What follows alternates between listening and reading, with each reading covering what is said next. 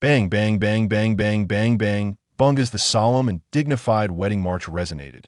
The couple slowly approached the altar, hand in hand, ready to embrace the sacred ceremony conducted by the priest. Mr. Lin Hang, do you take Miss Li Wenman to be your lawfully wedded wife? To cherish and love her, in poverty and wealth, in sickness and in health, to honor and respect her, forsaking all others, for as long as you both shall live? I do. Miss Li Wenman, will you in poverty, sickness, pain, wealth, health, joy, and happiness pledge to stand by Mr. Lin Hang, loving him for all eternity? With tears of joy glistening in her eyes, Li Wenman gazed at the young man she had secretly adored throughout her university years. Of course, this was the scene she had longed to manifest in her dreams. I do only because you are so beautiful. A sudden, familiar, and jarring sound abruptly interrupted her. With a start, she opened her eyes to find herself in her modest 10-square-meter rental, realizing that the enchanting moment had merely been a fleeting dream. Ugh, how annoying.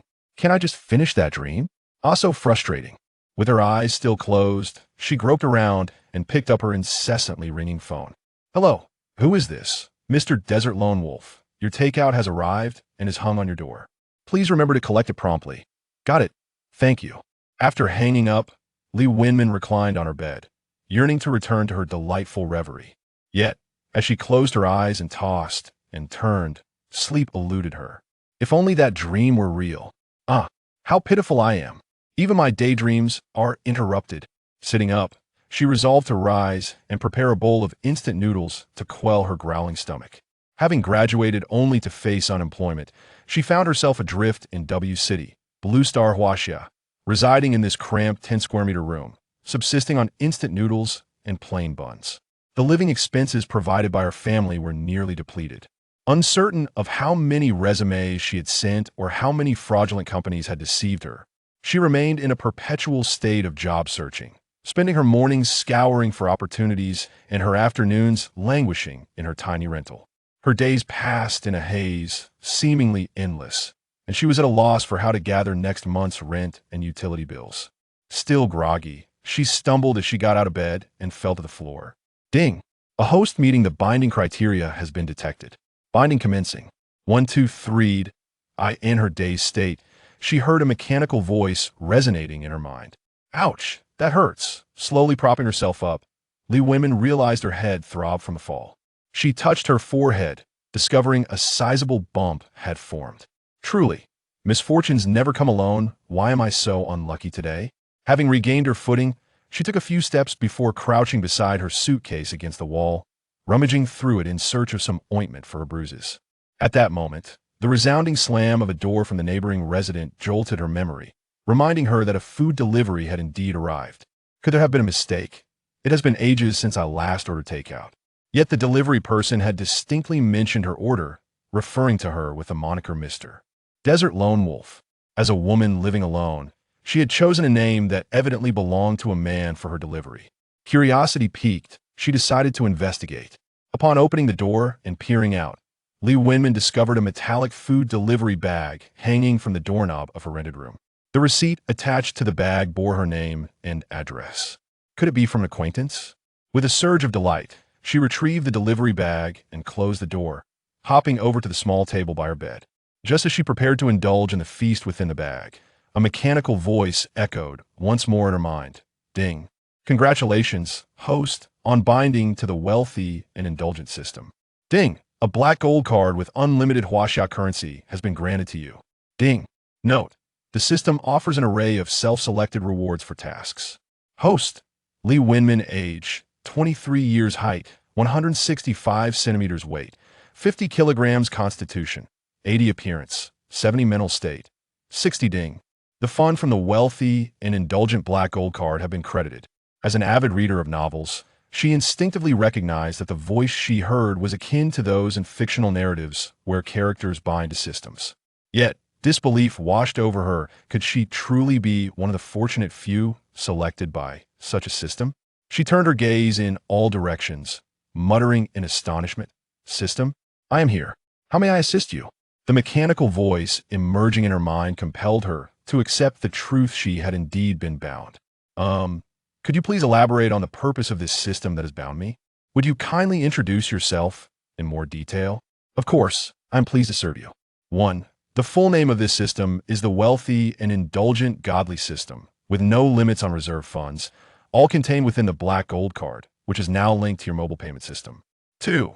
The funds from this system are applicable across various countries on the current planet and can be accessed via mobile, bank cards, and facial recognition payments, with no limits on usage for each transaction. 3. The source of funds for this system is legitimate and untraceable, ensuring it does not interfere with the current planetary currency systems. You may use it freely and confidently.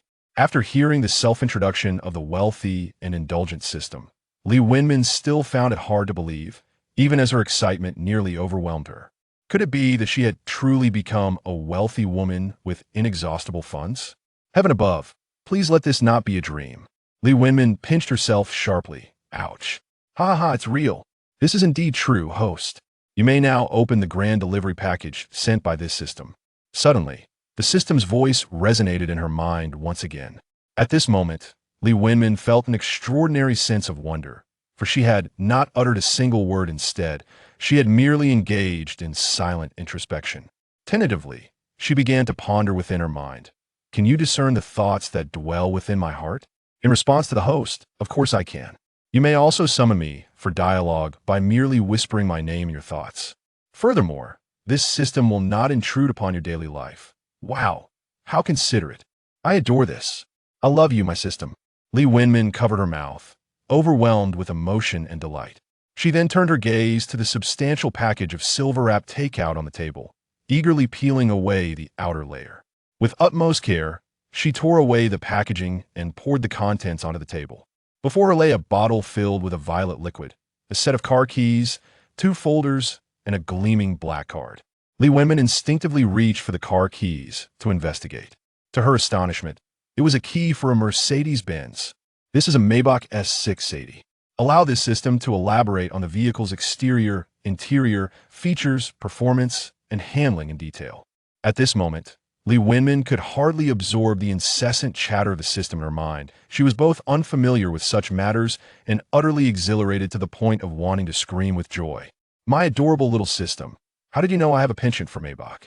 This is merely a welcoming gift. You may purchase even more luxurious sports cars in the future.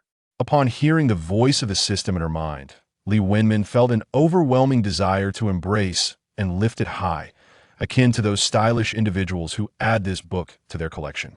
Now, let this system present you with details of other welcoming gifts. Chapter 2. The Personal Bodyguard. Upon hearing the voice of the small system resonating in her mind, Lee Winman picked up a bottle of purple liquid from the table and inquired, "What is this purple liquid?" Replying to the host, "This is the revitalizing elixir. Once consumed, it will rejuvenate your spirit and enhance your beauty." Wow, how extraordinary! Lee Winman exclaimed, somewhat incredulous. Could such a miraculous substance truly exist? Trusting the system, she decided to take the bottle of purple liquid. After uncorking it and inhaling its aroma, she hesitantly asked, "Should I drink it?" "You can drink it without hesitation, host. It poses no side effects to your health." After hearing this reassurance, Lee Winman took a tentative sip. It's pleasantly sweet and quite delightful, reminiscent of a mixed fruit and vegetable juice. With that, she tilted her head back and gulped it down in one go, racing to the mirror immediately afterward. To her astonishment, the moment she consumed the liquid, she felt an overwhelming sense of lightness envelop her weary body and spirit, as if she had suddenly caught up on several days of much-needed rest. Her energy surged, revitalizing her entirely. Wow, system, I feel utterly invigorated. How is this possible? Of course, host, you should also observe the changes in your body. Taking heed of the system's suggestion, Lee Winman scrutinized her reflection. Indeed, her once dull complexion, marred by blemishes and excess oil, now appeared as smooth and flawless as a freshly peeled egg. Even her pores had become less pronounced. Habitually, she reached to touch the lingering flab on her abdomen. Due to her prolonged inactivity, her figure had slightly deviated from its former firmness, which she had maintained during her gym sessions. To her surprise, not only had the excess fat disappeared, but several well-defined abdominal lines had also emerged. Suddenly, a thought struck her. Was it appropriate to reveal her body in front of the small system? She muttered to herself, "System, you must be gender neutral, right?" Replying to the host, I am indeed gender neutral. I am merely a system. There is nothing inappropriate about changing clothes or bathing in my presence. Reassured by this response, Li Wenmin turned her attention to several other items on the table. Is this black card the infinite black gold card? Affirmative, host. The funds have been fully deposited. There is no upper limit to the funds, and they will not appear in your bank account or balance. They will only be displayed at the time of each transaction. This arrangement felt quite secure, as it meant that the source of her spending would remain undisclosed, only revealing a string of numbers at the moment of payment. Just as this thought crossed her mind, the mechanical voice within her mind resonated once more. Indeed, host, you are exceptionally clever. This little system is quite remarkable. It even offers compliments. Subsequently, Li Wenmin turned her gaze toward the two additional folders on the table. Upon opening one, she discovered a property certificate alongside several documents. The other contained a driver's license and some paperwork. At that moment, the mechanical voice chimed in again. The first folder houses the purchase contract for the Spoon 1 luxury apartment, while the second pertains to the acquisition of a Maybach vehicle along with the driver's license. Upon hearing this, Li Wenmin felt a twinge of disbelief. Could it be true? Such thoughtfulness, such thorough service? Furthermore, Spoon 1 is the most opulent residential complex in the city. In such a short span, everything had been arranged and purchased for her. As she opened one of the documents and perused the property certificate, she was astounded to find all her information inscribed upon it. Upon examining the driver's license, she noted her photograph, which, astonishingly, was more flattering than her previous one, yet still recognizable as her own. Wow, this cannot be a dream. Everything has been meticulously prepared for me. I can hardly believe it. Host, this is indeed reality, for you are bound to the wealthy indulgence system. From this day forth, your sole task is to spend freely. Moreover, your two handsome personal bodyguards are waiting just outside, ready for your departure. What? Handsome bodyguards? After being single for 23 years, the mere mention of handsome caused her cheeks to flush crimson. Oh, little system, you truly thought of everything, even selecting two attractive bodyguards. Host, the system chooses based on your thoughts and desires. You may now proceed. All right. After gathering the documents and her black gold card into her suitcase, Li Wenmin began to hurriedly organize her belongings within the room. The thought of two handsome bodyguards waiting outside made her somewhat flustered. Little system, please hold on. I need to pack these clothes and skincare products before we set off. At that moment, the system's notification sound echoed again. Host, you only need to take essential documents. Everything else is unnecessary, as your new residence is fully equipped with all daily necessities and furniture. Oh my goodness, I absolutely adore this little system. After swiftly finishing her packing, she dragged her suitcase to the door.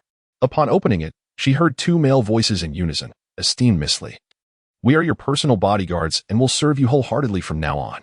Feeling a bit socially anxious, she became slightly embarrassed. Sorry to keep you waiting. Thank you for your hard work.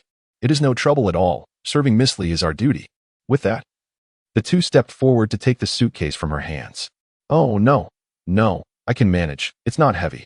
Miss Li, from now on, these matters will be handled by us. You need only to revel in our services, one of the bodyguards remarked in a somewhat effeminate tone. At that moment, Li Wenmin dared to scrutinize the two bodyguards, and to her further embarrassment, she realized they embodied entirely different styles. Although both stood tall at over 6 feet and donned elegant suits, their appearances were strikingly dissimilar. One sported gold-rimmed glasses, exuding an air of scholarly refinement with his fair complexion and somewhat delicate features. The other, with a sun-kissed skin tone, showcased his well-defined muscles beneath his tailored suit, presenting a ruggedly masculine demeanor. Hey, I must say, not the little system, but this is rather. Host, I am here. How may I assist you? Nothing. Little system, you truly are wonderful, even selecting my preferred type of handsome men for me. Of course, for you are my host. I adore you. My charming little system. Chapter 3. Appetizers. As the trio descended the stairs from the 7th floor, Li Wenmin felt a pang of hunger. She had not eaten anything substantial all day. After her stomach emitted a few audible growls, she felt a twinge of embarrassment. How mortifying it was to produce such sounds in front of two handsome bodyguards.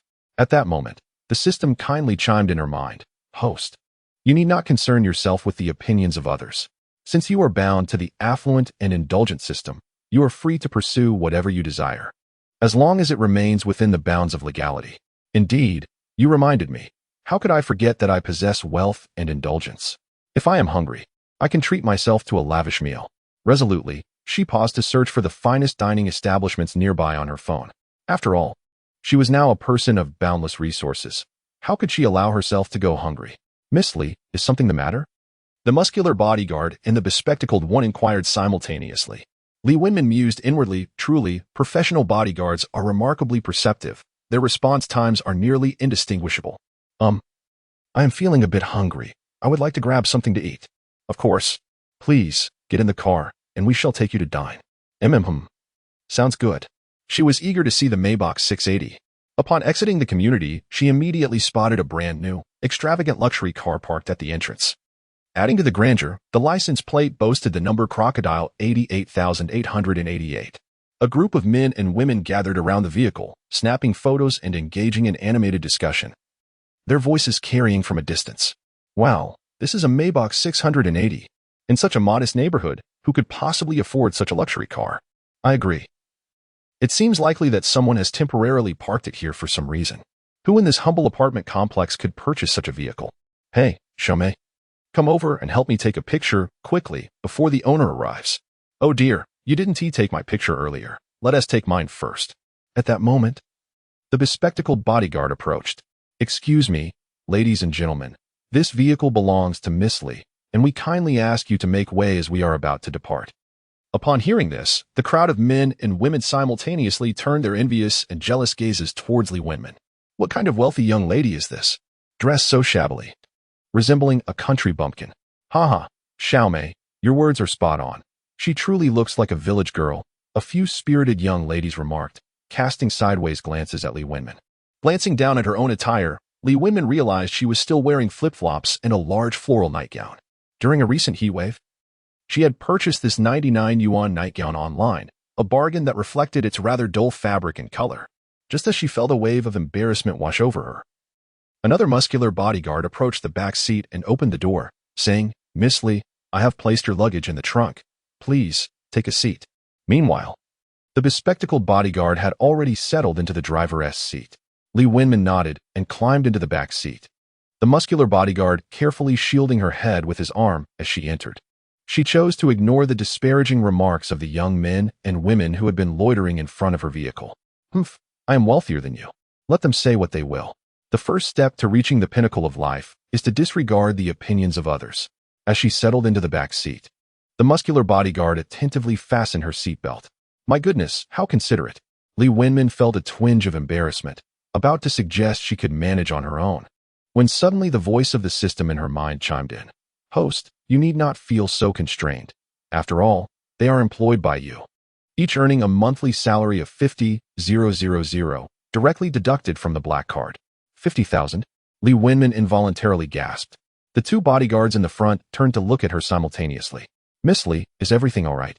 Oh, I meant to say that we'll be dining at a restaurant that costs 50,000 per person. Currently, there isn't a restaurant at that price nearby, but there is an 88 Jiangtan Western restaurant ahead, with an average cost of 10,000 per person. Would that be acceptable? Absolutely, of course. Lee Winman nodded vigorously, feeling a wave of relief wash over her. She had almost lost face just now, gazing out the window at the envious expressions of those men and women. Lee Winman still felt as though she were in a dream. Then, she turned her attention to the interior of the car and couldn't help but marvel at its elegance. The Maybach was truly magnificent, and the ride was exceptionally comfortable, befitting a Boss S vehicle. Previously, she had only seen Maybachs in short videos online, but now, sitting inside this car, she truly grasped the essence of grandeur and status. At that moment, the muscular bodyguard in the passenger seat turned to inquire, Miss Lee, would you like to listen to some music? Listening to music, indeed. As she reclined in the luxurious Maybach, how could she resist the allure of Berlin's melodies? She decided to play her favorite funk tracks. Is it all right if I use my phone? She inquired. Certainly, just connect your phone via Bluetooth, came the reply. Lee Winman retrieved her phone, paired it with the car's Bluetooth, and opened her music app, selecting a beloved funk song to play. As she pressed the play button, vibrant, immersive music filled the vehicle, creating a scene she had long dreamed of, nestled in her own opulent car, enveloped in the melodies she cherished. As she gazed out at the passing scenery, Lee Winman closed her eyes, savoring the luxurious sensation. While waiting at a traffic light, she glanced outside and noticed the envious stares of pedestrians, almost feeling their whispers of admiration. Gradually lowering the window, she caught snippets of their conversation. Wow, a Maybach! How stunning! What is a Maybach compared to a Bugatti or a Ferrari? Hearing their remarks, Li Wenmin merely chuckled softly to herself. Indeed, the Maybach might not be the pinnacle, but it was a Maybach 680, and she possessed an unlimited black card. Purchasing the cars they spoke of would be as trivial as buying groceries. This vehicle was merely an appetizer. As she pondered these thoughts, the car glided to a halt in front of a restaurant. Miss Li, we have arrived at the Jiangtan 88 Western Restaurant. Just as she prepared to open the door, her muscular bodyguard had already exited and opened it for her. Stepping out, she gazed at the opulent riverside restaurant, feeling a twinge of nostalgia. Previously, she had only passed by, never having the opportunity to enter, as she had heard tales of its exorbitant prices. Following the two bodyguards inside, she was further struck by the restaurant's grandeur, greeted warmly by the staff along the way. The pure black marble floors, the resplendent chandeliers, the tranquil and romantic ambience, and the lilting piano melodies all combined to create an enchanting atmosphere. Even the air was imbued with a subtle fragrance.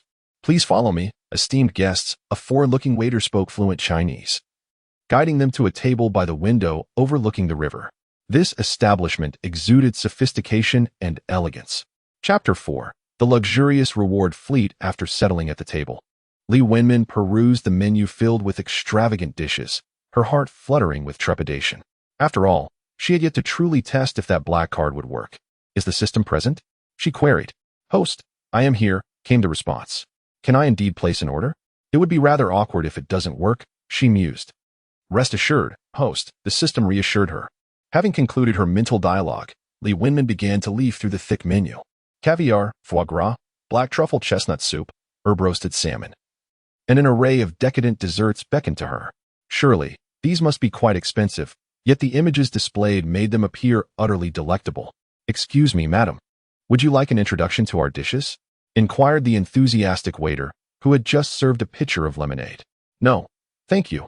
I'll order myself, she replied, her stomach growling as she was eager to indulge in a meal before heading to view her mansion. She swiftly ordered several appetizing dishes. That will be all for now. If you need anything else, please ring the bell on the table, the waiter responded. All right. It was then that she noticed the two bodyguards were nowhere to be seen. Turning around, she discovered they were standing silently behind her. Li Wenmin couldn't help but chuckle. Their commitment was rather amusing. You may sit as well. Join me for a meal.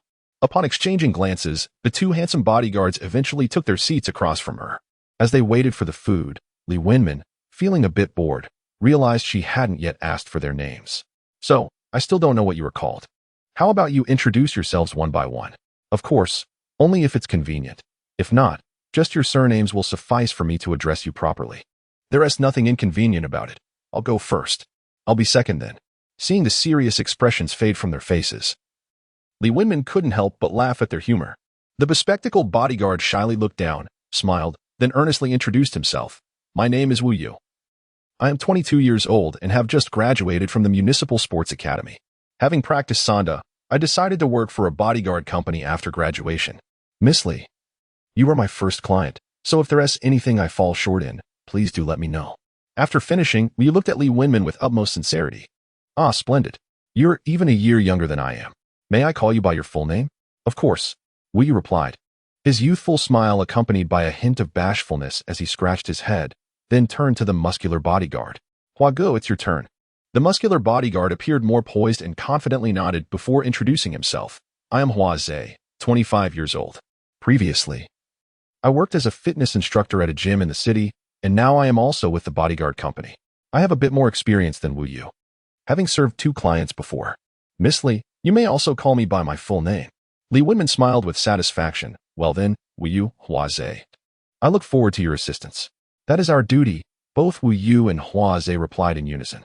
Ha ha ha, you two are quite in sync sometimes. At that moment, several waiters began to serve the dishes one by one at their table. Madam, sir, please enjoy your meal. As Li Wenmin gazed at the array of delectable dishes before her, she swallowed hard in anticipation. It is said that this restaurant has more chefs than waitstaff, which explains the swift and efficient service. It is indeed a perfect dining spot for someone like her, who is eager to indulge in a meal. Without hesitation, Li Wenmin began to feast. Wow, this is incredibly delicious. And this one too. Starving. She disregarded the utensils and opted for the chopsticks that were readily available on the table. Meanwhile, Wu Yu and Huaze took their time, thoughtfully serving her dishes. You should eat too. Don't mind me. Feel free to order. Li Wenmin, with her cheeks full and while chewing, paused to glance at them and then at the table, speaking casually. Only then did the two of them begin to eat with grace. Truly, as trained bodyguards, they managed to exhibit such poise even while dining. Observing them, Li Wenmin turned to survey the other patrons who were genuinely enjoying their meals. Very few were eating. Most engaged in lively conversations, with the occasional clinking of wine glasses resonating through the air. These individuals, undoubtedly affluent, seemed to relish both their meals and their conversations. Unlike her, who was solely focused on devouring her food. After satisfying her hunger, Li Wenmin summoned the waiter to settle the bill. Hello. Your total comes to 36,800 Huaxia dollars. How would you like to pay? Quite an impressive average of 10,000 per person. I'll pay via mobile scan. Certainly, madam. While discreetly retrieving her phone, Li Wenmin felt a twinge of anxiety. She quickly opened the balance of various apps to check her funds. 107,006, 235. Unlike the extravagant characters in certain novels, her balance remained unchanged. Madam, noticing her lost in thought, the waiter inquired softly. Oh, just a moment, please. Of course. What was I worried about? The system mentioned that the amount would only be displayed upon payment. After all, I possess an unlimited black gold card. Could you please bring over the QR code? Certainly, madam. As the waiter presented the QR code for payment, Li Wenmin opened the scanning feature on her payment app. With a chime, she entered the amount the waiter had just stated, 36,800. With slightly trembling hands, she clicked to pay and then entered her password. As she anxiously watched the spinning icon on the payment screen, the system's voice echoed in her mind. Ding! Congratulations, host, for completing your first payment task, while also fulfilling the daily payment check-in task. Amount paid, 36,800. Reward, a luxurious convoy. What? The payment hasn't even processed on my end yet. Does this little system possess predictive capabilities? Regaining her composure, Li Wenmin looked back at her phone, which still displayed the spinning icon. After a brief 2 to 3 seconds, the payment page finally indicated a successful transaction. It truly worked. Ha ha ha. Now I feel completely at ease. Little system, you are truly remarkable. Even surpassing the speed of mobile networks. Overjoyed, Li Wenmin showered the system with praises in her mind. Thank you for the compliment, host. Your luxurious convoy is already waiting outside the restaurant. Eager to see just how extravagant the convoy truly is, Li Wenmin rose and made her way toward the entrance. Chapter 5. A class of its own. Before she even stepped out of the restaurant, she spotted 2 neat rows of supercars parked outside. 3 vehicles to the left and 3 to the right, each car distinct in appearance and color, showcasing their unique characteristics. What remained constant was their undeniable opulence, exuding both style and power. Could this possibly be the luxurious convoy gifted to me by the system? How incredibly cool. A few patrons preparing to dine paused to admire the spectacle, while some passers-by snapped photos with their phones. It was indeed a convoy. Who could possibly be wealthy enough to own such an array of luxury sports cars? Lamborghini Veneno, Pagani Huayra, Ferrari LaFerrari, Aston Martin Valkyrie, Bugatti Chiron. Koenigsegg 1. This last vehicle alone is worth a staggering sum, truly extravagant. I never imagined there were such affluent individuals in the city. Today has certainly opened my eyes. As Li Wenmin approached, she cheerfully remarked, not just extravagant, it's downright inhumane. The group, upon noticing her, scrutinized her with a mix of wariness and disdain, choosing not to engage. Just then, a tall gentleman in a well-tailored suit approached her. Excuse me, are you Ms. Li Wenmin? Yes, I am. What is it? Ms. Li, I am Xiao Zhang, the sales manager for supercars. The 6 vehicles you purchased have all arrived. After your inspection, we will deliver them to your residence. Upon hearing this, the earlier gossiping group resumed their whispers, clearly astonished that the convoy belonged to her. Indeed, one should never judge based on appearances. Li Wenmin cast a disdainful glance at the murmurers before turning to the sales manager with a smile. I see and trust your services. Please have them delivered directly to Spoonie Pin, following the Maybach with the license plate number Crocodile 88888. Certainly, Miss Li, the sales manager replied, bowing respectfully, his face beaming with joy as he followed her. Noticing his radiant smile, even brighter than flowers, Li Wenmin merely curled her lips in amusement. The commission from this sale would likely sustain him for a lifetime. Once seated in the back of the Maybach, Huazi took the wheel, while Wu Yu occupied the passenger seat. As soon as they entered the vehicle, the refreshing air conditioning banished the heat from outside. Sated and relaxed, Li Wenmin leaned back in her seat, gazing out the window. "Miss Li, we are ready to depart." "All right," she replied, as Li Wenmin gazed out of the car window. She turned her head back, as if recalling something, and continued, "From now on, you may as well call me by my full name. Addressing me as Miss Li every day feels rather awkward. Isn't that a bit inappropriate?" Wu Yu responded, his tone tinged with uncertainty as he glanced back at her. Then shifted his gaze towards the driver, Huazi. "What's inappropriate about it?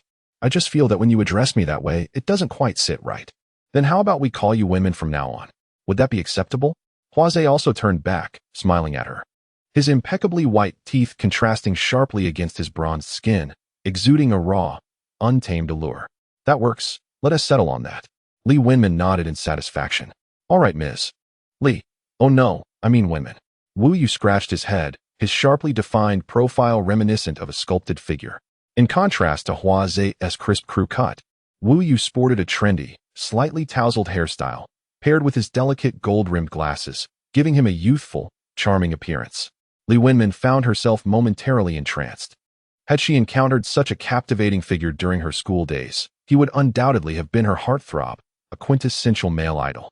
As for Huazi, he was equally impressive, though his skin was bronzed, his features were strikingly handsome, with thick brows and large, expressive eyes, exuding a roguish charm, complemented by a well-built physique that radiated a sense of security. This type was indeed her ideal, embodying the strength of a boyfriend. Little did she expect that such wealth could afford her the luxury of having two dreamlike male figures as her personal bodyguards. Truly, the extravagance was beyond comprehension. Once the vehicle was in motion, Li Wenmin languidly reclined in her seat, observing the bustling traffic retreating behind her through the window, occasionally glancing back at the supercar convoy trailing them. As they paused at a traffic light, passers-by outside cast envious and astonished glances. Even through the glass, she could faintly hear the sounds of gasps and exclamations from the crowd. Yet, a sense of weariness washed over her. Since discovering her binding to the lavish system just half a day ago, her nerves had been in a constant state of exhilaration and excitement. Stifling a yawn, she sat up, hoping to shake off her drowsiness. She feared that this might all be a mere dream, much like that morning when she dreamt of marrying Lin Hang, only to awaken and find it all vanished. Ah, Lin Hang. The thought of Lin Hang, her classmate whom she had cherished for 4 long years during her university days, instantly dispelled her fatigue. Taking out her phone, she quickly searched for Lin Hang on WeChat, tapping on his profile to view his moments. Unsurprisingly, it remained unchanged. A single post. With her eyes closed, the memory of their first encounter 4 years ago surfaced in her mind. It was during the first military training session in September of their freshman year, under the blazing sun, with cicadas buzzing incessantly. Li Wenmin and her roommate, Zhang Wenjing, were hurrying towards the grand sports field, unfamiliar with the campus layout of this new trade university, unaware that there were 2 athletic fields within the school premises. As they sprinted to another playground and discovered it was completely deserted, they realized they had gone to the wrong place. "Wenjing, wait for me. I can't run anymore. Come on, just hold on for 2 more minutes. The military training is about to begin, and if we're late, the instructor will make us run 800 meters. Li Wenmin turned around and hurriedly ran back, determined to pull Xia Wenjing along. She had no desire to be late and faced the grueling task of running 800 meters under the scorching sun. Beyond the exhaustion and the heat, there was a more pressing concern. It was the first day of military training for the new students. Running laps in front of the entire school would be utterly humiliating. Suddenly, she collided with something and lost her balance, landing on the ground. "Are you all right?" a voice inquired. "I'm so sorry. I was running too fast and didn't notice," she replied, flustered. Before she could fully comprehend the situation, a figure blocked the glaring sun from her eyes. Li Wenmin looked up to see a boy with black-framed glasses, resembling a tech-savvy student, crouching down and repeatedly apologizing. At that moment, she couldn't quite catch what he was saying. She merely stared at him, struck by a sense of destiny in that fleeting glance. Time seemed to stand still. That boy was Lin Hang. "Are you okay?" he asked again. I'm fine. It's no problem," she stammered. suddenly aware of how intently she had been gazing at him. With a swift motion, she jumped to her feet. Wenman, what happened? Are you hurt? Xia Wenjing approached, concern etched on her face. I'm fine, Wenjing. Let us hurry to the playground, or we'll be late. I'm glad you're okay. We need to get to the playground. Otherwise, we'll have to run 1,000 meters. Yes, all right, goodbye. Goodbye. Lin Hang turned and quickly joined his friends, racing towards the playground. Li Wenman and Xia Wenjing followed suit. Upon arriving at the playground, she spotted Lin Hang and his roommates entering the classroom designated for Class 6 of the business trade. Could it be that they were in the same class? Why are you still standing there? We'll really end up running 800 meters. Xia Wenjing urged as she noticed Li Wenman had come to a stop. Oh, I'm coming right away. However, they ultimately arrived late. Coincidentally, Lin Hang and his roommates were also tardy, along with several other new students from different classes.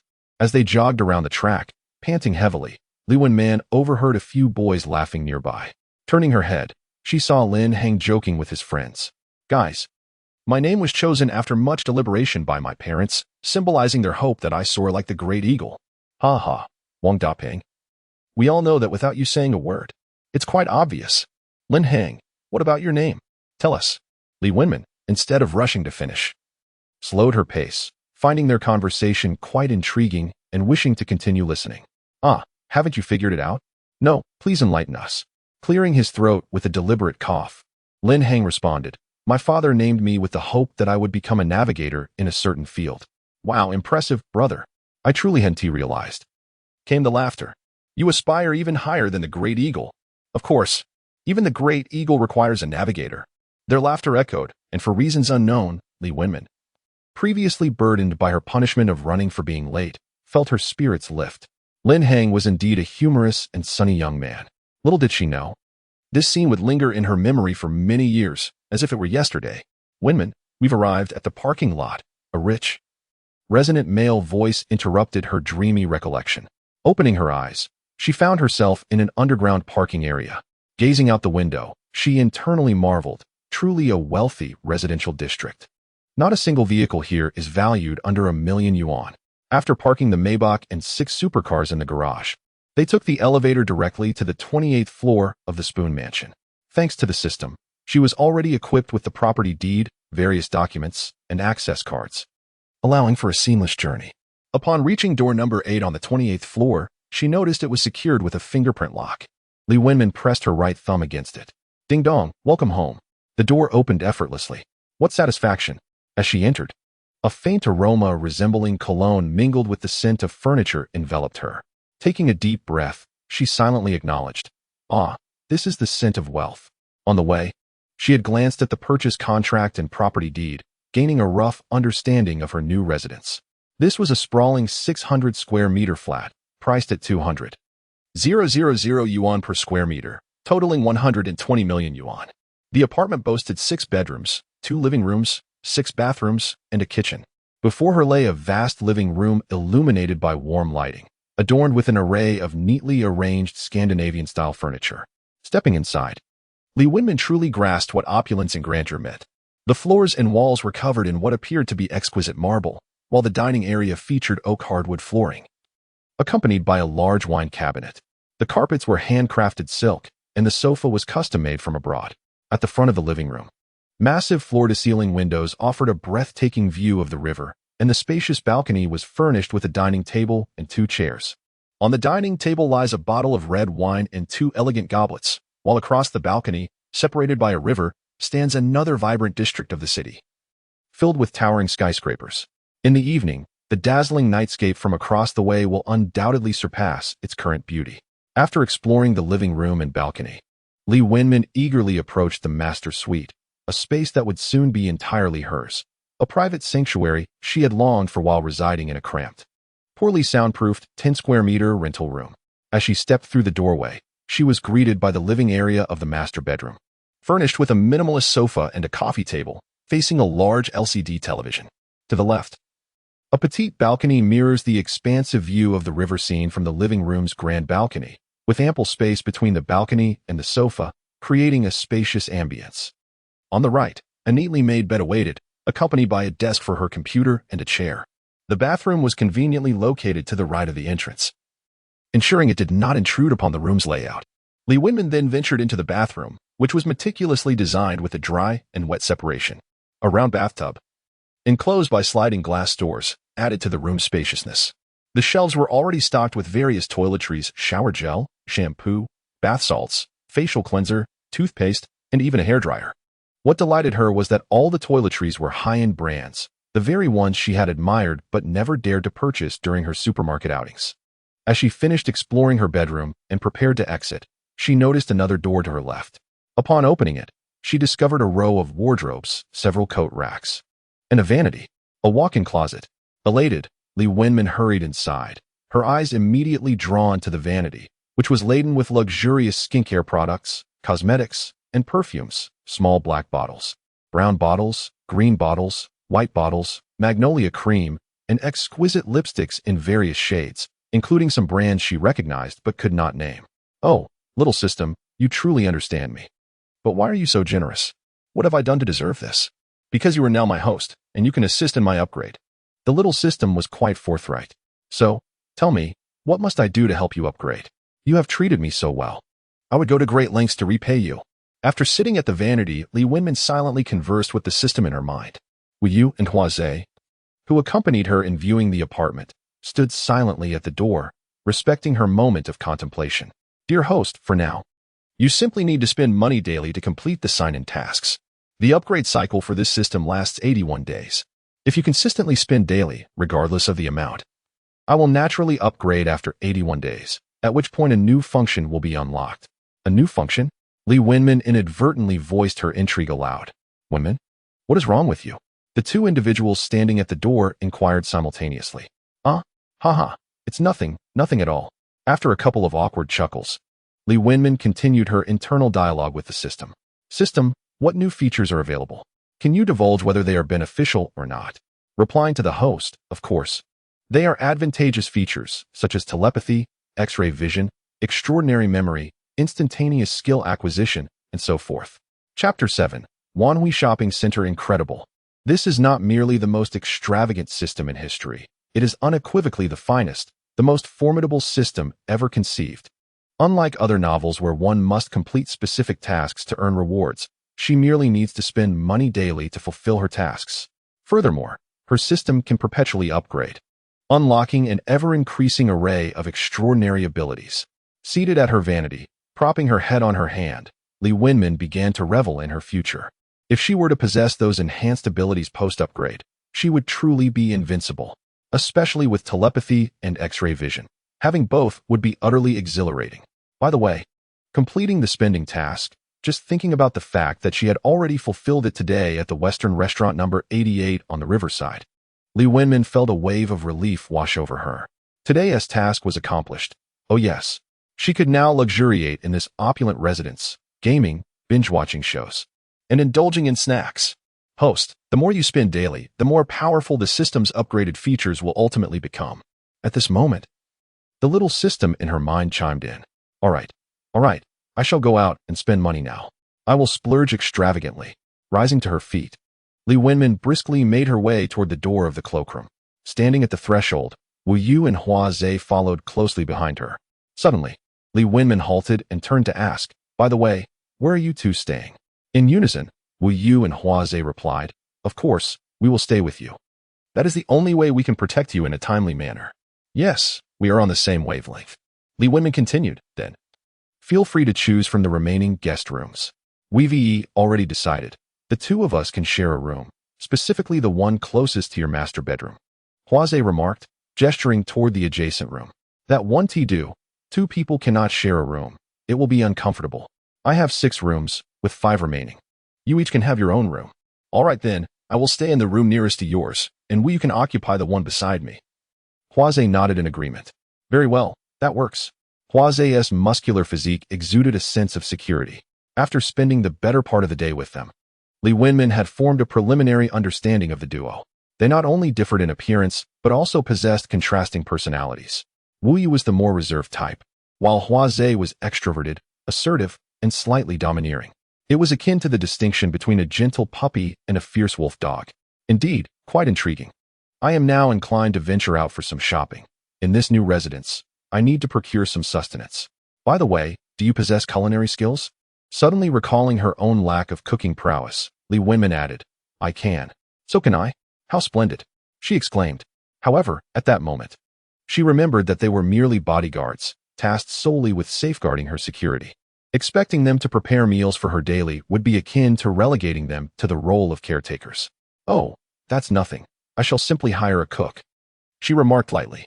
Wenmin, that seems rather dismissive. Since we are your personal bodyguards, we are more than willing to assist in any capacity within our means, Hua Zhe interjected, raising an eyebrow. Indeed, we are capable, Wu Yu chimed in with a twinkle in her eyes. The implications of their words lingered in the air, provoking a slight unease within Li Wenmin. Really? Would that require a salary increase? Since they had expressed such willingness, she found herself unconcerned about the financial aspect, after all. What was a little extra pay? Truly, it is unnecessary. We will handle cooking and household chores from now on. Wu Yu, do you have any objections? None whatsoever. You shall savor my signature dishes, such as sweet and sour ribs and braised pork, Wu Yu declared enthusiastically. Those are all my favorites.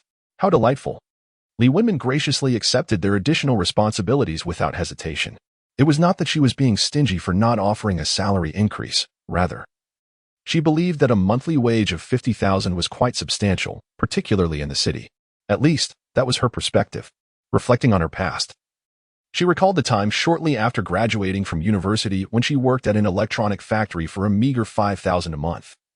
Just to cover rent during her transitional employment phase, each day was spent standing on the assembly line, often enduring overtime until 11 or 12 at night before returning to her dormitory, where she would collapse into bed. Despite her roommates' noisy laundry routines and conversations, she would sleep soundly until dawn. That period truly taught her the arduous nature of earning money, especially hard-earned wages. The thought that her two bodyguards merely accompanied her on her travels, residing in luxury homes, driving lavish cars, and dining in upscale restaurants while effortlessly earning 50,000 a month filled her with a sense of incredulity. Of course, this perspective was rooted in her past. Presently, she felt no envy. Let us proceed. Upon exiting the building, they took the elevator directly to the underground garage, where her bodyguards settled into the front seats. As they fastened their seatbelts, Li Wenmin quickly interjected, Wait a moment. Does anyone among you understand the Maybach? Could you come to the back and enlighten me? I can assist. Although I have never driven one, I possess a modicum of knowledge, Hua Zhe replied, stepping out of the passenger seat and moving to the back. Wenmin, where shall we head first? Wu Yu inquired, turning to her from the driver's seat. Let me think. Where can I find the greatest selection of luxury clothing, bags, and shoes? I wish to adorn myself with a splendid ensemble. The memory of being belittled twice today due to my choice of a floral pajama set has profoundly impressed upon Li Wenmin the truth of the saying, respect the attire before respecting the individual. Thus, she resolved to journey to the Wanhui Shopping Center. Indeed, that is the place. The Wanhui Shopping Center stands as the largest, most vibrant, and prestigious shopping hub in the city, boasting an extensive array of luxury goods. Merely strolling through its halls could occupy an entire day. Very well. Let us embark on our adventure. Once Wu Yu had set the navigation, he started the vehicle. Throughout the journey, Hua Zhe diligently demonstrated and elucidated the features of the Maybach 680 they were riding in. Observe, these functional panels open and close electrically, and the seatbelt is delivered by a mechanical arm. He gestured towards a specific control. Now give it a try. Following Hua Zhe's direction, Li Wenmin pressed the button, and her seat reclined gradually, revealing a footrest that extended beneath her. Wow, I had no idea such features existed. Reclining in her seat, Li Wenmin gazed around, feeling an overwhelming sense of wonder. Furthermore, this is a small table, suitable for signing documents or placing your phone. Pushing aside the table situated between their seats, Hua Zhe continued his exposition. Looking upward, you'll find a mini fridge capable of holding several beverages or even a bottle of champagne. And just above, notice the two silver-plated champagne flutes. After absorbing his detailed account, Li Wenmin couldn't help but exclaim, This Maybach truly lives up to its reputation as a chariot of the elite. The design is simply exquisite. Moreover, the vehicle's sound system, known as Berlin Sound, is equipped with 31 speakers, and each seat contains 8 vibration units that resonate with the music. No wonder she felt such a three-dimensional and exhilarating experience while listening to music earlier. The seats were vibrating in harmony with the sound. As they discussed this, Huaze retrieved his phone and opened a music application. Wenman, please select a song you fancy. Ah, how fortuitous. She replied, let us play this one. It's quite lively. Li Wenman searched for a track, eager to experience the standard of the Maybach through the Berlin sound system. As the music filled the air, she felt the seat gently pulsating to the rhythm. The car resonated with a surround sound that was both dynamic and soul-stirring, sending shivers down her spine. Truly, Berlin sound is phenomenal. While waiting at a traffic light, she glanced out the window and noticed the driver of an adjacent vehicle lowering their window, fixating their gaze upon her. Indeed, this is the allure of luxury cars. They capture attention effortlessly. Upon arriving at the Wanhui shopping center, Li Wenman felt as though she could finally lift her head high for the first time. In the past, as she strolled through this place, passing by the luxurious boutiques, she would always lower her head and hastily walk by, since she had no intention of making a purchase. The discerning gazes of the exquisitely dressed sales associates made her feel uncomfortable. Some looked at her with eager anticipation, while others regarded her with an air of superiority, as if she were beneath their notice. However, this time, armed with an unlimited black gold card, she would no longer cower as she once did. Moreover, accompanied by 2 bodyguards, her presence resonated with newfound authority. Li Wenman first made her way to the first floor, where shops brimmed with clothing, shoes, and accessories. Welcome, miss. Feel free to try on anything you fancy. As she passed an old money luxury clothing store, a young sales associate greeted her with enthusiasm, likely around her age. Li Wenman nodded and stepped inside, while Huaze and Wu Yu took a seat on the sofa by the entrance, waiting. Miss, what are you looking to purchase? Clothing or shoes? We have the latest styles. Would you like to take a look? Yes, that sounds good. The sales associate, both warm and slightly awkward, began to introduce each of the store's newest garments. As she listened, Li Wenman noticed 2 slightly older sales associates whispering and giggling while casting glances in their direction. Their expressions were unmistakably condescending. Ignoring them, Li Wenman continued to attentively absorb the sales associates' explanations.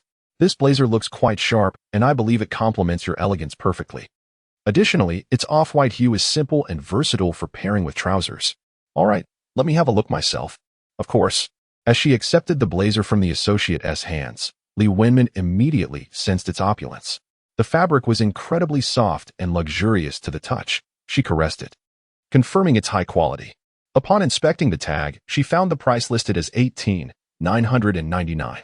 Well, that is indeed expensive. In the past, merely seeing such a price tag would have left her trembling with trepidation, prompting her to flee. Yet now, it seemed trivial. Glancing at the tag, Li Wenman noticed the whispers and mocking laughter nearby growing increasingly brazen. What were they laughing about? Oh, it's nothing. Don't mind them. Miss, take a look at this dress. It's also a very simple and elegant design. Witnessing the young sales associate's continued cheerful and earnest explanations of the other garments, Li Wenman decided to purchase a few items from her. The old money style of clothing was precisely to her taste. However, she had previously been unable to afford such high-end brands, resorting instead to simpler, less expensive options. Although the color schemes aligned with the old money aesthetic, true old money fashion also emphasized the quality of the fabric. Accompanying the young sales assistant, Li Wenman selected several outfits that she fancied, following her towards the fitting rooms. Eager to try each one on, the young sales assistant, cradling a substantial pile of garments, delivered them to the fitting room, thoughtfully closing the door behind her while occasionally inquiring whether a size exchange was necessary. Lily, haven't you learned your lesson yet? How many customers have tried on clothes before her, only to leave empty-handed? Another assistant remarked, her tone elongated as if deliberately meant for Li Wenman to overhear.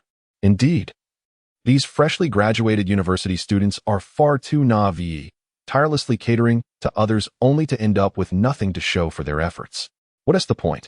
Despite the barrier of the fitting room door, Li Wenman overheard the disparaging comments from the 2 assistants. Truly lacking discernment. The woman is dressed in what appears to be a nightgown, clearly of inferior quality, and yet Lily foolishly approaches her. Once she is done trying on clothes, I doubt she will make a purchase. She cannot afford it, and poor Lily will have wasted her time yet again.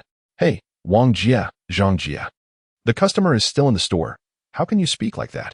The young sales assistant's voice, noticeably quieter, reached Li Wenman's ears. Humph. What a pair of narrow-minded individuals. They shall see. Stepping out, Li Wenman gazed into the mirror, feeling quite satisfied. This fits perfectly. I'll take it. Miss. Want to you try on a few more? The young assistant's face registered disbelief, as she had just recently graduated and had yet to close a sale. I will try the others one by one. All right, miss, please call me if you need anything. Witnessing the genuine and innocent smile of the young assistant, Li Wenmin felt a reflection of herself. As she stepped back into the fitting room to try on the remaining pieces, the other two assistants continued their hushed discussions outside. Honestly, could she be deranged? She still wants more? Those are the latest styles, and there are no discounts. One said, I bet it's just bravado. She'll try them on and end up saying she won T-buy. I've seen plenty like her. Just wait and see. After trying on each piece, Li Wenmin found the garments the young assistant had selected to be quite fitting and complementary to her complexion. Please pack these. I'll take them all. Miss, I haven't calculated the prices yet. Perhaps you would like to wait until I finish? Li Wenmin discerned the young assistant as concerned that she might not afford so many items, expressed with subtlety. No need to deliberate. Just calculate the total and pack everything. The purchases I make today are all counted towards your commission, correct? Yes, that is correct, Mississippi. Then please hurry with the calculations. I'm on a schedule to visit the next shop. Chapter 9. This is no problem, all right. I will process your payment right away. The young sales assistant meticulously examined each tag for pricing, calculating the total 3 times on her calculator. Miss, the total for these items comes to 126,300. Noticing the tremor in her voice, Li Wenmin merely smiled and replied, I will pay by card. All right, the assistant said, handing over the infinite black gold card with both hands. Li Wenmin chose not to glance at the other two sales assistants. Her gaze firmly fixed on the one processing her card. She had always been this way, disinclined to meet the gaze of malice or to behold unsightly faces. After all, there is wisdom in the adage that the noblest form of revenge is indifference, and that one must avoid entanglements with those of low energy to preserve one's own vitality. Miss, please enter your password. It dawned on her that she did not yet know the password, as this was her first time using the infinite black gold card. Is the system available? What is the password for the infinite black gold card? Returning to the host, the password is the same as your previous bank card. Truly, my considerate little system. While she engaged in this mental dialogue, the two other sales assistants began to gossip once more. I'm curious how long she can keep this charade up. I've never seen someone pretend to be wealthy to this extent. I bet she doesn't even have money in that card. Just wait and see. She'll likely flee soon.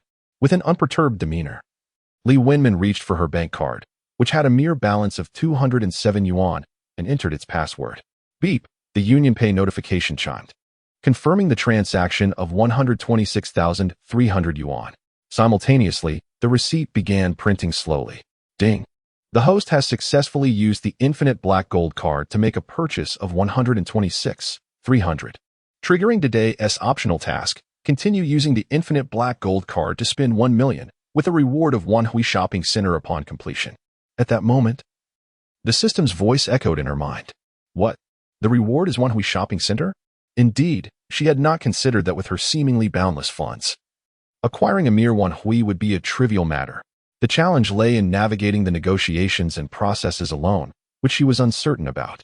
However, now with her little system, everything would be managed seamlessly. Much like purchasing a car or a house, she need not be present, as the system could handle it all. Miss, is everything all right? It's nothing. Is everything packed? All packed, Mississippi. Here are your clothes and your card, and this is a silk scarf we're gifting you. The young sales assistant could hardly contain her joy and excitement as she eagerly handed over the bundles of clothing and the card. This marked her first sale since starting the job, and it was a remarkable one, totaling 12,000 in sales. This was unprecedented in the store, securing her position as the sales champion, freeing her from the daily exclusion by the other two sales assistants. As Li Wenmin was about to take the bundles of clothing from her hands, she noticed 2 hands extending from either side to relieve her of the garments. It was none other than Hua Zhe and Wu Yu. Are they your friends? Indeed. I shall take my leave now. I will return to purchase from you next time. Yes, goodbye, miss. We look forward to your next visit. With that, Li Wenmin turned and hastily set out to fulfill the consumption task of 1 million. This was akin to plucking fruit from a tree, to receive rewards merely by spending money. With such generous incentives and all the arrangements made for her, what other system could compare to the one she was experiencing?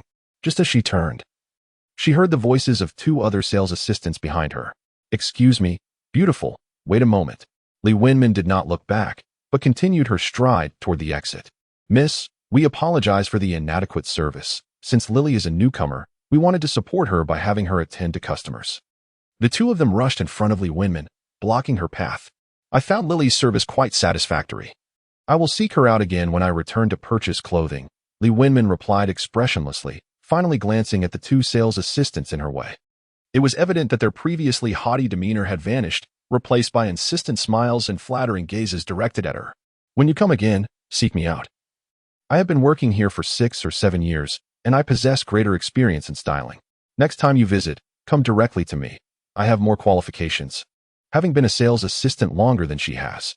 When you return to buy clothes, I shall gift you 2 silk scarves. I will provide 3. I'll pay for them myself. You dare speak of qualifications? I've been working here for a year or 2 even before you arrived. However, I have more experience than you from my previous positions. As the 2 sales assistants began to argue, Li Wenmin merely chuckled softly, swallowing the retorts that had been on the tip of her tongue. Truly, it was a case of dogs biting dogs, both covered in fur. As their quarrel escalated into a scuffle, they began shoving and hurling insults at one another, while Lily desperately attempted to mediate. She glanced at her 2 bodyguards, each holding clothing bags. Wu Yu appeared visibly flustered, standing motionless, while Huaze furrowed his brow and quickly moved behind her, separating her from the 2 bickering sales assistants. Let us depart. Disregard them, he advised. Lily, still trying to break up the fight, called out, Miss, you should hurry away. We fear for your safety. Li Wenmin hastened out of the store, casting a swift glance around until she spotted several security personnel patrolling the mall. There's a fight over here. Upon hearing her call, the security guards rushed over and made their way into the store to separate the combatants. Upon witnessing the security personnel enter, Li Wenmin felt a sense of relief as she departed towards the elevator on the 1st floor. It was not out of an altruistic nature, but rather a desire to prevent Lily from being inadvertently harmed by their actions. As recent graduates, both she and Lily had experienced being bullied by seasoned professionals in the workplace. Moreover, Lily, despite her casual attire, had shown nothing but diligence and attentiveness in assisting her. It was for these reasons that she had summoned security for them. As she stood on the escalator, Li Wenmin observed that both of them were already laden with packages. The thought of purchasing at least $1 million worth of items further perplexed her. Noticing her furrowed brow, Huaze inquired softly, What troubles you? Were you frightened earlier? No. I was merely contemplating how you both are already burdened, yet I still have much to acquire, she replied. Oh, that's trivial. I can resolve it with a simple phone call. Chapter 10. The shopping assistant squad. Huaze promptly retrieved his phone and dialed a number, stating, Hello. I require shopping assistance at the Wanhui shopping center. Yes, immediately. He then waved his phone with a grin, adding, Now you can shop freely without concerns. Truly. He was an exceptional all-around bodyguard, capable of remarkable feats. Upon reaching the 2nd floor, Li Wenmin felt the chill of the mall's air conditioning and donned the luxurious blazer she had just purchased. Unexpectedly, as she passed by the high-end boutiques on the 2nd floor, the sales associates greeted her with warm smiles. It seemed to confirm the adage, respect the attire first, and then the individual. Judging others by appearances is a natural human inclination, even though she wore a floral pajama set underneath. The sight of her adorned in the latest designer outerwear led them to perceive her as a discreet, yet affluent patron. She was understated, foregoing makeup and designer handbags. Stepping out in pajamas. Welcome. Our latest fragrance has just arrived. This lipstick's newest shade is a bestseller. The Black Essence Cream has excellent restorative properties. Feel free to try it. Experiencing the enthusiasm of the sales associates for the first time, Li Wenmin no longer shrank back in trepidation. Instead, she confidently and leisurely perused each counter, purchasing items that caught her fancy or met her needs. Even as she embraced her newfound wealth, she adhered to her 3 guiding principles. I like it, I need it, I can wear it. Money should be spent wisely, without waste. However, the next moment brought a series of notifications. Ding. UnionPay received 3,000. Ding. UnionPay received 5068. Ding. UnionPay received 10076. As she glanced at the overflowing shopping bags in Wu Yu and Huaze's hands, a tinge of embarrassment washed over her. Yet, upon entering, she realized that she seemed to need, like, and fit into everything. The sales associates were simply too enthusiastic to resist. There was no way around it. The abundance of samples they received was overwhelming. A laughing crying emoji would have been appropriate here. Noticing that they could hardly carry their items, Li Wenmin was about to suggest resting on the benches outside the shopping center. Unexpectedly, in the next moment, a dozen young men, impeccably dressed in suits, emerged from the elevator and made their way to the second floor in an orderly fashion. From a distance, she could hear the murmurs of passers-by discussing the newcomers. And following their gazes, Li Wenmin found herself puzzled. These individuals did not appear to be security personnel. What could their purpose be? Just as she was curiously observing them like the other shoppers, the group of men approached her in unison. What is going on?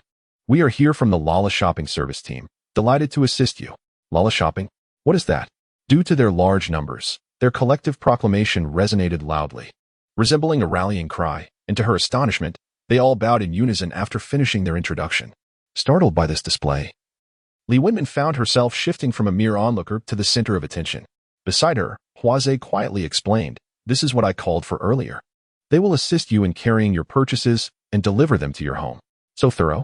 She was momentarily taken aback, struggling to articulate her surprise, and inquired, "But we only have one vehicle. They must have their own transportation, right?" "Indeed, and it's a large truck." As he spoke, Huaze walked toward the window on the second floor, and Li Wenmin followed closely. "Look, that's the large truck from the Lala Shopping Company. Goodness, truly remarkable. There is nothing they cannot accomplish." Upon seeing the sizable vehicle parked below the shopping center, Li Wenmin felt a wave of emotion wash over her. In the past, she would have had no knowledge of such services and wouldn't have needed them. Truly, wealth broadens horizons and exposes one to new experiences. How much does this service cost? The moment the question slipped from her lips, she wished to retract it. How could she, in her current state, still inquire about pricing as she once did? She possessed an infinite black gold card, binding her to an affluent and indulgent system. She was among the chosen elite. Such inquiries were beneath her. Moreover, the expense was encompassed within her ambitious target of spending 1 million today. There's no need to pay. This company has a partnership with our security firm, and they are available at your beck and call in the future, Huaze said with a subtle smile, his dimples appearing. That can't be right. They must be compensated at market rates. I'm not lacking in funds. Indeed, it's not about the money. With that, Li Wenmin promptly turned around and approached the neatly lined-up Lala Shopping Service team. "Excuse me, I appreciate your assistance in advance. After shopping, I will pay you at market rates, and each of you will receive a tip." "Thank you. Beautiful. The shopping service team is wholeheartedly at your service." Once again, the response echoed like a slogan, captivating the attention of several passers-by. Embarrassed, Li Wenmin hastily made her way to the next shopping destination, the third-floor shoe and bag specialty store. Along the way, curious glances from onlookers followed her. She strode confidently at the front, flanked by two tall, muscular gentlemen, with two more uniformly dressed men trailing behind. With such a crowd, one might wonder what they were up to. Were they rehearsing for a play? The leading lady hardly appeared to be a celebrity. Little did they know, this was a shopping service team, a rare sight reserved for affluent young ladies indulging in extravagant shopping sprees. Aha, so that is how it is. The woman must be quite wealthy. Overhearing their murmurs, Li Wenmin found herself yearning for one accessory, sunglasses. With a pair of shades on, one could remain incognito. That was precisely the vibe she sought. It would undoubtedly be quite chic. Upon reaching the third floor, she glanced at the directory near the elevator, which read, bags, shoes, leather goods, sunglasses. Perfect. She resolved to purchase several stylish pairs of sunglasses. Wow, look. It's the shopping service team. Quick, prepare yourselves. The affluent have arrived. Had she been mistaken? It had been years since she last encountered a shopping service team. As she passed by the designer bag and shoe boutiques, she could hear the sales associates whispering among themselves. As she approached, they all rushed out to greet her. "Beautiful lady, come see our latest baguette bags. They are perfect for you. You look absolutely stunning today. These high heels will surely accentuate your grace. Our newly arrived brown sunglasses are so refreshing. They would suit you splendidly." The throng of eager salespeople seemed as though they wished to pull her into their stores. In that moment, Li Wenmin couldn't help but feel that since acquiring wealth, the world had greeted her with open arms. Chapter 11. The Aura of Beauty. Ding. The Union Pay notification chimed. Ding. The Union Pay notification chimed. Ding. The Union Pay notification chimed. The shopping service team, bustling in and out, had already made several trips with their laden shopping bags. As she continued to indulge in her shopping spree, swiping her card, Li Wenmin couldn't help but worry that her limitless black gold card might soon be smoking from overuse. Each time she entered a store, Not only were the shopping service team members waiting outside, but numerous onlookers had also paused to watch. Wherever she went, it was a spectacle. After thoroughly exploring all 6 floors of the Wanhui shopping center, Li Wenmin emerged with a sense of fulfillment, heading towards the exit. Only upon stepping outside did she realize that night had fallen. Truly, it was a renowned shopping center that never slept, brightly lit at all hours, rendering the passage of time almost imperceptible. Gazing at the heap of spoils filling nearly half of her car's trunk, Li Wenmin felt confident that she had surely amassed a fortune nearing 1 million. Is the system available? Please assist me in checking the total expenditure on my limitless black gold card for today. Host. I have found that today you have spent a total of 768,513 yuan using the infinite black gold card. What? On the side, Wu Yu and Hua Zhe were already accustomed to her dramatic reactions and merely observed her with calmness. However, the shopping service team was different. The team leader cautiously inquired, Ms. Li, are you dissatisfied with our service? We would appreciate your feedback to enhance our future service. No, it's excellent. By the way, what is your salary? I will pay you now. 12,000. Is that all? Just charge the market rate. I 1T shortchange you. Li Wenmin assumed their quote was low due to their acquaintance with Hua Zhe and Wu Yu. Ms. Li, we charge according to market rates. This price is indeed quite standard and has remained unchanged. We refrain from increasing our rates, as we do not wish to lose clientele. You understand? Our services are seldom sought after. You have worked hard today. I'll give you 20,000. Along with a 5,000 tip for each of you. Let's settle on that. Thank you immensely, Ms. Li. From now on, in our shopping service team, you will always be our esteemed client, at your beck and call, and you shall always be our top priority. Li Wenmin first scanned the payment code of their company to pay the 20,000 salary, then scanned each of their individual codes to send 5,000. This way, she could prevent the company from pocketing the tips.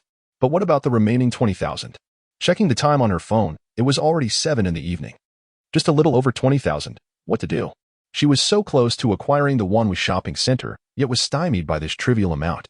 This was her first time fretting over money that she couldn't spend. Previously, her concerns had always revolved around the lack of funds.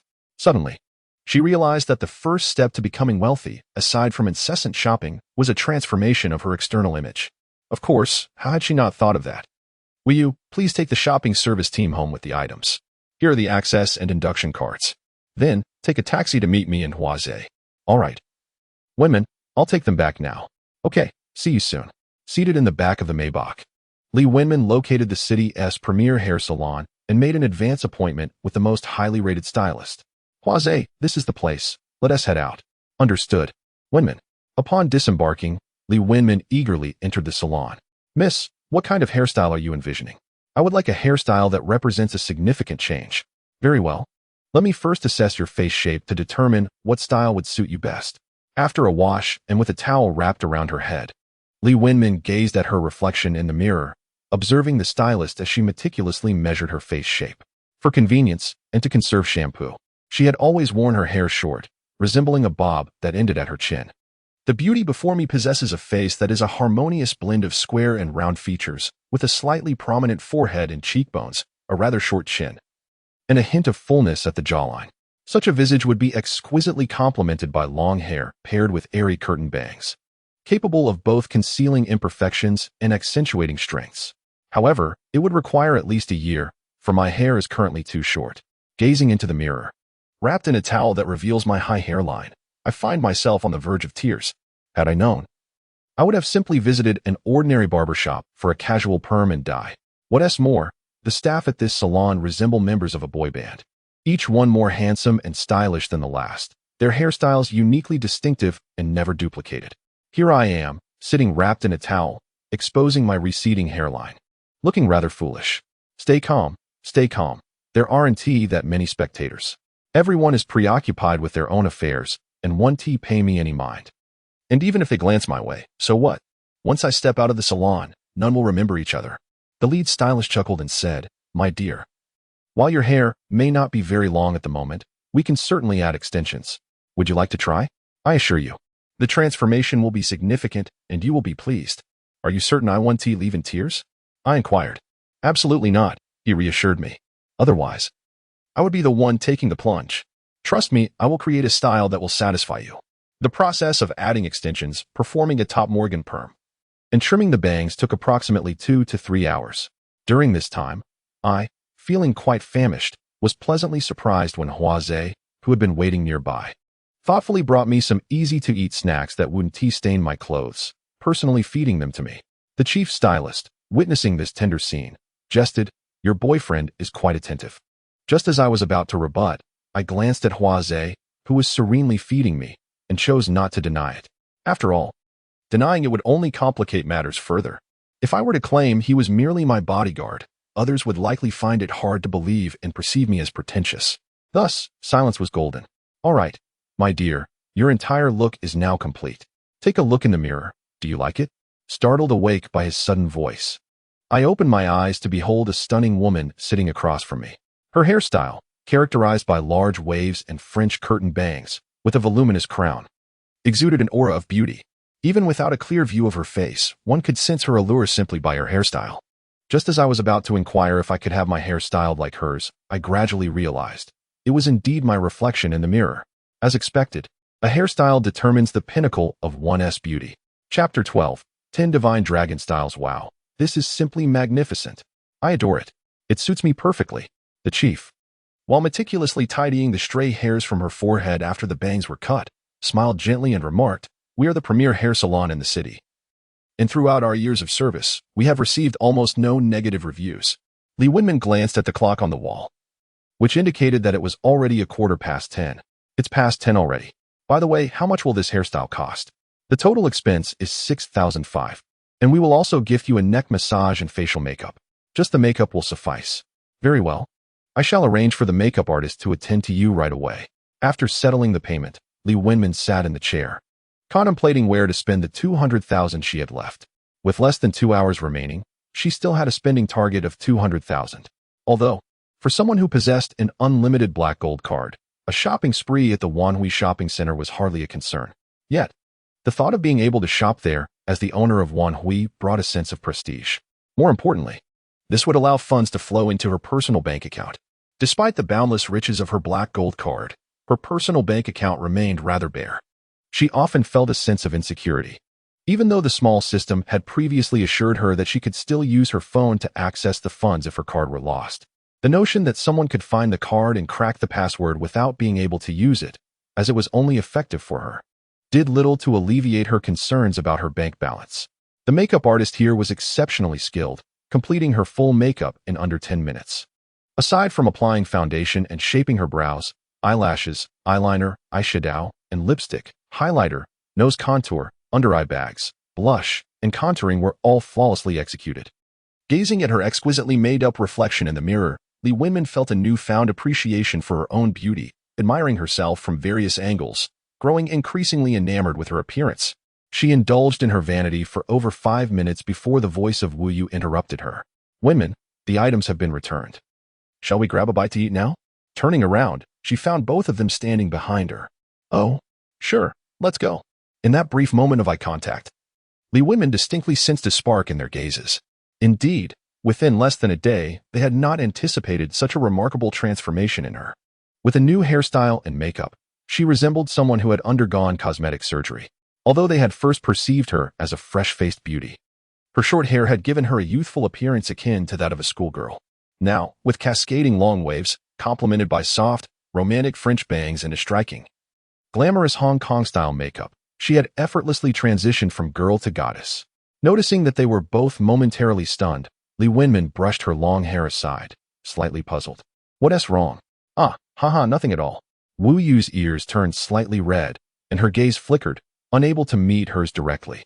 Huaze, on the other hand, generously complimented, "When man, you are truly beautiful. This hairstyle and makeup suit you perfectly." Yes, I think so too. Absolutely stunning." Wu Yu chimed in enthusiastically. "Ha. You two are such flatterers. Come on, let's head to the legendary bar now. We can grab some snacks and fruit platters to tide us over." "All right. We'll follow your lead."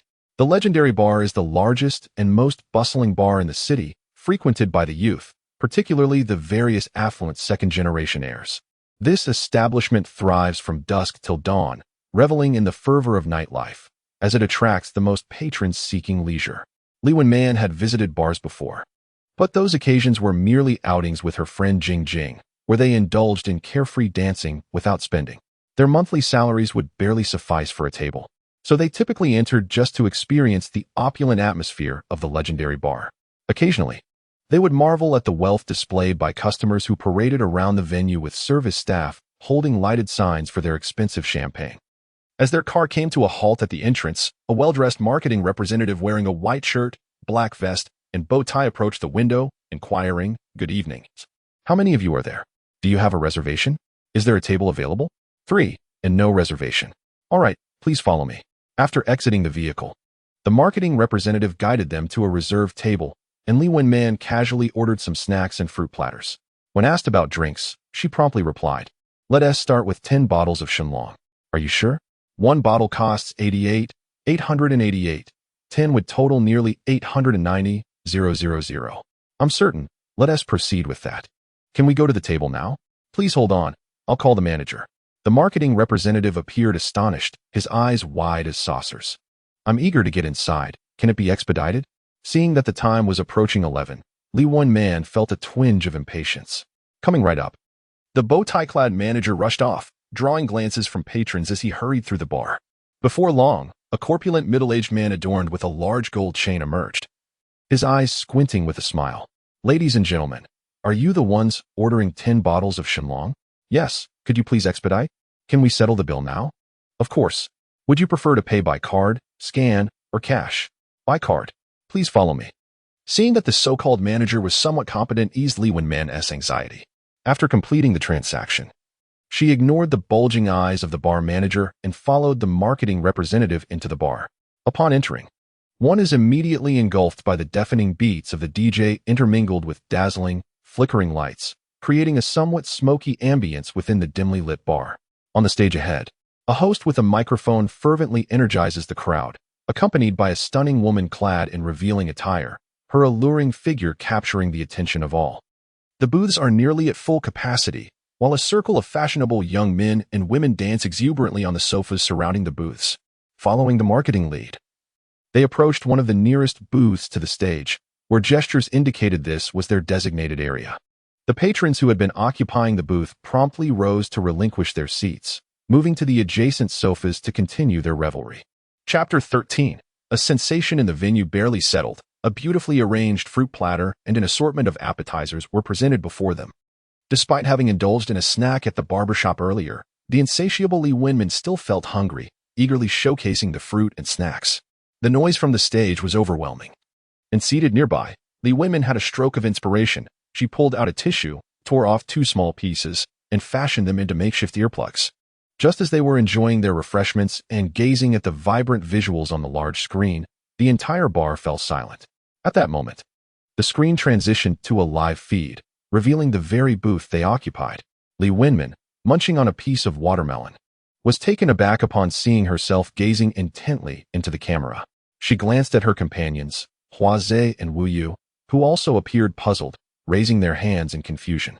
"Ladies and gentlemen," the announcer declared, "let us now warmly welcome the prestigious guests of Booth 1, who have ordered 10 bottles of the exquisite Dragon Sweet Black Pearl Champagne. Let me hear your cheers." What followed was an electrifying sequence of rhythmic music and rapidly flashing lights, causing even Li Wenman, with her tissue-stuffed ears, to feel her heart racing. It turned out that the elaborate display had been arranged specifically for their booth, owing to her order of 10 Dragon Sweet bottles. As the entrance of the bar became a parade of individuals clad in luminous, extravagant outfits, each brandishing colorful, spade-shaped light signs, they formed a long procession entering the venue.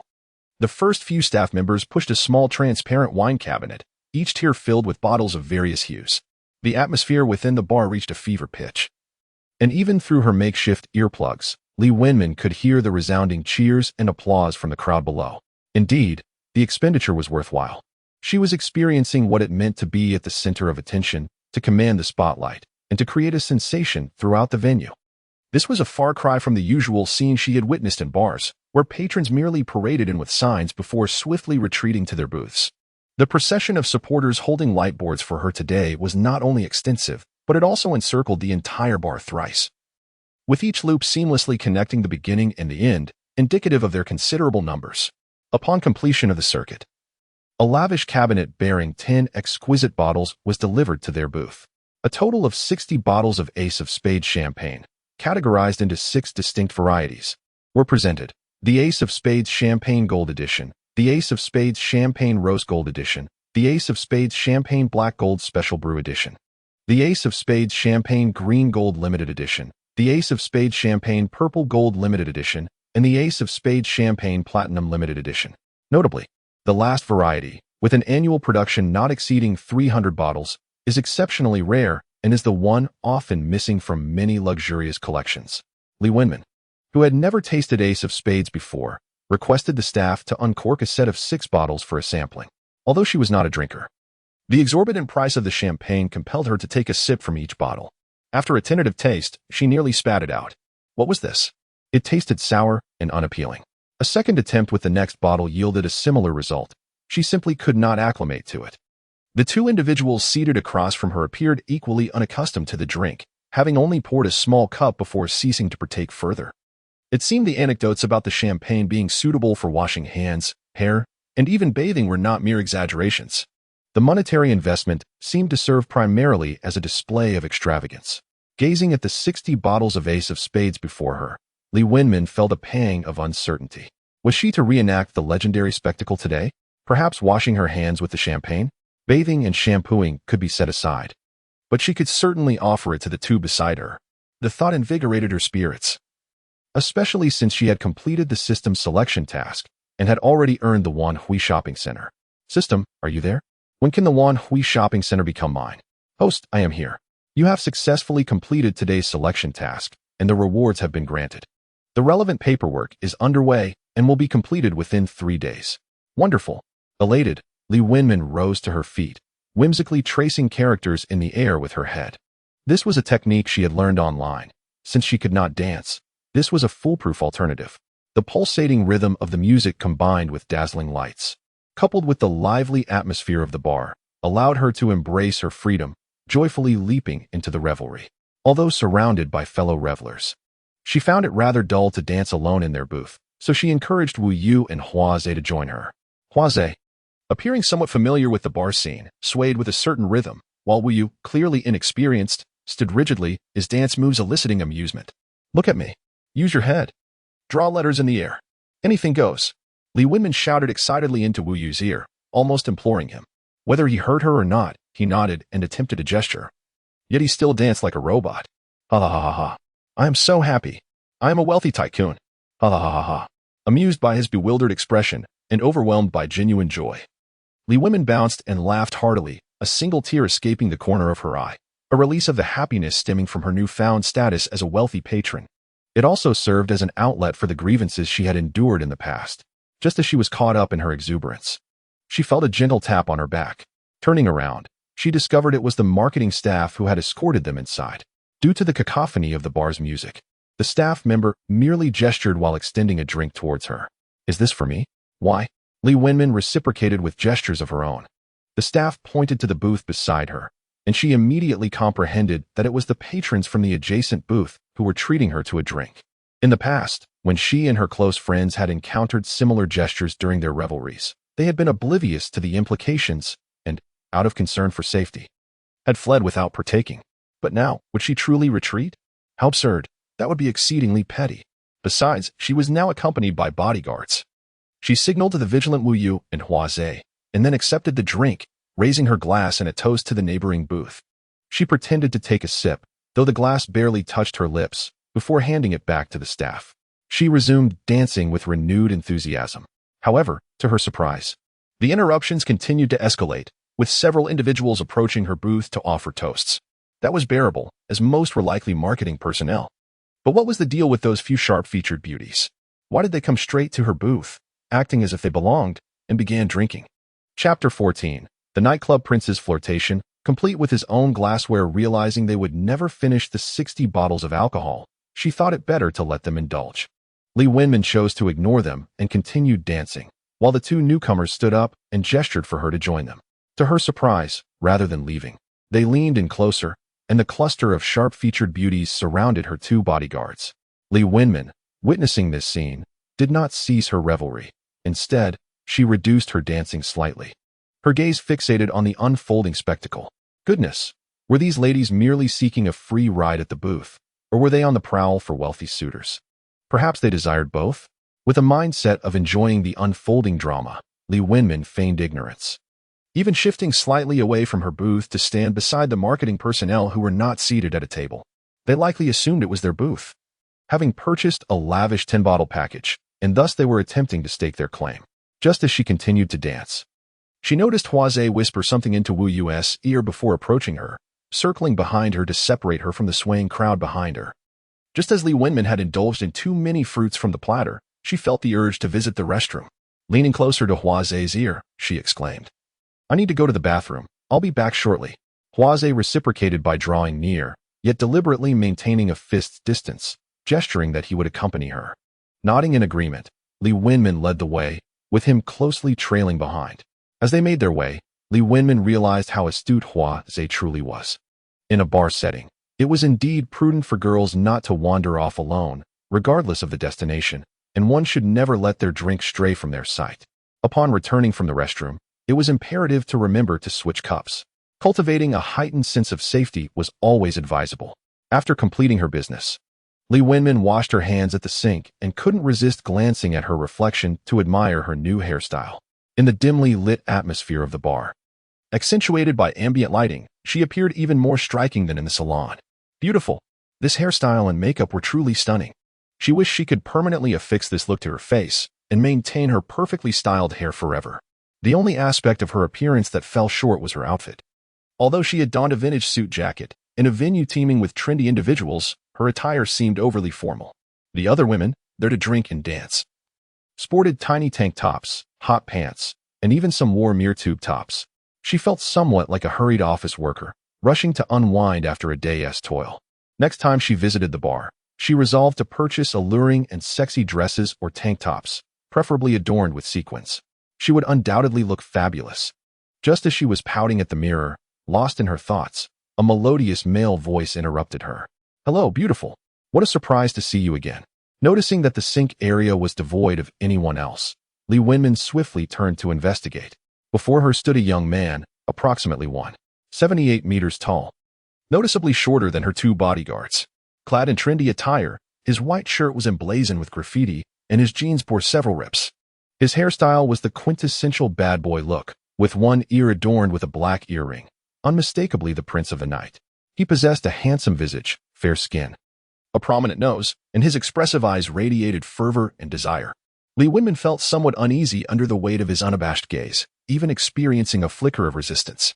Out of courtesy, she managed a polite, albeit strained, smile and replied, "I didn't expect this either. I must be going, goodbye." "Wait a moment. Would you like to join me for a drink?" He persisted, unrelenting and continuing to speak.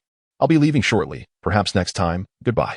She did not fully turn around, remaining cautious, and as she finished her sentence, she hurriedly made her way toward the restroom exit.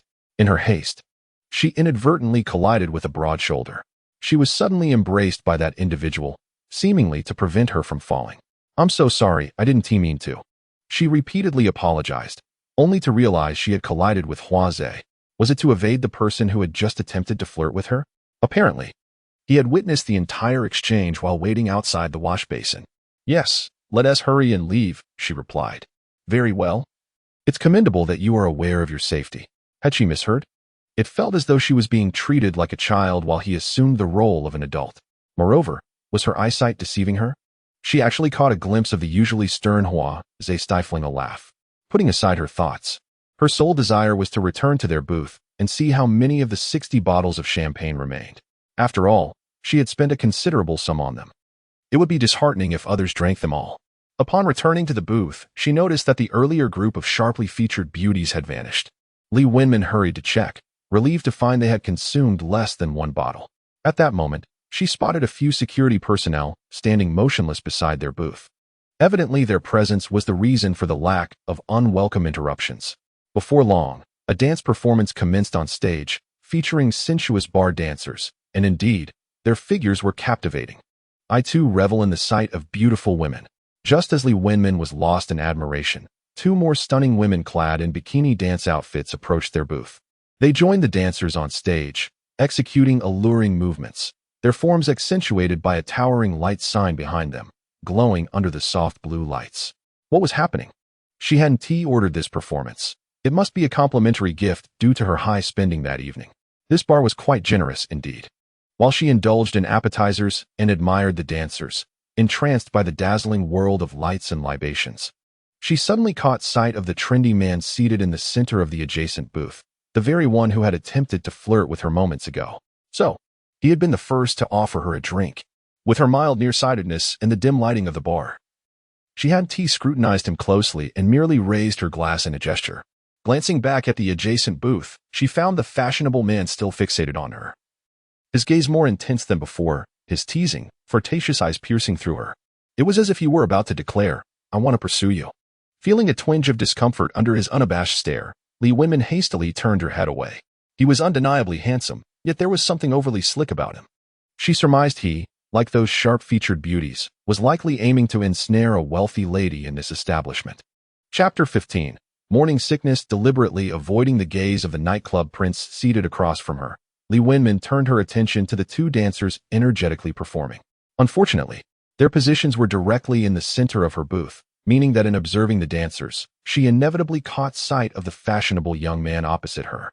However, upon a brief glance towards him, she felt a sense of relief as he appeared to have shifted his focus, engaging instead with the men and women at his table, exchanging drinks and laughter, while a few of them played dice, reveling in the moment. But could it be that she was mistaken? Just as she was about to withdraw her gaze, she noticed that among the girls at his table were the very same sharp-featured women who had recently intruded upon her booth. This was truly perplexing. Yet she decided to withhold judgment, preferring to remain uninformed about the full context. To her dismay, as she glanced at those sharp-featured girls, her eyes met his once more, leaving her utterly speechless. Even more distressingly, the stylish young man had the audacity to wink at her, followed by a charming smile that made Li Wenmin feel like crying. Why did she have to witness such an excruciatingly eye-catching scene? Her situation became more precarious as he stood up and approached her directly. Calm down, she reminded herself. This was a bar, after all. Such encounters were commonplace. She needed to maintain her composure and grace.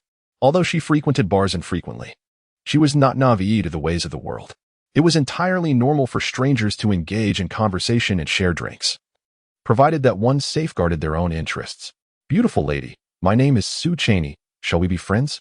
He introduced himself, not taking a seat at her booth, but standing beside her with a drink in hand. Li Wenmin exchanged a glance with her friends, Hua Zhe and Wu Yu, and turned to him, forcing a smile as she replied, "My surname is Li. Nice to meet you." Having experienced the world, she was well aware of the art of pretense.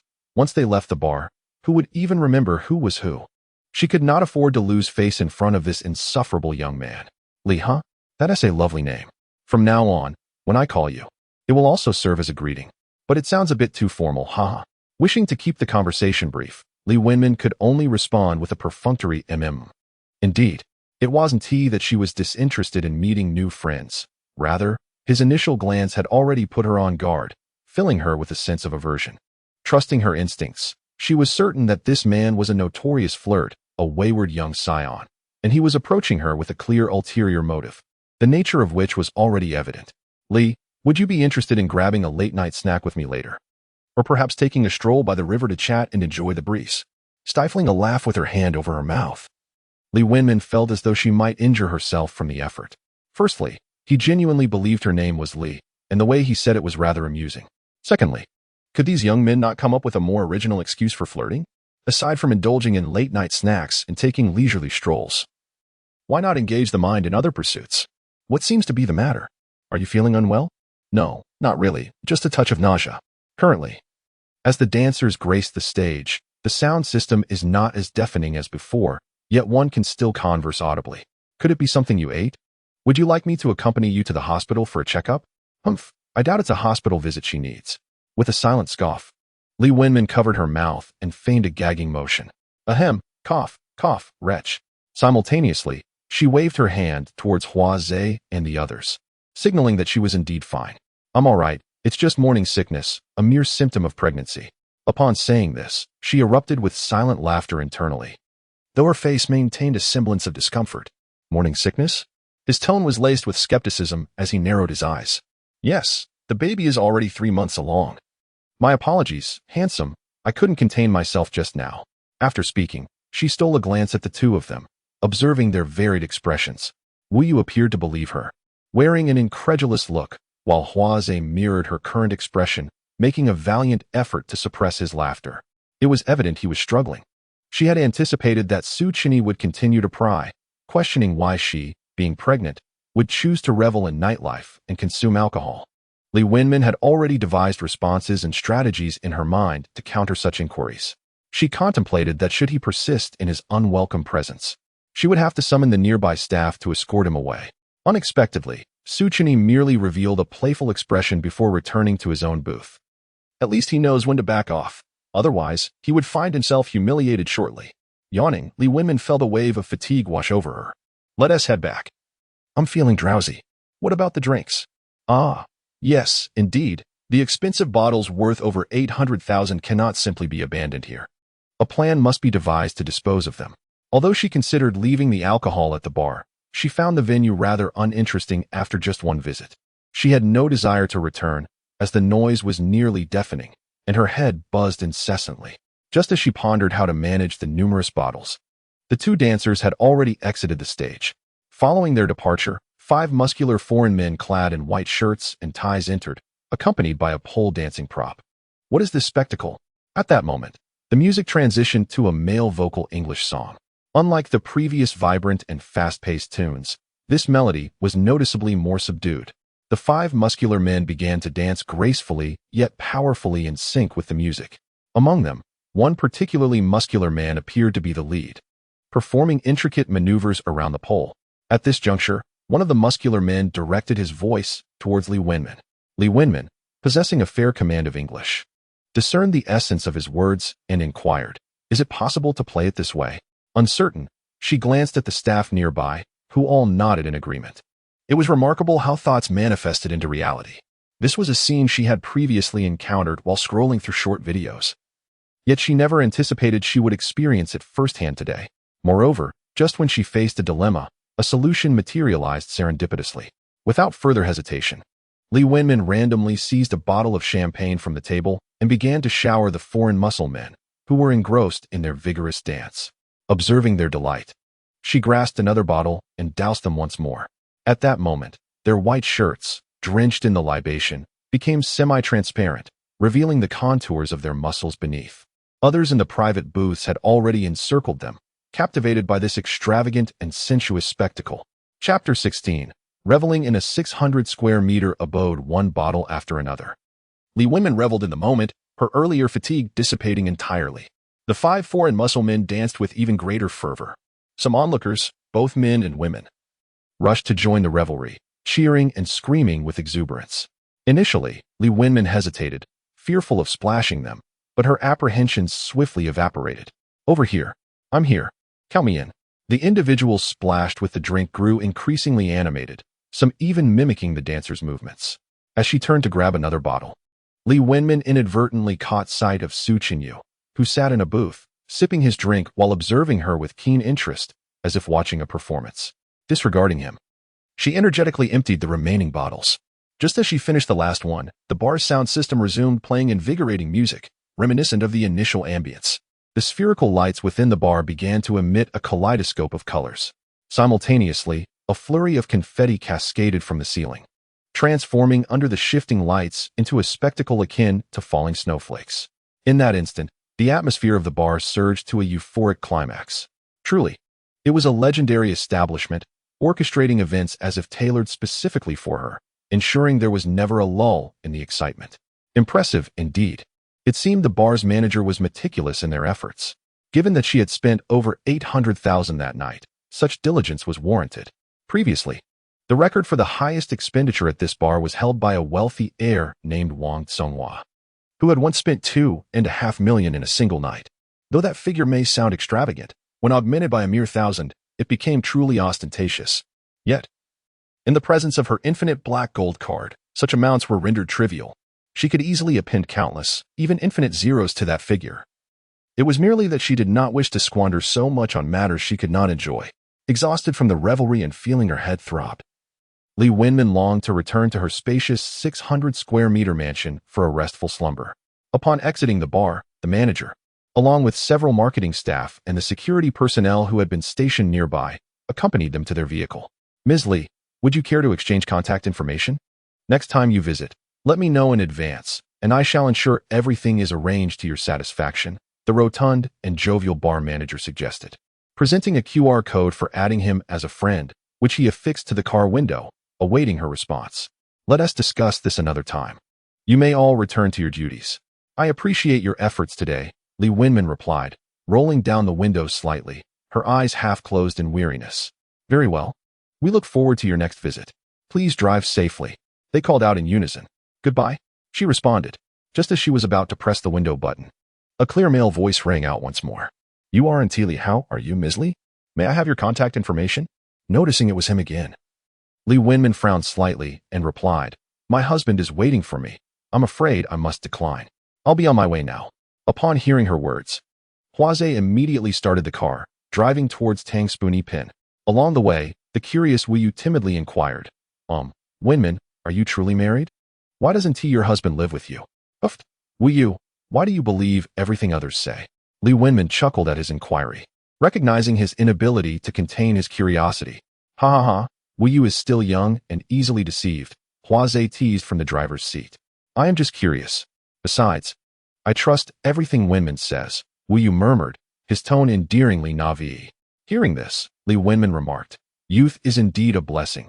You still harbor such trust in others. You make it sound as if you're much older. Moreover, we are your bodyguards, so we must unconditionally trust you. Isn't that right, Wu Yu? Yes, exactly. Wu Yu chimed in. It seems you two are the closest, teaming up against me, are you? Ha. Your wit is impressive. I can never outmatch you. Throughout the journey, the car was filled with laughter and joy. As Li Wenmin gazed out at the city's nightscape, a sweet smile graced her lips. It was remarkable how, in less than a day, she had grown familiar with them. Despite her aversion to socializing, she had few friends. Henceforth, they would be not only her bodyguards, but also her companions. As for her initial thoughts upon meeting them, they were certainly not of any unsavory nature. She simply found their appearances aligned with her ideals and felt an affinity towards them. After a day spent together, she had come to recognize their respective strengths and weaknesses. Regardless, they are ultimately merely bodyguards hired at her own expense, tasked solely with fulfilling their duties, while she need only compensate them for their services. Perhaps it is also because her heart harbors an unattainable figure. It has been a long time since she felt that flutter of excitement. Upon returning home, exhausted from a day filled with activities and deprived of a midday nap, Li Wenmin promptly made her way to the bathroom in her bedroom to draw a bath. While rummaging through her bathing products, she stumbled upon a small pouch of rose petals. A rose petal bath, how delightful! After preparing the warm water and scattering the petals, she laid back in the tub, feeling a wave of relaxation wash over her. After her bath, she ventured to the vanity in her dressing room, applying some high-end skincare products before stepping out. Wu Yu and Huazhe had already retreated to their rooms to rest, so Li Wenmin treaded lightly, cautious not to make a sound that might summon them back. She reached the spacious balcony in the living room, seated herself at the dining table, and poured a modest amount of red wine from the bottle before savoring a sip. It was rich and refreshing, with the perfect balance of sweetness and acidity from the red grapes. Was it not superior to the black peach? Glancing at the label on the bottle, she noted an unfamiliar brand. Though she couldn't identify it, she sensed it must be quite exquisite. Pouring a bit more wine into the goblet, she swirled it gently, admiring the riverside and the twinkling skyline across the way, reflecting on this surreal yet genuine day. After sitting outside for a while, feeling a chill in the air, she returned to her bedroom and sank into her bed. The mattress was delightfully soft and springy. The sheets, duvet, and pillowcases exuded a pleasant scent of laundry detergent and sunshine. Just last night, she had slumbered in that damp, musty 10-square-meter rental, which reeked of mildew. This truly was a luxurious system worthy of a caretaker, providing everything she could desire. System, are you there? Li Wenmin murmured sleepily in her mind, fearing that this blissful reality might vanish like a dream. Host, I am here. How may I assist you? Good night, my little system. Good night, host. Chapter 17. Becoming an internet celebrity, she awoke to the dawn light, sleeping soundly until she naturally roused. After a tiring day yesterday, Combined with the absence of job-seeking pressures and anxieties, Li Wenmin enjoyed a deep, restful slumber. The first thing she did upon opening her eyes was to sit up quickly, glancing around and feeling the bed while running her fingers through her long hair. Thankfully, it was not a dream.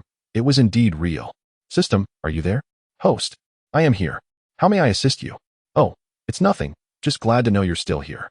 Host, I will always accompany you. Always. For a lifetime? Li Wenmin mused to herself. She hoped fervently that this wealthy and indulgent system would bind itself to her for eternity, ensuring that she would never have to worry about food and drink again. In response to the host, barring any unforeseen circumstances, yes. Unforeseen circumstances? She harbored no desire for any eventualities. Her sole wish was to remain bound to this charming and extravagant little system indefinitely. What kind of unforeseen circumstances? Little system. Do enlighten me so that I may steer clear of them. This system is also unaware, but rest assured, dear host, such occurrences are highly unlikely. Truly? By the way, little system, have you ever been bound to anyone else? Did you remain with them for a lifetime until they naturally passed away? In response to the host, this system has previously been bound to 3 individuals, Bill Henry, Zhang Deshuai, and ACI Doll. Goodness, she was familiar with all 3. Weren't they renowned billionaires? The current richest man in America, the former richest man in China, and the current billionaire of Dubai. So, does this imply that she is destined to become the next richest person in China? How ostentatious. It was astonishing to realize that just the day before, she was a mere unemployed youth, and within a day, she was poised to transform into a billionaire. Who could have foreseen this? It was beyond her wildest dreams. Something she never dared to imagine would come to fruition. However, upon reflection, it dawned on her that 2 of these billionaires were still alive. Didn't the little system claim it could accompany the host until the host's demise? Little system, why is it that 2 of them are still living, while you have chosen to bind with me? In response to the host, they opted to sever ties with this system, having no desire to continue the bond. Oh, that makes sense. Indeed, once they attained billionaire status, the system became superfluous to them. Did you manage to achieve any upgrades through them? In response to the host, I did not. Initially, they promised to assist with my upgrades, but as time passed and they no longer required my services, they chose to sever our connection. They could simply choose to part ways without any consequences? In response to the host, yes, there are none. Other systems impose various tasks and penalties on their hosts, and some even threaten mutual destruction. This truly is a benevolent and naive little system. Moreover, those 2 billionaires exhibit a lack of loyalty, casting aside the system once they reached their pinnacle. Clearly, their wealth was not solely their own achievement.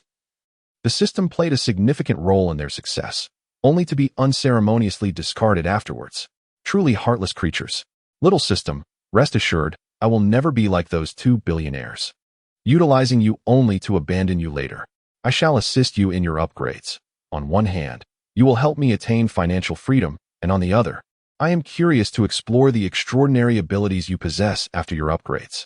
Thank you, dear host. Ding. Detection of the host's strong desire to assist the system in its upgrades has resulted in a reward, a lottery draw.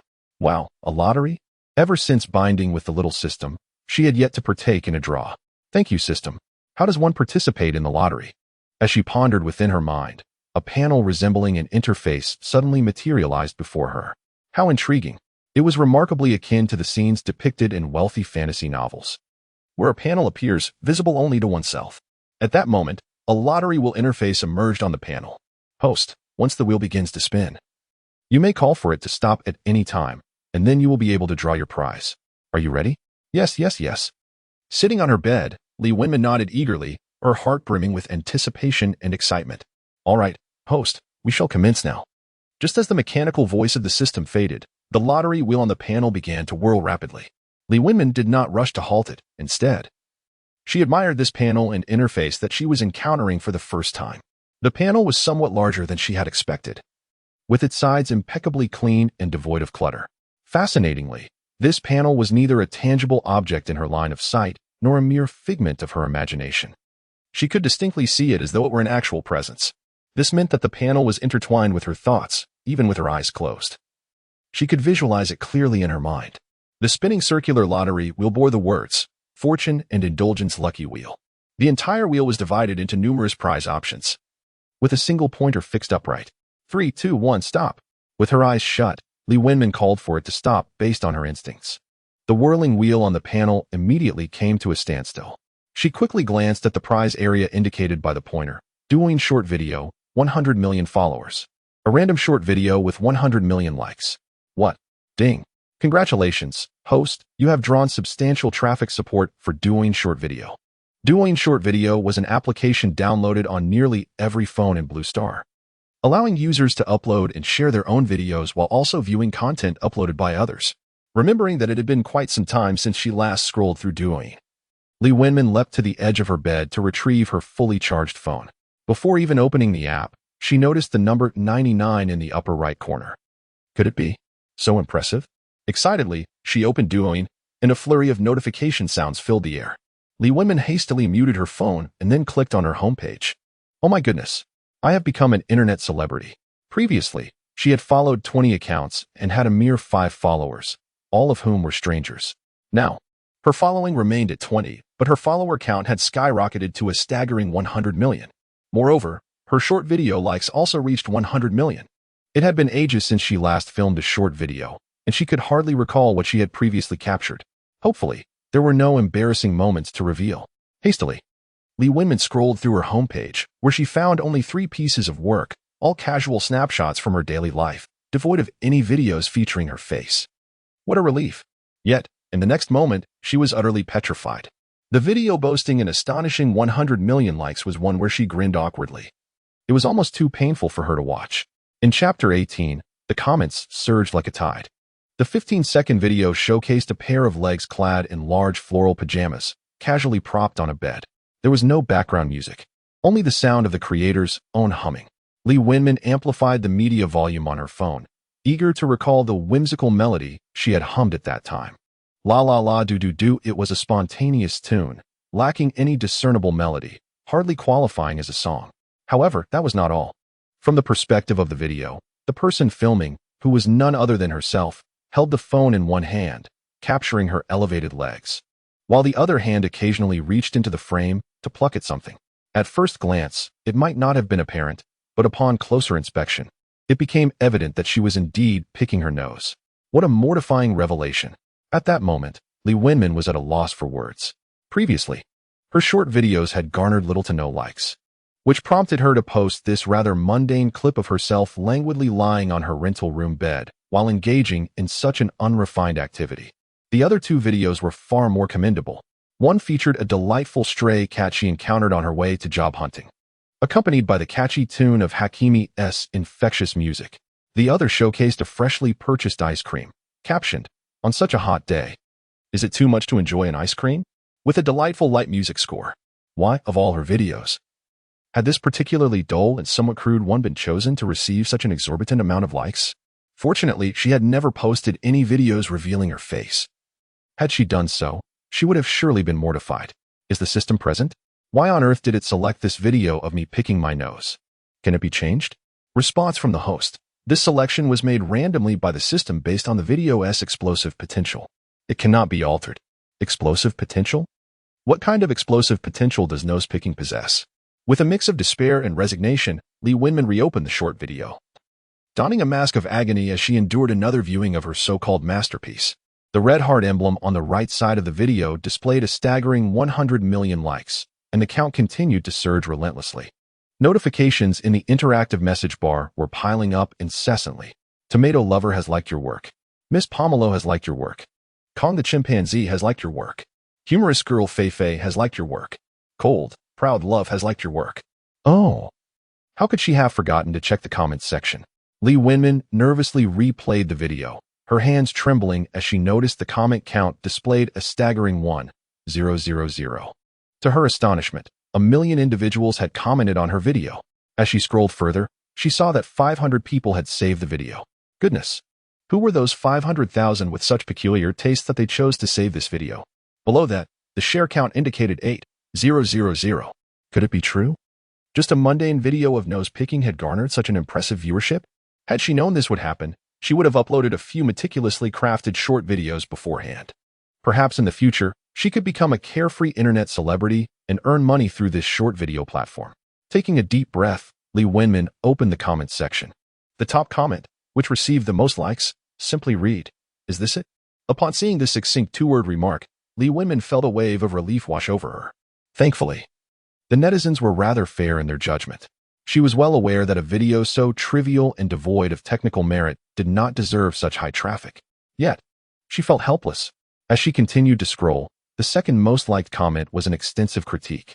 Li Wenmin held her breath, reading each word carefully. What is this nonsense? A video of picking one's nose can attract such attention, and it even has 1 billion likes, surely. It must be bought?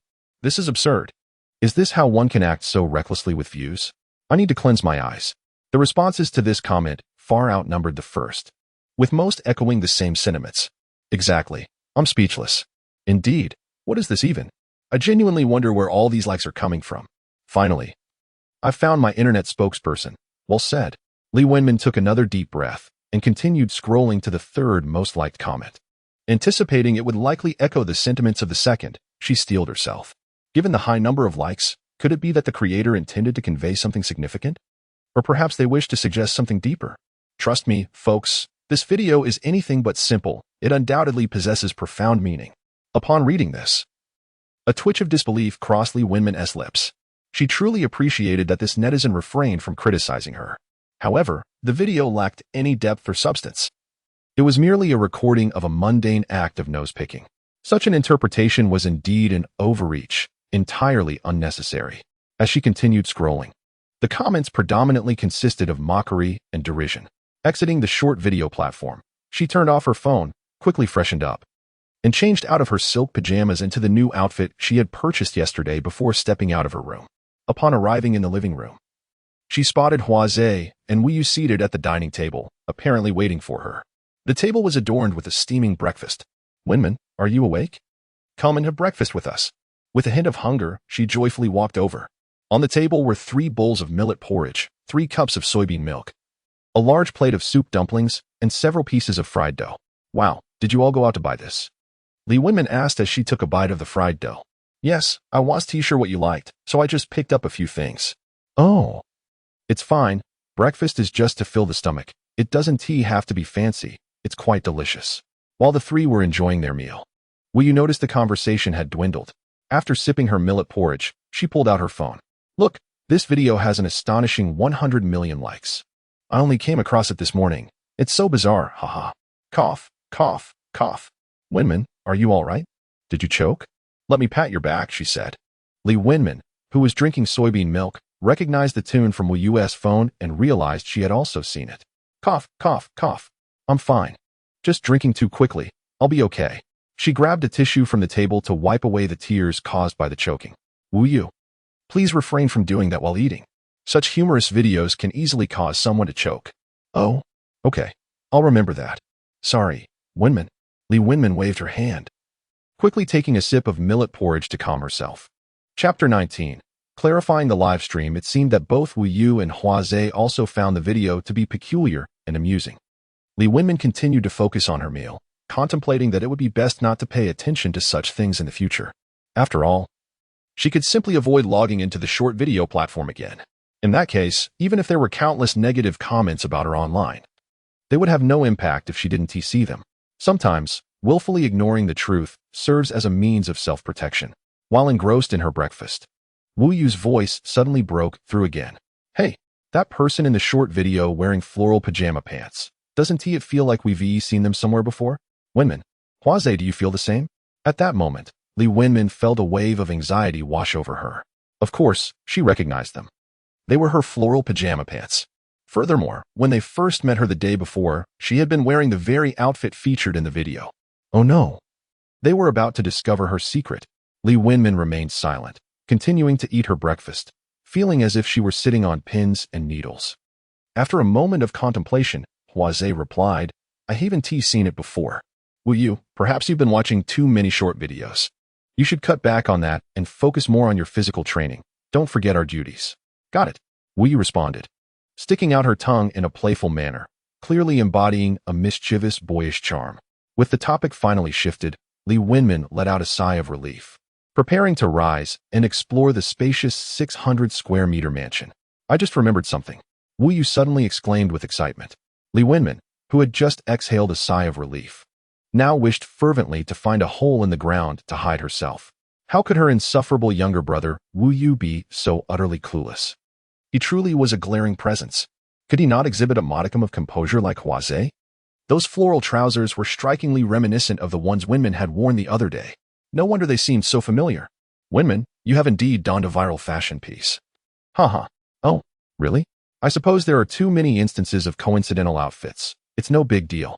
A matching outfit is simply a matching outfit, Wenman replied. Feigning calm as she prepared to slip away. Remaining here any longer would likely result in Wu Yu recognizing her. At that moment, Hua also rose, seemingly ready to depart.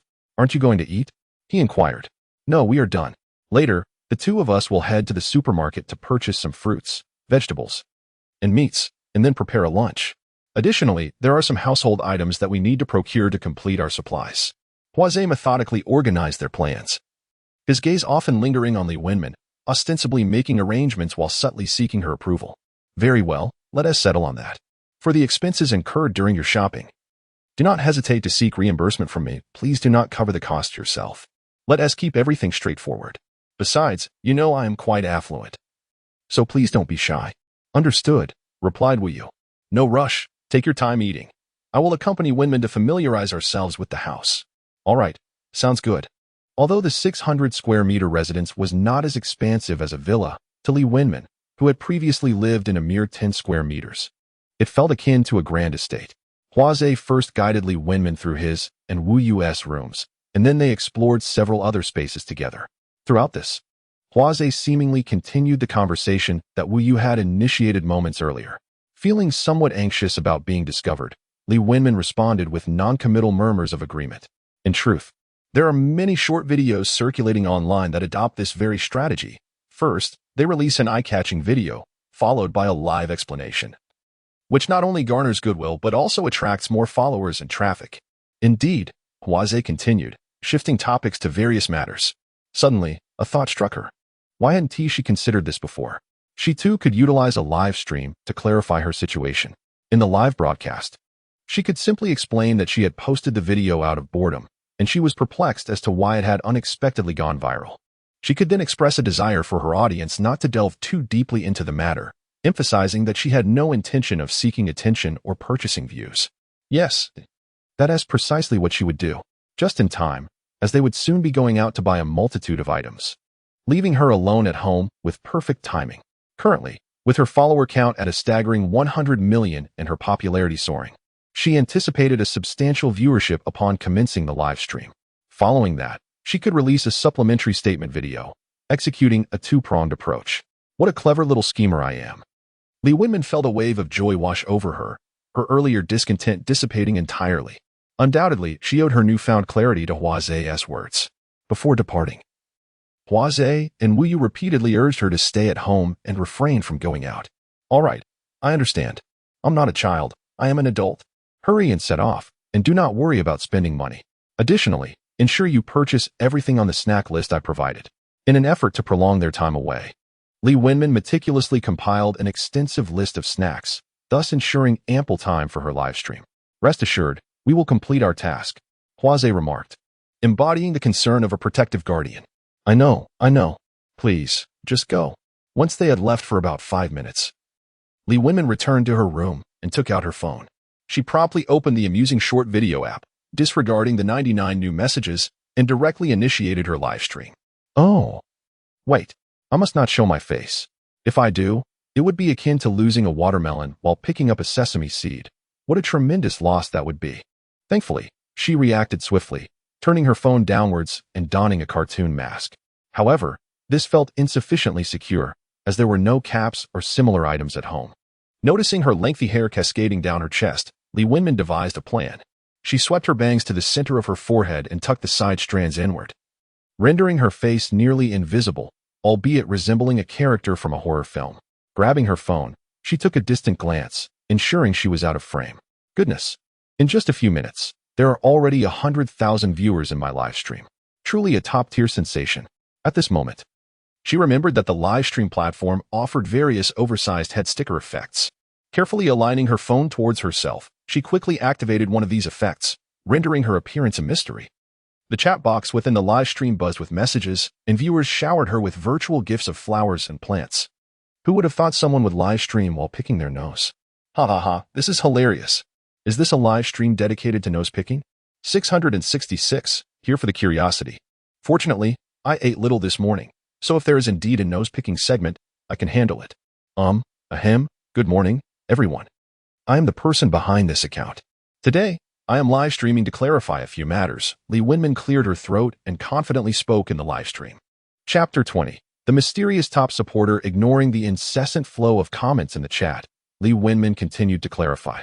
Firstly, that video of mine with 1 billion likes was not something I purchased. I cannot afford such high traffic. Secondly, the virality of that short video was purely accidental. I do not have a team or a studio. It was merely a spontaneous post I made out of boredom. I believe everyone has picked their nose at some point. There is no need to escalate this matter. In conclusion, I sincerely hope that no one will resort to personal attacks against me. However, I am open to playful banter and discussions. If my presence can bring joy to others, then it is all worthwhile. After speaking, Lee Winman glanced at the chat box in the lower left corner. Isn't this paid for? That makes sense. Indeed, with so many likes, one would be bankrupt. That is a fair point. Her profile doesn't showcase any other videos. Let us not bully the young lady. Let us disperse. This girl has a good attitude. Let's move on to the next. Observing the shift in the chat from aggression to support, Lee Winman realized that this live stream had indeed been effective.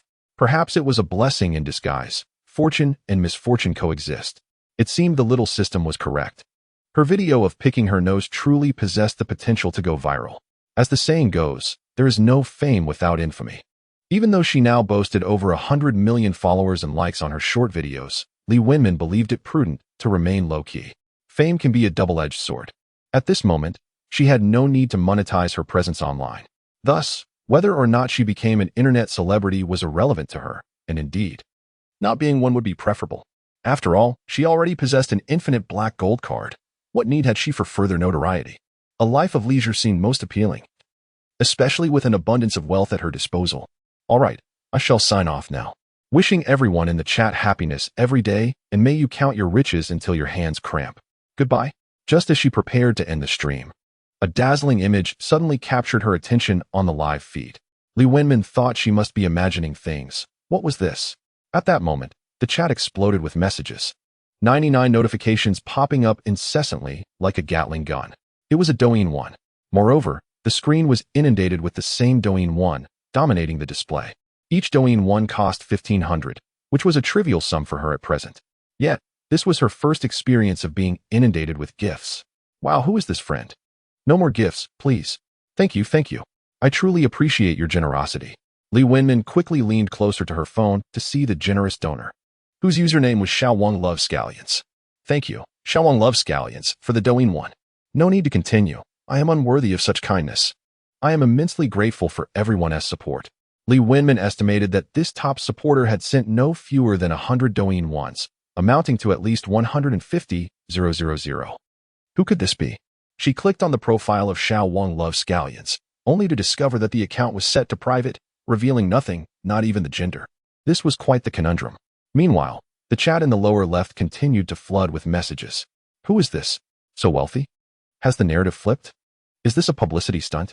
It is possible that she has just clarified something, and now this commotion makes it difficult not to harbor doubts. What is going on? Is there really someone showering her with gifts while she is picking her nose? We cannot even see her face. What if she resembles a flower? Wouldn't that cause the top supporter to weep in despair? Thank you. Xiaowang loves eating green onions, but there is really no need to send more gifts. I will be ending the broadcast shortly. Yet, Xiaowang Loves Eating Green Onions not only did not halt, but instead switched to sending Ferris wheels, one after another. Lee Winman was astonished, even alarmed. Who could this person possibly be? Could she be mistaken? That seems implausible. It is important to note that the most expensive gift is indeed the Ferris wheel. One Ferris will cost 3,000, which is double the price of the other gifts. However, this user, named Xiaowang Loves Eating Green Onions, continued to frantically send Ferris wheels, just as before. The chat box in the lower left corner was filling up at an even faster rate, with 99 messages appearing in an instant, rendering Lee Winman unable to discern the messages within. The speed at which the messages were coming in was so rapid that they became a blur. At that moment, The number of viewers in the live broadcast room surged exponentially, rising from an initial 100,000 to 10 million, making it the top-ranking live stream in terms of viewership and popularity. My goodness, Lee Winman was left speechless. She then gazed at the incessantly appearing Ferris wheels in the live stream, pondering in her mind, is the system present? Host, I am here. How may I assist you? System, do you see this? My live stream is experiencing such immense popularity, so many gifts, such a tremendous flow of viewers. Host, this is not surprising. For you are bound to the wealthy and willful system. But this is just too extravagant.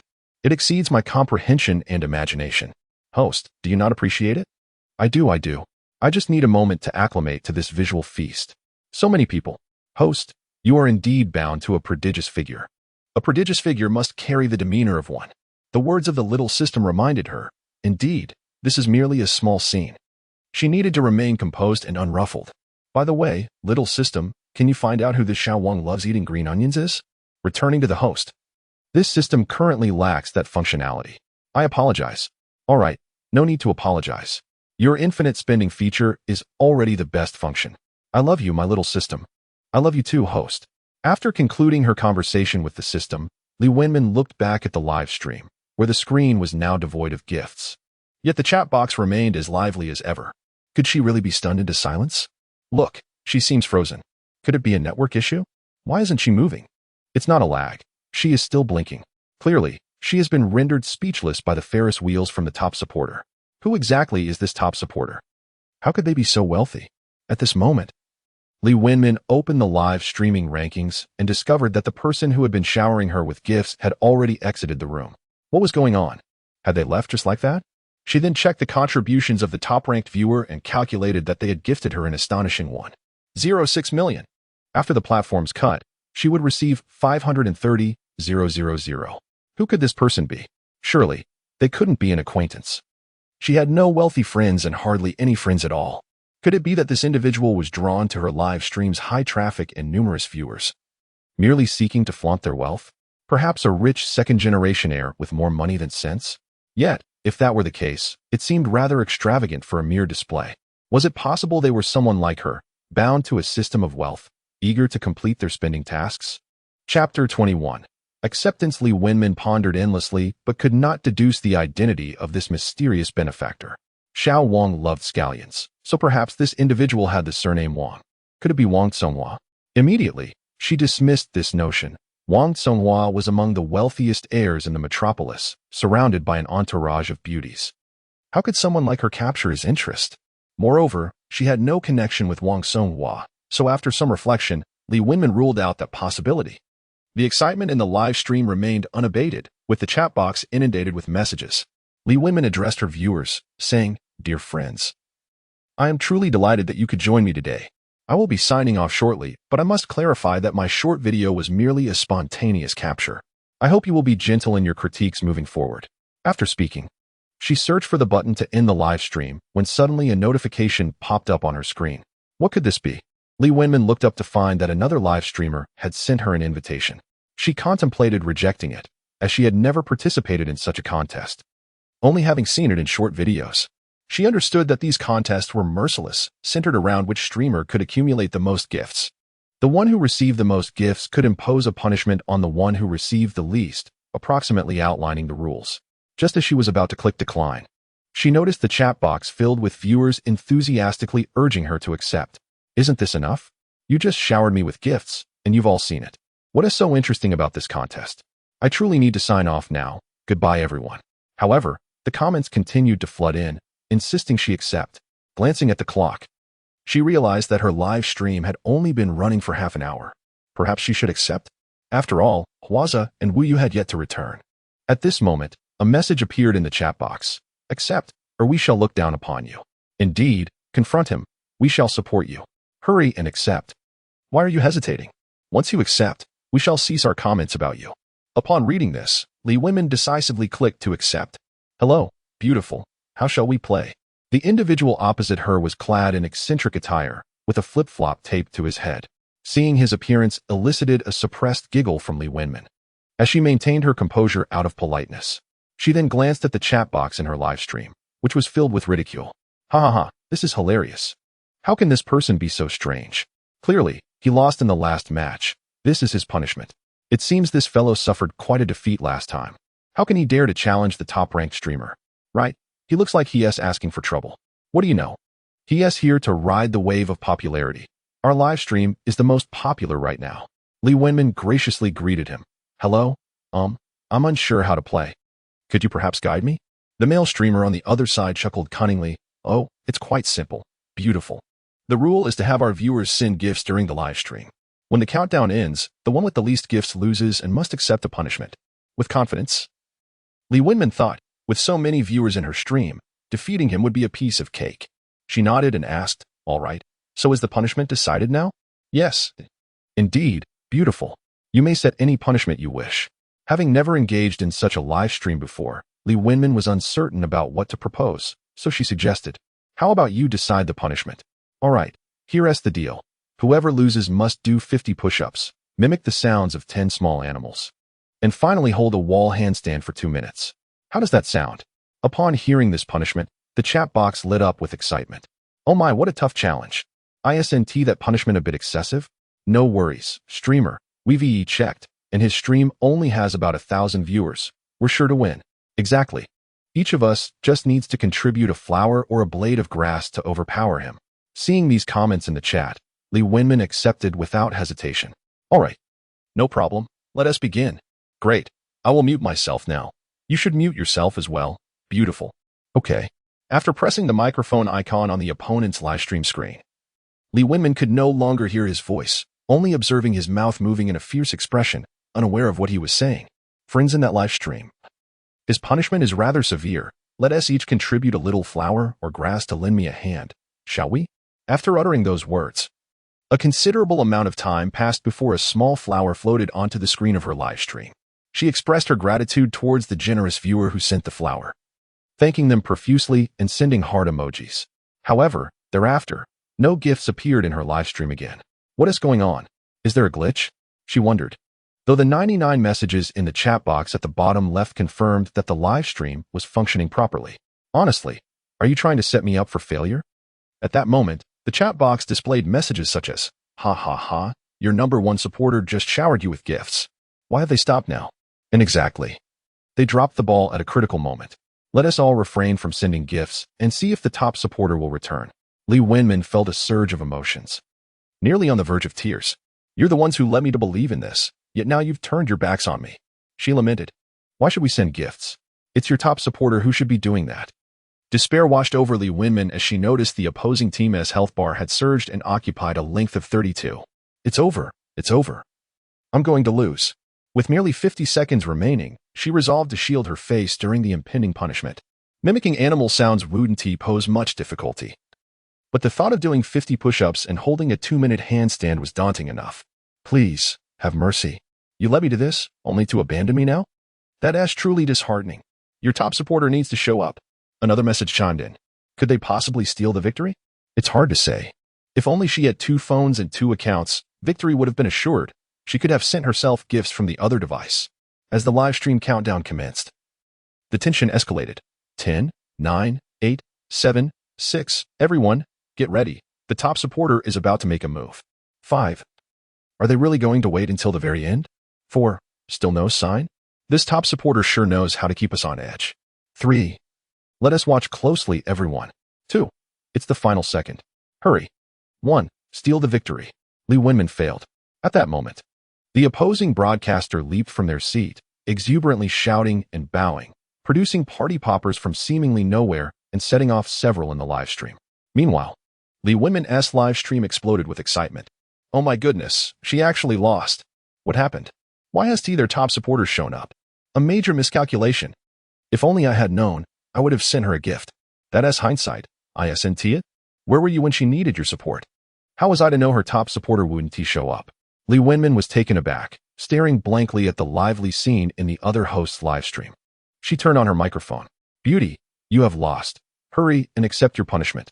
The male host on the opposite side, despite wearing flip-flops on his head, wore an expression of unparalleled smugness. I know what I will do. You need not worry. I want to run away. The host leered. Come on, beauty. Why don't you remove that effect on your head? Let us see your true self. Li Wenmin merely smiled faintly. We only mentioned a punishment. We never stipulated that I must show my face, right? I am simply acknowledging my punishment. Why the excessive demands? All right. Hurry and accept your punishment. Start with 50 push-ups. Fine, no problem. Li Wenmin donned a mask, a pair of sunglasses, and a hat. Then proceeded to do push-ups on the floor of her room while facing her phone. 1, 2, 3. Oh no, that last one wasn't done correctly. Let's recount it properly. 3 is good. Now 4. But that one was also not done correctly. Having completed barely 10 push-ups, she already felt overwhelmed. Hey, the host on the other side, don't slack off. If you concede, you must accept the punishment, so get on with it. I understand. But you must allow me to take my time, right? With such stringent requirements, if I fail to meet your expectations, what is the point? Can't we just make it acceptable? Li Wenmin stood up and walked closer to her phone, at which point the chat box was buzzing with supportive comments. Indeed.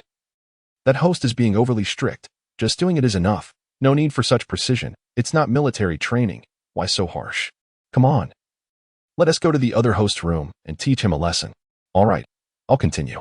Losing means accepting the punishment. After completing 50 push-ups, Li Wenmin was drenched in sweat. Next, she needed to imitate the sounds of 10 animals. First, the cat goes meow meow meow. Second, the dog barks woof woof woof. Third, the cow goes moo moo moo. Fourth, the frog croaks ribbit ribbit ribbit. Fifth, let me think. Li Wenmin paused for a moment. What other animal sounds are there? Ah, yes, the rabbit goes squeak squeak squeak. At this moment, the host on the opposite side expressed his discontent. Excuse me, beauty, is that how a rabbit sounds? Rabbits don't make noises like that. Rabbits don't make sounds? I have raised many rabbits. They definitely make sounds like that. All right, you continue. The 7th one. Let me think. The snake hisses HSSS HSSS. The 8th one. What should I imitate? She glanced at the chat box. Rooster crowing. Yes. The rooster crows cock-a-doodle-doo. 2 more to go. Everyone help me think of the last 2. The netizens in the chat box unitedly assisted her in recalling the remaining 2. Mouse.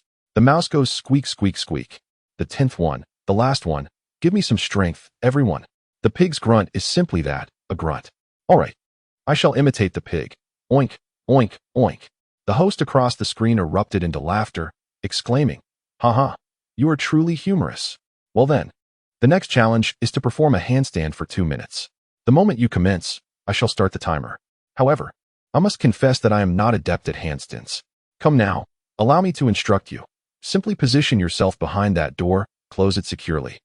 Then execute a handstand by placing your hands on the ground and lifting your legs upwards. Yet, I genuinely cannot do that. That's unacceptable. You must complete all 3 challenges. How about we switch to another? Can you dance? A dance would suffice. The male host observed her with a mischievous glint in his eye. Very well, I shall dance. Excellent. Perhaps a spade, or a little train, or even cleaning the windows. Li Wenmin sensed the male host's ulterior motives. He was deliberately trying to embarrass her. Apologies. But I am unfamiliar with those dances. I only know one. Which dance is that? The Gangnam Style. Li Wenmin selected the song feature on the streaming app and queued up PSY's Gangnam Style. Up in Gangnam Style, she began to joyfully perform the horse dance within the streaming room. To prevent her special effects from being disrupted while dancing, she donned sunglasses and a mask, ensuring she was thoroughly covered. Just as she was immersed in her performance, she noticed a comment in the chat. Continue to engage with him. The greater the punishment, the better. Having watched some live streams, she knew that only viewers of a certain status could post such comments. As she leaned in to discern who had arrived, the screen suddenly lit up with a flurry of gift effects, including the Douyin #1 and a Ferris wheel. Li Wenmin quickly drew closer to her phone to investigate. Little Wong loves scallions. He has returned. Thank you. Little Wong loves scallions. Where have you been? If you had arrived earlier, I wouldn't have had to endure punishment. At that moment, the male host across the screen, noticing her pause, smugly inquired, "Beautiful lady. It seems a big shot has joined your side. Shall we engage in another round?" At that instant, a comment from Little Wong loves scallions appeared. Let us go again. I promise you will win. Very well, let us proceed.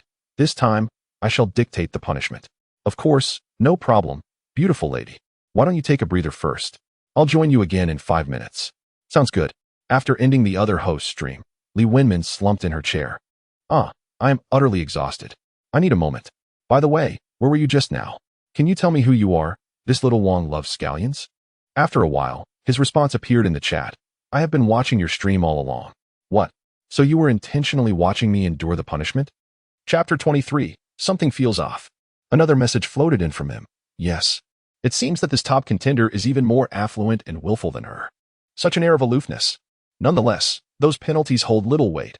After all, you showered me with so many gifts already. Even if I were to face a punishment, I would embrace it joyfully. Thank you once again. Dear friends, let us unite in expressing our gratitude to Xiao Wang, who adores scallions. Soon, we shall triumph over that slipper-wearing fellow across the way, leaving him utterly defeated. Li Wenmin gracefully emulated the exhortations she had observed in previous live streams. After all, that slipper-wearing man had been rather nitpicky in imposing punishments upon her. What a deserving target for retribution. Despite her current financial superiority over Xiao Wang, the wealth she possesses is beyond measure. With an infinite supply of black gold cards at her disposal, her funds are inexhaustible. To call her the wealthiest individual in the world would not be an exaggeration. Yet, she finds herself in a predicament, as misfortune has befallen her. Were it not for the fact that she cannot treat herself to gifts at this moment, she would not be experiencing such a setback. She glanced at the chat box in the lower left corner, recognizing some of the most vocal participants, who were now fervently exchanging messages. Hey streamer, let me tell you. That guy across ISNT resting. He has gone to fetch his older brother.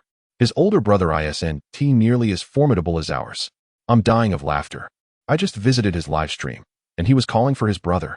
Our big brother is back. He just said he would help the streamer win. It seems like victory is assured this time. Let us give that slipper-wearing man an eye-opening experience. He has probably never encountered such an abundance of gifts in his life. Not just him. I've never seen anything like it either. Today is truly enlightening. At that moment, the opposing streamer sent Li Wenmin an invitation.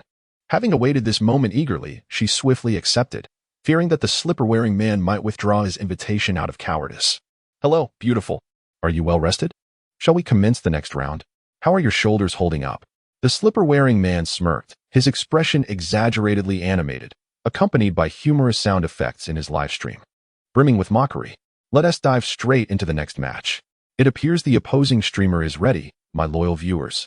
Do you wish to see the opposing streamer face even more formidable penalties? If so, let us each contribute a small token and bring her to her knees. Li Wenmin stared, somewhat speechless, at the slipper-wearing man, who was rallying the audience's enthusiasm. By now, he had removed the slipper that had been affixed to his forehead and was no longer clad in his previous outlandish attire.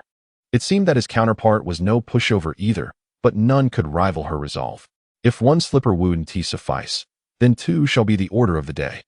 Additionally, let us impose a penalty of 100 push-ups that should surely exhaust him, even through the screen. Li Wenmin could see the spittle flying from the slipper-wearing man's mouth as he spoke. Having watched several live streams, she understood that the hosts often adopt an animated demeanor and utter bold proclamations in front of the camera for the sake of entertainment. Without conflict, where lies the intrigue? Thus, she patiently awaited the conclusion of his bravado, during which Li Wenmin occasionally glanced at the audience rankings of her live broadcast. The avatar of Xiao Wang loves scallions consistently occupied the top position, depicting a vibrant green scallion. It seemed this top follower had a profound affection for scallions, as both his name and avatar suggested. After the opposing host finished an impassioned tirade, he turned toward the camera and addressed Li Wenmin. The punishment for this round shall be determined by me. Why? You decided last time. And it's only fair for each of us to take turns. Li Wenmin retorted, a hint of irritation in her voice as she had already conceived a fitting punishment. Her idea was that the loser would have to stick a slipper on either side of their head and complete 100 push-ups, uttering the phrase.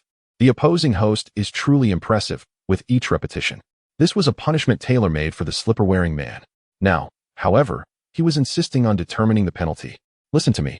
Opposing host, since you lost last time, the loser cannot dictate the punishment. How about this? I will set the terms for this round, and if I lose, you can decide for the next. Li Wenmin did not respond, but merely glanced at the chat box. Isn't this bullying? I've never seen such a rule. Exactly. Shouldn't the punishment be a mutual agreement? It's all because the slipper-wearing man's big brother has arrived, giving him confidence. Does he not see the ranking of our top follower? Surely, he has some spectators on his side. If I were him, I wouldn't even dare to challenge this side. Such arrogance is unwarranted. Beauty? Are you even capable? The slipper-wearing man deliberately elongated his last sentence, dripping with provocation and sarcasm. He then activated a sound effect in his live stream, resulting in a cacophony of mechanical laughter. All right, speak your piece. Li Wenmin was curious to see what kind of punishment the slipper-wearing man would propose this time, knowing full well that her side boasted a high-ranking follower. His reckless bravado would be his own undoing, considering the struggles the beauty faced in the previous round. She proposed a lighter punishment for this round. The loser would have to sing a song. Is that all? Indeed, beauty streamer, don't you find me considerate? Li Wenmin quickly realized that he believed he would lose this round, which was why he suggested such a trivial punishment. Fully aware of his impending defeat, he continued to engage with Li Wenmin, as even in loss, the light punishment would allow him to ride on the wave of popularity and seize an opportunity to gain attention. One must admit, he was quite cunning. Fine, that works. Eager to conclude the live stream, Li Wenmin readily agreed. Originally, she had started the broadcast merely to clarify the misconceptions surrounding her video that garnered 100 million likes for a trivial act. Little did she anticipate that it would escalate into a competitive live stream. All right. The opposing streamer exuded a refreshing confidence, evidently a decisive and resolute young woman. Let us commence. I muted my microphone. At this moment, the man in slippers had completely shed his previous arrogance and even began to praise her. Indeed, having support makes a significant difference. Meanwhile, the chat box was rife with scorn directed at the man in slippers. Wow, that guy is truly cunning, knowing he would lose. He set such a punishment. Impressive. Why did you agree to him so readily? You should have bargained. After the way he treated you last time. How can you endure this? This streamer is far too kind. She's only suffering losses. Observing the unified discontent in the chat box and the support for her, Li Wenmin smiled slightly. If she could win their favor, then her own losses would be worthwhile. Within less than half a minute, the opposing side's health bar surged to half. Li Wenmin leaned back in her chair, leisurely sipping her milk while glancing at the chat messages. No worries. Let him revel for a moment. Soon enough, he will be singing. Before long, only 10 seconds remained. Little Wong, who adored scallions, had remained silent. Coupled with the various urgings and speculations in the chat, Li Wenmin grew restless. What does this mean? It's fine. Losing merely entails singing a song. Yet, something seemed amiss with Little Wong. Li Wenmin leaned closer to her phone, scrutinizing the countdown on the health bar. Chapter 24. The real trickster is the grandson 10, 9, 8, 7, 6, 5, 4, 3. Li Wenmin widened her eyes, fixated on the center of the live stream screen, neglecting the 99 messages flooding the chat. 2, 1. Failure.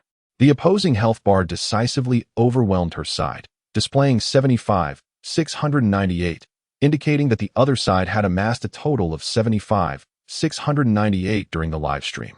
Her own health bar reflected a mere 168, accumulated solely from the audience's small gifts. Li Wenmin pursed her lips and opened the microphone of the man in slippers, who was animatedly spewing nonsense at the camera. Wow, we actually won. My friends are incredible. It seems the big brother on the opposite side is nothing but a paper tiger. Amazing. Thank you, my big brother. Following this, a rousing song filled the air as the man in slippers sang and danced in the live stream, incessantly expressing gratitude to his big brother. Li Wenmin maintained a stoic expression, quietly observing him until he paused. Opposing streamer, your big brother is lacking. Hurry up, let us begin the punishment. All right. I'll take on the punishment and start singing. Oh wait, why the rush? Since I won, I should choose the song for you to sing. What? You didn't mention that before. Isn't this just unreasonable? Provoked by the man in slippers' relentless advances, Li Wenmin shouted in exasperation. But you lost. So I get to decide. How about you sing that song? What is it called again? Ah, yes, Plateau, that one. As Li Wenmin observed the chat box in her live stream, filled with supporters defending her, she felt that the man in slippers was indeed pushing his luck. However, what could she do? After all, it was Xiao Wang who had instigated this situation. Hey, streamer across the way, if you can't handle the heat, don't throw punches. What do your fans mean by coming to my live stream to hurl insults? For every one of them, I'll block them. Now let us get singing. All right. I'll sing. In a bid to conclude the live stream swiftly, Li Wenmin squeezed her throat to perform Gao Yuan, finishing with the sensation that her throat was almost ablaze. Haha. The opposing streamer can still take it. Splendid. Let us go for another round. We're playing 3 matches today. Another one. Hearing the man in slippers persist, Li Wenmin quickly shook her head. No. I can't compete with you. I must take my leave. Is that it? Look, everyone. The opposing streamer has fled in defeat. Haha. You guys are fantastic. Today, I've truly washed away my past shame. Finally, I can hold my head high. Li Wenmin had lost patience to engage further. She was awaiting the return of her 2 bodyguards to continue her shopping spree, to cruise in her top-tier supercar, and to indulge in various pleasures. At that moment, a shiny new comment floated into her live stream, once again from Xiao Wang. Tell him if the punishment is severe, continue playing with him. Initially inclined to ignore the comment and close the live stream, she reconsidered upon recalling that Xiao Wang had generously gifted her nearly 2 million. Though she was not lacking in money, she was not short on cunning either. Since this Xiao Wang enjoyed watching her live stream and relished her misfortunes, she would acquiesce to his request one last time, provided the punishment was not excessively harsh. Gritting her teeth, Li Wenmin interrupted the incessant provocations of the man in slippers. I can play one more match with you, but I have a condition. At her change of heart, the man in slippers beamed with delight, leaning closer to the screen. Sure, go ahead, streamer. The punishment must be severe, you decide. Oh my, I thought it was something serious. No problem. After a brief pause, the man in slippers continued. The punishment for this round is as follows. The loser must wear a revealing tank top, select a lively dance, then hold a handstand for 2 minutes, and finally, stick a ring of slippers on their head. Goodness, how ruthless. This is pushing it to the extreme. After losing 2 matches, Li Wenmin felt that defeat was imminent. Just as she was about to negotiate, another comment from Xiao Wang appeared on the screen. Accept. Yet this was too severe. If he enjoyed watching streamers suffer, he could find another to entertain him. She was not up for it. Accept. The second message was merely 2 succinct words. Li Wenmin glanced helplessly at the chat box in the lower left corner, where comments lamenting her plight filled the screen. This streamer is truly unfortunate. I almost feel sorry for her. What is going on with the top supporter? Do they have some kind of feud? What do you understand? It is simply a means of spending money for amusement, merely to witness a female streamer face penalties. How about that? The beautiful streamer opposite, has she succumbed to fear? One can only blame your brother for his lack of ambition, unable to protect you. Hurry, is it possible to utter a single phrase? Everyone is watching. At this moment, Li Wenmin wished fervently for another phone to wildly slap the face of the man in slippers, whose beauty filter could not conceal his dismal appearance. Suddenly, an idea struck her. If she were to lose this match, she would simply terminate the live stream and deactivate her account. This way, it would all come to an end, avoiding any penalties while also putting on a show for her opponent. Most importantly, she would no longer have to endure the incessant discussions surrounding that infamous video of her nose picking. Very well, let us proceed. The loser must not resort to tricks. Naturally, it is the one who resorts to tricks that is the fool. Humph, if I am to be the fool, I shall deactivate my account. What can you do about it? As the broadcast commenced, the man in slippers clearly did not exert himself as vigorously as he had in the previous match. Instead, lounging in his chair like a lord, occasionally uttering a few words. Li Wenmin, too, sat back nonchalantly, watching the opponent's health bar gradually rise, contemplating what to eat after the stream. With only a minute remaining, the opponent's health bar had already eclipsed hers. The man in slippers began to celebrate prematurely, making faces at her and prancing about the live stream. Even if he muted his microphone, Li Wenmin could sense his gloating. Just wait. I shall turn your joy into nothingness. With only 10 seconds left, Li Wenmin glanced at her health bar, which was nearly depleted by the opponent's overwhelming advantage. The opponent's score stood at 98566, while hers languished at a mere 67. It appeared that even her viewers believed her defeat was inevitable, abandoning any futile efforts, despite her audience being several hundred times larger than his. As the countdown commenced, Li Wenmin prepared to shut down the stream at the precise moment. She even contemplated ending it now, for she had wealth and cared not for such trivial matters, no longer needing to rely on live streaming for sustenance. Such audacity. 10. 9. Li Wenmin stealthily positioned her hand over the live stream close button, ready to press it when suddenly, a visual effect startled her. A Ferris wheel. But that was not all. Another Ferris wheel followed. She glanced at the chat box to check the gift details. It turned out not to be 2 Ferris wheels, but rather 99 Ferris wheels, gifted twice. The screen was inundated with the gift notification of 99 Ferris wheels, continuing until the end. The health bar displayed 2,970,000. In total, that amounted to 990 Ferris wheels. Li Wenmin was taken aback, never having anticipated that her very first live stream would yield nearly 3 million in gifts. Although 300,000 is not a significant amount for her at present, for someone without a wealthy system, every penny counts. She then rose to her feet, awkwardly expressing her gratitude. Thank you. Xiaowang loves scallions. I truly appreciate your support. Thank you. After that, she quickly glanced at the live stream, noticing the absence of any bullet comments, while the chat box in the lower left corner began to blur with messages. Opening the microphone, Li Wenmin, with a triumphant smile directed at the astonished man in slippers, declared, "Let us begin. No cheating, or else you'll be in for it." Chapter 25. The pleasing personality. Ha ha ha. I won't cheat, I promise, he replied. Through the screen, Li Wenmin could clearly see the discomfort etched on the man's face as he forced a smile to mask his embarrassment. Finally, relishing the moment, she commanded from her seat, mimicking his earlier demeanor, "For the first punishment, you must wear a sexy camisole and perform a lively dance. Commence now." "No problem. I'll accept the punishment if I lose, and once again, I thank all the big brothers and sisters in my live stream. Thank you. Enough chatter. My fans are waiting. Let us save the thank yous for after the punishment is complete." Trying to stall for time? Not a chance. All right, I'll go find a camisole. But you need to give me time to prepare my props. Fine, you have time, but make it snappy. With that, the man in slippers exited the live stream frame. Li Wenmin glanced at the chat box in the lower left corner, flooded with messages of admiration. 666. I can't believe he actually lost. What a spectacle. 666. The top supporter is amazing. My eyes have been opened. 666666666. Back to 0. 6. That guy is probably off crying. Ha, reading the comments. Li Wenmin smiled subtly at her phone screen. Such a small affair. Everyone, I hope you enjoy the upcoming show. Despite her outward calmness, her heart raced with excitement at that moment. To maintain her composure and to strike back at the man in slippers, she had to suppress her exhilaration. It appeared that Xiaowang loves scallions truly was not a simpleton. Indeed, this series of events was quite impressive. Before long, the opposing live stream began to play a song frequently used by female streamers for dancing, Train Shake, yet no one was visible on screen. Just as Li Wenmin was about to inquire, a graceful figure slowly emerged from below the opposing live stream. It turned out the man in slippers had kept his word and actually started to dance. He donned a Barbie pink backless camisole, energetically and awkwardly swaying to the music, executing several signature moves with surprising precision. While dancing, he occasionally threw flirtatious glances at the screen, clutched his chest, swayed his hips, and pouted. The moment Li Wenmin saw him biting his lip in a sultry manner, she could no longer contain her laughter, erupting into a fit of giggles. Ha ha ha. After taking a sip of water, Li Wenmin nearly burst into laughter, quickly covering her mouth to prevent any water from splattering onto her phone.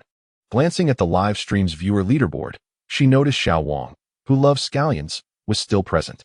Amidst her uncontrollable laughter, she exclaimed, "Ha ha, Xiaowang, did you see that? He's quite the professional dancer." Xiaowang, however, offered no response. Li Wenmin then turned her attention to the chat box in the lower left corner, where a cascade of ha-ha-ha messages filled the screen. "My dear friends, isn't it delightful? Isn't it satisfying? Please show some support to the host by following, liking, and saving." As the first performance concluded, the man in slippers did not pause. He proceeded to the door and, placing his hands on the ground, began his second punishment, a 2-minute handstand. The opposing host handled the punishment swiftly and efficiently. Li Wenmin gave a thumbs up to the camera, eagerly anticipating the third challenge. 2 minutes later, the man in slippers obediently began his third punishment. He had procured 4 or 5 slippers and, with tape, wrapped them around his head, leaving only small gaps for his eyes. The sight was quite comical, even more so than when he had merely attached a single slipper. "I will keep these slippers on my head until I win my next match against another host," he declared, struggling to adjust the slippers on his face as he addressed Li Wenmin. "All right, I shall end the broadcast now. Goodbye," she said, closing with a cheerful farewell. After shutting down the stream, Li Wenmin addressed her audience. "If you enjoy watching the host, consider following him. It's not easy, after all, to make a living this way." Pausing briefly, she shrugged and continued, "Unlike me, I don't rely on streaming for my livelihood. I have wealth." Since she had used a large head sticker effect throughout her broadcast, no one truly knew her identity. The boldness of openly declaring her affluence felt exhilarating. At that moment, she heard voices and footsteps from outside her room. It must be Hua Zhe and Wu Yu returning. Oh, I'll sign off now. I'll stream again when I have time. Goodbye, everyone, and farewell to Xiao Wang, who loves scallions. After hastily concluding, she neglected to check the chat messages and promptly clicked to end the stream. After stepping out of her room and traversing a short distance around several rooms, Li Wenmin finally arrived at the spacious living room. Huaze, you're back, she exclaimed. Wei returned, they replied, seeing the numerous bags they were carrying. Li Wenmin quickly approached to inspect their haul. Each of them held 2 large bags filled to the brim with snacks, which they placed at the entrance of the living room. But that was not all. It seemed there was still more outside. Li Wenmin leaned in to take a peek, and as Huaze began to organize the items, he explained, Wu and I have purchased nearly everything that was still needed for the house. In addition to the snacks you listed, we also got vegetables, fruits, fresh meats, various ingredients, seasonings, and some kitchenware. All right, please hand over the receipts, and I will reimburse you. Moreover, you have put in considerable effort in shopping, so you will also receive an additional wage. There is no rush. Huaze wiped the sweat from his brow and continued to collaborate with Wu Yu as they brought the purchased items into the house. Once they finished their task and changed their shoes, they stepped indoors. Seeing their hard work, Li Wenmin hurriedly poured a glass of water for each of them and approached. Wenmin, you mustn't do this. We are merely fulfilling our responsibilities. Indeed, Wenmin, there is no need for you to feel obliged in our presence. You need not seek to please anyone. Your happiness and authenticity are what matter most, Huaze responded with a smile. As he and Wu Yu began to place the newly acquired items into the refrigerator, one need not seek the approval of others. Huaze's words stirred an emotional response in her, nearly bringing her to tears. She indeed possessed a somewhat people-pleasing personality, constantly considering the feelings of others in hopes of earning their affection. This tendency was significantly influenced by her upbringing. Throughout her childhood, during family visits, her mother would insist she greet each relative, even those who looked down upon them due to their modest circumstances.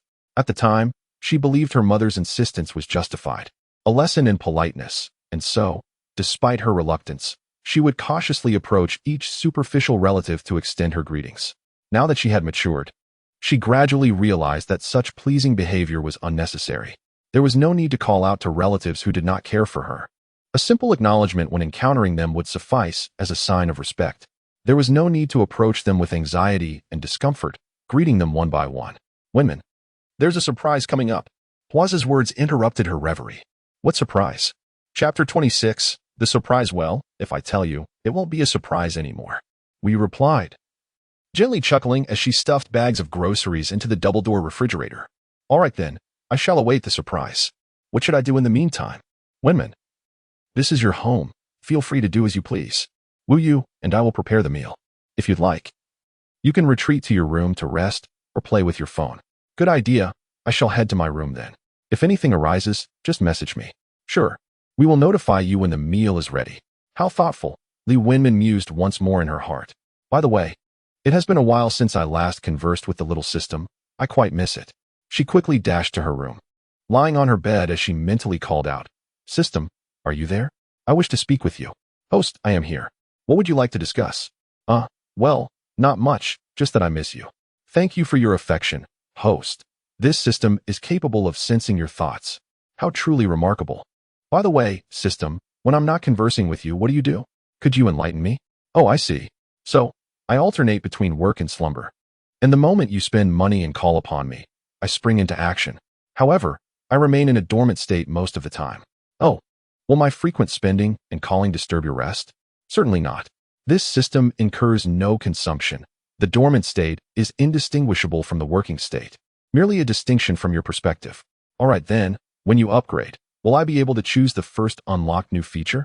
You mentioned that after completing the daily spending task for a continuous 81 days, you would upgrade and unlock new functionalities. Indeed, after completing a cycle of tasks, this system will elevate by 1 level. The upgrade process takes only a second and will be completed automatically, requiring no action from you. I am quite looking forward to it. May I select the first new feature? Of course. Which one do you wish to choose? My dear little system. You truly pamper me. Let me ponder which one to select. I shall choose the ability to read minds. Just imagine, once she possesses this power, she will be able to discern the thoughts of others at any given moment. Consequently, anyone dealing with her will feel as transparent as glass, with all their hidden intentions laid bare before her. Are you certain? Absolutely. Unlock the ability to read minds. Li Wenmin, sprawled across her bed, excitedly rolled over and exclaimed. She instinctively covered her mouth, fearing the bodyguards outside might overhear. They probably wouldn't hear her, as the door is soundproof and quite distant. All right. The system is now sorting, placing the ability to read minds as the first feature to be unlocked. Sorting complete. Thank you, system. I adore you. You are simply wonderful. No need for thanks, dear host. Please remember to complete your daily spending tasks. Should you fail to fulfill the task on any given day, the sign-in will be interrupted and will require restarting. Of course, I would never forget. Rest assured, little system, I am even more eager for your upgrade. I will assist you in unlocking each new feature. Thank you, host. Ding. Detection indicates that the Wanhui Shopping Center acquisition is complete and all formalities have been finalized. Please check your records. As the mechanical voice of the system echoed in her mind, Li Wenmin sat up in bed, leaning forward to attentively inspect the panel displayed in her mind. The panel was showcasing various contracts and documents, each flipping by in a blur. Although she could hardly discern the details, the one thing she clearly noted was that her signature appeared at the bottom of each document. System, how is it possible that you accomplished this in less than a day? To the host, indeed, all procedures have been completed, and you are now the owner of the Wanhui Shopping Center. The rental income and various profits will be deposited into your bank account promptly on the 1st of every month. Deposited into my bank account? Not into the black gold card? Does this mean my bank account will soon be filled with a substantial amount of money? In other words, I will soon become a landlord living off rental income? What a tremendous surprise. Upon hearing this news, Li Wenmin couldn't suppress her joy, her mind racing with various thoughts. Once she calmed down a bit, the system replied. To the host, yes, the monthly earnings from Wanhui Shopping Center will be at least 10 million. 10 million? That is more than enough. This money will be directly credited to her bank account. Who would have thought that one day? She could be a landlord whose account swells without lifting a finger. She even envisioned using the limitless black gold card for her expenditures while letting her bank account's funds remain untouched, accruing interest, or perhaps investing in financial products. How fortunate I am. I never imagined that I, Li Wenmin, could arrive at such a day. It's astonishing that I could attain such wealth in my lifetime. Others who support my endeavors will surely prosper as well. Li Wenmin quickly checked her phone calendar. Today was the 30th, and tomorrow would be the 1st. System, you certainly have impeccable timing. Doesn't that mean my bank account will receive 10 million tomorrow? To the host, yes. Ha ha ha, that is wonderful. I am indeed a wealthy woman. Elated, Li Wenmin jumped up and down on her bed. While the limitless black gold card allows for endless spending, it can only be used for purchases and not for transferring funds to her personal bank account. Now, with her own bank account soon to be credited, it would be entirely her own money. She could choose to transfer it to others or save it as she pleased. At this moment, she possessed both the freedom to spend with her limitless black gold card and the tangible reassurance of her bank account. It was truly perfect. Ding dong. Just then, her phone chimed. Picking it up, she saw a message. Wenmin, dinner is ready. If you're rested, come out to eat. It was from Huaza. Li Wenmin didn't rush to reply. Instead, she clicked on his profile and checked his moments, then did the same for Wu Yu. Ever since adding them as friends, she hadn't conversed much with either. Huaza's profile picture was of him looking casual in sportswear and a baseball cap, radiating a sunny disposition. His moments were filled with pictures and videos of him working out and playing basketball. Wu Yu's profile picture featured a handsome anime character, exuding a touch of melancholy, which suited his demeanor quite well. She opened his moments, which were visible for 3 days. Li Wenmin then got out of bed and made her way to the dining area. Chapter 27. Koenigsegg. As Li Wenmin traversed the spacious and airy living room, she noticed from a distance that the curtains of the floor-to-ceiling windows had been drawn shut. Although it was afternoon, the outside was still quite bright. With the curtains drawn, the entire house seemed to take on a shadowy hue. Just as her curiosity led her to survey her surroundings, a sudden beam of light emanating from the dining table captured her attention. Ding, ding, ding. The sounds of Wu Yu and Huaze accompanied that illuminating glow. It was a candlelit dinner. The light she had just seen was from the candles that had been lit on the table. Observing the two of them clad in aprons, and then glancing at the elegantly arranged plates of exquisite cuisine on the table, Li Wenmin's eyes sparkled with delight as they reflected the flickering flames of the candles. Come. Miss Wenmin, please take a seat. Huaze gently pulled out a chair at one end of the dining table, smiling as he gestured invitingly. Will you step beside her? Mirroring Huaze's gesture, Li Wenmin, her face beaming with joy, walked over. You two are truly remarkable. Not only can you cook, but you also have such flair.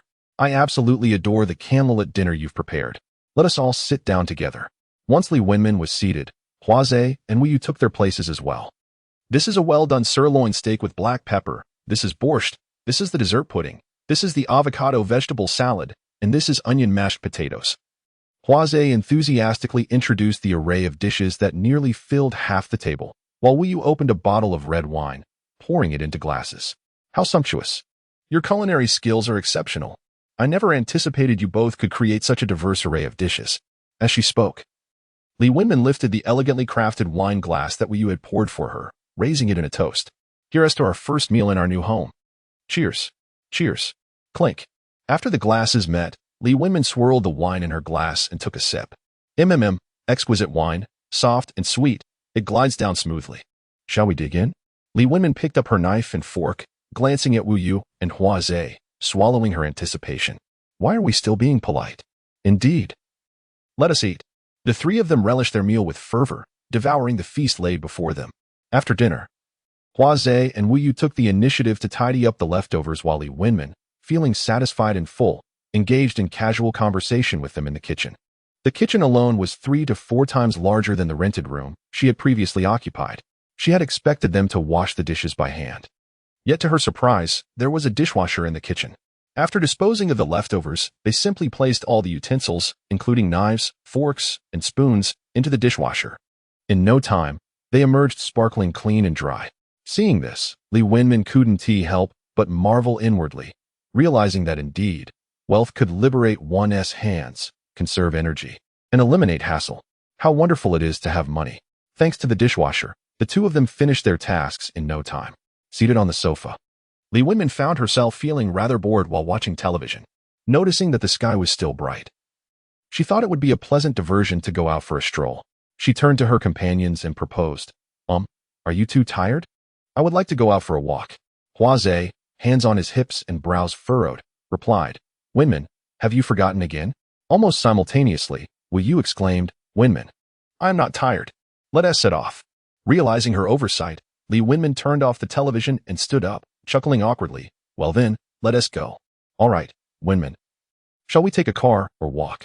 Huaze inquired as he removed his apron, his muscular frame exuding a distinctly masculine charm. As Li Wenmin briefly averted her gaze before looking back at them, she found herself primarily focused on Wu Yu. Why does Huaze seem increasingly handsome? She pondered. Let us take a car. Oh, wait. I almost forgot I have several supercars parked in the underground garage. Let's drive one of those out for a spin. Great. Let us head out. As they exited and made their way to the underground garage, Li Wenmin suddenly remembered that she had never obtained a driver's license. It seemed she would not be able to drive the supercar herself. She recalled that on the first day she linked to the system, there had indeed been her driver's license in that takeout bag. What was going on? System, are you there? She called out silently in the elevator. Host, I am here. I want to drive, but I have never taken a driving test. The document you provided me last time contained my driver's license. Does that mean I possess the skill to drive? Based on her readings of various wealthy protagonist stories, systems typically equipped their hosts with the skills to operate all kinds of luxurious vehicles. Replying to the host, you have not yet unlocked the instant skill acquisition feature, so you are currently unable to drive. What? Does that mean I will have to wait 81 days for the mind-reading ability to unlock? And then another 81 days to unlock the instant skill acquisition? Replying to the host, yes. You may choose whether to prioritize unlocking instant skill acquisition as the second feature. Li Wenmin did not rush to respond, but instead weighed her options in her mind. Although she could learn to drive at a driving school, it would take at least 2 months, requiring her to daily seize opportunities to practice, exposing herself to the sun, and enduring potential failure to pass. If she could instantly acquire the driving skill, why not wait a little longer? It would only be about half a year, during which Huaze and Wu Yu could drive for her. However, she would temporarily miss the experience of driving a supercar herself. When the instant skill acquisition feature was eventually unlocked, she could gain not only the driving skill, but others as well. After careful consideration, Li Wenmin mentally decided. Then let us prioritize instant skill acquisition as the second feature. System is beginning to reorder, placing instant skill acquisition as the second feature to be unlocked. Reordering complete. Wenmin, we have arrived at the garage. Oh, okay. engrossed in a lively discussion with the system. She was jolted back to reality by Hua's reminder and swiftly made her way towards the elevator. Wu Yu, one hand pressing the elevator button while the other shielded one side of the door, ensured she wouldn't be caught by the closing doors. Upon arriving before the 5 stunning supercars presented by the system, Li Wenmin felt a wave of delight. Truly, these were top-tier supercars, each one inciting an irresistible frenzy of admiration. Each car was more striking than the last. No, they were all equally captivating, each exuding its own unique charm. Silently standing on either side of her, Hua and Wu Yu awaited her decision. Lacking much knowledge about cars, Li Wenmin mentally consulted the system once more before finally matching each vehicle before her to its name. Therefore, she declared, I'll choose the Koenigsegg 1. After all, it was the most expensive, valued at 100 million. It was likely that she was the only one in the city to possess such a remarkable vehicle. Such a lavish supercar deserved to be taken out for a spin, didn't it? All right, I'll take this one. However, Wenmin, you must wait a moment. I have never driven such an extravagant sports car and need to familiarize myself first, Hua remarked before turning to Wu Yu. Have you ever driven a sports car? I have, but only my friend's Lamborghini. It should be somewhat similar. Perhaps we could both explore it together, Wu Yu suggested. Sounds good. Handing over the car keys to them, Li Wenmin stood by, observing as they diligently examined the 100 million yuan supercar. It was evident that both were a bit exhilarated, their eyes gleaming with anticipation, excitement, and appreciation for the vehicle. Indeed, it seemed that men were inherently more fascinated by such machinery. After all, this was the dream toy of countless men, and here she was, possessing not just one, but several at her young age. Li Wenmin watched intently as they explored the car, her own excitement mounting at the thought of soon taking a seat within. After Wu Yu unlocked the car with the keys, he approached the door and squatted down, searching for something. After a brief moment, he excitedly called out to Hua. The door button is right here. He pressed it, and as expected, the car's gull-wing door elegantly ascended. Cool. Exhaled Li Wenmin in awe as she witnessed the supercar's door opening for the first time up close. The high-tech allure was palpable.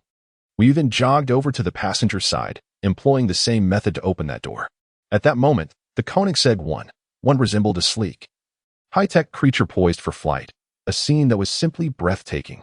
Coupled with the entire body adorned in carbon fiber, the car radiated luxury and sophistication. Since there are only 2 seats, who will drive this one? The other will have to take the other car, Li Wenmin inquired, glancing at them upon noticing the limited seating. We will drive this one, while I'll follow behind in the Maybach, Hua replied. After Hua finished speaking, he cast an envious glance at the Koenigsegg. All right, let us depart. Once seated in the car, Li Wenmin looked ahead, feeling as if she were crouching on the ground. The supercar's chassis was remarkably low, even lower than she had anticipated. After fastening her seatbelt, Li Wenmin felt a surge of nervousness akin to that experienced before riding a roller coaster at an amusement park. Wenmin, are you ready? I'm about to start the engine. Wu Yu inquired, turning his head. Yes, I'm ready. Both anxious and exhilarated, Li Wenmin could feel the sweat forming in the palms of her hands. With a roar that epitomized the supercar's engine, they were propelled forward, akin to being launched from a roller coaster, swiftly exiting the spacious underground garage. Li Wenmin, believing the car was out of control, couldn't help but scream from the passenger seat. Ha, it's all right, Wenmin. As they approached the garage exit, Wu Yu slowed the car down, grinning mischievously. You scared me. I thought we were going to crash into a wall. How could that be? To be honest, I was startled too. I didn't expect this car to have such immense power. It's fantastic. He praised enthusiastically, caressing the steering wheel with satisfaction, his eyes brimming with affection. But take it easy. Once we are out, there will be so many cars on the street, we can't drive like that again. Of course, this car is meant for the racetrack. It's absolutely exhilarating. Upon hearing him mention the racetrack, Li Wenmin recalled her previous experience with outdoor go-karting. The sensation of flooring the accelerator and turning the steering wheel to its limits was indeed thrilling. Is Hua following us? He is, just behind us, but he just arrived.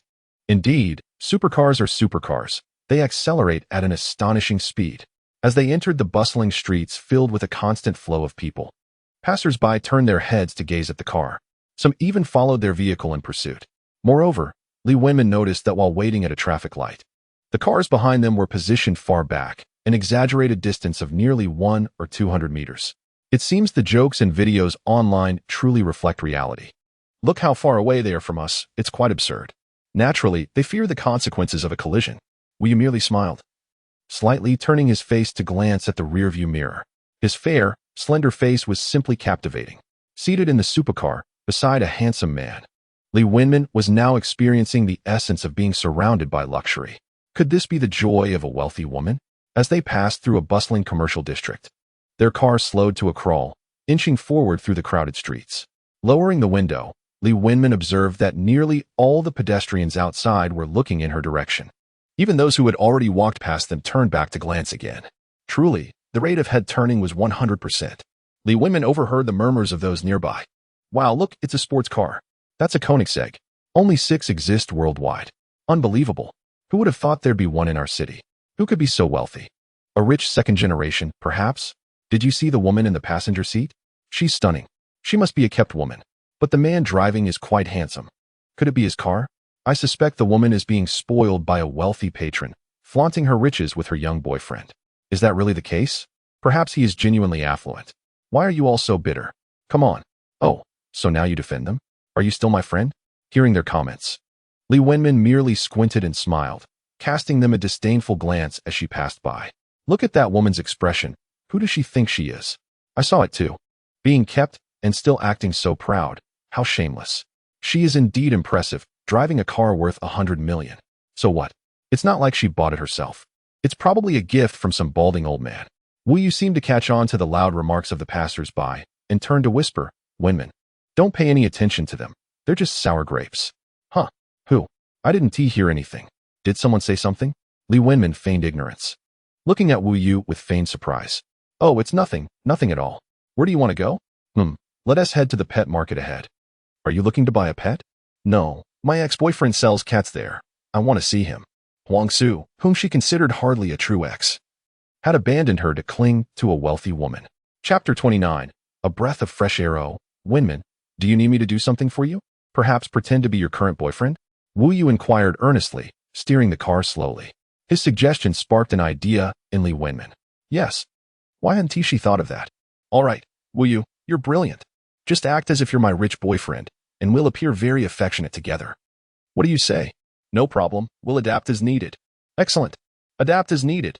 Li Wenmin was uncertain if Huang Su was still at the pet market, thinking that if he had indeed latched onto a wealthy patron, there would be no need for him to sell cats there anymore. After all, she had no desire to see someone so opportunistic again. Yet, to vent her frustrations, she resolved to pass by that way. A few months prior, they had both been in a pet adoption group. Li Wenmin had merely sought to adopt a stray cat, and unexpectedly, Huang Su had added her as a friend. After adding each other as friends, Huang Su did not engage much in conversations about pet adoption. Instead, he chatted with her about various topics daily. Initially, Li Wenmin responded to him with indifference, occasionally replying to his messages. One day, when she was alone in her rented apartment suffering from acute gastroenteritis, writhing in pain on her bed with no friends to turn to, Huang Su fortuitously sent her a message. Upon learning of her discomfort, Huang Su arrived shortly on his electric scooter, bringing a bag of medicine with him. He prepared hot water for her, administered her medication, and inquired after her well-being with genuine concern. From that moment on, Li Wenmin, adrift in solitude, gradually succumbed to his insipid affection. However, it wasn't long before Li Wenmin discovered that Huang Su frequently engaged in lively conversations with numerous girls in their group, often behind her back. One particular girl, with the username Heir to a Tycoon, appeared to be a woman in her 30s. On one occasion, she inadvertently stumbled upon their chat history, which left her feeling utterly repulsed. In those exchanges, Huang Su was nothing short of a compliant servant, eagerly catering to her every whim, running errands for her, such as purchasing eye drops, and even going to her home to wash her clothes and polish her shoes. His behavior was a relentless display of subservience. When Li Wenmin confronted him, he stubbornly denied everything until she insisted he show her the chat history on his phone, at which point he ceased his evasions. Subsequently, Li Wenmin decisively ended their relationship and deleted all means of contact with him. Yet, Huang Su persistently attempted to add her as a friend, leading her to block him on all platforms. You seem to enjoy clinging to wealthy women, don't you? Well, let us see if you've succeeded today. As she passed by a pet market, Li Wenmin immediately spotted Huang Su squatting on the roadside, engrossed in a game on his phone. In front of him was a blue cat carrier containing several kittens, accompanied by others who were also selling cats. Wu Yu, slow down. That's the guy absorbed in his game, she remarked. All right, I'll slow down. Li Wenmin found herself in the nearest position to Huang Su, leaning out of the car window to inquire about the price of the cats. When she asked, Huang Su remained fixated on his game, prompting her to scoff inwardly.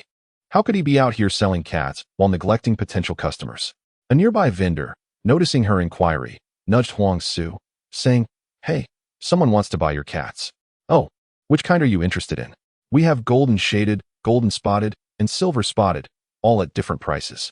As Li Wenmin sat in the car observing Huang Su, who continued to glance at his phone while explaining, her heart remained unperturbed. The moment their eyes met, his expression was one of astonishment and disbelief. Is it you? Li Wenmin? Oh, so you're the one selling cats? Never mind, I'll look elsewhere. Wait. I wanted to talk to you. You blocked me everywhere. I can't find you. Upon hearing her intent to purchase a cat, Huang Su immediately rose from his seat, bent slightly at the waist, and glanced at the vehicle they occupied, his eyes brimming with envy and perplexity. No, seeing you is bad luck, darling. Let us depart, he declared. Humph. At such a time, still feigning affection. How could you forget to act sincere when you were clinging to the wealthy matron? Very well, my dear. I shall heed your wishes, Wu Yu responded with quick wit, turning his head to bestow a doting smile upon her. Husband, have you already entered a new romance? Or perhaps even marriage? At that moment, Huang Su's expression shifted. The joy that once adorned his face vanished, leaving only an anxious desire for clarification. I've been in a relationship for quite some time, even before our split. My husband treats me exceptionally well. He is handsome and affluent. Behold, this sports car worth over 100 million was a gift from him. As she spoke, Li Wenmin extended her left hand towards Wu Yu, who instinctively grasped her delicate fingers, showcasing their affection. In that fleeting moment of Wu Yu's touch, Li Wenmin felt a flicker of panic. She had intended merely to introduce herself, not anticipating that he would seize her hand so boldly. Ah, adaptability, such a striking impact indeed. You were already involved before our separation? How seamless, Li Wenmin. You are truly repugnant. Huang Su exclaimed, his body trembling with indignation as he pointed at her in accusation. You, the gold digger, betrayed me for this pretty boy, and now you mock me with your scorn. How shameless. Huang Su fumed. Oh, am I the one who is repugnant? We are both guilty, are we not? Did you not cling to the wealthy matron before our split? How did that fare for you? This matron seems rather stingy. Allowing you to peddle cats instead, Li Wenmin retorted, pouting and raising an eyebrow in derision while smoothing her luxurious waves. She was acutely aware that she exuded the image of a triumphant woman marrying into wealth, and she intended to flaunt it, aiming to provoke this vile man who had once disgusted her. You, this gold-digging woman, for the sake of money, have betrayed me with this pretty boy and now dare to ridicule me. Truly, you are the height of shamelessness. Huang Su seethed, his body quivering with rage. My dear, it seems your husband might be somewhat unhinged. Let us return home. I do not wish to risk distress due to a lunatic, as it could harm our baby. Wouldn't you agree? Indeed, let us return, my dear. If you wish for a cat, I shall gift you a pet store. But we must wait until our little one arrives, all right? Oh, thank you, darling. I love you, Li Wenmin cooed, raising her voice in an exaggerated tone as she elevated the car window. Outside, Huang Su appeared utterly stunned, only to erupt in further curses. Li Wenmin turned away, refusing to meet his gaze, raising her neck like a swan within the vehicle. She had no desire to engage further with such a wretched individual. Having vented her frustrations, she was ready to depart. Chapter 30. Rectifying childhood woes. Once the car exited the bustling street, Li Wenmin felt her hunger resurge. Wu Yu, let us inform Huaze. I am hungry and wish to eat something. Certainly, what would you like? Wenmin, we can go now. I am feeling a bit peckish as well. Let us consider it a late-night snack. I find myself contemplating all the delectable delights I yearned for in my childhood. For instance? Wu Yu gazed intently at the vehicle, his head slightly inclined towards the passenger seat, his handsome profile accentuated by his golden-rimmed glasses, a truly pleasing sight. Let us first indulge in KFC or McDonald's, shall we? Very well, we shall go now. Huaza is not far behind us, and will join shortly. The mere thought of my childhood, passing by these fast food establishments during outings, ignited a strong desire to enter and partake in their offerings. However, my family's circumstances were modest, and the occasions on which I enjoyed such treats were few and far between. I recall a time when, after visiting my hometown with my father, We passed by a McDonald's on our way to the bus station. I longed to enter and savor a hamburger, but my father remarked that it was too expensive, suggesting it wiser to return home for a meal. As we walked past that McDonald's, I watched enviously as children inside relished their fried chicken, hamburgers, and fries while playing on the slide. Now that I am grown, I make it a point to step inside McDonald's or KFC whenever I pass by, even when my hunger is minimal. I am aware that this is my way of compensating for the deprivations of my childhood. Although I can now afford these indulgences, the experience is never quite the same as it was back then. Even now, I find myself entering only on Mondays and Thursdays for a modest treat. But things have changed. I possess an unlimited black card, allowing me to indulge without regard for the day of the week. Upon arriving at the entrance of KFC, I hurried inside and claimed the largest table, promptly placing my order on my phone. A large portion of fries, 6 servings, 3 of each type of hamburger, 3 cups of cola, and 3 large buckets of fried chicken. And let us not forget the egg tarts, my childhood favorite. For now, I shall order 3 boxes of those. Just as I completed my order and finalized the payment, will you and Hwaza join me at my table? I have ordered quite a feast. Let us eat to our heart's content. Quite a lot, you say? Hwaza inquired with a playful twinkle in his eye. No worries. I adore these treats. Wu Yu confidently declared. Then you must finish every last bite. I winked mischievously, and Hwaza chuckled in agreement. Before long, the collection counter announced our order number. Number 258, please collect your meal. Oh dear, I shall go shortly.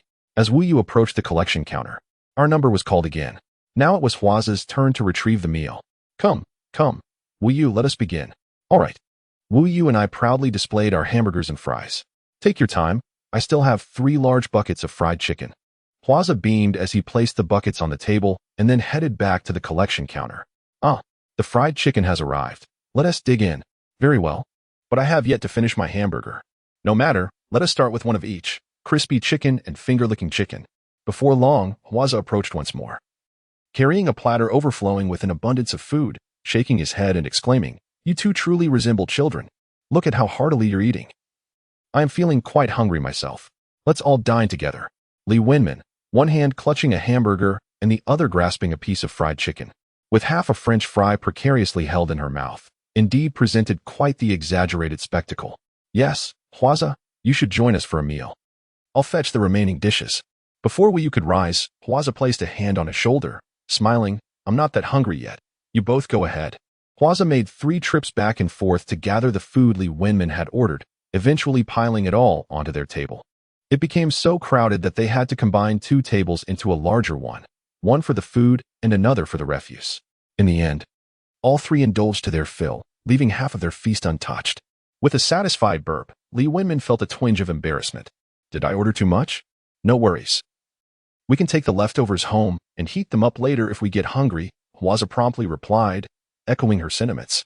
Li Wenmin mused internally about Hwaza's perceptiveness, recalling how he had often come to her aid in various situations. Wenmin, I truly can't eat another bite. You ordered far too much. This is the first time I've felt so stuffed here, as if the food is nearly lodged in my throat, Wu Yu remarked, his expression one of reluctant discomfort. After speaking, he burped again, hastily covering his mouth in embarrassment. Weren't you just boasting a moment ago? But indeed, I did order excessively. Gazing at the remaining hamburgers, fried chicken, French fries, and egg tarts on the table, Li Wenmin rubbed her belly, a look of contentment gracing her features. The delectable treats she had longed for in her childhood were now within her grasp, and she reveled in this indulgence. Yet, an unexpected wave of bittersweetness washed over her. The delightful flavors she had yearned for in her youth were now merely ordinary. Though they were now easily attainable, the fervent anticipation and subsequent joy of consumption had faded. Having overeaten and downed a large glass of ice-cold cola, Li Wenmin felt a hint of nausea creeping in. Noticing her frown, Hwaza, seated across from her, inquired softly, "Wenmin, what's wrong? Are you feeling uncomfortable from overeating?" "It might be that. I'll be fine once I digest," she reassured him. "You both wait here. I'll pop over to the pharmacy for some digestive aids." Before Li Wenmin could respond, Hwaza had already stood and exited. "Isn't Hwaza incredibly thoughtful?" Wu Yu remarked after taking a sip of his drink. "Indeed, he is quite considerate," Li Wenmin agreed. "Unlike me, who often fails to think things through," he lamented. Sensing the hint of disappointment in Wu Yu's tone, Li Wenmin quickly countered, "Not at all. Wu Yu, you're wonderful in your own right. For instance, You are quick on the uptake. You coordinated with me splendidly just now. I lack his experience, so sometimes I don't perform as well. Oh dear. I find it quite delightful. After all, everyone is on a journey of learning and progress. Moreover, if you both were the same, I would find it rather tedious. Thank you, Wenman, for your understanding. While waiting for Huaza to return with the medicine, Li Wenman and Wu Yu were engrossed in their phones. Casually, she glanced at the top right corner of the app and hesitated for a mere 2 seconds before opening it. To her astonishment, her video featuring an amusing moment had garnered an astounding 200 million likes, and her follower count had nearly doubled. Even her other 2 videos received hundreds of thousands of likes. Her private messages were abundant. As Li Wenman scrolled through them, she noticed that most were from internet celebrities, studios, or advertisers seeking collaboration. In her swift perusal of the messages, she unexpectedly spotted a familiar avatar, a green onion. It was a message from Wang Tsonghua, who adored green onions. Chapter 31. Hello, I am Wang Tsonghua. Upon opening the chat, she found a solitary message. Hello, I am Wang Tsonghua. Wang Tsonghua. No way. Could it truly be the illustrious second-generation wealthy heir from the Magic City? Given how lavishly he had showered her with gifts before, coupled with this iconic self-introduction, it was highly likely that he was indeed the national darling, Wang Tsonghua. Initially taken aback, Li Wenman quickly composed herself. So what if it was the national darling Wang Tsonghua? She was still Li Wenman, the world's richest individual. Exiting the chat, she switched off her phone and rested her head on the table, gazing vacantly out the window. Wenman, here, take some of this digestive tablet. It will do you good. Huaza called from a distance. Li Wenman turned to see him holding a bottle of water in one hand and a bag of medicine in the other. Here, take 3 tonight and 3 tomorrow morning. You should feel better, he instructed. All right, thank you, Huaza. No need for thanks. It's my responsibility. As she accepted the medicine and water from him, Li Wenman noticed the water bottle was already opened, allowing her to easily twist off the cap. How wonderful it felt to be cared for and pampered. Perhaps it was simply because she was wealthy now. After taking her medicine, they set off for home. As their car passed by the Legend Bar, Li Wenman, looking out the window, noticed a crowd gathered outside, seemingly welcoming someone. Dozens of marketers stood in 2 lines at the entrance, and a Rolls-Royce Phantom was parked outside, surrounded by several elegantly dressed women in short skirts, clustered around a young man. Who could it be to warrant such a grand reception? Intrigued, Li Wenman craned her neck to get a better view. The man at the center of attention appeared to be in his 20s or 30s, standing around 6 feet tall, dressed plainly in a white shirt and black shorts, with flip-flops on his feet. Why were all these beautiful women surrounding him? From a distance, he seemed rather unremarkable. Could it be that the wealthy individuals are exceptionally affluent? Indeed, those who drive a Rolls-Royce Phantom are undoubtedly in favorable circumstances. Wenman, shall we take a closer look? Noticing her curiosity about the throngs of people, Wu Yu slowed down the vehicle and inquired. Never mind. Let's not join that commotion.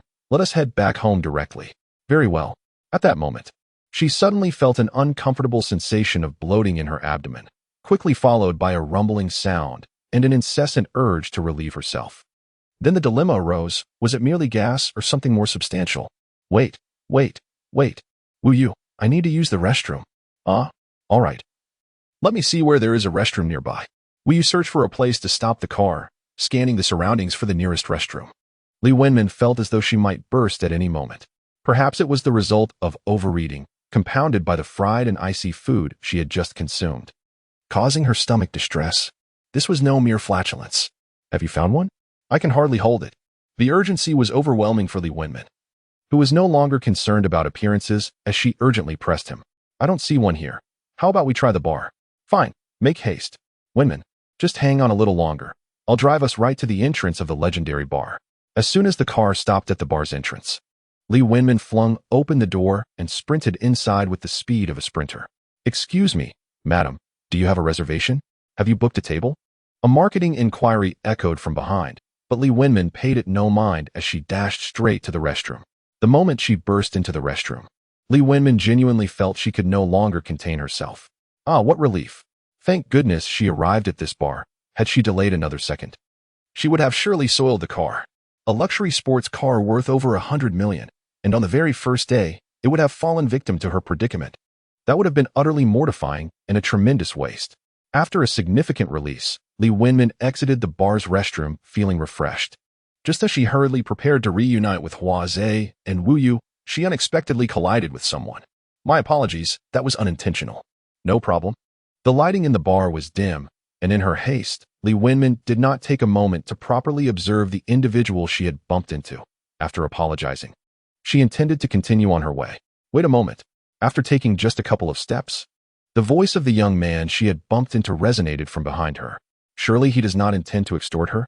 No worries, she thought, after all. She possessed an unlimited black gold card, so she had nothing to fear. Is there something else? I merely bumped into you and have already apologized. As she turned around, Li Wenmin replied with a composed demeanor. It was the very individual they had welcomed earlier, clad in a white shirt, black shorts, and flip-flops. Upon closer inspection, Li Wenmin felt a sense of familiarity with this person, as if she had seen him somewhere before. But the dim lighting of the bar made it difficult to discern clearly. As she pondered deeply, the young man casually remarked, "Your voice seems familiar to me. Could it be? Did he also share this sense of familiarity? Is this love? Has destiny arrived? A chance encounter with affection? Huh. Why? Suddenly, it dawned on her. You are the internet sensation known for picking your nose, aren't you? Your username is Musi. You are Li Wenmin, she realized, astonished that one day she would be recognized by her voice. It was likely that this person had watched her live stream earlier that day, given that her broadcast had topped the viewership charts. I am Xiao Wang who loves green onions. Are you the one who showered me with gifts? Xiao Wang who loves green onions. I can't believe I've run into you here. Thank you. Truly, I am grateful. What a coincidence. Upon hearing him identify himself, Li Wenmin felt her earlier apprehension dissipate, and she approached him with continuous expressions of thanks. However, as she spoke and caught a clearer glimpse of his features, realization struck her. The person standing before her was indeed Wang Tsonghua. Ah, you are Wang Tsonghua. Now it makes sense. Thank you once again. Please let me know when you go live next time, and I shall reciprocate generously. Wang Tsonghua merely smiled, his expression almost mirroring that of a sloth. In person, he appeared a tad taller and slimmer than in his online videos, but otherwise remained unchanged. Although his looks might not rival those of popular stars, he was nonetheless recognized as a national heartthrob in Huaxia, with his prominent brows and bright eyes giving him a hint of charm. The key factor, however, was his substantial wealth. For him, $1 billion was merely a small goal. No need. I simply find your live streams entertaining. All right then, if there is nothing else, I shall take my leave. Since you mentioned there's no need, I will not be overly polite. He primarily wished not to linger and waste time. Shall we share a drink, since we encountered each other here? Li Wenmin, who had already begun to wave goodbye, rolled her eyes inwardly at his words. Indeed, one is often softened by sweet words and gestures. Chapter 32, a toast before Li Wenmin could respond. She heard the voices of Hua Zhe and Wu Yu approaching from behind. Wenmin, why are you rushing off so quickly? Wenmin, let us head back. Why were they arriving at this moment, calling her by her real name? Do you go by Wenmin? Ah, yes. Wenmin, are we returning now or doing something else? Hua Zhe stepped closer, standing beside her while swiftly scanning the surroundings. Let us go. My booth is over there. With that, Wang Tsonghua turned gracefully and walked toward the lively booth area. Wenmin, who is he? Yes, Wenmin, you should be cautious. Men in bars are rarely trustworthy. As soon as Wu Yu finished speaking, Li Wenmin playfully retorted, what about the two of you? Laughter erupted as she casually remarked, it's nothing serious. Just a friend I met online inviting me for a drink. You two can simply observe from the side. Noticing their exchanged glances, Li Wenmin reassured them. Oh, it's perfectly fine, don't worry. You will just stand beside me. I will have a brief conversation with him, and then we shall leave. Very well. We will keep a vigilant watch over you, Hua Zhe replied, though Li Wenmin found his tone somewhat peculiar, tilting her head in confusion.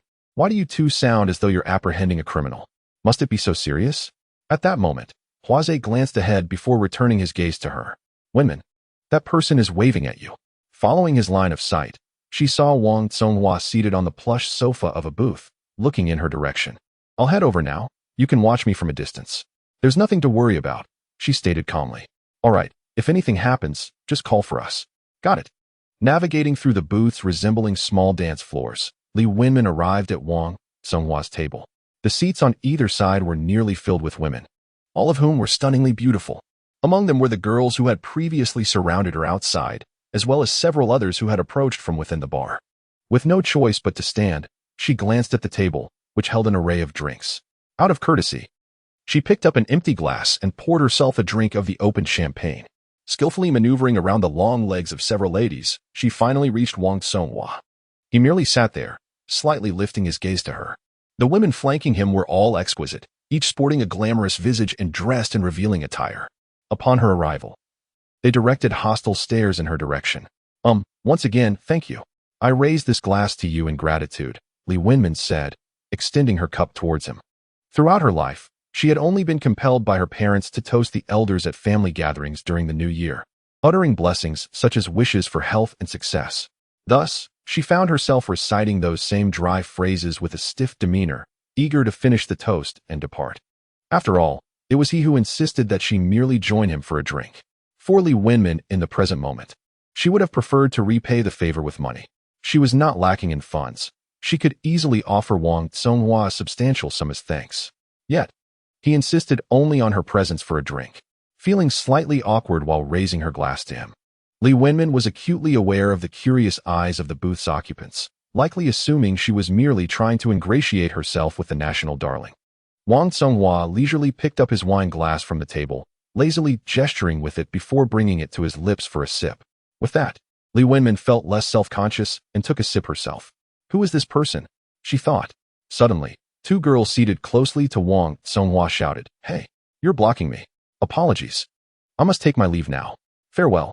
Yet, Li Wenmin felt no irritation. Rather, she experienced a sense of joy. At last, she had an excuse to depart. And she was grateful to the two lovely ladies. Wait, is there something else?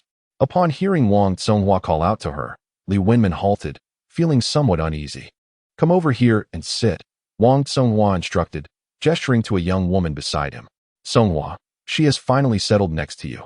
How can you send me away?" The girl beside him pouted playfully, leaning against his shoulder and entwining her arms around his. "I shall not ask a second time." Wang Songhua's voice was soft yet unmistakably firm, not drowned out by the din of the bar. Li Wenmin surmised that he had perhaps arranged in advance for the music to be turned down. No wonder her experience today felt so different from yesterday's. The bar had been deafening then, while today it was pleasantly quiet, making their conversation easily audible. Hearing Wang Songhua's unyielding tone, the girl reluctantly withdrew. Casting a fierce glare at Li Wenmin as she passed, her earlier charm vanished. A shiver ran down Li Wenmin's spine. "Come here and sit, musewoman." Wang Songhua's voice was devoid of the earlier chill, and as she looked at him, he beckoned her over. What was his intention? Did he have an interest in her? Or did he mistake her for one of those girls, thinking she desired to curry favor with him, as if she were not already wealthier than he was? Li Wenmin approached with confidence, but chose not to sit beside him. "I shall not sit. I must return." "Thank you. I will treat you to a meal next time." "What next time?" "Merely a polite expression." "Then how about today? Let me treat you to dinner." Wang Songhua smiled as he took a sip from his glass. Li Wenmin was momentarily speechless, her smile frozen. "What? After gifting me so generously, you are unwilling to treat me to a meal?" There was nothing to refuse. She could choose whatever she desired. "Barbecue." "Very well, let us go for barbecue. Order whatever you like." She was a lavish spender. And there was no reason to be stingy. It was just a meal, after all, no big deal. "Then let us go now. You choose the restaurant." As he spoke, Wang Songhua stood up, and the young women surrounding him immediately rose to follow, as if fearing he might vanish. "Wait here for me. I will just grab a late-night snack and return." Are you going alone?" "I am not at ease." The influencer seated on his other side pouted in a tone that was utterly endearing. "Let's go." Wang Songhua paid no heed, merely speaking to Li Wenmin before striding purposefully towards the bar's exit. Li Wenmin glanced back at the heavily made-up young women competing for attention, then stole a look at Huaza and Wu Yu in the distance, feeling somewhat bewildered. Chapter 33. Sloth, where are we headed now, Wenmin? Huaza inquired. "Wu Yu. We are going for barbecue." That person was Wang Songhua. "I intend to invite him for a meal." "Great. I know a decent barbecue place nearby that isn't far. Let's go there." Huaza, as usual, organized everything with his characteristic calm demeanor, his tone entirely unremarkable, far from the astonishment Li Wenmin had anticipated. In contrast, Wu Yu appeared somewhat taken aback. "Wang Songhua. Wenmin, is he the national darling, Wang Songhua, the son of the Wanda Group?" "Indeed, that is him." "Wow. This is my first time seeing him in real life. I didn't quite catch him earlier. I thought he resembled someone I knew." I mentioned it to Huaza, but he ignored me, focusing solely on you. Let us not keep him waiting. All right. Upon exiting the fabled bar, Li Wenmin spotted Wang Songhua already seated in his Rolls-Royce Phantom. Come, sit in the passenger's seat, Wang Songhua said, tilting his head as he noticed her. No need. I have my own car. Oh, where is it? There. With that, Li Wenmin headed towards her Koenigsegg. Once in the car, she instructed Wu Yu to pull up beside Wang Songhua's Rolls-Royce. There's a barbecue place not far from here. Just follow my car. While conversing, Li Wenmin distinctly noticed a flicker of intrigue in his eyes. It was evident that her hypercar, worth over 100 million and one of only 6 in existence, overshadowed his Rolls-Royce Phantom, which could be purchased with mere wealth. With a smile, Li Wenmin turned to Wu Yu and said, "Let us be on our way." Certainly, Wenmin. Accompanied by the roaring crescendo of the Koenigsegg, Li Wenmin and her companions vanished into the night, under the watchful gaze of those lingering outside the bar.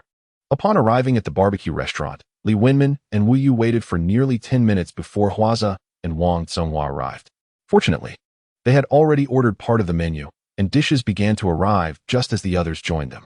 Over here, hearing her call, Huaza hurried over and took a seat beside Li Wenmin. Wang Songhua followed, settling across from her, with Wu Yu beside him. Dear guests, your dishes have arrived. Would you like to order more? Mr. Wang, please feel free to order more. Choose whatever you like, Li Wenmin offered, handing him the menu. All right. Let me take a look. Wang Songhua, showing no hesitation, ordered a dozen more dishes. Let us start with these. Make sure to add plenty of spice. Certainly. Should we include scallions and cilantro? Yes, add extra. Understood. After the waiter departed, in an effort to enliven the atmosphere, Li Wenmin began placing the dishes before each of them, starting with Wang Songhua. Here, let us eat, she said. All right. At that moment, Wang Songhua, embodying a true gourmand, indulged without reservation in the barbecue that had just been served. After handing the bowls and chopsticks to Huaze and Wu Yu, Li Wenmin subtly urged them to join in, although she was aware that they had already filled themselves with fast food earlier. Huaze and Wu Yu nodded and began to eat delicately. The flavor here is quite delightful. You certainly have a knack for finding good places, Wang Songhua remarked, savoring the skewers with gusto. As long as it suits your palate. By the way, would you like something to drink? To extend her hospitality, Li Wenmin thoughtfully considered every possible detail. Sure, let us get a bottle of soda. Waiter, please bring a few more bottles of soda. Of course. Coming right up. Though Li Wenmin wasn't particularly hungry, having just used the restroom, she found herself feeling peckish again. However, seeing Wang Songhua enjoying the food so heartily, she hesitated to intrude. Is this really Wang Songhua? This is quite the down-to-earth manner of eating. You all should eat too. Don't just watch me, Wang Songhua said, continuing to eat without lifting his head. We're not that hungry. You take your time, Li Wenmin replied. I've always wanted to buy the car you have, but I couldn't find one. How did you manage to get it? Upon hearing her question, Li Wenmin felt a sudden rush of anxiety. You should focus on eating, not chatter so much. How could she explain? She had planned to consult the system but noticed Wang Songhua was now gazing at her intently. Not willing to share? Huh? No, of course not. I also spent a considerable sum to acquire this car, she replied, realizing her words were rather futile. Just as she was about to mentally call upon the system for guidance, Wang Songhua, smacking his lips, remarked, You're quite fortunate. However, for me, buying sports cars is as simple as picking up groceries. Pausing for a sip of soda, he continued, If you ever have a chance to buy another limited edition car, do let me know. Of course, no problem. You helped me win against that guy in flip-flops. This is hardly an issue. Li Wenmin mused inwardly that her car purchase was not merely akin to grocery shopping. It felt almost as if it had been found. Do you often live stream? At that moment, Wang Songhua slowed his eating pace but became more talkative. Not frequently. Today is actually my first time. After that, Wang Songhua took a bite of fried rice. It's quite a coincidence that you've never seen my face yet could recognize me by my voice. And all within less than a day. It's truly remarkable. I feel the same way. Perhaps this is fate. Wang Songhua's tone was quite nonchalant. Yet Li Wenmin found it somewhat awkward. They must be your bodyguards, right? Before Li Wenmin could formulate a response to his previous remark, Wang Songhua unexpectedly caught her off guard again. It seemed that this affluent young man was indeed perceptive. Yes, how did you know? She replied. I have them too. Can you discern which ones they are? But your bodyguards aren't here. How could I tell? At that moment, Wang Songhua set down his chopsticks and gazed at her. Chuckling softly, it's those individuals from my booth at the bar just now. Li Wenmin studied him, feeling he resembled a sloth. Suddenly, she was nearly overcome with laughter, struggling to suppress it. Hold it in, don't laugh, she thought, bowing her head to divert her attention. What's wrong? He asked. Oh, nothing, just that, yes. My shoelace came undone. She hastily concocted an excuse, her expression contorted. Why was her sense of humor so peculiar? She truly felt on the verge of laughter. Noticing her unusual demeanor, Huaze leaned closer to examine her expression. Chapter 34, The Influencer Agency. Observing Li Wenmin subtly shaking her head while stifling her laughter, Huaze seemed to grasp the situation, promptly pouring soda for Wang Tsunghua. Mr. Wang, your soda is filled to the brim. Thank you. Does this establishment suit your palate? It's an old brand, known to the locals. Delicious, but I'm not very familiar. I occasionally come here for leisure, primarily to enjoy the legendary bar. Huaze's conversation with Wang Tsunghua distracted Li Wenmin, allowing her to regain composure. Sitting upright, she resumed answering Wang Tsunghua's earlier inquiry. Your bodyguards, I guess. Are those few young men at the booth? Earlier at his table, Li Wenmin noticed that aside from him, there were only 3 or 4 young men, with a multitude of women present. Thus, it was easy to deduce which ones were his bodyguards. No, Wang Tsunghua shook his head, looking at her with amusement. Not them? Are your bodyguards outside? Or perhaps lurking nearby in disguise? Neither. Seeing him shake his head again, Li Wenmin began to feel perplexed, a wave of curiosity washing over her. Do you want to know? Of course. Then come closer. I can only tell you in whispers. As he beckoned her over, she responded, Huh? A secret? Yes. Li Wenmin felt a bit flustered. In such a public setting, especially since they were not well acquainted, and given the propriety between men and women, she thought, perhaps it's best if I don't know after all. It was at this moment that Li Wenmin realized. Why was she so eager to know who his bodyguards were? What is her relationship to this? The intricacies are too deep. No, I must confide in you. Come closer. At this moment, Wang Tsunghua unexpectedly began to pester like a child. Li Wenmin glanced at Huaze and Wu Yu, feeling somewhat at a loss. Wu Yu appeared equally bewildered, staring at her in a daze. Huaze subtly shook his head, signaling her not to heed his words. Oh dear, what are you thinking? Let us make this simple. Either you share your contact information with me now, or you listen to my secret. Wang Tsunghua persisted relentlessly with her demands. To Li Wenmin, these were indeed demands. Suddenly, an impulsive thought surged within Li Wenmin, to slam 500,000 in cash on the table and declare, Here's 500,000. Now scram. No, why do I feel you are constantly pressuring me? This sensation is quite unpleasant. The audacious Li Wenmin candidly expressed her feelings, unafraid. Is that so? Then you must be misunderstanding me. I merely wish to befriend you. If you felt offended earlier, it was unintentional. Upon hearing her words, Wang Tsunghua appeared to restrain his capriciousness, taking a step back. Of course, friendship is possible, but it must be on equal terms. Sharing contact information is trivial, and whispering secrets is fine, provided you do not convey it with a tone of coercion or conditions. No wonder it is said that many second-generation wealthy individuals are self-centered, with a strong desire for control. Today, Li Wenmin witnessed this firsthand. All right, I will be mindful of that. Now, let us exchange contact information. I shall scan your code. As Wang Tsunghua spoke, she took out her phone and opened the scanning feature. I shall scan you too. That works. I will do this just to show you that not everyone will indulge you. After adding each other as friends, Li Wenmin observed Wang Tsunghua placing her phone on the table and directly tapping her profile to view her moments, showing no regard for the fact that he was right across from her, capable of seeing his screen. It mattered little, after all. She had set her posts to be visible for 3 days. Could you please open your moments? I wish to take a look. Wang Tsunghua, having found nothing of interest, turned to Li Wenmin with a hopeful gaze. There is nothing worth seeing in my moments, nor do I post selfies. Indeed, in the past, she had shared only mundane snapshots of daily life or fleeting thoughts, many of which she deleted after a while, with no one to share with. She resorted to posting on moments. However, in reality, those posts garnered little response. Thus, she shared merely for her own sake, documenting small joys or ephemeral feelings. Please. Let me see. Look, I have opened my moments. You can peruse at your leisure. I haven't looked yet. Take a glance, and do open yours as well. Unable to tolerate the sight of the man in his 30s pouting and acting coy, Li Wenmin could only feign agreement, saying, all right, I'll show you. With that, she pursed her lips and opened her 3-day visible moments. There was truly nothing of interest. She knew he wouldn't believe her if she told him. Previously, she had been preoccupied with job hunting, leaving little time for grooming, selfies, or leisure activities. As she observed him seriously perusing her moments, she too opened her own, curious to see what she had previously shared. Upon reaching the end, she found only the mundane details of everyday life: a tree she spotted on the road, stray cats and dogs, her favorite music, a dinner she enjoyed, and the fireworks of a New Year countdown. Indeed, nothing remarkable. Wang Songhua flipped through for quite a while before commenting, "I told you, there's really nothing special here. However, it is quite distinctive. Unlike the other influencers in my moments, their posts are mostly selfies and videos." Influencer? So he regarded her as one. Yet, she supposed there was some truth to it. Her current teasing account had indeed become a popular sensation.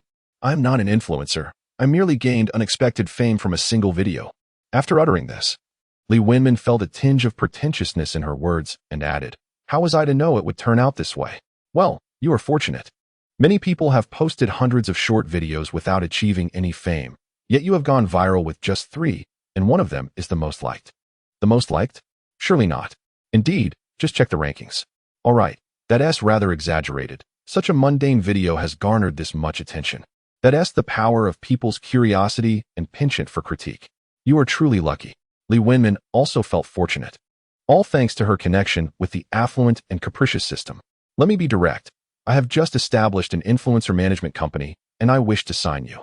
Upon hearing his intention to sign her, Li Wenmin finally understood that his generous gifting was not without motive. It was aimed at her newfound fame. Chapter 35. Offering you 5 million. What a joke. She was now affluent. She had no desire to become an employee. Thank you for the invitation, but I'm not really interested." "What? Do you have reservations? I can offer you a guaranteed monthly salary of 500,000.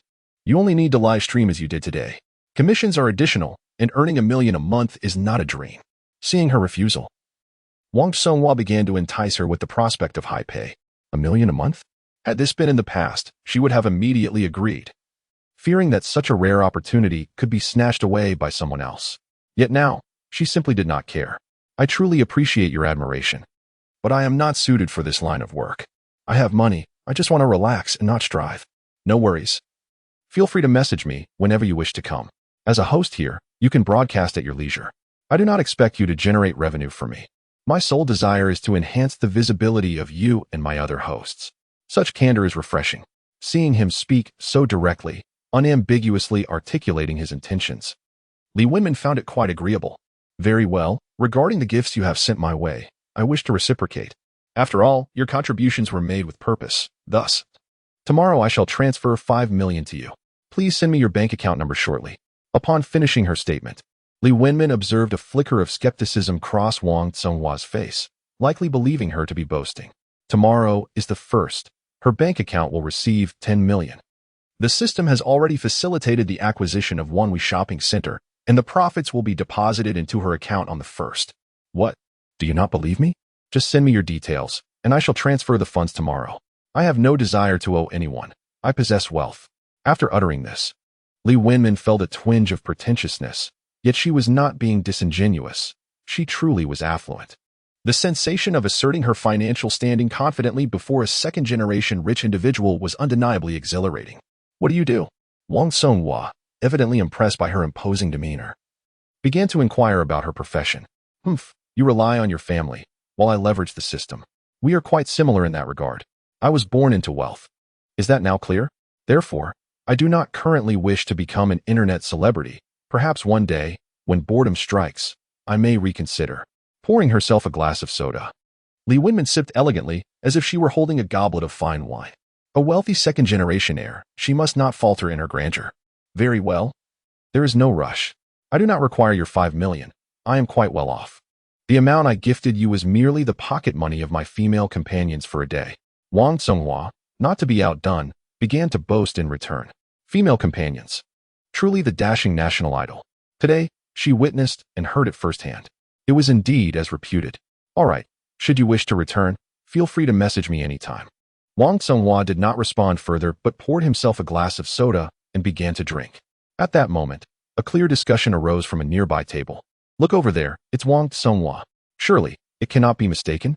What would he be doing in this small restaurant? Absolutely not mistaken. Just look. He resembles his online persona exactly. Indeed, could it merely be a look-alike? Should we go inquire?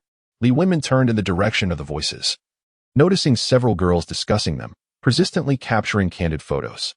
Wang Zonghua, however, seemed unfazed, leisurely consuming peanuts and sipping soda. Li Wenmin noticed that his feet were half exposed from his flip-flops, exuding a carefree attitude. "Excuse me, may I ask if you are Wang Zonghua?" Suddenly, a clear female voice interjected from beside them.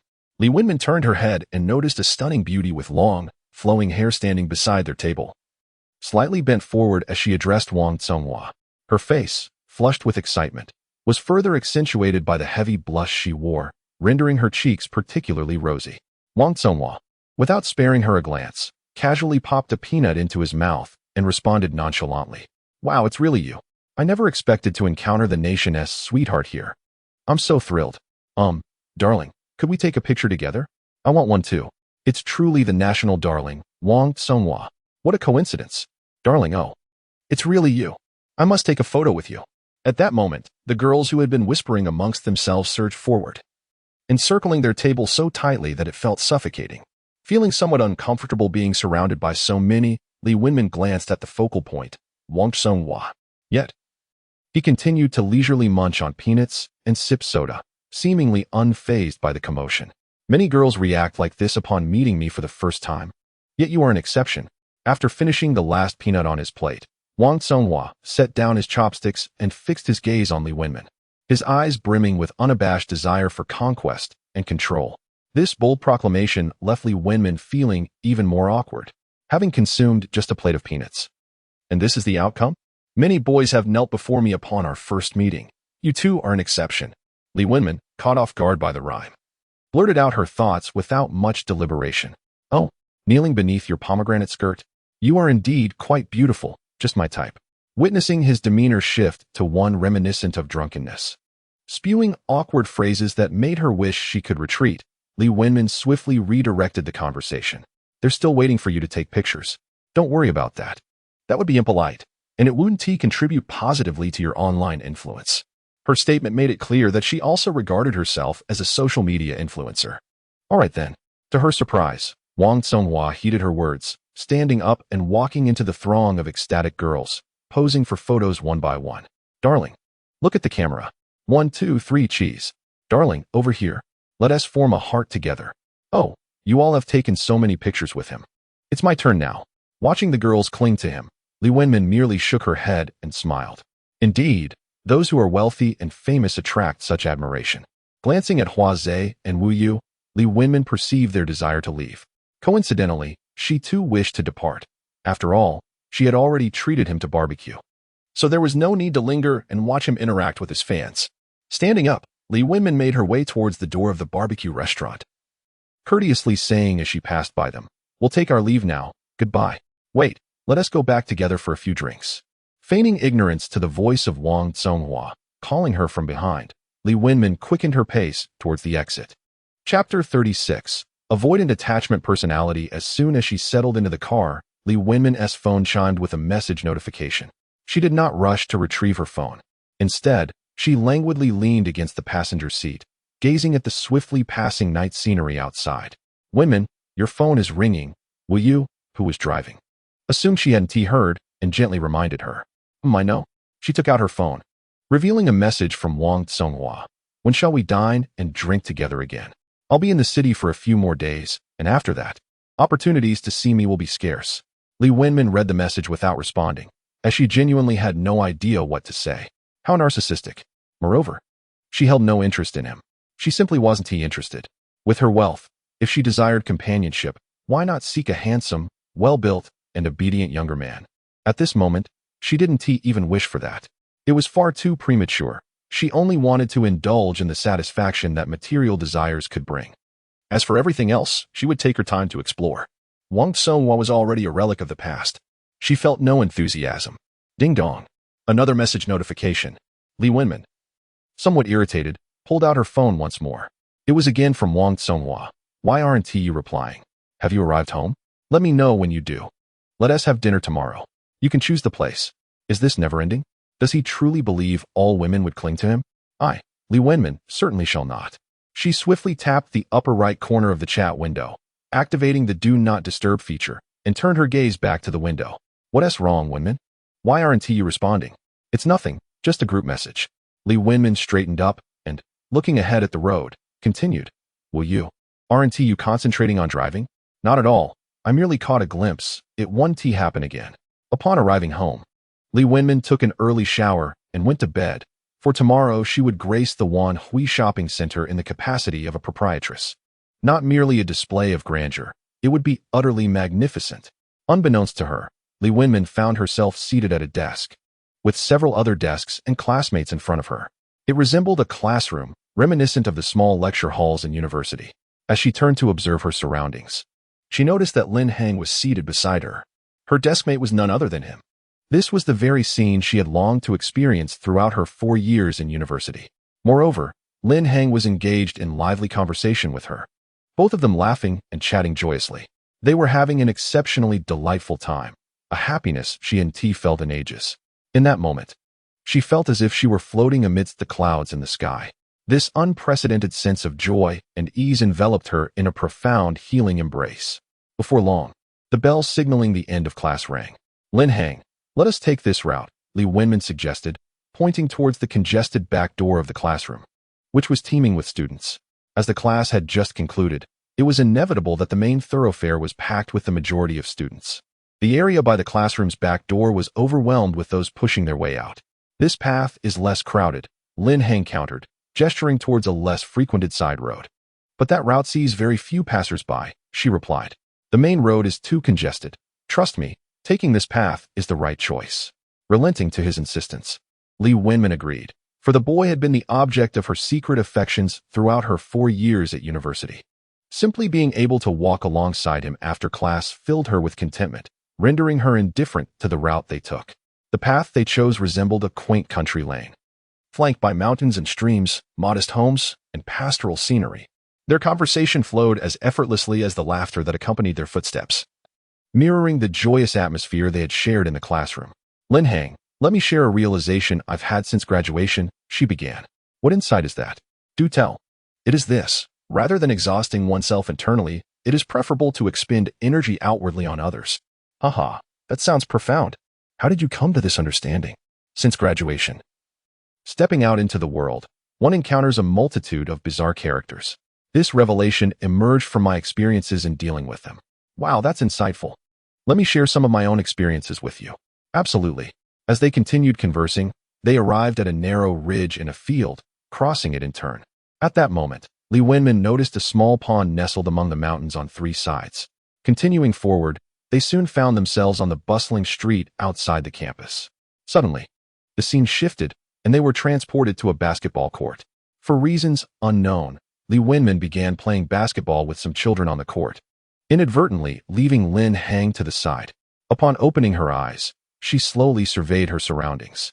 The vibrant lights from the riverside reflected against the walls of her room, illuminating it faintly. It appeared she had just awakened from a dream. Sitting up, she switched on the bedside lamp and leaned back against the bed, earnestly reflecting on each detail of the dream she had just experienced. This dream felt astonishingly real. The vividness of the details lingered in her mind, and snippets of their dialogue remained crystal clear.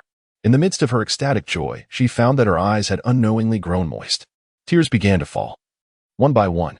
Lin Heng, must we only meet like this? Did you ever dream of me? I yearn so deeply to see you. After indulging in her thoughts, she picked up the phone from the nightstand and searched for Lin Heng in her contacts. Opening his profile, she entered his moments, expecting it to be restricted as before. She was surprised to find it accessible this time. At last, I can see your moments, Li Wenmin exclaimed with excitement, nearly dropping her phone as she began to scroll through the limited posts he had shared over the past 6 months. There were merely 3 entries, with only the topmost featuring him. It was a video of him swimming, accompanied by music.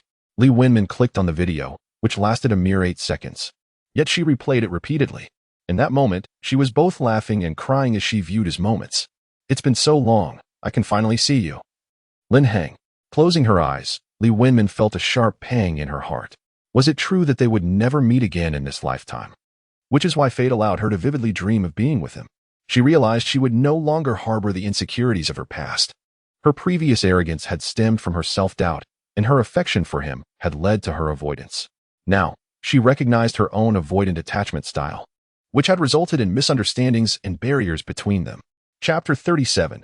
Confession. Now that his moments were visible to her, did it signify that he wished to draw closer? A glance at her phone revealed the time to be 3 in the morning. In this lifetime, there was but one chance. Li Wenmin vowed not to let it slip away.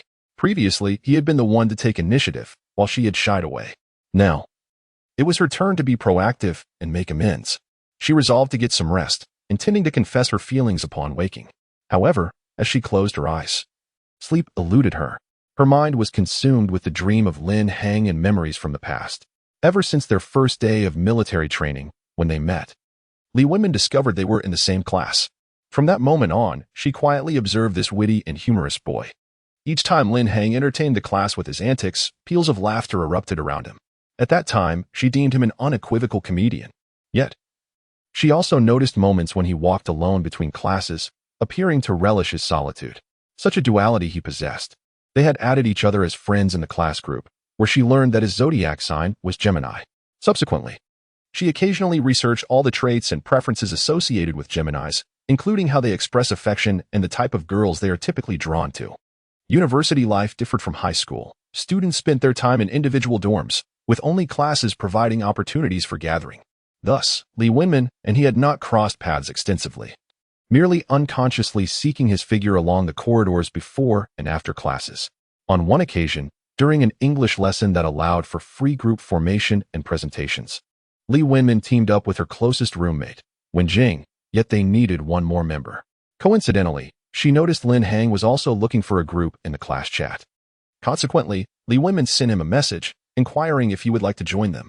To her surprise, he had already formed a group. However, their conversation flowed effortlessly, and Li Wenmin intentionally engaged him in dialogue for a while longer. In class, she appeared as an introverted girl, yet online, she was able to reveal her true self. The following evening, after study hours, Li Wenmin was walking when she spotted a familiar silhouette ahead. Instantly recognizing Lin Hang, she saw him walking alone back to the dormitory. At that moment, she was unaware of the courage that propelled her forward. She hurriedly ran up to him and stopped at his side. Lin Hang, it's me, Li Wenmin. The one you chatted with yesterday. Lin Hang looked somewhat surprised and, momentarily flustered, glanced at her before returning his gaze ahead, replying, "Oh, I know it's you.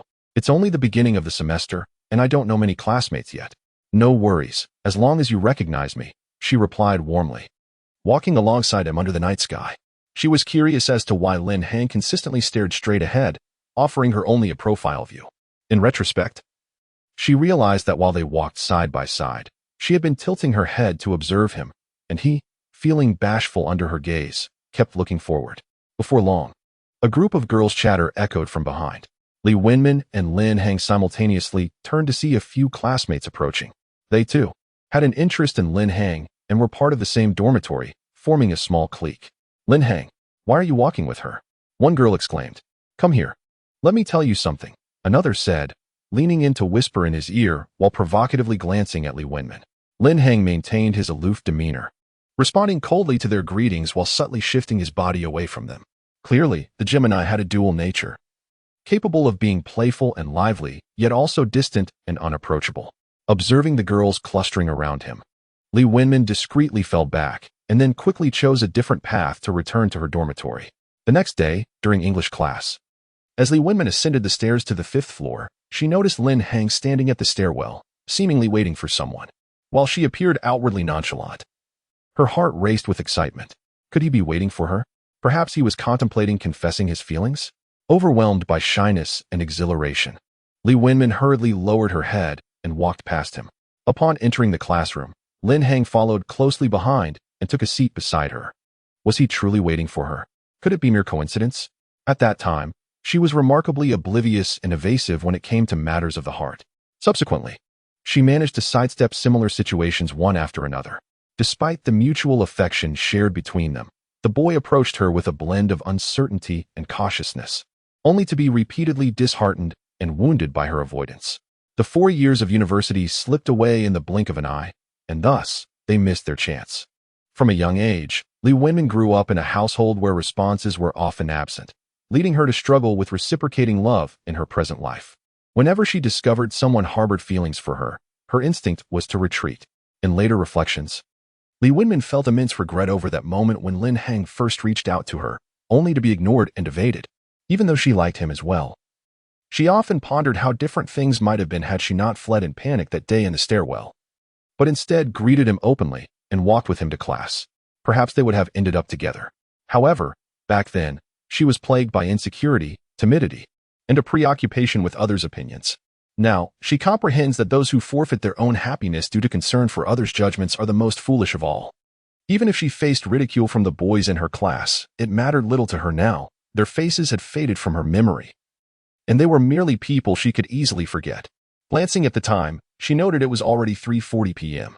Li Wenmin resolutely closed her eyes, vowing not to overthink. Tomorrow, no, today, she would confess her feelings to Lin Hang in the morning. She had resolved that, regardless of the circumstances, he must know that she liked him too, and that her feelings persisted even to this day. Life is fleeting, and encountering someone one truly cherishes is a remarkable stroke of fortune. If that person reciprocates, it is a luck surpassing even winning the lottery. Thus, she must declare her feelings to Lin Hang. With her eyes shut, Li Wenmin drifted into a peaceful slumber. It was not until the piercing sunlight became bothersome that she groggily opened her eyes. After a prolonged search on her bedside table, she finally located her phone. Pressing a button, she discovered it was already 10:15. How had it become so late? The screen revealed a message from Hua Zhe. Unlocking her phone, she began to scroll through the messages to see what he had sent. As she continued to scroll, she noticed numerous missed calls from Wang Songhua, whose chat box was set to Do Not Disturb, indicating 12 missed calls. What on earth was happening? Chapter 38. Heartbeat Explosion. Li Wenmin first swiped her screen and opened the message sent by Hua Zhe. Wenmin, breakfast is ready and on the table. Remember to eat after you wake up. The message was timestamped at 9 o'clock. Usually, the two of them would rise early around 7. Exercise for over half an hour at the exclusive gym for homeowners, and then return to prepare breakfast for her. It seemed they had been waiting for her to awaken for quite some time before sending her a message at 9. To alleviate their concerns, Li Wenmin replied, "Thank you. I will get up shortly." After getting out of bed and washing her face, she brushed her teeth while making her way to the balcony of her master bedroom. Gazing at the rising sun across the riverbank, this feeling was truly delightful. Not having to wake up early for work, being able to sleep in, and having someone prepare breakfast for her. Li Wenmin couldn't help but marvel inwardly once more. How wonderful it is to be wealthy. She was likely not only the richest among the wealthy elite, but also the most indolent. While other affluent individuals with binding systems were either engrossed in their careers or fulfilling tasks, she merely needed to spend money each day. It was extraordinarily satisfying. At that moment, she heard her phone ringing. Hastily, she rushed to the bathroom to rinse her mouth and then picked up her phone. Expecting it to be Hua Zhe reminding her to eat breakfast, she was surprised to see the avatar of Wang Songhua calling her via voice message. It dawned on her that she had inadvertently overlooked his messages that morning. From yesterday until now, she had not responded, not answering the voice call. Li Wenmin opened the message thread to find a series of green text messages from him. Has Muzi Wenmin arrived home? Why haven't you gotten here yet? Please let me know once you do, so I can relax. Is your surname Li? Are you called Li Wenmin? I've roughly guessed it. Muzi is indeed Li. If my words today make you uncomfortable, please don't keep it to yourself. It's just how I am. We can consider ourselves friends now.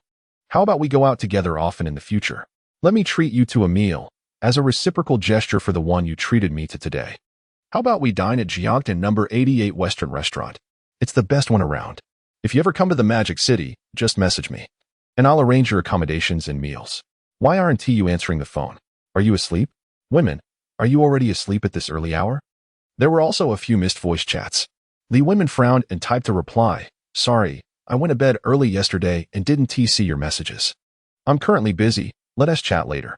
She then tossed her phone onto the bed, ignoring the ongoing voice call. As she stepped out of her bedroom, Li Wenmin caught a whiff of delectable food. At that moment, she realized she was quite hungry. Wow, how sumptuous. Have you all eaten? After our meal, Wenmin, just as you replied to my message, Wu Yu and I reheated the breakfast.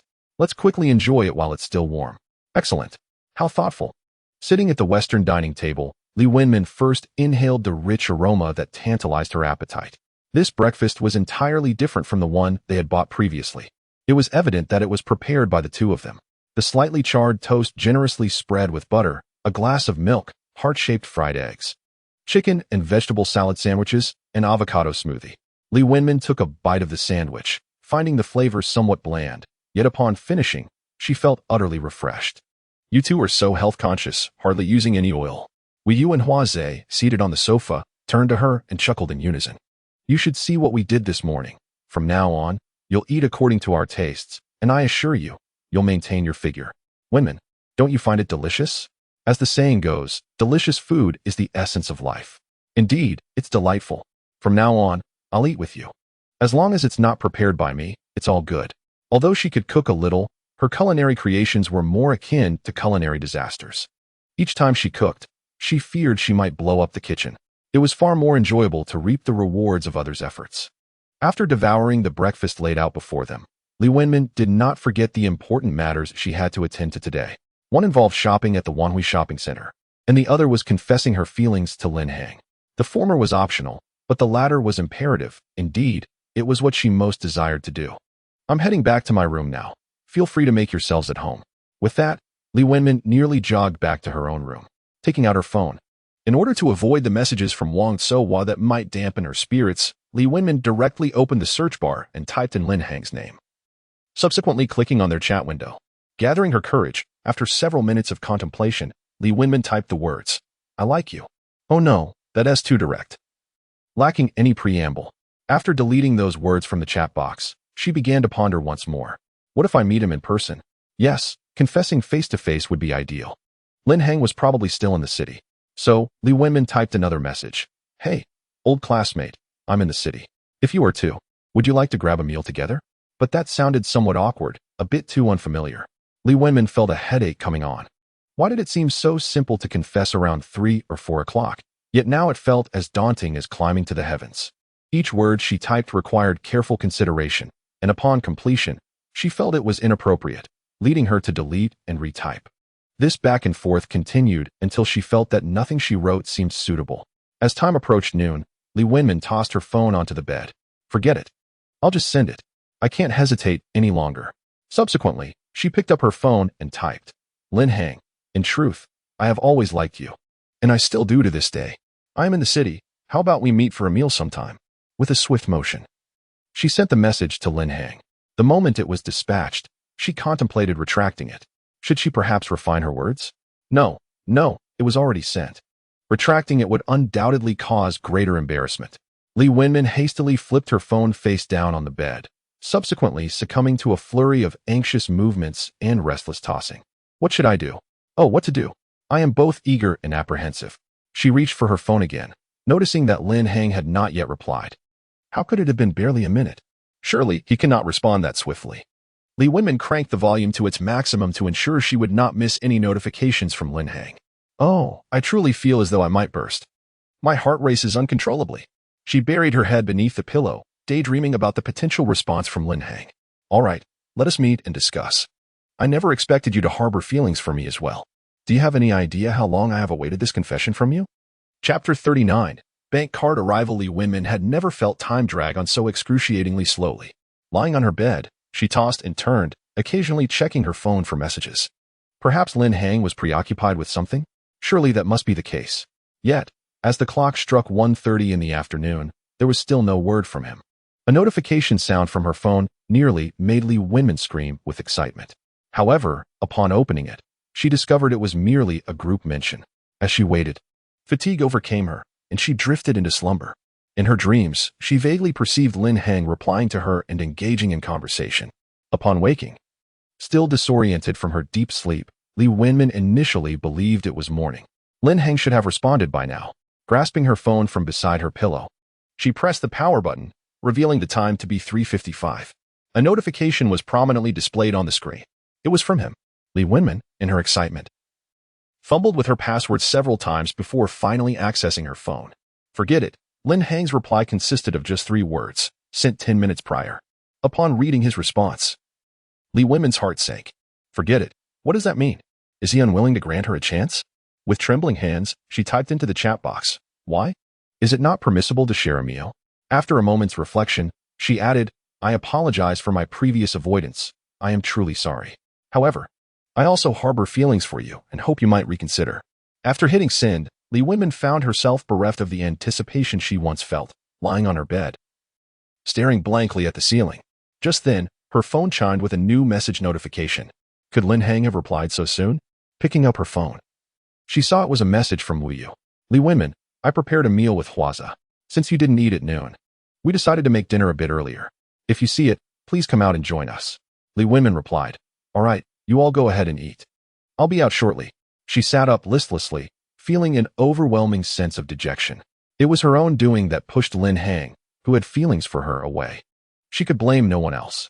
After graduation, they had not crossed paths again, and nearly a year or two had passed since their last meeting. Now, all she sensed from Lin Hang was a cold indifference. Nothing like the boy who used to deliberately sit behind or beside her and walked closely behind her after class. It was her fault. With a heavy heart, she walked out of her room and into the dining area, where she saw Huaza and Wu Yu taking turns bringing dishes from the kitchen to the dining table. Wu Yu, did you tell Wenmin? I did. She said she would come out in a bit.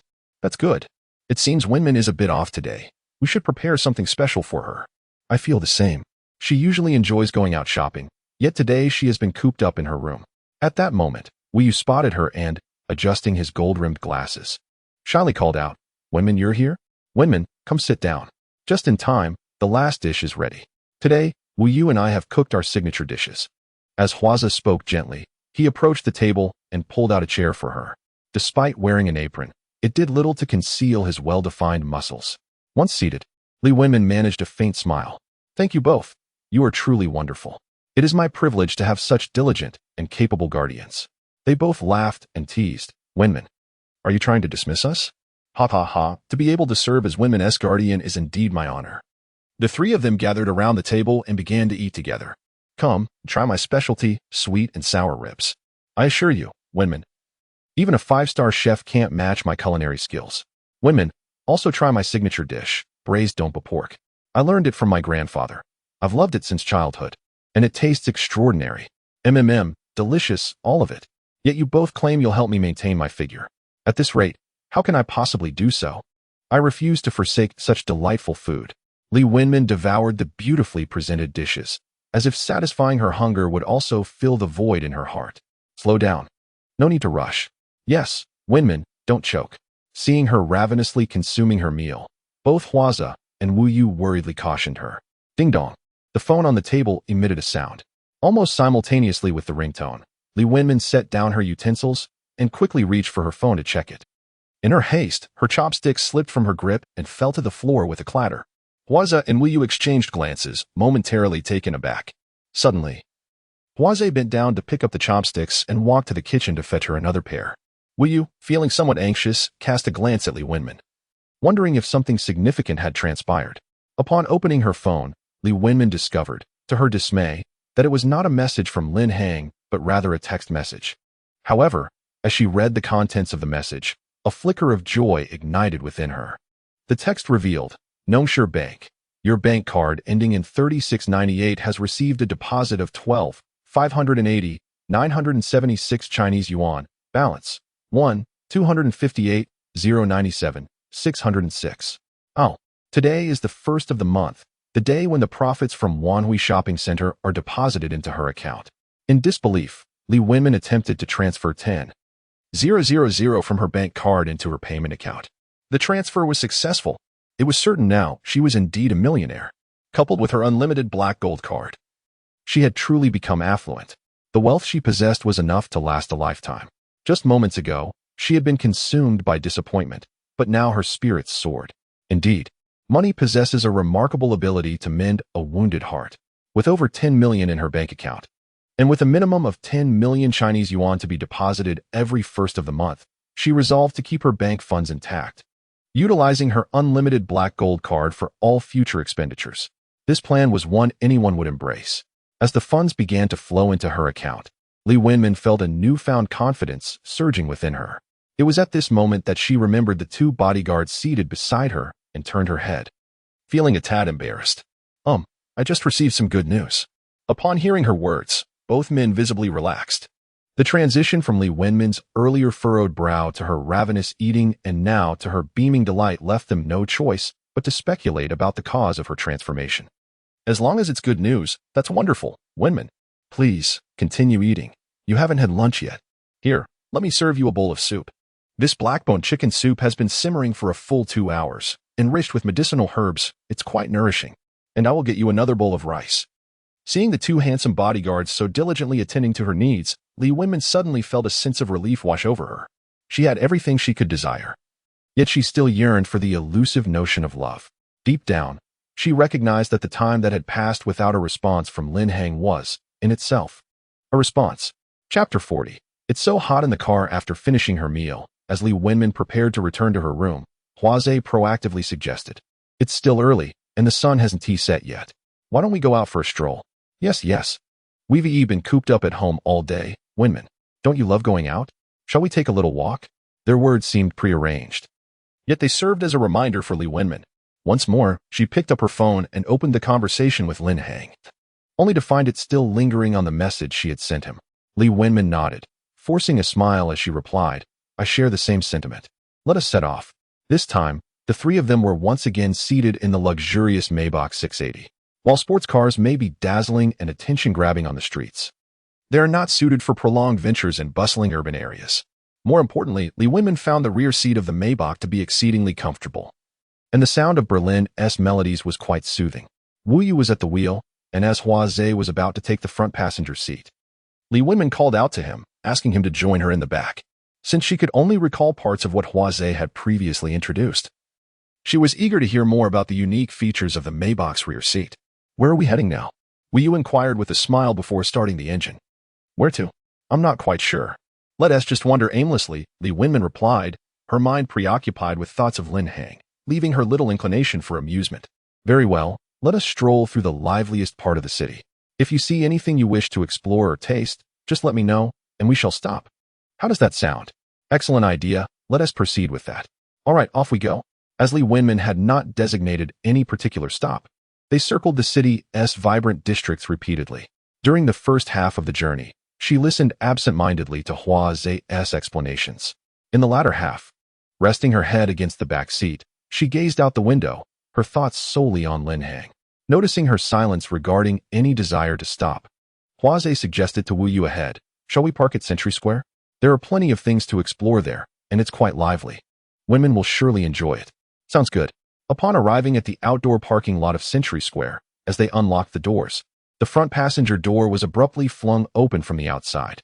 The unexpected noise jolted Li Wenmin from her reverie, and she instinctively turned her gaze toward the front passenger seat. Simultaneously, Huaze swiftly positioned his hand in front of her, seemingly to shield her. Confused about the situation, Li Wenmin turned to Huaze, only to find him wearing a serious expression, vigilantly scanning the surroundings, which made her realize that danger was afoot. "Oh my. It's so hot. Handsome, why isn't the air conditioning on in your car?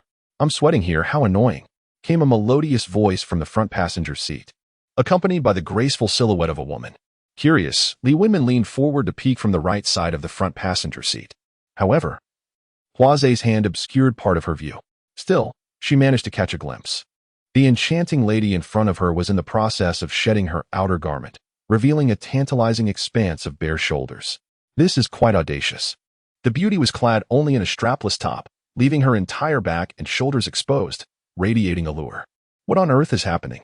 Li Wenmin initially presumed that the enchanting woman had mistaken someone and entered the wrong vehicle.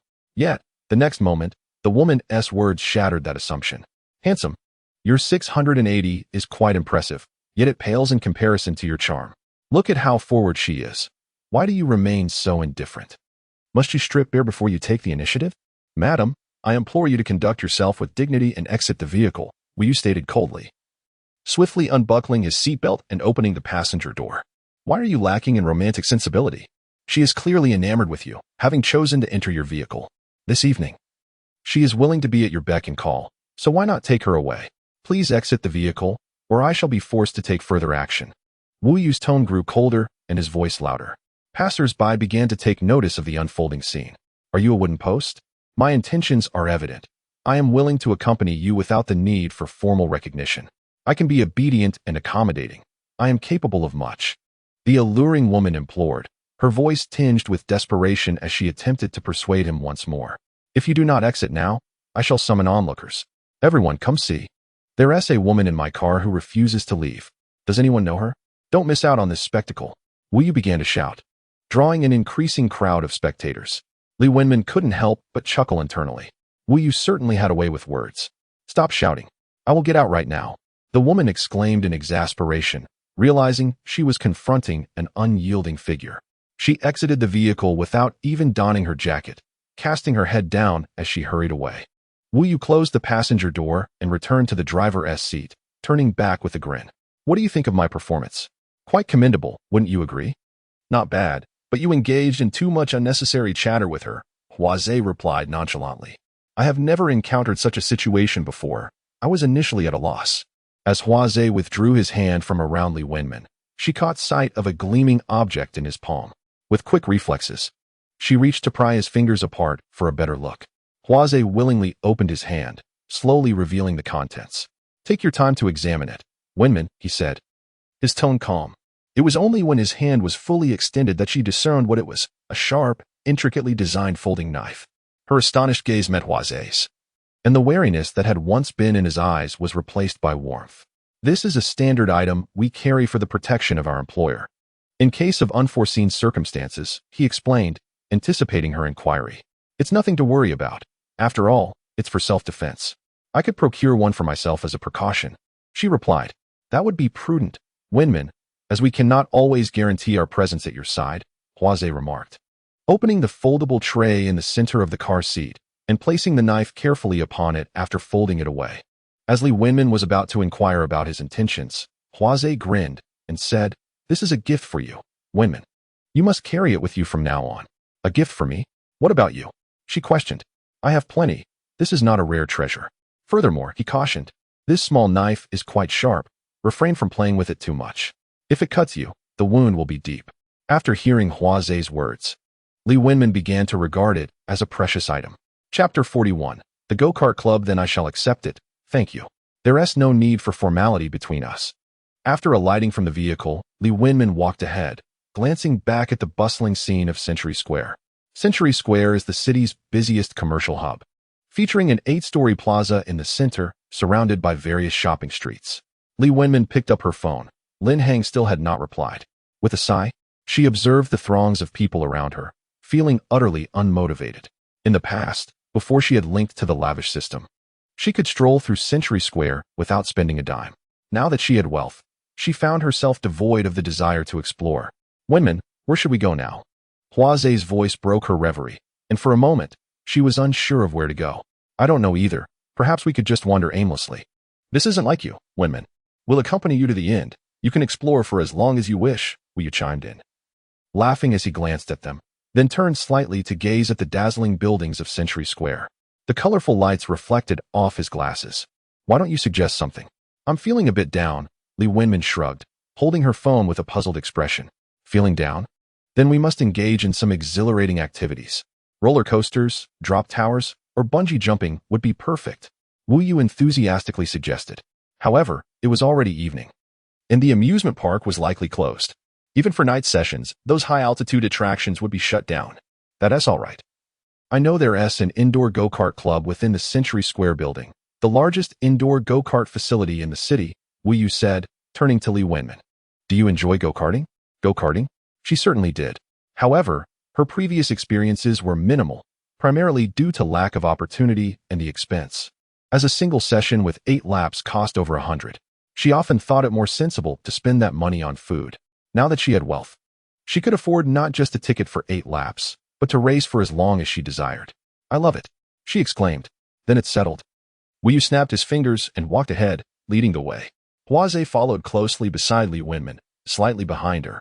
Upon reaching the 6th floor via the elevator, they were greeted by a large advertisement reading, Go-Kart Club. We've arrived. Li Wenmin was visiting this place for the first time, having previously only seen the Go-Kart Club through group buying platforms. The lowest price inside started at 500. Thus, she had merely indulged in watching user reviews and photographs for a fleeting thrill. Welcome to the Go-Kart Club, As she surveyed the expansive indoor facility that nearly occupied an entire floor, a cheerful male voice broke the atmosphere. "How many of you are there?" "1. 3. Wu Yu replied.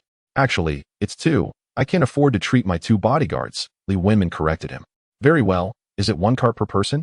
"We have both single and double carts available." "Yes," Li Wenmin affirmed. This time, Wu Yu remained silent, and after she spoke, Hua Zhe continued, "Wenmin, let us share a cart. You can drive while I sit beside you."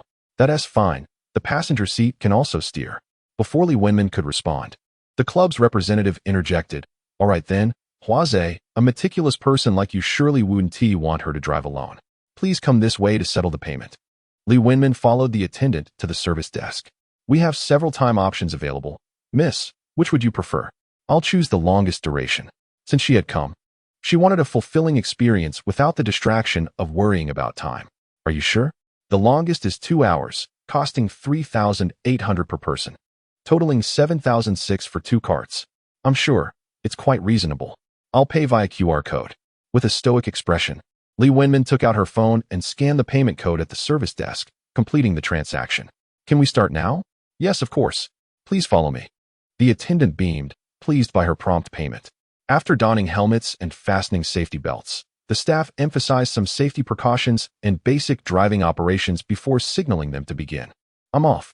Wenmin, let us see if you can catch up," Wu Yu called out, waving as he sped off towards the bend at the start of the track. The roar of the go-karts, though not as melodious as that of racing cars, resonated thrillingly in the open air. "Wenmin, there's no need to rush. We'll overtake him on the next lap."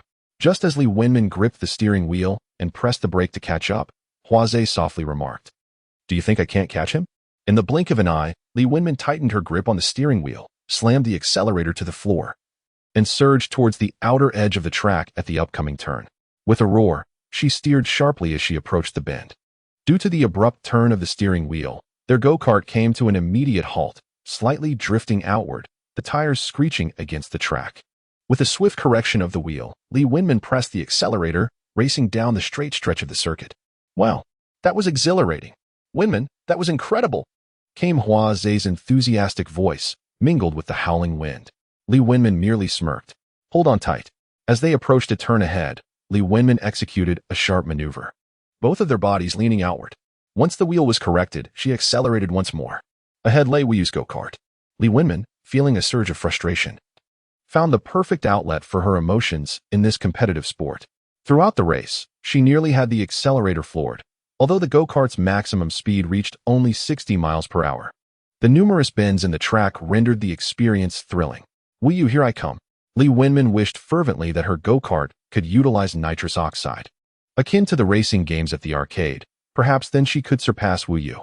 "Come on, we can do it."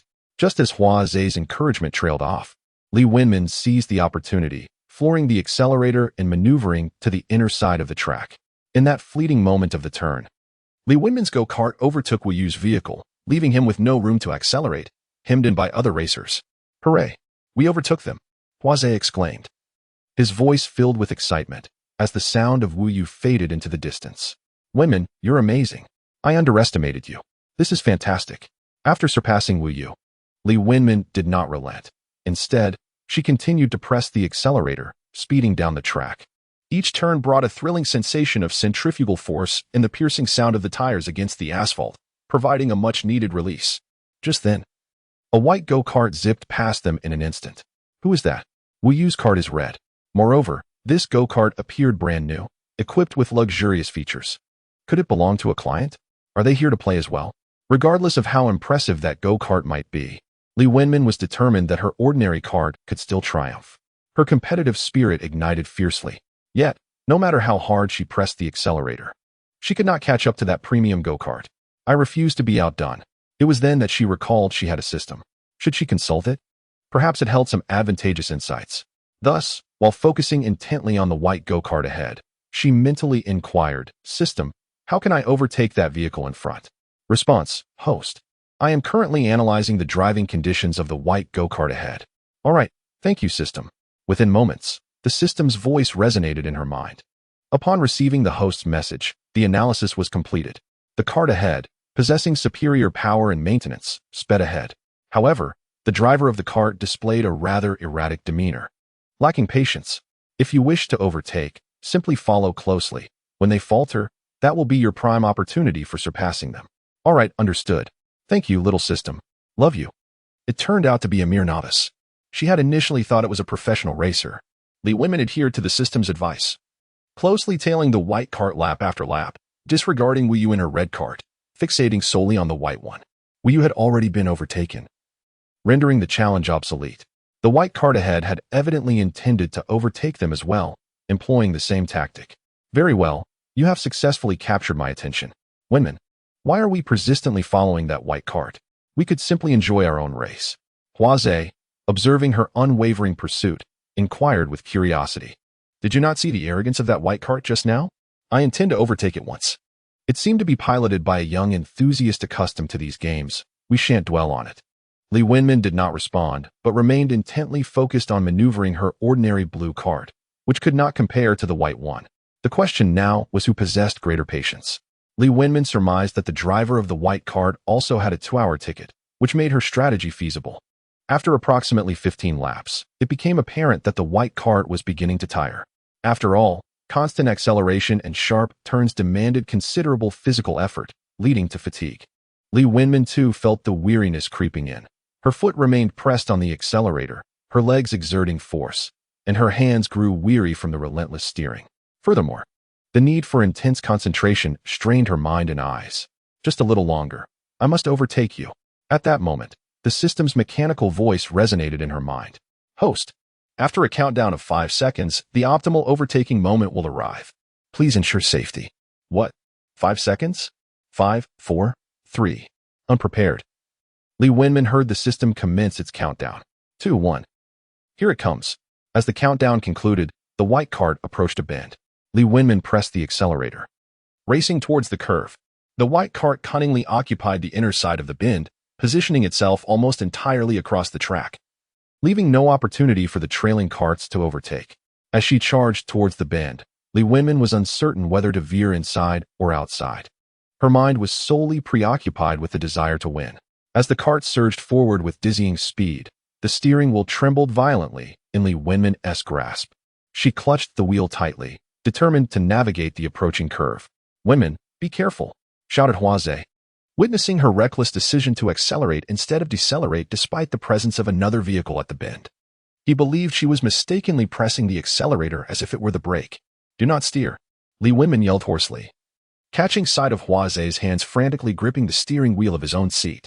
However, it was too late. She felt her steering wheel being tugged in the opposite direction by Hua Zhe's frantic movements, veering toward the outer side of the curve. Originally, Li Wenmin had intended to surge into the inner lane, forcing the white cart to slow down for an overtaking maneuver. To her astonishment, at the critical moment, Hua Zhe had turned the wheel, inadvertently steering in the opposite direction she had intended. Just as she prepared to ease off the accelerator, resigned to defeat, she felt her steering wheel suddenly jerk inward. Do not release the accelerator. Hold on tight. In the next instant, she felt her entire body lurch violently toward the inner side of the curve, fearing the cart might overturn. Instinctively, she tightened her grip on the wheel and shut her eyes. With a loud screech of friction, Li Wenmin opened her eyes. They had not flipped. Moreover, the cart was still speeding along. Glancing ahead, she thought she must be imagining things. Where had the white cart gone? Fool, you've just overtaken it. Overshot it. Li Wenmin turned her head to check, and indeed, the white cart was not far behind, relentlessly pursuing them. Hua Zhe, how did you manage that? Incredible, she exclaimed excitedly, her voice elevated due to the noise of the cart and the helmet muffling her words. It's not me. It's you who's remarkable, Wenmin. As they continued their race, the white cart that they had just overtaken came to a halt at the entrance. Wenmin, are you tired? Shall we take a break? Li Wenmin, already feeling uncomfortable, readily agreed. All right, I've had enough fun for today, let us head back. Meanwhile, Wu Yu had been waiting in the designated area, watching them enjoy their time. Upon disembarking and removing her helmet, Li Wenmin felt a slight buzzing in her ears, reminiscent of emerging from a lively dance party. To her surprise, it was a strikingly beautiful woman who had overtaken her. Was this misfortune or a stroke of luck? A rich, magnetic male voice interrupted her thoughts. Following the sound, Li Wenmin recognized a pair of familiar, enchanting eyes. Chapter 43, The 10-Carat Diamond Ring. Li Wenmin felt an odd sense of familiarity, as if she had encountered him before, yet she could not recall where, leaving her momentarily dazed as she stared at him. The young man across from her, his eyes brimming with affection, smiled even more broadly. Ha ha ha, how forgetful of you, to have forgotten me already? As the man driving the white go-kart spoke, he scrutinized her from head to toe and continued, Miss Li, the last time we met, you were experiencing morning sickness. How is it that you are here indulging in such thrilling activities today? Aren't you concerned about disturbing the pregnancy? Upon hearing this, Li Wenmin suddenly recalled who this young man was. He was the so-called prince of the night she encountered at the Legend Bar after getting her hair done. His name seemed to be Suchini. Before she could ponder further, he stepped closer and introduced himself. You must have forgotten my name. I am Suchini. We met briefly at the Legend Bar. Oh, hello? What a coincidence. You are also here to enjoy go-karting. Have fun. We must be on our way now. Goodbye. Li Wenmin, having no fondness for him, merely wished to depart. The Prince of the Night held no allure for her, especially since Suchini had previously attempted to flirt with her in a rather frivolous manner, leaving a poor impression. Without finishing her thoughts, she headed towards the exit of the go-kart club, with Huaze following closely behind. Miss, why do you keep avoiding me? Am I really that frightening? As Li Wenmin approached the entrance, she turned back, forcing a smile as she replied, I'm sorry, I really must go. Goodbye. The sounds of Suchini's calls trailed behind her, which she chose to ignore as she quickened her pace to leave. Does he think he can charm her? She was now a goddess of wealth, not someone easily wooed, unless she desired to pursue someone else. This thought led Li Wenmin to remember Lin Hang. She pulled out her phone, still devoid of any messages. Wenmin, you seem to be constantly checking your phone today. Are you waiting for someone's message? Huaze, just outside the door, glanced at her phone and inquired. No, she replied. But, Wenmin, I want to say that some things cannot be obtained merely through pursuit. What is meant for you will naturally come your way. Huaze's words felt like a reminder, or perhaps a soliloquy. Yet, Li Wenmin felt a tremor in her heart.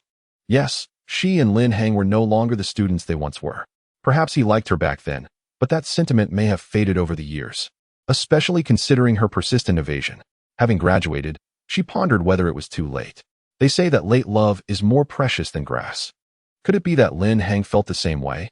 As they walked, they arrived at the jewelry city in Century Plaza, a floor bustling with various gold, silver, and gem adornments. Passing by a jewelry counter, Li Wenmin was captivated by a mannequin dressed in a wedding gown, halting in her tracks. The sight of the wedding dress evoked memories of a dream she had, where she and Lin Hang exchanged vows in a church, with a priest officiating their union. Miss, would you like to come in and take a look? In the jewelry section of the store, there is a delightful discount. At that moment, a charming saleswoman clad in a tailored suit stepped forward with enthusiasm to greet customers. In the past, whenever she passed by these glittering jewelry stores filled with gold and silver adornments, she would hurriedly avert her gaze, fearful that a mere glance would lead to an unwanted sales pitch. Moreover, she had never possessed the means to purchase such opulence. Merely looking was futile. Suddenly jolted back to reality, Li Wenmin noticed the saleswoman approaching her with a radiant smile, just as she was about to awkwardly retreat. It dawned on her that her financial situation had transformed. Yes, she now possessed an infinite black gold card, with over 10 million in her bank account. There was no longer any need for her to shrink away as she once did. Miss, would you care to step inside and take a look? All right, I shall have a look. Following the enthusiastic saleswoman into the store, Li Wenmin's eyes were immediately drawn to a dazzling diamond ring that sparkled brilliantly. Miss, over here we have some jade bangles and pendants. Here are the gold accessories. Over here are the silver pieces, and here are the diamond rings. Li Wenmin, however, did not pay heed to the saleswoman's introductions, but instead made a beeline for the diamond ring displayed in the case. Miss, are you interested in the diamond ring? This particular ring is quite expensive, at a full 10 carats. Li Wenmin felt a twinge of disdain at the saleswoman's skeptical tone and chose to disregard her, immersing herself in the admiration of the exquisite diamond ring that lay quietly in the display case. Miss, if you desire anything, please let me know. This diamond ring is intended for engagements, you know. Am I not allowed to merely look? Interrupted by the incessant chatter of the saleswoman, Li Wenmin smiled and inquired with a slightly raised tone. Of course, you may look, but it won't serve much purpose. These are typically purchased by gentlemen. I merely wish to save you time by directing you to products you might be interested in. The saleswoman's once warm smile faded, her expression stiffening. Li Wenmin could discern that she was being regarded as one of those customers who merely browsed without intent to purchase. Who was the manager of this establishment? I would like to speak with her. Turning around, Li Wenmin called out loudly. I am the manager, madam. Is there an issue? A slightly plump woman, also attired in a tailored skirt suit, approached. I find this saleswoman's attitude unsatisfactory. I wish to have another attendant assist me. Li Wenmin stated expressionlessly, her thoughts lingering on the possibility of switching to another store if this attitude persisted. Yet, the diamond rings in this store were indeed exquisite, and she wanted to afford them another opportunity. Of course, that is entirely acceptable. I will personally attend to you and apologize for the previous staff's lack of attentiveness. With that, the manager slightly bowed and turned to the saleswoman, her tone shifting. Zhou, why haven't you apologized to the customer yet?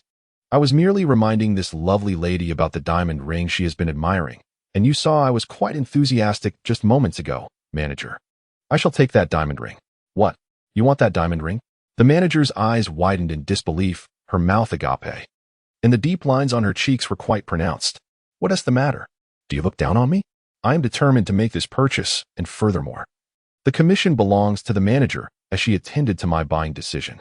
Having said this, Li Wenmin smiled at the manager and continued, Manager, all my purchases count towards your commission, correct? Because you have been courteous in assisting me, unlike her, who was rather rude. Yes, they will count towards my commission. The manager replied, maintaining her previous enthusiastic demeanor.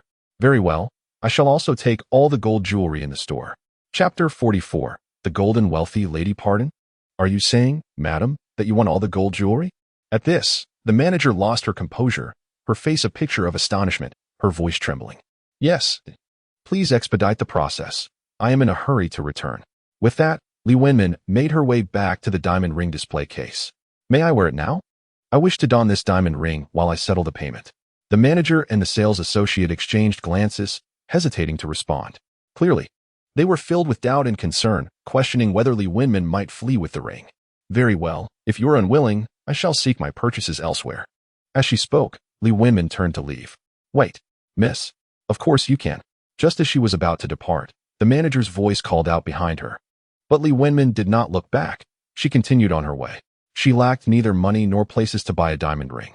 Yet it was impossible for her to spend without satisfaction. Miss, please wait. Come back into the store. I will put the ring on for you right now. Noticing the manager pursuing her, Li Wenmin paused. Very well. Returning to the display case, the manager, wearing white gloves, carefully retrieved the largest and most exquisite diamond ring. Which finger would you like to wear it on? This ring is adjustable and can fit any finger. After a moment's thought, Li Wenmin extended her right hand and said, the middle finger, please. All right. It was her first time purchasing a ring, and her first time receiving one.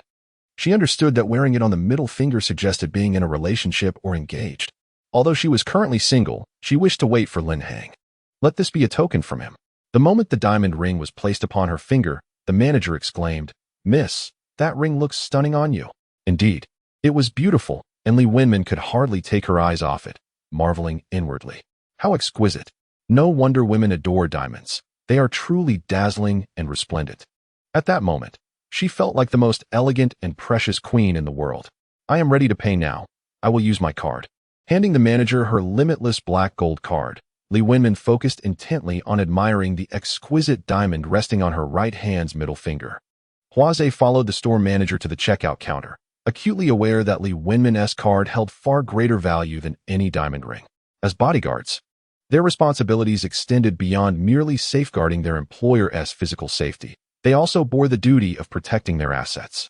At that moment, Li Wenmin recalled that she had not even considered the price of the diamond ring. Curiosity ignited. She picked up the box containing the ring to inspect it. 18 million. How extravagant. It exceeded the amount deposited into her bank account today. Indeed, a 10-carat diamond ring only graced the weddings of the affluent. Madam, please take care of your card, the manager said, presenting her with the ultra-luxurious black card and the receipt. I sincerely apologize for my previous demeanor. I hope you can overlook it. The sales associate, who had approached timidly, murmured an apology. Li Wenmin merely glanced at the diamond ring in her hand, responding coldly with a single syllable. Madam, you mentioned wanting to purchase gold as well. Allow me to show you. With a hint of reluctance, Li Wenmin stood and made her way toward the exit. Hey, madam, why are you leaving? Didn't you say you wanted to buy gold? The sales associate called out, his voice piercing and shrill. Madam, are you dissatisfied with the service? The manager echoed, pursuing her outside. Having encountered such a wealthy patron for the first time during their tenure, they were determined not to let her slip away. I dislike being attended by this sales associate. And since she has been following me, I will purchase elsewhere, Li Wenmin remarked, glancing at Wu Yu and Hua Zhe beside her. Are there other places that sell gold jewelry? Yes. Madam, come see our store. We guarantee top-notch service. Before they could respond, a melodious female voice chimed in from the side. Li Wenmin turned to see that the jewelry store across from where she had just purchased the diamond ring was indeed another establishment. The items within were rather similar in nature. Madam, that diamond ring is truly stunning. It enhances your elegance, the opposing store manager exclaimed, enthusiastically linking arms with Li Wenmin and leading her toward her store. Hey, that's our customer. What are you doing? The other manager protested. She has already purchased such an expensive diamond ring from your store, yet you continue with this attitude. I want this lady to experience the high-quality service in my shop. What was wrong with my attitude? I apologized. You are clearly poaching customers. How shameless. You are the shameless one. With your provincial demeanor, how can you sell jewelry? Just look at how many customers you've driven away. Enough of this bickering. I will buy from your store. I spend money to be happy. And just because you complimented me, I will go with you. Let us go. Li Wenmin decisively walked toward the other store. As Li Wenmin emerged, adorned with golden jewelry around her neck and wrists, her two bodyguards each carrying heavy bags. The staff at the pigeon egg shop she had just visited cast envious and astonished glances her way. They were taken aback by her extravagant purchases. The store across from them had certainly struck gold. I wonder how Sister Zhou will manage in our shop after losing such a wealthy customer. Indeed, a cooked duck has flown away, and to the competition, no less. How remarkable. This month's salary might very well be docked because of her. I can only imagine if she will continue to strut about, brimming with arrogance, believing all her customers to be impoverished. Li Wenmin departed under the watchful eyes and murmurs of the staff from both her shop and the adjacent jewelry stores. The sensation was rather delightful, basking in the envy and resentment of others. Rather than feeling discomfort, it filled her with satisfaction. By the time she returned home, it was nearly 10 o'clock. Sitting in her master bedroom, she gazed at the pile of various golden ornaments on the sofa, reminiscent of a small mountain, and found it pleasing to the eye. She selected several exquisite gold necklaces adorning her neck and added an array of gold bangles, bracelets, and rings. Standing before the mirror, she nearly burst into laughter. Wasn't this the quintessential image of a nouveau riche woman? In the reflection, she saw herself draped in numerous thick gold chains, her hands adorned with an abundance of gold bangles, and each finger gleaming with rings. The entire scene was a dazzling display of gold, almost absurdly ostentatious. I, Li Wenmin, am indeed a wealthy woman, she declared to her reflection, enunciating each word with conviction. Chapter 45. Wang Tsonghua's Variety Show Ding Dong. Her phone, resting on the sofa, chimed once more. Li Wenmin turned her head, then leisurely removed her gold jewelry piece by piece, placing it together before walking over. Picking up the phone, she saw a message from Lin Hang. Almost 6 hours had passed since her last message. Forget it, was the terse reply. In that moment, the last flicker of hope within her faded away. Since you've chosen to let it go, then let it be. I reached out first. I hold no regrets. Muttering softly to herself, Li Wenmin lifted her gaze to the view from the balcony. The city's nightlife was just beginning, with luxurious sightseeing boats gliding gracefully across the river. It's all right. I have wealth. I am not sorrowful. A wave of emotion swelled within her, but she stifled her tears. What do I have to be sad about? I am the richest person now. Why should I feel sorrow? After her self-reflection, Li Wenmin sat on the bed for a while longer, admiring the night view of the river. Then she stood up, preparing to head to the bathroom for a shower. Ding dong. Congratulations to the host for completing the self-regulation supplementary task. The rewards include a private jet, a private island, and a private yacht. At this moment, the mechanical voice of the system echoed in Li Wenmin's mind. Self-regulation? System, what is this supplementary task? Wait, a private jet? A private yacht? And a private island? Could it be that I merely sought solace within myself and received such extravagant rewards? Returning to the host, this system will intermittently trigger additional tasks and rewards. The private jet and yacht are already docked on your island. My goodness, system, how generous you are. Li Wenmin couldn't help but exclaim, gazing ahead. Host. As long as you're happy, Happy, indeed. Lee Winman softly echoed the system's words. In the past, after a heartbreak, she could only weep in her 10-square-meter rented room. Now, she could cry on her private island, aboard her private jet, or on her private yacht. But why would she cry? There was hardly time for tears. Laughter was her immediate response. She had once thought she would willingly trade a decade of singleness, even a lifetime, for a future filled with wealth and splendor. In retrospect, it seemed there was little to mourn.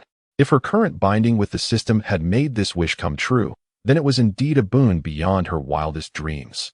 Not only was she affluent, but she could also weep in the embrace of countless handsome, muscular men, cry while traveling the world, skydive in tears, surf while shedding tears. There were innumerable ways to express her sorrow. Contemplating this, she found little reason to grieve. Entering the bathroom, Lee Winman hummed a tune, preparing to fill the tub with warm water for a soak. While washing her face, she noticed the facial cleanser she had prepared earlier, which she had not examined closely before. Amino acid facial cleanser. How thoughtful of the little system to know precisely what type of cleanser I use.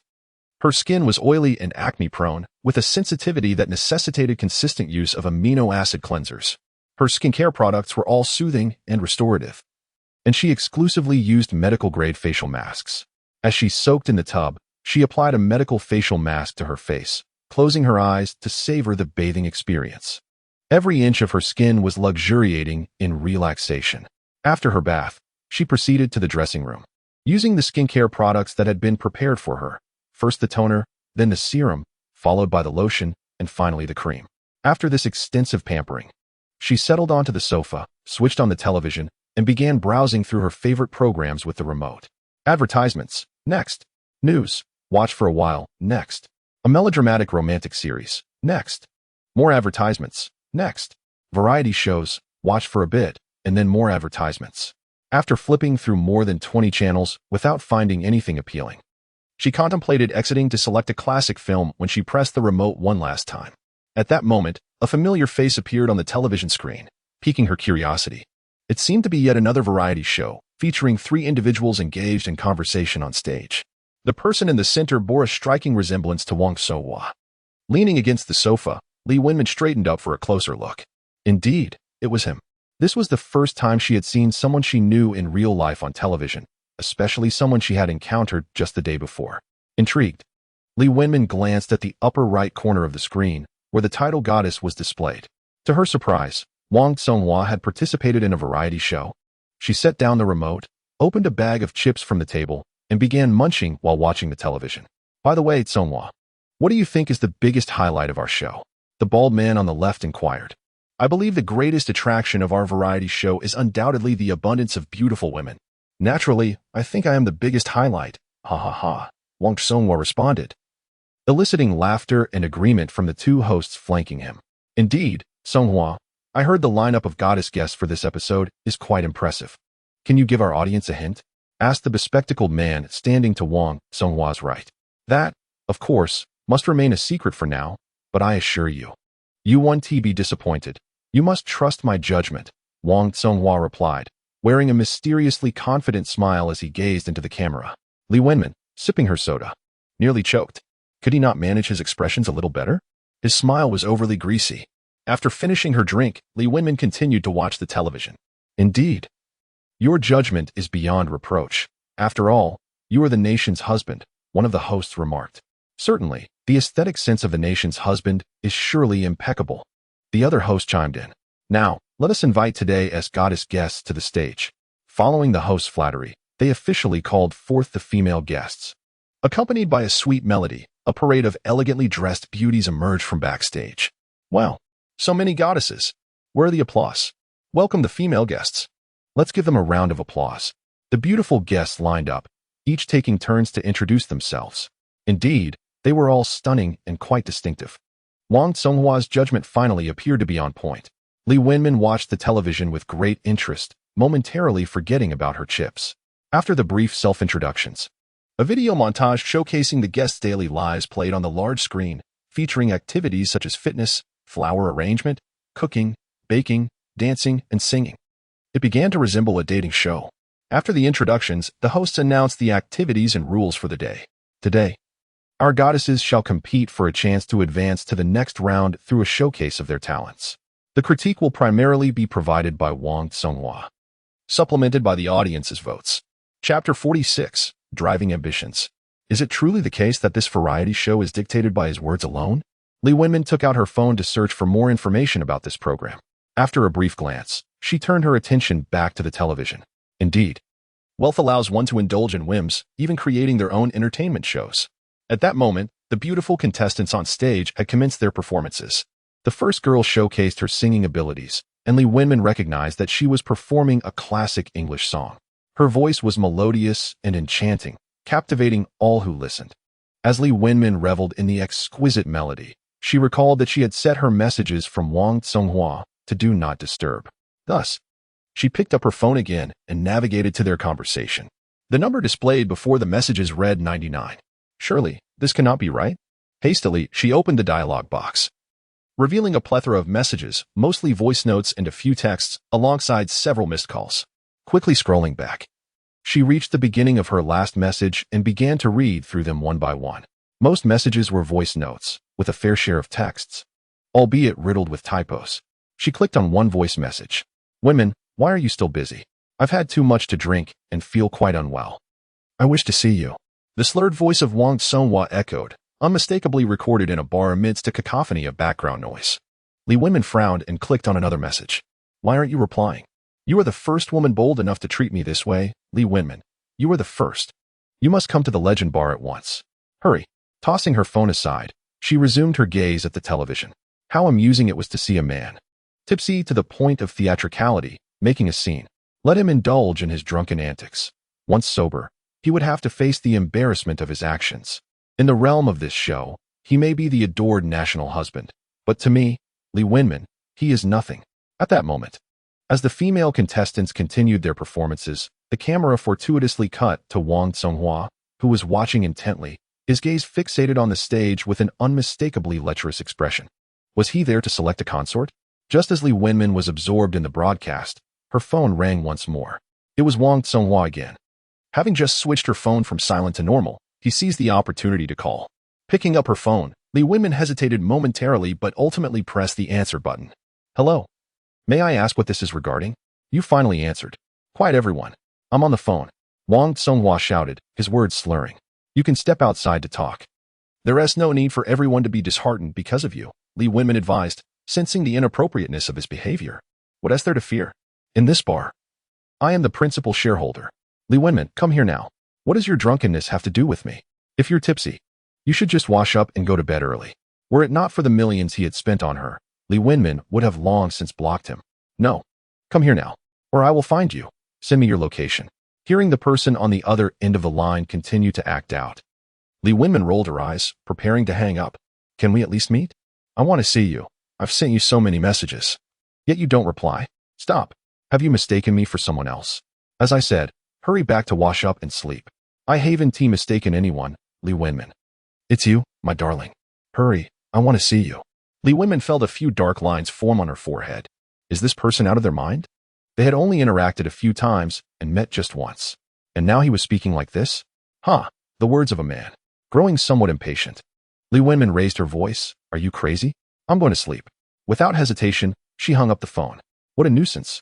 She had lost the desire to watch television, primarily because she did not want to see the inebriated person who had been bothering her. Li Wenmin pressed the remote, turning off the television. She then walked out to the balcony, leaning against the railing, feeling the cool evening breeze while gazing at the river view before her. Reflecting on the past few days, she found it hard to believe how surreal everything felt. In just a few days, her quality of life and its content had undergone a dramatic transformation. The weight that had pressed upon her heart had seemingly vanished. She no longer had to worry about job hunting or her future. Should she seek employment after all? Remaining idle felt somewhat sinful.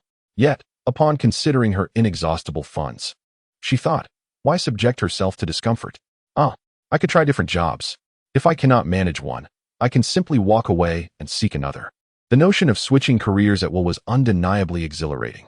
This was something she had often fantasized about while enduring those unsatisfying jobs. Back then, for the sake of survival and that meager paycheck, she had to endure and persevere. Now, she need not concern herself with such trivialities. If it was not enjoyable, she could just leave.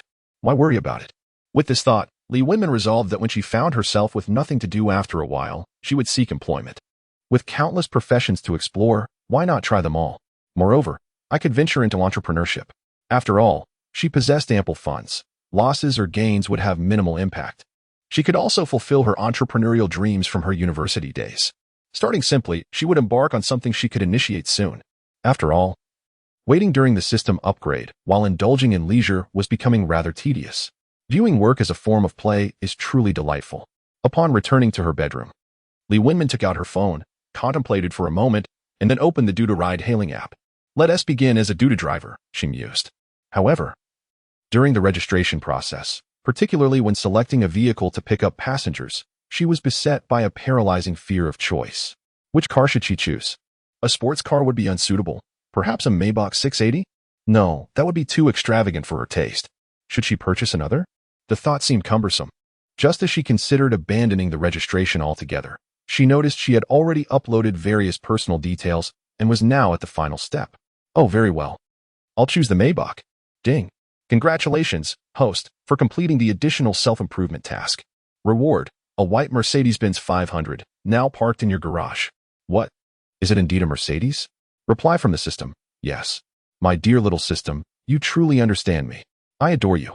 After exclaiming in excitement, Li Wenmin felt an overwhelming urge to rush to the garage and admire her magnificent vehicle.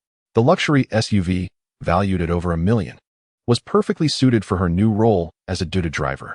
However, she suddenly recalled that she still had over 70 days before acquiring her driving skills. With that thought, she doused her own enthusiasm with a dose of reality. Chapter 47. Taking charge on reflection, she found little reason to feel disheartened. After all, with such a splendid vehicle, what more could she desire? Thank you, system. You are like my second set of parents. With a beaming smile, Li Wenmin skipped into her room, drew the curtains, and prepared to sleep early, looking forward to inspecting her new car in the garage the following day. While sports cars may be visually appealing, their low chassis rendered them fit only for smooth, urban roads. She preferred vehicles with a higher clearance, favoring the ruggedness of SUVs. As she lay in bed, sleep eluded her. She wondered how her parents were faring. Ever since their explosive argument and her subsequent departure from home, they had not been in touch. The quarrel had stemmed from her repeated failures in the postgraduate entrance exams. She wished to attempt one last time. Yet, without a job and having just graduated, she found herself compelled to seek financial support from them once more. However, her parents were evidently reluctant to continue providing for her, urging her to find employment instead. She pleaded for just one more year. If she failed to succeed within that time, she would indeed seek work. Yet, her parents, believing her chances of success were slim, cut off her financial support in an effort to compel her into the workforce. Li Wenmin did not wish to be a burden. Rather, she felt that juggling work and study would leave her with scant time to prepare. The psychological pressure weighed heavily on her, as this was her final opportunity. Success was imperative. Failure was not an option. She could not allow work to encroach upon her study time. Frustrated by her parents' refusal to support her, she made the impulsive decision to leave home, seeking out a modest rental in the city, where she dedicated herself to studying for her exams. As her living expenses dwindled, she found herself compelled to venture out in search of weekend jobs, hoping to study diligently while simultaneously securing a source of income. In such a fast-paced and competitive city, opportunities for weekend employment were scarce, predominantly in sales roles that often vanished without a trace. Consequently, Li Wenmin frequently found herself unable to complete even a month of work. With her earnings remaining elusive, she resorted to various part-time jobs, distributing flyers and engaging in temporary promotions, yet these positions were not consistently available. Her income fluctuated wildly, leading to periods of hunger interspersed with moments of satiety. One day, after a long day of fasting and too timid to spend money on food, she lay in bed, attempting to conserve her energy. Unexpectedly, the system was bound to her. Perhaps fate had shown her mercy.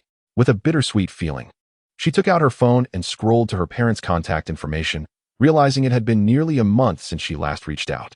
Is the system there? I would like to chat. Host, I am here. What would you like to discuss?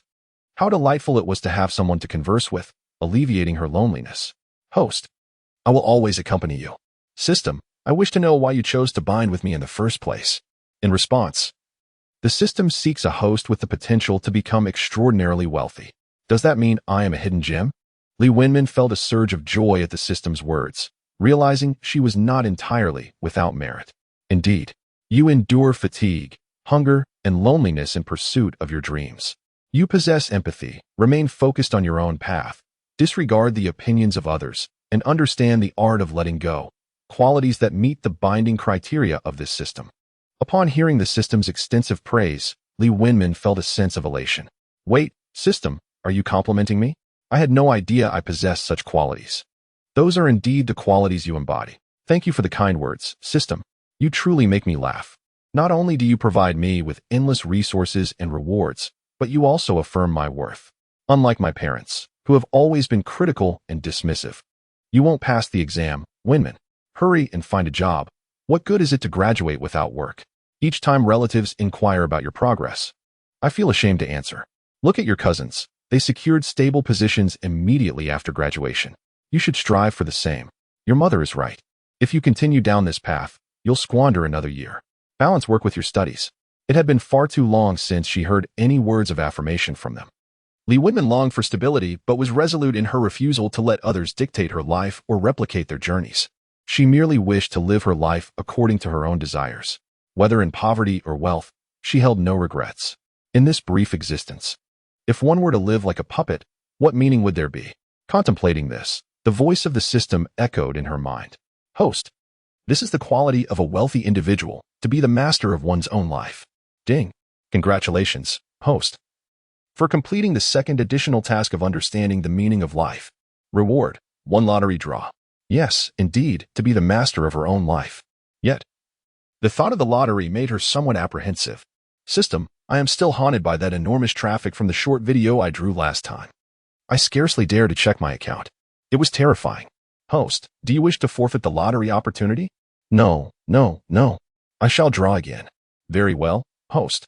Li Wenmin felt a flicker of anticipation akin to that of unboxing a surprise. At that moment, the familiar panel appeared before her, showcasing a rapidly spinning lottery wheel. Please, let me draw a worthwhile and practical prize. Stop. The wheel came to a swift halt. Li Wenmin widened her eyes, gazing at the pointer's position. It indicated driving skills. Driving skills. My goodness. Ha ha ha. System, did you see that? I drew driving skills. I can't believe I actually drew driving skills. I won't have to wait so long. Truly. Thoughts manifest into reality. How fortunate that she had not given up the lottery opportunity. Host, the driving skills will be automatically transmitted to your brain while you sleep tonight, requiring merely 3 hours. So, does this mean I can drive tomorrow? By the way, system, how effective are these driving skills? After all, everyone's driving abilities differ. She certainly did not wish to become a menace on the road. In response, host, the prizes from this system are the finest. All knowledge of the subjects will be effortlessly ingrained in your mind, and furthermore, your reflexes will be simultaneously enhanced, ensuring that your driving skills are optimized. Truly splendid. System, my sleep quality is rather poor. I sometimes awaken during the night and even need to use the restroom. Will this affect the acquisition of my driving skills? No. Host, it will not. You may rest assured. Then I shall go to sleep now. Chapter 48. Fitness the next day. Li Wenmin eagerly completed her morning routine and exited her room. Wenmin, why are you up so early today? Wu Yujing, dressed in sports attire, emerged from the kitchen carrying a plate of vegetable salad, her expression one of surprise. Wenmin, join us for breakfast before we head to the gym. Hua Zhe approached cheerfully from the living room, also clad in professional-looking athletic wear that showcased his impressive physique. Li Wenmin's gaze drifted towards the western dining table as she hesitantly remarked, I couldn't sleep this morning, so I got up early. I need to make a trip to the garage later. Garage? They both inquired simultaneously. Oh no, I meant to pick up my car. Li Wenmin almost let it slip, realizing that if she mentioned simply going to the garage to retrieve the vehicle, it would surely raise their suspicions. All right, we'll accompany you after breakfast, Hua Zhe replied, setting down his gym bag. There's no need to rush. Let us finish our breakfast first, then we'll head to the gym. You can work out while I tag along to see the gym here. I haven't been to this one yet, she suggested. Perfect. I've been wanting to introduce you to the world of fitness, he chuckled. But first, let us enjoy our breakfast. Today's breakfast was indeed sumptuous, featuring salads, toast, and chicken breast among other items. Once they finished their meal, they took the elevator down to the second floor, an area dedicated to activities and commercial spaces for the residents of each building. It boasted a gym, a library, a buffet restaurant, a swimming pool, an arcade, a game room, and more. Upon entering the gym, Lee Winman couldn't help but marvel at its grandeur, befitting the most luxurious community in the city. The gym was even more impressive than those that charged membership fees outside. Through the glass windows, one could see the fitness equipment, a lounge area, and an array of complimentary teas, beverages, and snacks. "Women, you should join us," Hwaze called back with a smile, looking quite sporty in his tank top. "I'll wait for you outside. I don't have a habit of working out." Lee Winman quickly waved her hands in refusal. "That won't do. I promised to introduce you to this," he insisted. "How about this? You come in and watch us work out, and for every piece of equipment I use, I'll explain it to you." "That sounds reasonable. I can learn a thing or two," she agreed, following them inside but standing aside as they approached the treadmill. "Winman, do you want to give this a try?" Wu Yu's voice called her attention. "Sure." As she stepped onto the treadmill, Hwaze and Wu Yu positioned themselves on either side of her, explaining the various buttons and numbers displayed on the screen. "All right, let us begin. Start with a slow jog, Winman." "Okay." After Hwaze pressed a button, the treadmill began to move backward, and Lee Winman cautiously started jogging. "How does it feel?" he inquired. "It's all right. I can manage. You keep running here while we go do some strength training." Wait. What if I don't know how to stop?" Lee Winman shouted nervously. "Don't worry. You weren't paying attention earlier. If you want to stop, just press this button here." Hwaze pointed to the button at the bottom of the treadmill. "Fine. I'll jog for a bit while you two work on your training." "Great. We'll be right behind you, focusing on strength." After the two of them departed, Lee Winman gazed intently ahead as she ran, feeling herself increasingly immersed in the rhythm of the exercise. It is evident that she possesses a modicum of athletic talent. She had secured first place in the 50-meter dash at her elementary school sports meet and excelled in the 800-meter fitness test during her university years. From a young age, she had been a quintessential tomboy, never having lost a fight against boys in her childhood. However, her assertiveness often led her into troublesome situations. Although the boys were typically the instigators, teasing and bullying her and her female friends, it was she who ended up in the wrong when she reduced them to tears. In her recollections, there were numerous occasions when parents arrived at her home, accompanied by their weeping, bruised children, seeking to confront her parents. As she was becoming engrossed in the scenery outside the glass window, a male voice interrupted her thoughts. "Beautiful lady, you could increase your speed a little." Lee Winman chose to ignore him, keeping her eyes fixed ahead. After all, it was better to avoid unnecessary complications. She was merely a novice at fitness. And what harm was there in running at a slower pace? It didn't impede him, did it? He certainly had an air of aloofness. Out of curiosity, she slightly turned her head to look at him. To her surprise, he was quite handsome. The young man who had just spoken to her appeared to be in his early 20s, clad in athletic attire, with a pair of headphones draped around his neck. Tall and slender, his physique was not as robust as Hwaze's, but it was well-proportioned, with defined muscle lines. Most notably, even from the side, his striking features were apparent. His fair skin and refined appearance bore some resemblance to Wu Yu, albeit without glasses, and he exuded a more masculine aura. At that moment, he was diligently running on the treadmill beside her, his pace significantly faster than hers. Not wanting to disturb his concentration, Lee Winman simply called out a grateful thank you and resumed her run. After a while, she began to feel a light sheen of sweat forming on her body, prompting her to stop the machine and step off. Hwaze and Wu Yu were not far behind, engaged in their weightlifting routine. Noticing her cessation of running, they both set down their equipment and smiled in her direction. "I haven't exercised in ages, so I only ran for a bit today. I'll try to run longer next time," she explained. "That's all right, Winman. Come along with us more often. You'll gradually grow to love fitness," Hwaze encouraged. "I was also introduced to it by Hwaze, and I'm just starting out myself. Winman, we should train together in the future." "Sure.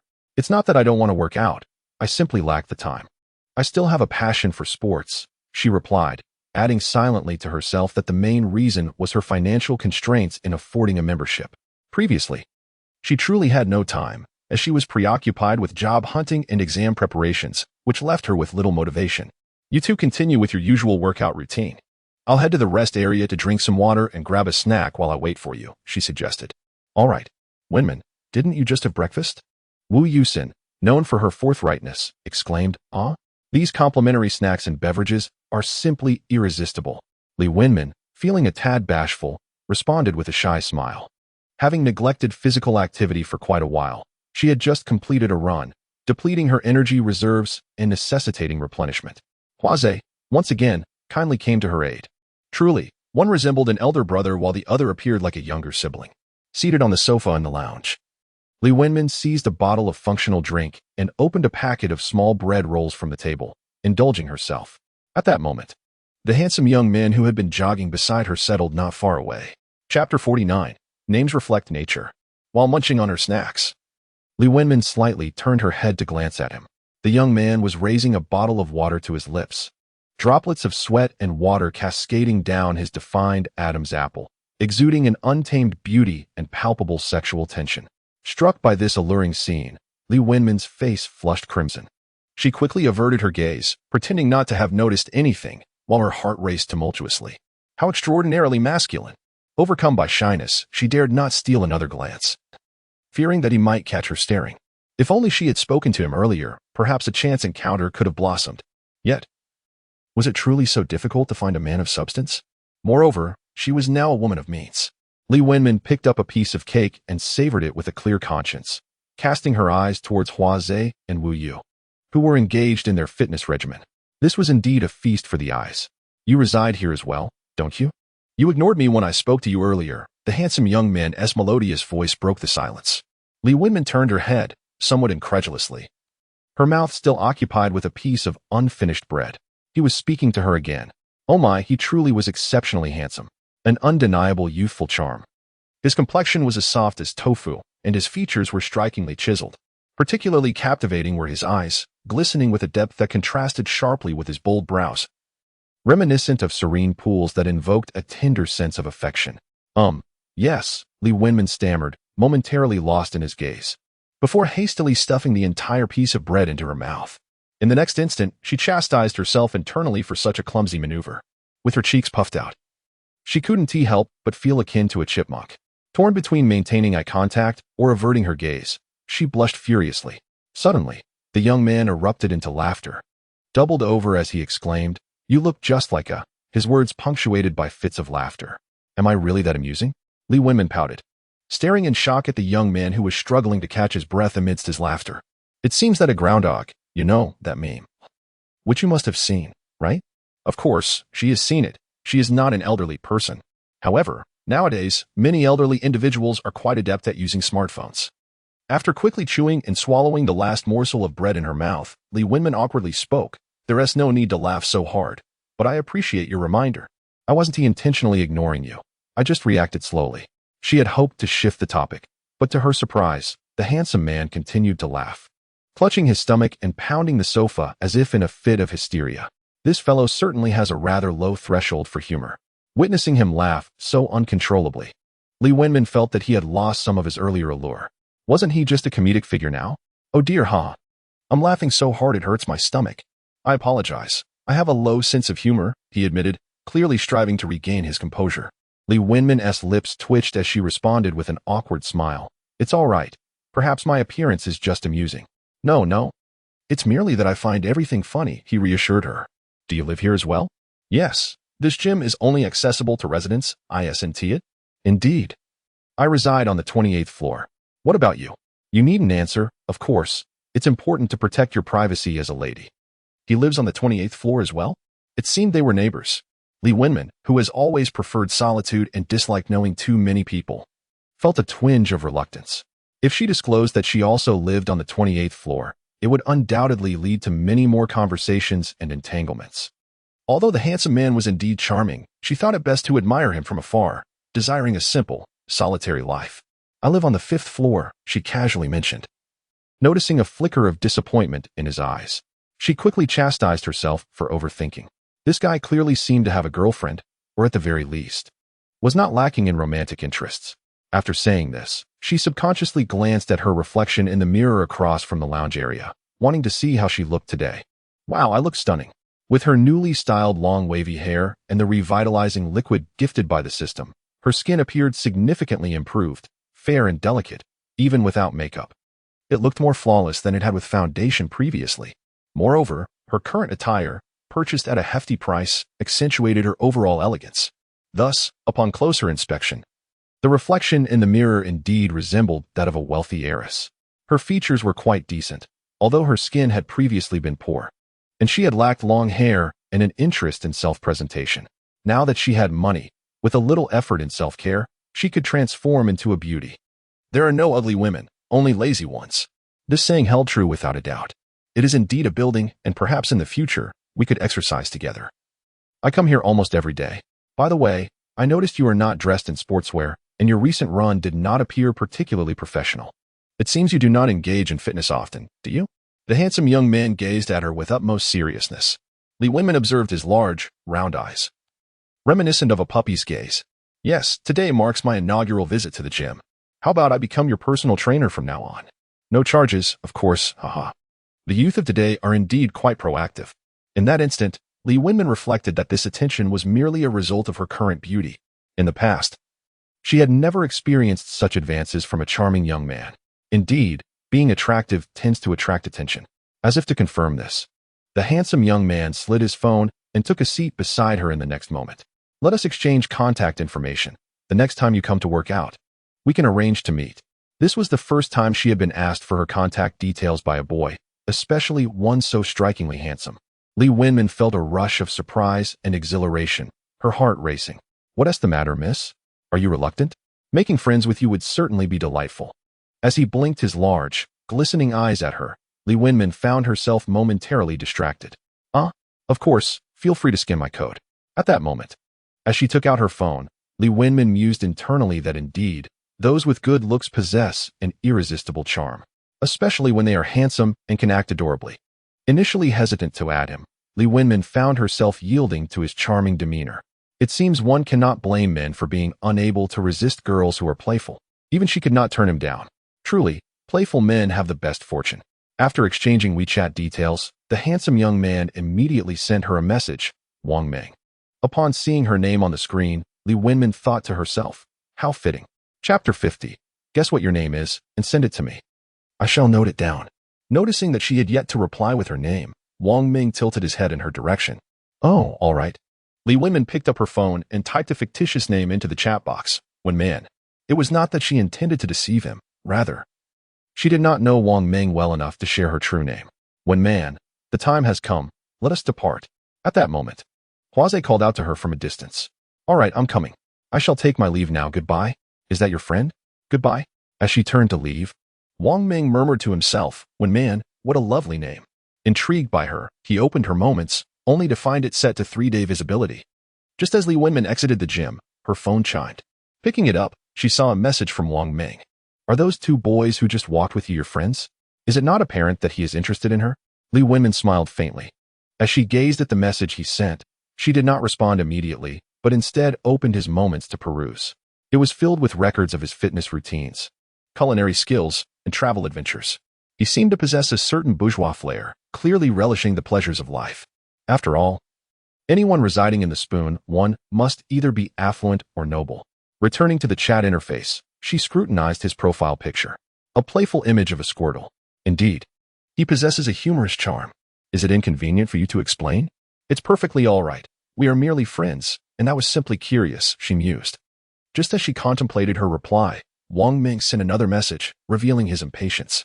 Is this not contradictory? On one hand, he claims they are just friends. Yet on the other, he inquires about the boys beside her. Young man, you have exposed your feelings. What's the matter, Wenmin? Wu Yu inquired, noticing her pause. Oh, I'm just replying to a message. All right. Yes, she swiftly typed in response, and then shut her phone, hurrying toward the garage. She would soon lay eyes on the grand gift the system had prepared for her. How exhilarating. Wait, the car is parked in the garage, but where is the key? System, where do I retrieve the key? Replying to the host, it is located in the delivery at the Spoon One Shufeng station. The collection code is 66688. Wow, system. You are remarkably clever. Deliveries you send me are either takeout or packages. By the way, how do you manage that? Changing her direction, Li Wenmin headed towards the Shunfeng station, engaging in a mental dialogue with the system. Replying to the host, both takeout and packages are directly inputted through big data loopholes, remaining undetected. Besides these two methods, there are also direct orders for home delivery. It sounds quite impressive. However, I need not concern myself with the details. I shall simply focus on receiving. Upon reaching the Shunfeng station, Li Wenmin entered the collection code into the locker, which then popped open to reveal a small package inside. Taking out the knife gifted to her by Huaza, she carefully sliced open the package. "Allow me, Wenmin, we can handle this. Oh, I can manage this myself. If I rely on you for everything, I would merely become a burden," she replied, as the package was fully opened, revealing indeed a car key.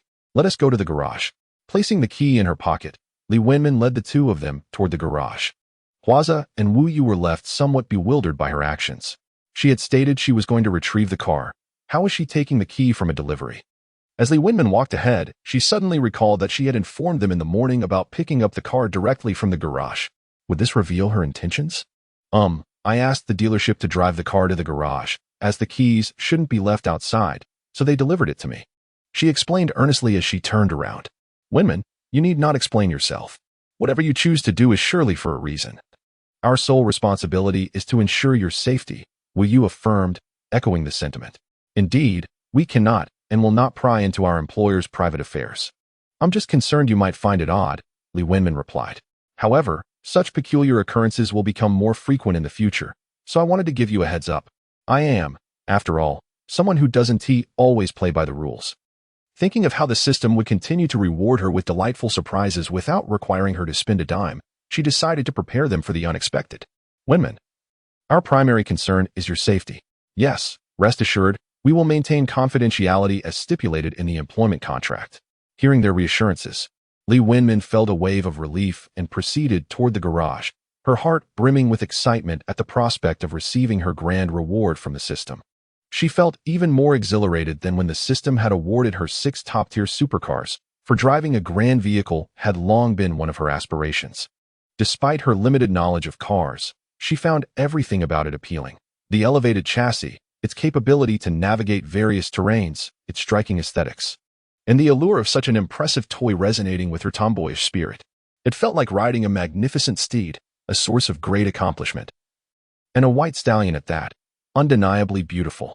Upon arriving at the underground garage, guided by the system's prompts in her mind, she began searching for the grand vehicle she had longed for.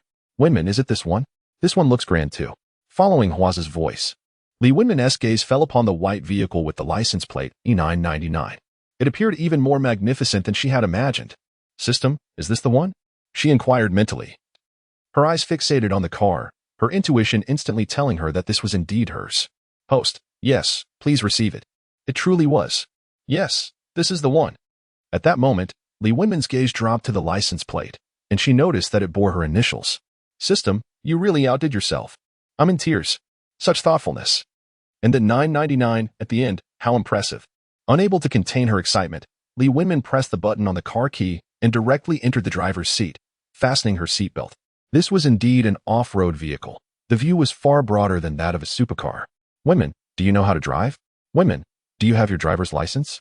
Upon seeing her directly sit in the driver's seat, Huaze and Wu Yu hurriedly inquired.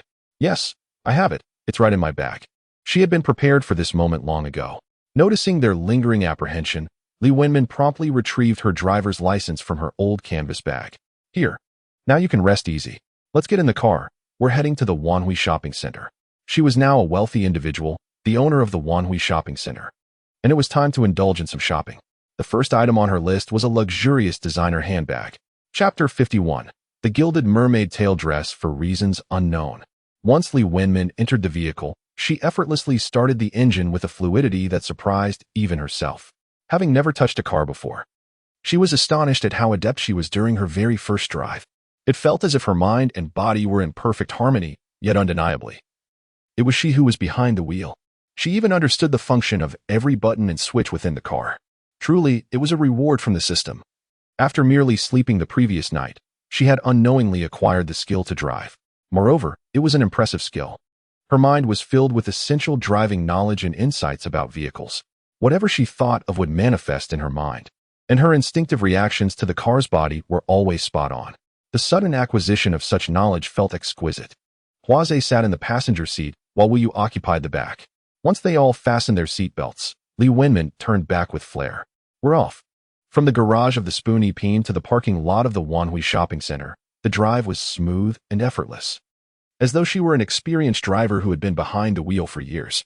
At the traffic lights, even Huazhe couldn't help but praise her. Wenman, your driving skills are impressive. I've never seen you drive before, but today, it's clear you're a pro. Just average, Li Wenman replied lazily. One hand on the steering wheel as she waited for the light to change. Feeling a bit monotonous, she decided to play a song. Throughout the drive, each time they stopped at a red light, nearby drivers would lean over to glance at her. After parking at the Wanhui shopping center, Li Wenman and her companions entered the mall. During her last visit, she had her purchases transported back by a large truck from the shopping team. However, most of what she bought then consisted of basic necessities, with seasonal clothing, shoes, and hats taking up a significant portion. Additionally, she had acquired various cosmetics, skincare products, and perfumes. As for designer handbags, she had only purchased a few small, exquisite ones that, while beautiful, proved impractical due to their size.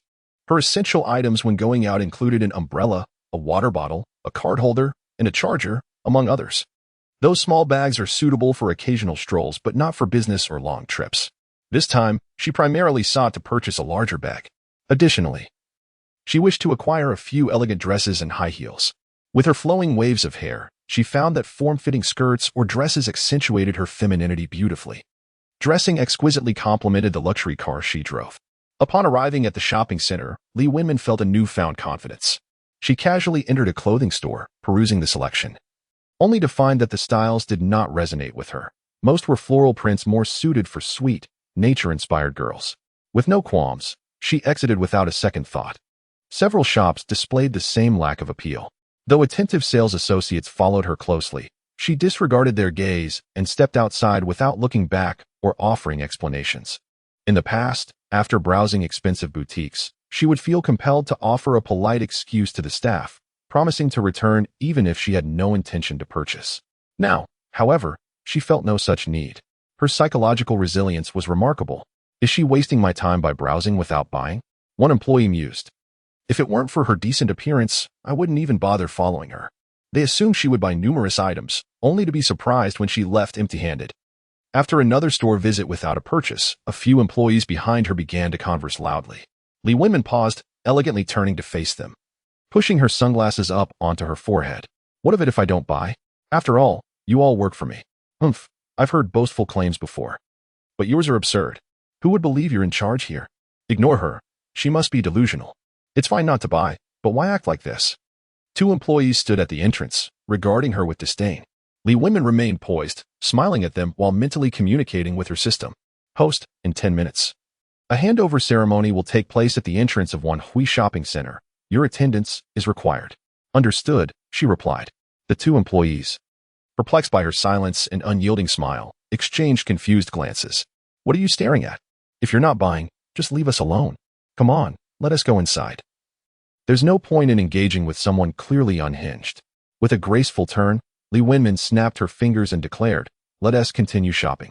With a confident stride, she sashayed toward the next clothing store. Her bodyguards, Huazhe and Wu Yu, observed her unruffled demeanor and admired her psychological fortitude. As their duty was to ensure her safety, they felt a sense of admiration for her strength. As the employer faces imminent or ongoing danger, they find themselves unable to intervene in disputes, as it lies beyond their responsibilities. Witnessing Li Wenman being belittled by the two shop assistants left them powerless, mere spectators to the unfolding scene. However, had those assistants attempted to physically confront Li Wenman, they would have undoubtedly stepped in to assist her without hesitation. Upon entering the next boutique, Li Wenman immediately sensed that this establishment was well suited to her tastes. This niche luxury clothing store specialized in an array of haute couture evening gowns, with models adorned in stunning dresses that radiated elegance. Welcome. We encourage you to try on our garments. The sheer beauty of the gowns captivated Li Wenman, her mouth agape as she turned her head to admire each exquisite piece. Feel free to try anything you fancy. Miss, what do you think of this enchanting black fishtail gown? Its minimalist style is perfect for both evening events and casual wear, and I believe it complements your aura beautifully. Li Wenman gazed at the black dress showcased on the model. The gown, with its sleek black base, hugged the model's figure gracefully, accentuating her curves. The hem was adorned with shimmering golden threads, which gradually transitioned into delicate, sparkling rhinestones. The skirt flared out in a wave-like fashion, beginning at the model's calves. How stunning, Li Wenman mused, admiring the polished appearance of the shop assistant, whose demeanor reflected extensive training. The contrast and professionalism between the two assistants she had encountered earlier and this one was stark. Truly, the quality of service at a luxury clothing store is unparalleled, she thought, as she examined the price tag of the dress the assistant had introduced to her. $59,999. Yes, it is worth this price. Chapter 52. The handover ceremony. All right, I will try it on. But I fear I may not be able to pull off such a form-fitting gown. I wonder how it will look on me. Her eyes sparkled with excitement as she touched the exquisite fishtail dress. She had never worn anything of such high fashion before, having only seen celebrities and affluent socialites donning gowns like this at galas and prestigious events on television and social media. Now, she too could partake in this elegance, though she was curious about how she would appear in it. Dear, you have a lovely figure. You will undoubtedly look fantastic in it. We also have high heels that would pair perfectly. Following the assistant to the left side of the store, they arrived at the high-heeled shoe section, which featured a limited selection of just over 30 pairs, each uniquely designed. Li Wenmin's eyes were drawn to a pair of silver-pointed toe stilettos. Isn't this reminiscent of the glass slipper from fairy tales? How beautiful. I would like to try these on. Of course. What is your shoe size? Let me check our stock. 37. Perfect. We have your size. You are quite fortunate. A sales assistant held a pair of high heels, while two others delicately supported a golden fishtail gown, assisting Li Wenmin into the fitting room. You may try it on. Should you require any assistance during the process, do not hesitate to call us. A gentle reminder, the gown is quite expensive, so please refrain from tugging at it forcefully. If you struggle with the zipper, feel free to summon us for help. Very well. The staff here truly exemplify high standards. Throughout the experience, there was not a hint of disdain or condescension in their demeanor. It was precisely this attitude that compelled Li Wenmin to consider making a purchase in this establishment. If the shoes and dress fit perfectly, she would buy them both. If not, she would opt for something else. Upon entering the fitting room, she was greeted by a grand full-length mirror, a small sofa, and a clothing rack. The spaciousness of the fitting room was indeed befitting of a high-end fashion boutique. Li Wenmin eagerly shed her clothes and carefully donned the gown. With ease, she zipped up the back. It was a tad long, the hem brushing the floor. Oh, but she had the high heels. Sitting on the sofa, she slipped on the heels. Standing up, the hem fell gracefully between her heels. As she took careful steps towards the mirror, she nearly gasped, "Oh my goodness, is this truly me?" The reflection revealed her as a mysterious and beautiful black swan, exuding elegance and charm. Her flowing, seaweed-like hair elegantly draped over her bare shoulders, serving as a divine accent. The low neckline subtly showcased her alluring curves without appearing overly risque, adding a captivating highlight to the exquisite black dress. Though she rarely wore high heels, she found these 10-centimeter stilettos surprisingly comfortable. Approaching the fitting room door, she cautiously turned, attempting to walk like a model towards the mirror. How stunning! The skirt flowed like blooming flowers with each step she took. The fishtail gown swayed gracefully, mirroring the rhythm of her movements, resembling blossoming petals. Buy it. Li Wenmin could hardly contain her excitement as she swung open the door and stepped out. Wow, beautiful. You look absolutely stunning. This outfit seems tailor-made for you. The compliments poured in. You look magnificent, just like the model. Several other sales assistants gathered around, showering her with admiration. Li Wenmin was eager to swipe her card and purchase the ensemble immediately. Clumsily adjusting the hem of the gown, she turned with a joyful smile, asking her friends, "Huazhe, do you think it looks good?" "It's beautiful, particularly striking," Huazhe responded almost instantly. His expression no longer one of surprise as it had been when he first saw her hair done, but instead filled with warmth and admiration. Sitting beside her, Wu Yu appeared utterly astonished, gazing at her motionless. "Wu Yu?" Li Wenmin, clutching her chest in fear of exposure, leaned slightly forward inquiringly. Stunning, simply stunning. Like a celestial being descended to earth. It's absolutely breathtaking. Wenmin, I was momentarily spellbound. Regaining her composure, Wu Yu scratched her head, her cheeks flushed. Li Wenmin and Huazhe exchanged knowing glances, both bursting into laughter. This dress and these high heels, I purchased them with a card. Upon hearing Li Wenmin's intentions, the shop attendants showed no surprise, continuing to wear smiles. Their prior experiences indicated that those brave enough to step into their store and try on clothing were almost invariably affluent. While they had encountered a few patrons who tried on items but ultimately declined to purchase, these were rare exceptions that did not affect their business. Even selling a single silk scarf in their store yielded greater profits than an entire outfit at other shops. Very well. Will you be wearing them? Yes. Please pack up the clothes from my fitting room. Certainly. Please hold on. Ding. The UnionPay transaction for $79.99 was confirmed. As she swiped her card, Lee Winman was aware of the price of the shoes adorning her feet, an entire $20,000. No regrets, as it was merely the funds from her unlimited black gold card. Her own money remained untouched. After receiving her purchases and receipt, Lee Winman and her companions were escorted out by all the attendants. Host. The handover ceremony has commenced for 10 minutes. You may proceed to the venue now. What? What is it, Winman? It's nothing at all.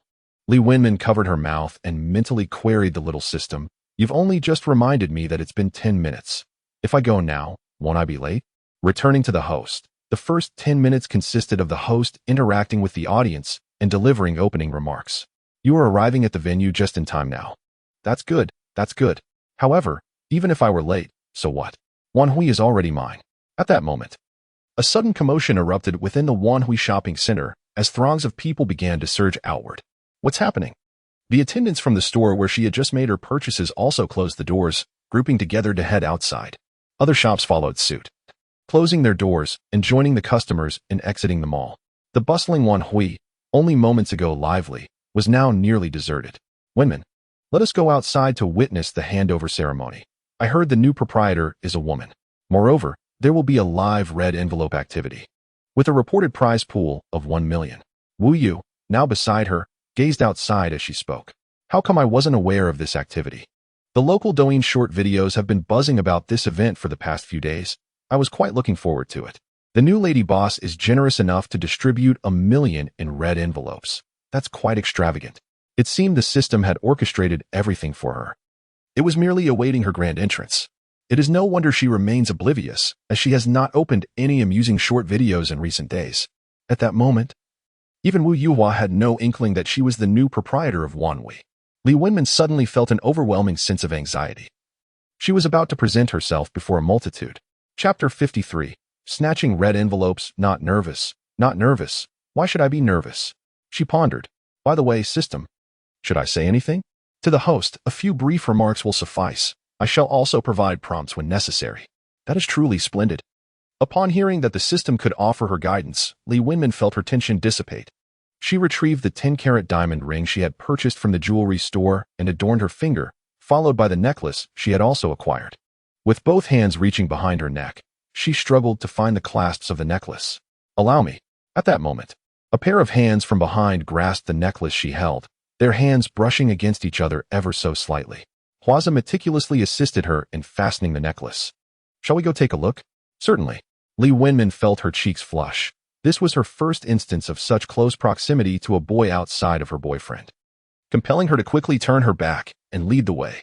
They traversed Wanhui, walking for approximately 3 minutes before nearing the entrance, where the voice of the host could be heard through a microphone. To claim she was not nervous would be disingenuous. Lee Winman was both anxious and exhilarated. Today, she would assume the additional identity of the proprietor of Wanhui. All right, as we can see, the venue for today's handover ceremony at Wanhui Shopping Center is teeming with people. It appears that everyone's enthusiasm remains quite high. As they stepped outside, they followed the sound of the host's voice. A red stage stood before them, flanked by large speakers, and a tall, handsome host in a tailored suit was addressing the audience.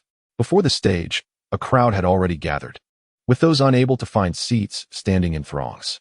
The sight of such a vast assembly heightened Lee Winman's anxiety. The time has come for the commencement of our handover ceremony. Our new boss lady has prepared a grand red envelope for everyone. Does anyone know the amount? 1 million. That's correct.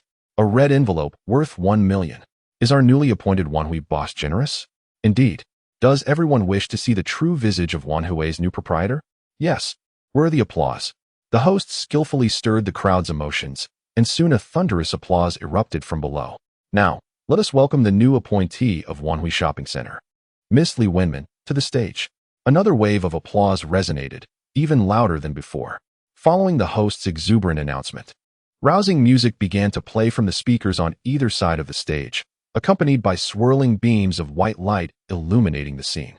For a moment, Lee Winman mistakenly believed this was a micro-business conference. Would she, too, have to command the audience with a resounding "Do you understand" the applause? Was it merely a coincidence that they shared the same name? Behind her, she heard Hua Wu's inquisitive voice. Li Wenmin hesitated briefly, offering no response as she gracefully ascended the stage from the side. Luckily, the exit they had just used was conveniently close to the stage, sparing her the need to navigate through the dense crowd. With her head held high and steps confident, she reminded herself to maintain poise, believing herself to be the most beautiful in the world. While she mentally urged herself to uphold her composure, she also gathered her courage. As she stepped onto the stage, the eyes of the audience converged upon her, intrigued. Was the new boss truly this stunning? Such youthful promise. She had acquired Wan Hui at such a tender age. The exquisite gown she wore was from a high-end boutique, valued at 60,000. The 10-carat diamond ring on her hand and the luxurious heart of the ocean necklace further accentuated her elegance. Look, isn't that the woman who came to our store, but didn't he make a purchase? My goodness, have we offended the new owner of Wan Hui? Some murmured. She looks like just a mere hostess. How could she possibly be the new proprietor of Wan Hui? Perhaps it was a figment of her imagination, but at that moment, as she stood on the stage, the atmosphere became so hushed that even the sound of a pin dropping could be heard.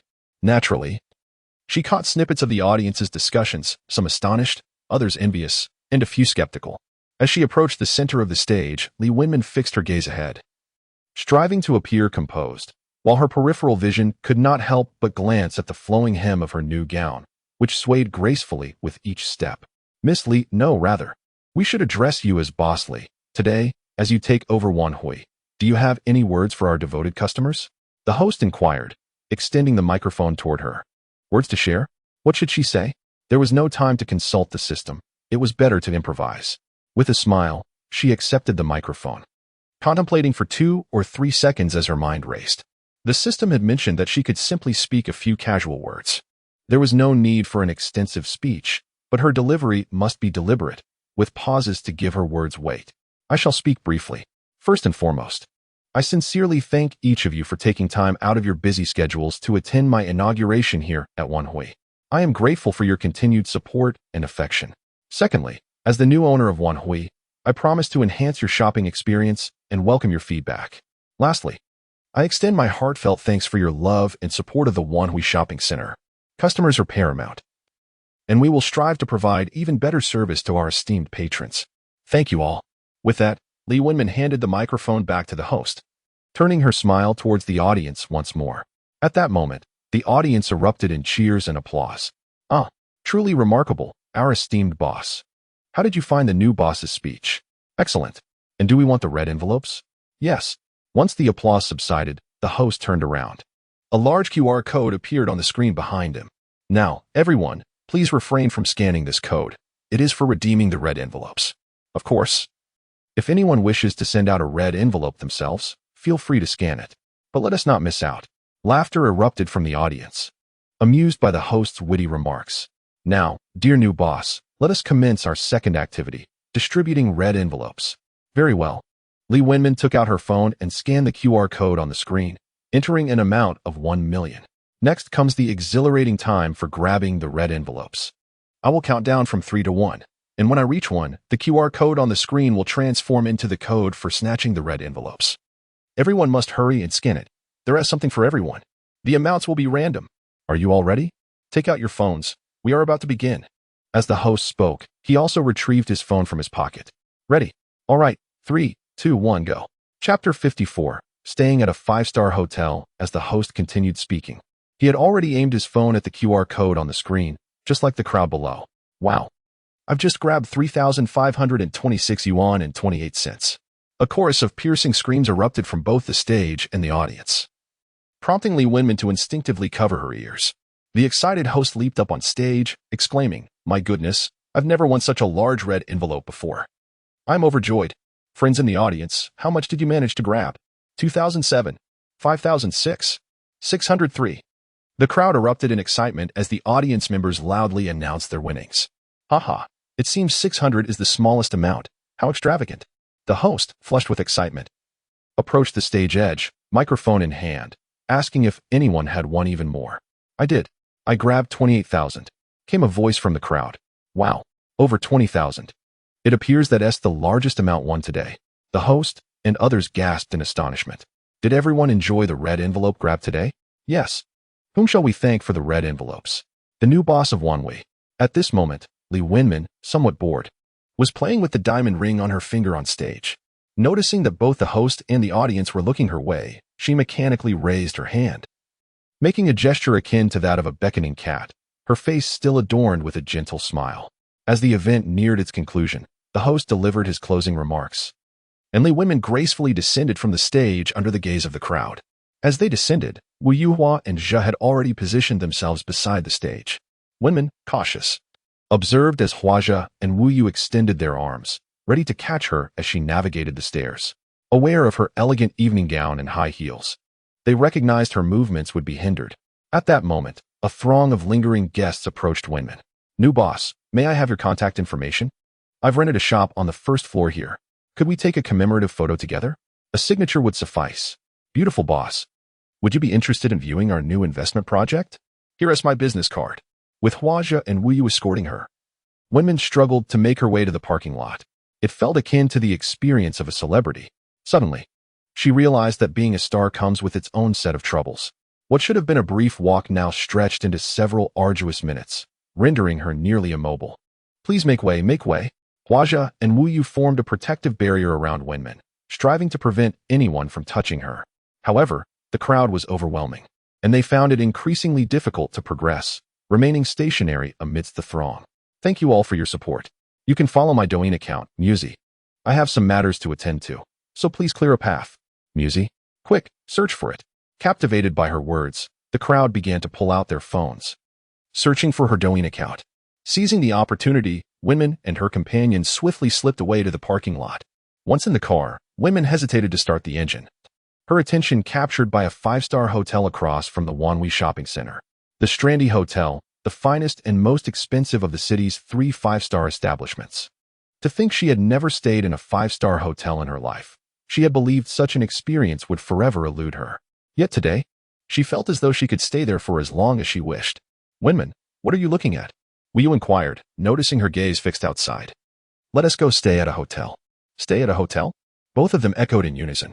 Yes. Did you see that five-star hotel across the street? Who among you has stayed there? Could you share your experience? Wenmin asked, pointing out the window. No, I haven't. Neither have I. Then let us go stay there today. I'll take one room, and you two can share another. With that, the exuberant Wenmin started the car, steering towards the parking lot of the Strandy Hotel. At the front desk during check-in, Wenmin perused the available room types. The most luxurious option was the Riverside high-rise suite, priced at $888 per night, featuring 2 bedrooms, a living room, a kitchen, and a bathroom. 2 bedrooms and a living room? Was it not possible for her to share a room with the two of them? However, the notion of 2 men and a woman residing in a single room seemed rather inappropriate. Would the front desk not suspect them of engaging in illicit activities? Upon contemplating this, Li Wenmin did not suppress her thoughts, but instead voiced them directly. May I inquire if 3 individuals can occupy a suite? The 2 gentlemen are my cousins, and we are traveling together, hoping to economize a bit. Furthermore, this suite comprises 2 bedrooms and a living area. Certainly, that is permissible, came the reply. Then we shall book just 1 suite. After finalizing the check-in process, the trio ascended to the 25th floor via the elevator. Upon entering the hotel room, Li Wenmin was filled with curiosity and began to explore. The suite not only featured 2 bedrooms, a kitchen, and a bathroom, but also an array of furnishings and appliances, including a refrigerator, washing machine, and television. It felt less like a hotel room and more akin to a home.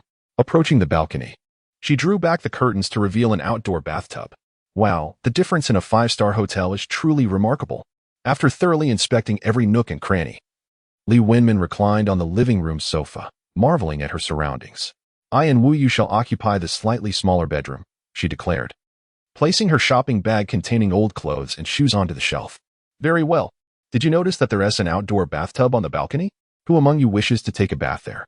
It would be wise to reserve a time slot to avoid any overlap, Huazhe remarked. I shall use the bathroom in our bedroom. Wu Yu was the first to respond. Me too, he added. Huazhe smiled slightly. Then I shall enjoy a soak. As night fell and it was time for slumber, both Huazhe and Wu Yu retired early to their bedroom, remaining discreetly inside. Li Wenmin indulged in a bit of television before relishing a bath in the outdoor tub. As she admired the expansive night scenery of the river, she drifted off into a blissful sleep. The following morning, she awoke early and knocked on the door, urging the two within to rise. She was well aware that they had likely already awoken. However, in a bid to evade any potential awkwardness arising from cohabiting in a hotel, they remained indoors. Hwaza. Wu Yu, it is time to rise. We must miss the breakfast at the five-star hotel. After only a few knocks, the door swung open. All right, Wenman. We will be out shortly.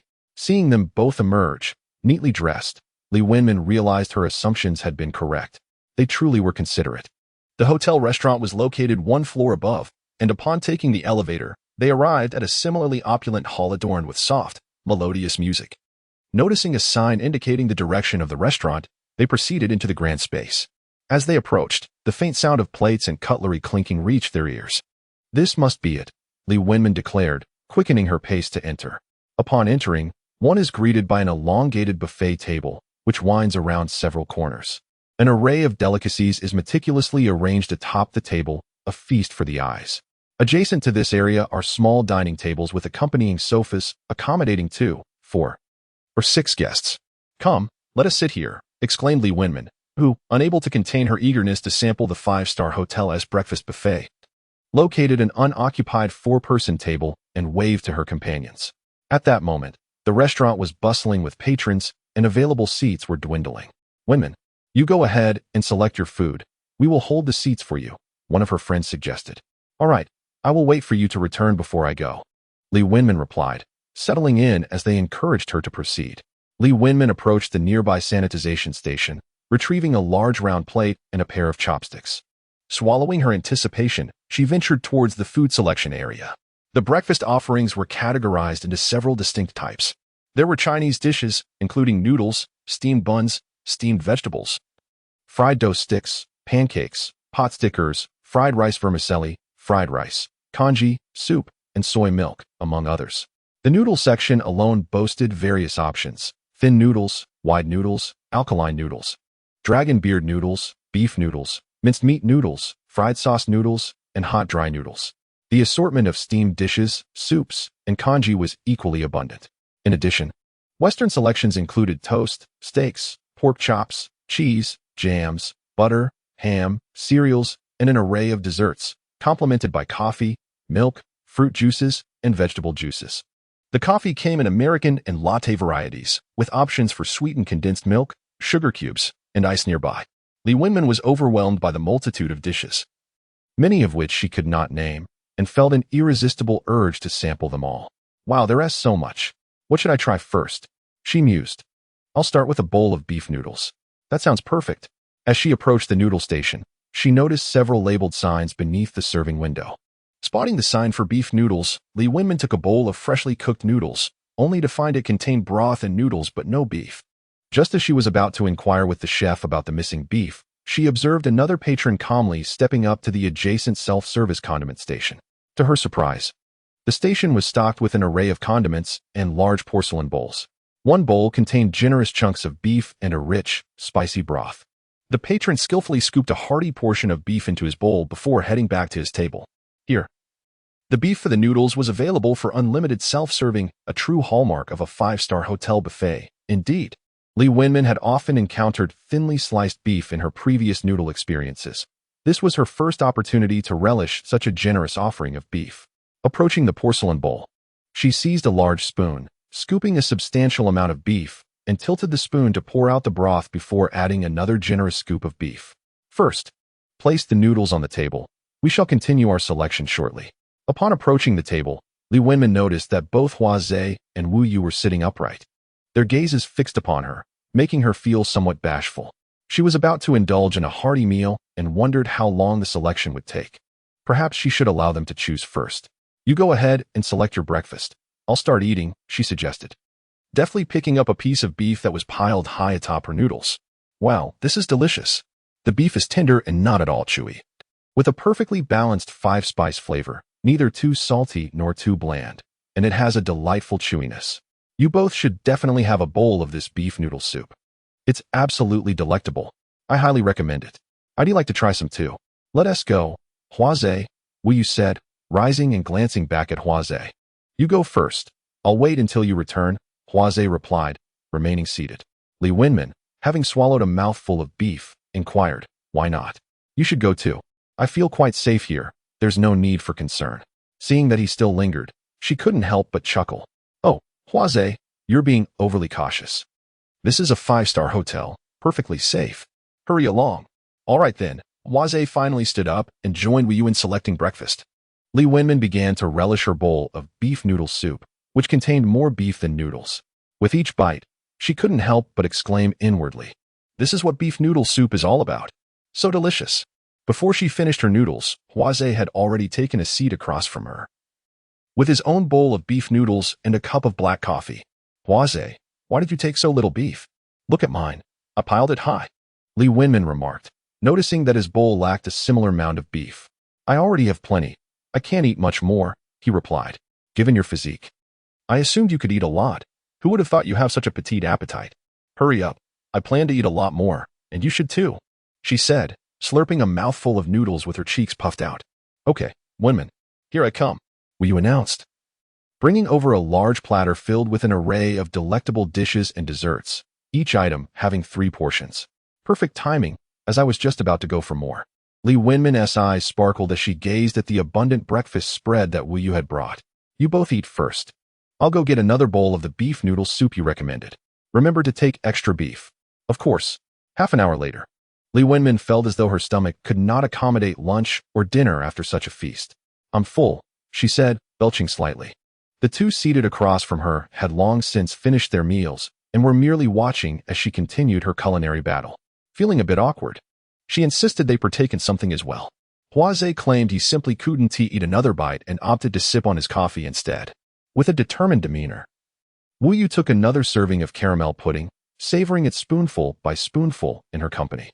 "Speaking of Wenmin, your performance on stage yesterday was truly remarkable." Upon hearing Wu Yu mention the handover ceremony from the previous day, Li Wenmin, who had been absent-mindedly using a toothpick, paused momentarily. Could it be that they were harboring some doubts of their own? Noticing her sudden seriousness, Huaze cleared his throat softly. It was evident to all that his cough was feigned. "Are you all right, Huaze? Did you choke?" Wu Yu inquired with genuine concern. Adjusting her glasses as she looked at him, Li Wenmin found Wu Yu's obliviousness amusing, and she chuckled lightly. "Wenmin, what's amusing you?" "Oh, it's nothing. Just a minor incident of choking," she replied. "Wu Yu, remember our responsibilities and boundaries," Huaze stated bluntly, as he noticed her lack of understanding. "Oh, I understand now. Thank you for the reminder, Brother Zhe. Wenmin, I promise I won't cross any lines in the future. It's fine. I'm not want to take things too seriously. Just maintain a sense of propriety, like avoiding personal questions," Li Wenmin responded, indicating her own boundaries. She was keen to evade inquiries about the origins of her wealth or her status as the owner of Wanhui.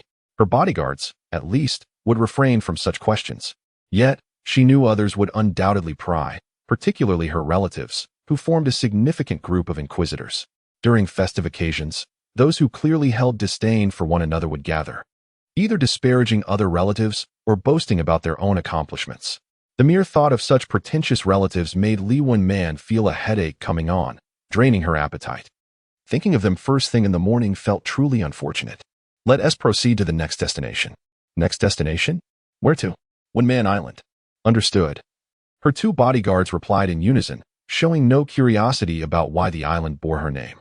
It seemed her earlier words had indeed made an impression. Yes, it was an island named after her. Otherwise, how could it be deemed a private island? This island, located opposite the coastal city, was the smallest and most distant in the archipelago. Even at its diminutive size, it spanned an area equivalent to 10 football fields. When the system granted her ownership of this island, it had already prepared everything she would need: a private jet, a luxury yacht, and an ocean view villa. After parking the car in the nearest seaside lot to the island, Li Wenmin took out her binoculars to gaze at the island across the water. Although the view was somewhat unclear, she could discern a few small islands connected together, indicating the location of the archipelago. It seemed likely that none of those islands belonged to her. Her island lay far from the coast, shrouded in privacy, invisible even through a telescope from the shore. How was she to reach it? She almost forgot about her system. System, how shall we proceed? Host, you may choose to travel by your yacht or private jet. Wow. Only children make choices. Adults must have both. I shall take the plane to the island and return by yacht. Is that acceptable? Of course, host. I am currently arranging for personnel to pilot the plane to collect you. Please hold on. Very well, no rush. After conversing with the system, Li Wenmin gazed eagerly at the expansive sea ahead. She never imagined she would experience a private jet and a private island in her lifetime. What a fulfillment. Before long, a small black appeared in the distant sky above the ocean. Could that be the private jet? Li Wenmin widened her eyes, looking up. Look, a UFO. Where? Quick. What is that? Is it really a UFO? Passers-by along the seaside paused, gazing upward. That is not a UFO. It's a helicopter. What on earth? Why is there a helicopter? How could it be flying in from the ocean? A helicopter? Li Wenmin realized her earlier misconception. She had mistakenly envisioned a business jet resembling the commercial airliners she was accustomed to. The short distance from the coast was insufficient for such large aircraft to take off. As the helicopter drew nearer, the noise and turbulence above intensified. The thundering sound of the helicopter reverberated, making Li Wenmin feel as if her heart was resonating in sync. After hovering for a moment, the helicopter gradually descended to a clearing before them. Are you Ms. Li Wenmin? I am here to take you to the island. Yes, that's me. Then please board. Wow, it's a private helicopter. Who were they? Such wealth. Amid the murmurs of astonished onlookers, Li Wenmin and her companions boarded the helicopter. Once seated and buckled in, the pilot reminded them to wear their headsets. This would protect their ears from the noise and facilitate communication. The helicopter suddenly roared to life, producing a sound that, even with the headsets on, felt overwhelmingly loud. It was akin to having tinnitus, rendering all other sounds inaudible. Then they began to ascend, rising further from the ground. In the midst of her excitement, Li Wenmin thought the experience of flying in a helicopter was not unlike riding a tractor. Both provided a jarring sensation that left her backside numb. In fact, the helicopter ride felt even less comfortable than the tractor. Gradually, they soared above the surface of the sea. Li Wenmin sat in the front seat, beside the driver, while Huazhe and Wu Yu occupied the back. Her position afforded her the best view, allowing her to gaze through the glass and witness the scenery ahead as if she were soaring through the skies herself. They were not far from the sea, and could even see the waves crashing below. Wow, this is exhilarating, Li Wenmin exclaimed with uncontainable excitement. I feel the same. This sensation is absolutely magnificent, came Wu Yu's enthusiastic shout from the headphones. Huazhe, do share your thoughts. It's splendid. I am reveling in the ocean view. Woohoo, this is fantastic. After approximately 10 minutes, they could distinctly observe the islands beneath the helicopter. Viewed from the coastline, they appeared as mere stones, but upon closer inspection, they were surprisingly substantial. The largest island took them over 8 minutes to traverse. After another 10 minutes or so, the helicopter began to decelerate and gradually descended. We've arrived, Li Wenmin exclaimed, peering through the front window at her private island. Though it appeared smaller than the previous islands, from above, the lush greenery and infrastructure were impeccable. Before even landing, Li Wenmin spotted a grand white villa near the shore. Looking further out to sea, she noticed a yacht anchored at the coastline. Taikula. Once the helicopter stabilized and they disembarked, Li Wenmin could hardly contain her eagerness to explore the villa and yacht. I have a villa. How splendid is that? She declared. If you all return today, I shall await you on the helicopter. If not, I shall take the speedboat back first. We won't be returning. Thank you for your hard work. Has your salary been paid? I have already received it, so I shall take my leave now. Wishing you joy. Thank you, goodbye. After the driver departed, Li Wenmin dashed toward the villa with exuberance, leaping like a monkey. Chapter 57. The Seaside Mansion. Wenmin, slow down. Be careful not to fall. Let us race to see who is faster. Despite being drenched in sweat, Li Wenmin felt no fatigue. The seaside villa ahead was her second home. Facing the ocean, with spring's bloom, it embodied the scene she had longed for. Upon reaching the front of the villa, she stood in quiet admiration of its indescribable beauty. In one word, grand. In 2 words, stunning. In 3 words, exceptionally luxurious. In 4 words, flawless perfection. The entire villa spanned 3 stories and appeared to be a collection of several interconnected standalone structures. A large iron gate and surrounding walls enclosed the property, revealing a garden filled with a vibrant array of flowers. Greetings, Ms. Li Wenmin. I am Zhang, the steward of your villa, responsible for the daily cleaning and maintenance of the premises. At that moment, a woman appearing to be in her 40s approached with a beaming smile and introduced herself. Having a steward is indeed considerate, she thought. Very well, I shall step inside now, as I intend to stay for a while. Despite her overwhelming desire to leap and twirl, Li Wenmin restrained herself, adopting the demeanor of a gracious hostess. Shall I accompany you to familiarize yourself with your new home? Certainly, thank you. My pleasure. The steward retrieved a key and unlocked the iron gate. Welcome home. With a welcoming gesture, Li Wenmin, along with Hua Zhe and Wu Yu, entered the grand seaside villa. Upon crossing the threshold of the iron gate, they were greeted by a pebbled pathway flanked by neatly trimmed flora, swaying gently in the breeze. Radiant under the sun's embrace. As they approached the grand entrance, Li Wenmin lifted her gaze to the expansive balcony on the second floor, which was even larger than her previous residence's balcony. It was adorned with a folding lounge chair, a table, and a swing cradle, leaving ample space for several potted plants and greenery. The access code is your facial recognition or fingerprint, the steward explained with a smile. My fingerprint can also unlock the door, and no one else has access. Furthermore, the villa is equipped with surveillance cameras in every corner, except for the bathrooms and bedrooms. You can view this on your mobile device, and only you have access to it. After the steward's explanation, Li Wenmin marveled inwardly at the impeccable arrangements of the villa. Upon reaching the entrance, Li Wenmin followed the steward's indication. Welcome home. A mechanical voice resonated from above the door. With a click, the grand door swung open. Shall we change our shoes? Li Wenmin suddenly inquired as she was about to step inside. That is certainly an option, however. We have already prepared shoes for everyone at the entrance, as well as shoe covers. Then we shall change into shoes. It is preferable to keep the house pristine. After they changed their shoes, the group proceeded towards the living room. Wow, this is astonishingly spacious. It became evident that what she had seen from the outside was merely a facade. Stepping inside revealed the true expanse of the villa. The entire residential area spans an impressive 200 square meters, not including the outdoor pool and garden. The steward elaborated. Over 2,000 square meters? That is equivalent to 3 of my previous luxurious residences. Indeed, one could easily lose their way in such a vast space. The living room was so expansive that it could accommodate several groups of dancers. Even the television was of a cinematic scale. The furnishings within the living room were predominantly neat and clean, with an abundance of natural light flooding in from 3 sides, creating a bright and inviting atmosphere. The second floor housed the bedrooms and guest rooms, while the third floor was designated as a recreational area. Let us ascend to the second floor and explore. The staircase leading upstairs is an expansive spiral staircase. Is this not the home of her dreams?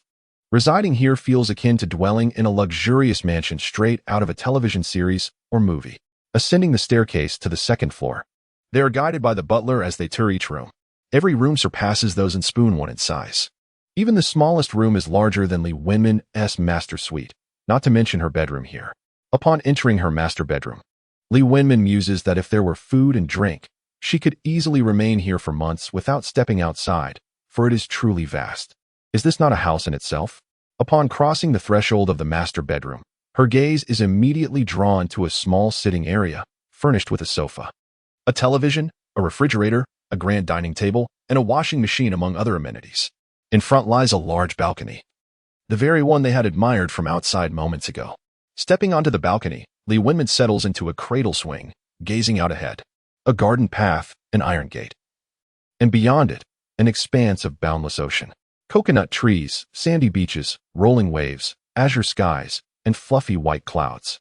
She can hardly fathom the sensation of awakening each day to the sight of the ebb and flow of the sea. The area of her master bedroom is 160 square meters. Indeed, it is the equivalent of a 3-bedroom, 2-living-room residence.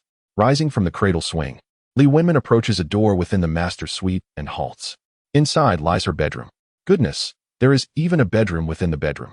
Upon opening the door, she is greeted by a grand bed adorned with freshly laundered linens. Beside the bed sits a computer and a chair, with a computer resting atop the desk. Li Wenmin notices that the glass window of the bedroom seems to radiate light. She strides to the window and looks down. A swimming pool. It is a rectangular outdoor pool, the scorching sunlight glistening upon its shimmering surface, enveloped in the essence of summer. Beside the pool are 3 large umbrellas, each shading 2 white lounge chairs, with a white round table in between. It has been ages since she last swam. Shall we go for a swim later? Li Wenmin turns, her eyes sparkling with delight as she looks at Hua Zhe and Wu Yu. Certainly, I can swim freestyle. I only know how to do the breaststroke. I can only do the breaststroke as well. Hua Zhe, You must teach both me and Wu Yu. No problem. I guarantee you will learn. Haha. The pool is 15 meters deep, quite safe, and the water was changed just yesterday, the butler adds. All right. Thank you, butler. No need for thanks. It is my duty. Beside the bedroom is your walk-in closet. Let us take a look. Exiting the bedroom, Li Wenmin notices another room adjacent. She opens the door to find it filled with wardrobes, a full-length mirror, and a vanity. It is quite similar to her walk-in closet at Spoon 1, albeit slightly larger. Let us explore the leisure area on the third floor, Butler Zhang. Certainly, please follow me. As they ascended to the third floor, Li Wenmin began to express her admiration in a series of exclamations. It's simply exquisite. The arcade, the fitness area, the massage chairs, and the game room. Chapter 58, Surfing. And the gym. Zeej, we are indeed fortunate. Wu Yu remarked as she stepped onto the treadmill, smiling mischievously. While you two engage in fitness, I shall indulge in gaming. What a perfect arrangement, Li Wenmin declared as she headed towards the gaming section. But you must also partake in exercise. I've insisted on introducing you to it, Wenmin. All right, but I must proceed gradually. By the way, does swimming count? Of course. Huaze grinned and continued. Pray tell, Wenmin, do you intend to rely solely on swimming for your fitness? I believe swimming suits me best. Huaze shook his head, arms crossed. I truly cannot deal with you. After guiding them through the swimming pool and garden, the butler retreated to the grand kitchen to prepare dinner. Still yearning for more, Li Wenmin, accompanied by Huaze and Wu Yu, took another tour of the entire villa, both inside and out. System, will Butler Zhang manage to cook alone? Is it not a bit overwhelming for him? Sitting on the plush sofa in the living room, Li Wenmin observed the busy Butler Zhang coming and going, pondering to herself. Reply to host. Butler Zhang's salary is 100,000 per month. 100,000? That's double what Huaze and Wu Yu earn. Upon hearing the system mention the butler's salary, Li Wenmin immediately felt less guilty. Reply to host, indeed. Furthermore, even if you do not reside here, Butler Zhang's salary remains unchanged. This implies that he lives alone in this splendid seaside villa, preparing whatever he desires to eat. Is it truly 100,000 a month? Reply to host, yes. Then it's no longer a concern. 100,000 a month equates to 1,200,000 a year. Astonishing, an annual income exceeding 1 million, while residing in a seaside villa without performance pressure. His only responsibilities involve a brief period of busyness when the villa's owner is in residence, with routine tasks of cleaning and tending to the gardens. Since Butler Zhang is solely responsible for cooking, it tends to be a slower process. Having indulged in a lavish breakfast at a 5-star hotel, Li Wenmin did not feel hungry, reclining on the sofa while gazing at the ocean view through the floor-to-ceiling windows. Everything felt surreal yet undeniably real. Bored. She took out her phone, scrolled through her social media feed, and was about to shut it off when a message from Wang Tsonghua popped up at the top. Why is it him again? She pouted and opened the chat interface with him. Another barrage of 99 messages awaited her. Grateful she had set his messages to do not disturb, otherwise she would be bombarded daily. Li Wenmin quickly skimmed through the series of messages Wang Tsonghua had sent. This time, the conversation is filled with cheesy pickup lines. How dare you ignore me? Very well, I rather enjoy your indifference towards me. Darling, I underwent in for today. The fluid I infused was the longing for you during the night. Sweetheart, I sang today. What song did you sing? My heart aches like a knife when I cannot see you. Do you know what I am like? Silly, I am undoubtedly your true soulmate. What nonsense is this? At that moment, her phone chimed again. Li Wenmin almost dropped it. Hadn't she set him to do not disturb? Fortunately, it was not a message from Wang Tsonghua. How terrifying. Exiting the chat with Wang Tsonghua, Li Wenmin discovered it was a message from Wang Meng. Good afternoon. I forgot to tell you something yesterday. Humph, mere trifles. Li Wenmin snorted lightly. Such flirtatious banter has grown tiresome. According to the usual pattern, she should respond with a curious, "What is it?" He would then continue to tease her, prompting her to inquire further, thus opening the conversation. They would become more familiar, and he would achieve his intent. Wang Meng is indeed quite handsome. However, Li Wenmin merely finds him good-looking and harbors no interest in him. After some contemplation, she replied, "Then let us forget it," and subsequently shut her phone, striding towards the villa's exit. The sun shone perfectly, and a gentle breeze wafted through the air. Li Wenmin yearned for a closer encounter with the sea. Huaze and Wu Yu followed closely behind. Upon reaching the shoreline, the roaring waves created a cacophony, resonating in her ears. From a distance, the waves appeared modest, but as she approached, She marveled at the immense power of nature's handiwork. One wave recedes only for another to surge forth, as the sea continuously crashes against the shore. Ah! Li Wenmin shouted exuberantly at the sea. Her voice was insignificant against the tumultuous ocean, swallowed by its might. Wenmin, do you want to try surfing? There are surfboards here, came Wu Yu's enthusiastic shout.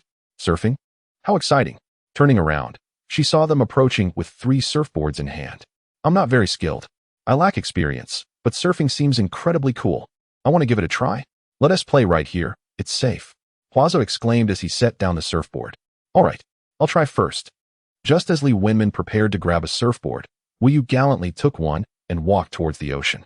At the water's edge, where the waves reached his thighs, he placed the surfboard down and clumsily climbed atop the swaying board. Li Wenmin and Huaza stood on the beach, eagerly anticipating his next thrilling moment. Be careful, Wu Yu. I know, Wenmin, I will. At that moment, the waves surged again from behind. Wu Yu swiftly turned his head to glance back, trembling as he stood up on the surfboard. Hooray! He proudly gestured in celebration, awaiting the arrival of the waves. However, his triumph was short-lived. The force of the wave was too great, and after gliding rapidly towards the shore for a brief moment, he was unceremoniously knocked down. After floundering in the frothy waters for a few moments, Wu Yu stood up, one hand gripping the surfboard while the other wiped the seawater from his face. Ha, Huaza. Look, I thought he was an experienced rider. Wenmin, would you like to give it a try? I'll hold the surfboard for you. Sure. Huaza stepped forward, reaching the water's edge where it receded to his calves, and placed the surfboard upon the surface of the sea. Hurry. Li Wenmin quickly climbed onto the surfboard, feeling stable with Huaza supporting her. Wenmin, lean slightly forward to maintain your balance, and grip the surfboard with your feet. The waves are coming. All right. The roar of the waves behind her grew louder, and Li Wenmin sensed that the exhilarating moment was near. She bent her body slightly, spreading her arms to either side like a skater, striving to keep her balance. With a splashing sound, she felt as if she had been propelled forward in an instant. Just as the wave struck her surfboard, she nearly stumbled, but, quick to react, adjusted her balance with her hands while firmly gripping the board with her feet. I actually succeeded. Wow, how impressive. Wenmin, you're far better than me. It was only when she had steadied herself on the shore that Li Wenmin realized she had indeed surfed all the way to the beach. Chapter 59. The Spoiled Heir. Ha. I am truly an athletic genius. This is so much fun. Li Wenmin lightly jumped off the surfboard, and as she bent down to retrieve it, she heard Wu Yu's voice calling from a distance. Look, there's a yacht approaching us. A yacht? Could it be the one the system sent for her? Standing up, Li Wenmin saw that indeed, a 3-story business yacht was drawing closer. We should move away quickly. Come on, Wenmin. The vigilant Huaza shouted towards her. System, is this the yacht sent for me? Reply from the system. Yes. Great. Thank you, system. No need to thank me, host. Enjoy your time. Wenmin. Seeing her frozen in place, Huaza hurriedly rushed through the water that reached his calves. There's no need to panic. That is my yacht. What? Wenmin, are you sure? I'm certain. Under the uncertain gazes of Huaza and Wu Yu, Li Wenmin confidently watched the white 3-story yacht approaching them. Is this Ms. Li Wenmin? I am your yacht steward, here to escort you aboard. The yacht rested at a considerable distance upon the azure waves, while a man adorned with a cowboy hat and sunglasses, dressed in beach shorts and a floral shirt, shouted, That's me. How shall we board? Please remain where you are. I shall bring a jet ski to ferry you one by one. The first to be collected was Li Wenmin, who perched on the back seat of the man's jet ski. Within mere seconds, they swiftly soared to the steps of the yacht. Clad in a life jacket, Li Wenmin carefully ascended the ladder. Wow, this is the legendary yacht. And it's even mine. Before Huaza and Wu Yu could board, Li Wenmin began to explore the yacht on her own. The 3rd level, where she currently stood, boasted minimal amenities, serving primarily as an open-air observation deck, complemented by a grand foredeck. The 1st and 2nd levels housed bedrooms, bathrooms, and more, resembling a miniature entertainment venue. Sofas, a refrigerator, air conditioning, and television were all at hand, with an array of fruits, snacks, and beverages prepared within. This is simply marvelous. Upon returning to the top deck, Wu Yu and Huaza had already boarded the yacht and were preparing to search for her. By the way, Wenmin, you truly have a talent for surfing. I struggled for an hour just to stand on my first attempt. Hearing Wu Yu's praise, Li Wenmin accepted it graciously and even boasted a little. Thank you. I was first in the 50-meter dash as a child, and I also topped the 800-meter race as I grew up. Impressive. Who would have thought our Wenman was such an athletic prodigy? Haha. We must take you to the gym more often. What a fine specimen. While they exchanged laughter atop the yacht steward approached with a bright smile. Hello, distinguished guests. Where shall we wander? Or would you prefer a leisurely stroll? Perhaps you could recommend some places. I am not well acquainted with the attractions around this island. Shall we explore the nearby islands and then return? Nearby islands? Are they also private islands? Given that her Wenman Island was private, Li Wenman was curious if the surrounding islands were similarly owned. One of them is indeed private, supposedly owned by the son of the city's wealthiest man. This archipelago consists solely of your island and his. Goodness, only she and the son of the city's richest man possess private islands? Yet, in her mind, she thought, in the grand scheme of the universe, nay, let us be modest, before the world's richest, a mere city's tycoon, and merely his son, is nothing significant. Very well. Let us explore the vicinity of that private island. Li Wenman wished to discern whether her private island surpassed that of the tycoon's son. Excellent. I will inform the captain now. Please ensure your safety aboard the yacht, and do call for me if needed. All right. Alongside Wu Yu and Hua Zhe. They admired the ocean from the upper deck for a while before singing a few songs. The steward communicated through the intercom that they had arrived near the island. We shall proceed immediately. Upon reaching the top deck, Li Wenman took out her binoculars and gazed towards the island across the way. It was approximately the same size as her own, yet several speedboats and jet skis were moored along its coastline, accompanied by numerous vibrant beach umbrellas. It appeared that the island was frequently visited. In contrast, the villas on that island seemed considerably smaller and far simpler in design. Clearly, it paled in comparison to hers.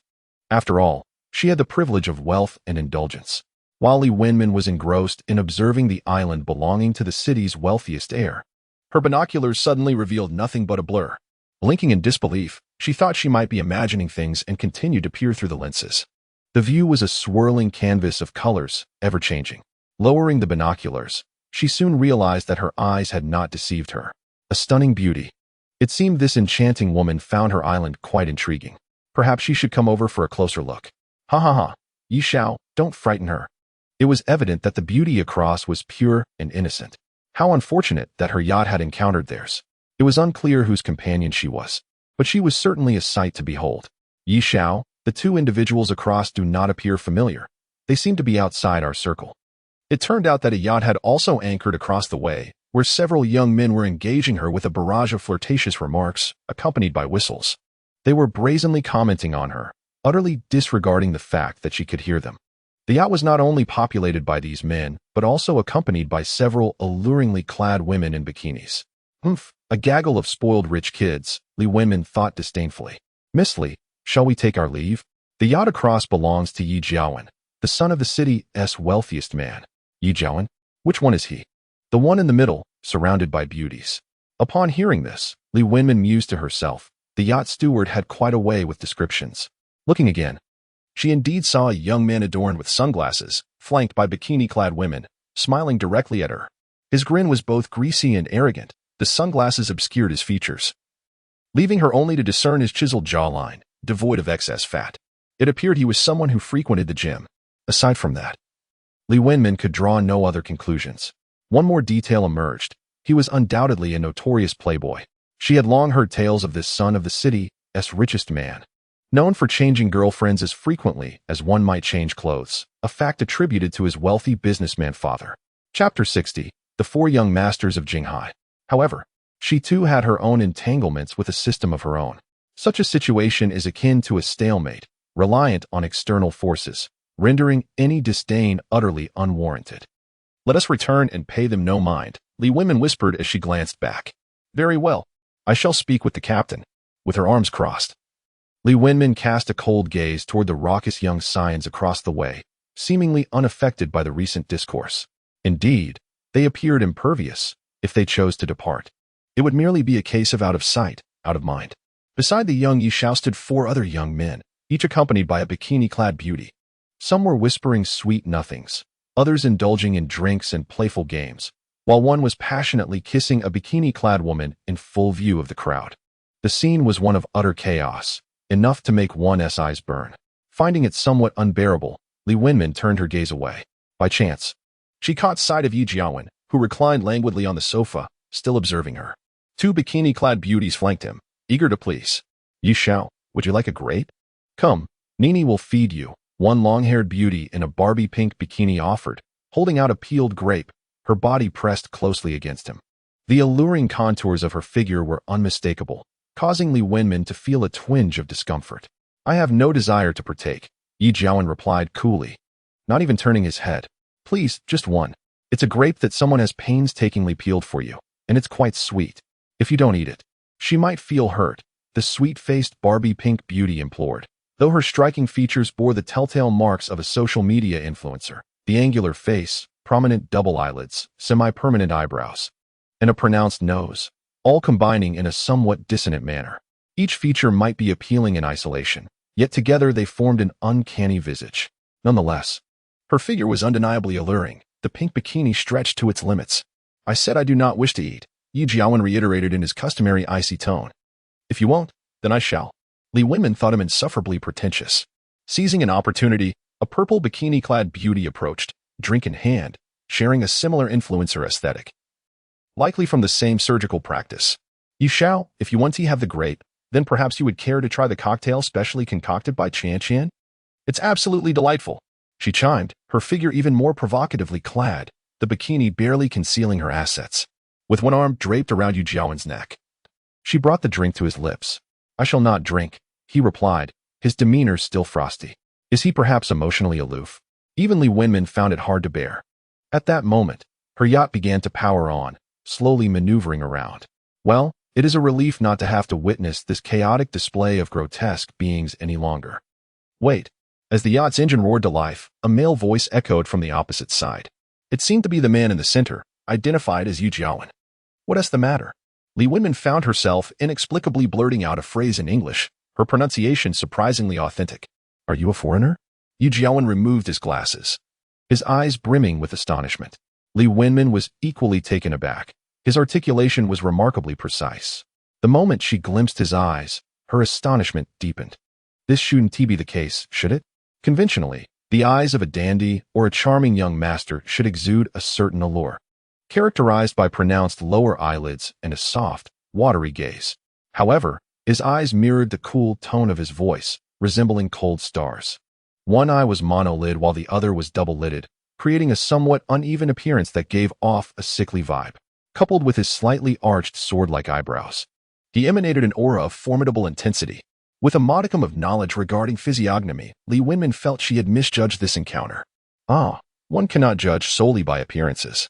The rumors must have stemmed from some truth. Just by observing his company, one could deduce as much. Upon hearing his inquiry, Li Wenmin instinctively wished to continue conversing in English, or at the very least, babble incoherently in a mix of languages, allowing her to avoid excessive dialogue with him. She had no desire to forge any connection with such a frivolous scion. Her only aspiration was to revel in her own beauty, spending lavishly and savoring life. What need had she for romantic escapades or love? Was that not merely courting trouble? Without a response, she turned away, awaiting her yacht to depart promptly. Ignoring the wealthy heir across from her, who was animatedly waving his arms like a monkey, she feigned ignorance, shrugged, and proceeded towards the second floor. As she reached the second floor and prepared to sit on the sofa, the yacht came to an abrupt halt. What was happening?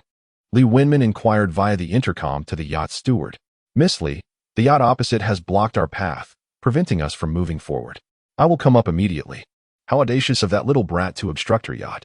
What infuriated Li Wenmin further was the thought that any collision would be perilous without a doubt. Striding angrily upstairs, she greeted them with a rather cordial inquiry. Goodness, are you all blind? Do you have lives to waste like this? If you're tired of living, don't drag others down with you. After her outburst, everyone across the way halted, their eyes wide with fear, except for Yi Jiawen. It seemed that her frenzy had indeed been effective in subduing them. In the next moment, all the bikini-clad beauties flocked to his side. Yi Xiao, please don't be angry. That woman must be out of her mind. Yi Xiao, come, Qian is here to play games with you. Yi Xiao, pay no attention to that woman. You have done nothing wrong. Even the four men stepped forward to persuade him one by one. Buddy, don't stoop to her level. It's her misfortune to have caught your eye. Indeed, that woman pales in comparison to our gentle and lovely bikini beauties. She is nothing but a shrew. Oh dear. Yi Xiao is about to lose his temper, That woman is in for a rough time. Calm down, let her be. It seems that Yi Jiawen has a short temper. So what? His behavior is inexcusable. Besides, I, Li Wenmin, have a temper too. The four men beside her are the four young masters of Jinghai, who share a close bond with Yi Jiawen and often gather together. At that moment, her yacht's steward quietly introduced the others again. All right, understood. Perhaps startled by her earlier remarks, the steward continued to inform her of those individuals, emphasizing that they were all either wealthy or of noble birth. So what? Li Wenmin was seething with anger. I do not care if you are the son or grandson of the richest man. I do not care if you are one of the four young masters or the four many. Why should I regard their yacht with any respect? Steward, let us turn around and leave. They cannot possibly follow us indefinitely. Understood, Miss Li. The best strategy is to withdraw. Li Wenmin had no desire to linger there for even a second longer. The mere sight of this lewd and shameless crowd made her feel nauseated. What does it mean that Yu Shao has taken a liking to her? It is utterly revolting. Once the yacht set sail, Li Wenmin stood on deck, gazing at the sea. Wenmin, do not let them get to you. There is no need to stoop to their level. Exactly. Those people are clearly looking for trouble. We need not pay them any mind, Wu Yu of Huazi advised her. I am not angry. I merely educated those unrefined individuals on behalf of their parents.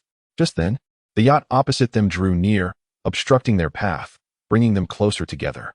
Li Wenmin's voice grew louder, ensuring her words reached the other side distinctly. This girl is quite bold, one of the men remarked. Boys, let us see which circle they belong to. I want to know where she derives her confidence. Yi Shao, what do you think we should do? The yacht carrying Li Wenmin was already in motion, retracing the route they had come. The young masters across from her continued to comment on her, but Li Wenmin dismissed their words as mere nonsense. Miss Li, be careful. Suddenly, a panicked shout from the steward crackled through the intercom. Almost immediately, Li Wenmin felt as if an earthquake had struck, and she was pitched towards the yacht's railing. Ah, Wenmin.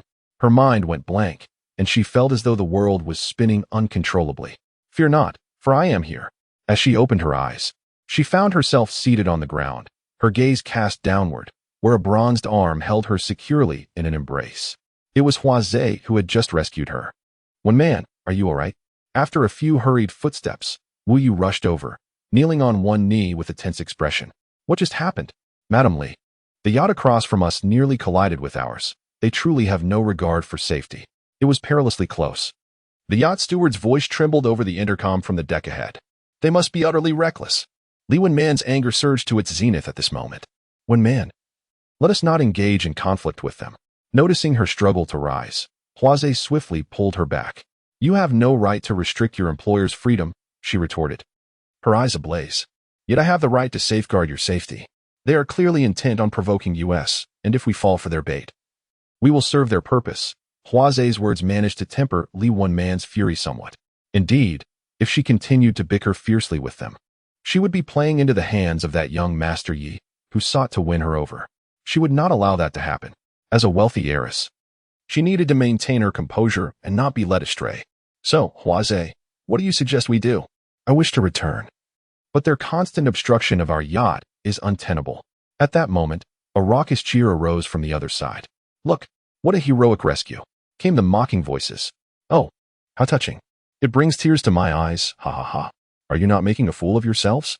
Young Master Yi finally finds a woman he fancies, and you've just sent her into someone else's arms. Li Wenman slowly turned her head to face the group of affluent young men across from her, who were reveling in their mischief. In the center, Yi Jiawen sat silently, observing her with an even colder gaze. Wenman, I believe we could proceed in this manner, Huazi suggested, releasing her while remaining vigilant. For now, you should take the speedboat back with the yacht steward, and we will follow in the yacht later. But what if they continue to provoke you? She inquired. That is of little concern. We can simply remain here until they tire of it and depart. Finding merit in Huazi's suggestion, Li Wenman nodded. Very well, I shall heed your advice. Indeed, I will escort you down. As they prepared to descend the ladder to the speedboat, a fresh wave of taunting erupted from the opposite side. Are you making your escape? Can't handle the heat? I thought the woman young Master Yi favored was someone remarkable, but it seems she is merely a coward. Just a moment ago, she was so audacious in her insults. Yet now she slips away so swiftly. What a loss of face, haha. Ignoring this, Li Wenmin donned her life jacket and took a seat on the jet ski. The butler, seated in front, turned to ensure everything was secure before announcing, "Ms. Li, we are ready to depart." "Very well, but what is that?" Li Wenmin inquired, noticing an object beside the jet ski that resembled a water gun, piquing her curiosity. "This is a toy water gun, with quite an impressive range. It is typically used for playful skirmishes between the passengers on the back seats of 2 jet skis." Upon hearing that it was merely a toy, Li Wenmin's eyes sparkled with mischief. "Butler, allow me to share a little plan with you. I need you to cooperate." "Certainly, please proceed." With that, Li Wenmin stealthily picked up the water gun and tilted it to fill it with water. It felt surprisingly heavy, and it was indeed larger than any water gun she had ever seen or used, capable of holding a substantial amount of seawater, roughly equivalent to 6 or 7 bottles of mineral water. With the water gun in hand, she swiftly turned and unleashed a chaotic spray at the group on the opposite yacht. "Ah, why is there so much water? Who is this? How despicable. Ah, my eyes. It hurts. It's seawater." The torrent from the water gun continued for a good 15 seconds before Li Wenmin filled it again. She aimed at the bewildered men and women on the yacht, showering them with a refreshing deluge. "Hey there, darlings, how about a little wet and wild temptation?" Standing with her legs apart on the jet ski, she savored the moment of revenge, particularly targeting the notorious 4 young masters of Jinghai. The people on the opposing yacht began to scatter in panic, but Li Wenmin was relentless, filling her water gun once more and directing her fire at the foul-mouthed 4 young masters. As they retreated to the back of the yacht, the butler, having communicated with her beforehand, maneuvered the jet ski to their rear. "Monsters, where do you think you're escaping to?" Chapter 62. All present are worthless. The butler expertly propelled the jet ski at high speed to the back of the yacht, and throughout this endeavor, Li Wenmin seized every opportunity, fixating on the 4 young masters, unleashing a frenzy of water.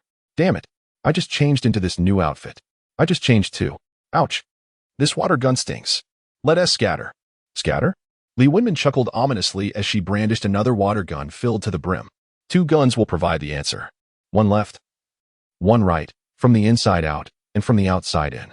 A 360-degree sweep, leaving no corner untouched.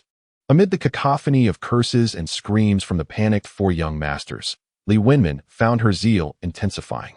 "Scream louder. The louder you are, the harder I'll work." The yacht's butler also played his part well, skillfully steering the jet ski in harmony with Li Wenmin, leaving their adversaries with no avenue of escape. Ultimately, they found themselves cornered at the back of the yacht, huddled together. "You, stop. I have something to say." One of the 4 distinguished heirs of Jinghai, drenched like a drowned rat from the water gun assault, stood shivering at the outer circle, shouting loudly. Consumed by rage, Li Wenmin had no interest in his ramblings, continuing to unleash her water gun upon them. "Stop right there. If you keep this up, what will you do?" With her hands firmly gripping the water guns, Li Wenmin tilted her head slightly, her eyes brimming with disdain. "Is that all you've got?" "Huh." With a mocking laugh, she reveled in her defiance. "Go ahead and scream. Even if you shout until your voice breaks, I won't cease." "Donggu, why are you wasting your breath on her?" A voice emerged from within the tightly packed human barrier of 4. "Who the hell are you to act so arrogantly? If you have the guts, name your benefactor, and let's see who you really are. And who are you to speak?" Li Wenmin retorted fiercely, wielding her dual water guns with confidence. It was evident that they still perceived her as merely a gilded canary. Indeed, in the eyes of such individuals, women were nothing more than appendages of men, wealth granted by men, confidence bestowed by men. Today, she would deliver a lesson they wouldn't soon forget. "Hey, she is talking to you." The 2 young masters on the outer circle forcibly pushed the one called Wengu out of the way. "Why are you shoving me?" I finally managed to squeeze to the front. Wengu, now visibly displeased, shot a furtive glance at Li Wenmin, fear evident in his expression. "Weren't you going to ask me something? Of course, you need to step forward to speak. Otherwise, how would I know who you are?" With that, Li Wenmin unleashed 2 shots, drenching him further. "Consider this a mouthwash for your foul words. Now come speak to me." "Stop, stop, stop. I apologize." Hearing the pathetic squeals from the one they called Wengu, Li Wenmin continued to empty her water guns before finally pausing. "All right, I've stopped. Now speak." Why did you take so long to stop?" Wengu, completely soaked, shielded his face with his hands, stuttering as he spoke. "My apologies. I'm a bit hard of hearing. Do you have any objections?" No, of course not." She sneered, amused by his swift transformation from arrogance to submission. "What do you wish to discuss? Speak up." Li Wenmin felt her patience waning, She had no desire to engage with these spoiled brats who judged others by their appearances. All she wished for was to return to her seaside villa, savor the delectable meals prepared by her housekeeper, and rest in her spacious bedroom of 160 square meters. Nothing at all. As she witnessed his transition from haughty to timid, Li Wenmin found it utterly amusing. Cease this. They are the four heirs of Jinghai. Do you realize what you are doing? At that moment, a male voice echoed from the back of the yacht. It was Yi Jiawen. At this moment, he had donned a crimson robe. So what? To speak frankly, those present are utterly insipid. With both hands brandishing a water gun, Li Wenmin stood poised, her eyes brimming with disdain. Oh, such audacity in her tone. I have encountered many beautiful women, yet it is the first time I have met one with such a temperament. Yi Jiawen raised an eyebrow slightly. His gaze filled with amusement. Does this person believe herself to be a domineering CEO? Her manner of speaking is utterly perplexing. According to typical narratives, the ensuing exchange would involve her continuing to retort, piquing his interest further. A back and forth, leading to a connection. However, the inherently aloof Li Wenmin had no desire for such a scenario. At this juncture in her life, she had no need for a man, nor did she desire one. The fantasy of marrying into a wealthy family, characteristic of a Mary Sue, was something she scorned and found rather terrifying. Why not revel in her own independence? Men merely disrupt one's emotional equilibrium, diminishing personal energy. The anxieties, restlessness, and sleepless nights are all tributes to the male presence. Finally free to flourish alone. To play and find joy in her own company. Why would she wish to engage with the male species?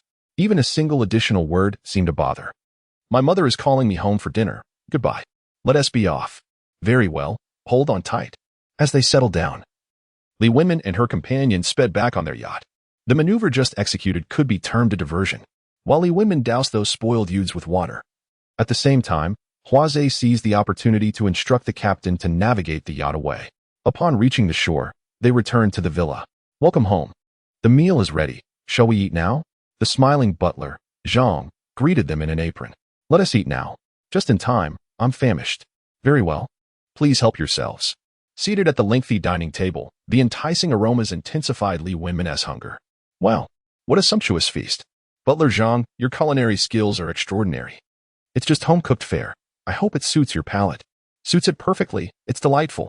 Li Wenmin exclaimed, savoring a piece of Coca-Cola chicken wing, nodding appreciatively. That is good to hear.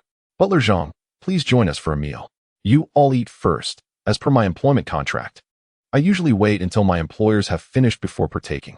Would that not mean eating leftovers? Here, you may dine with us.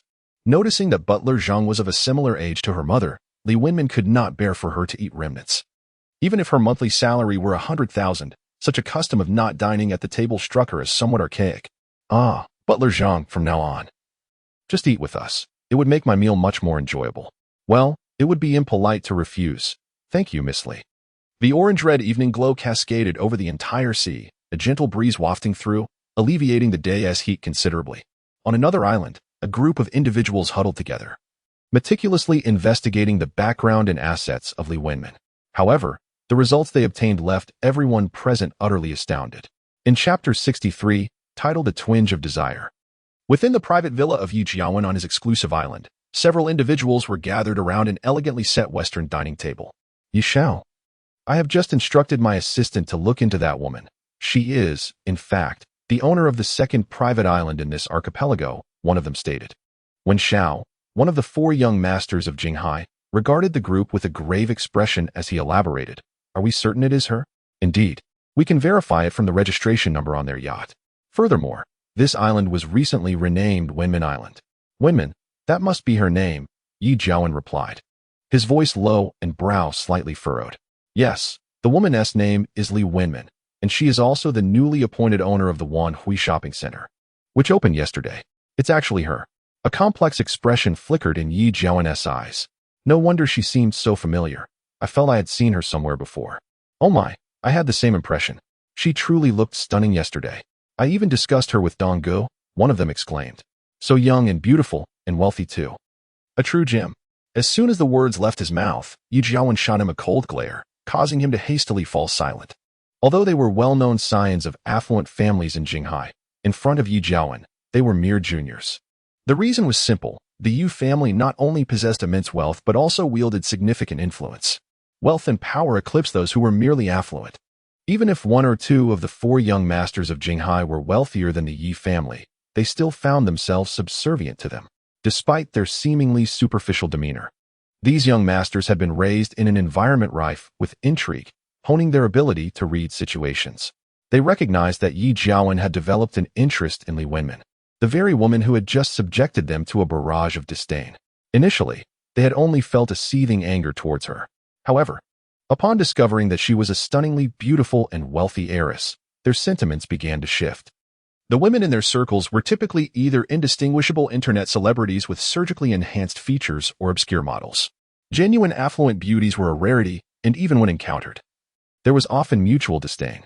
Either the affluent beauties found them frivolous, or they deemed the beauties lacking in physical allure. Now, they had fortuitously encountered a strikingly beautiful and exceedingly wealthy heiress. Each of them aspired to win Li Wenmin's affection. Otherwise, after a few more years of frivolity, they would be faced with the inevitable, unyielding unions arranged by their families.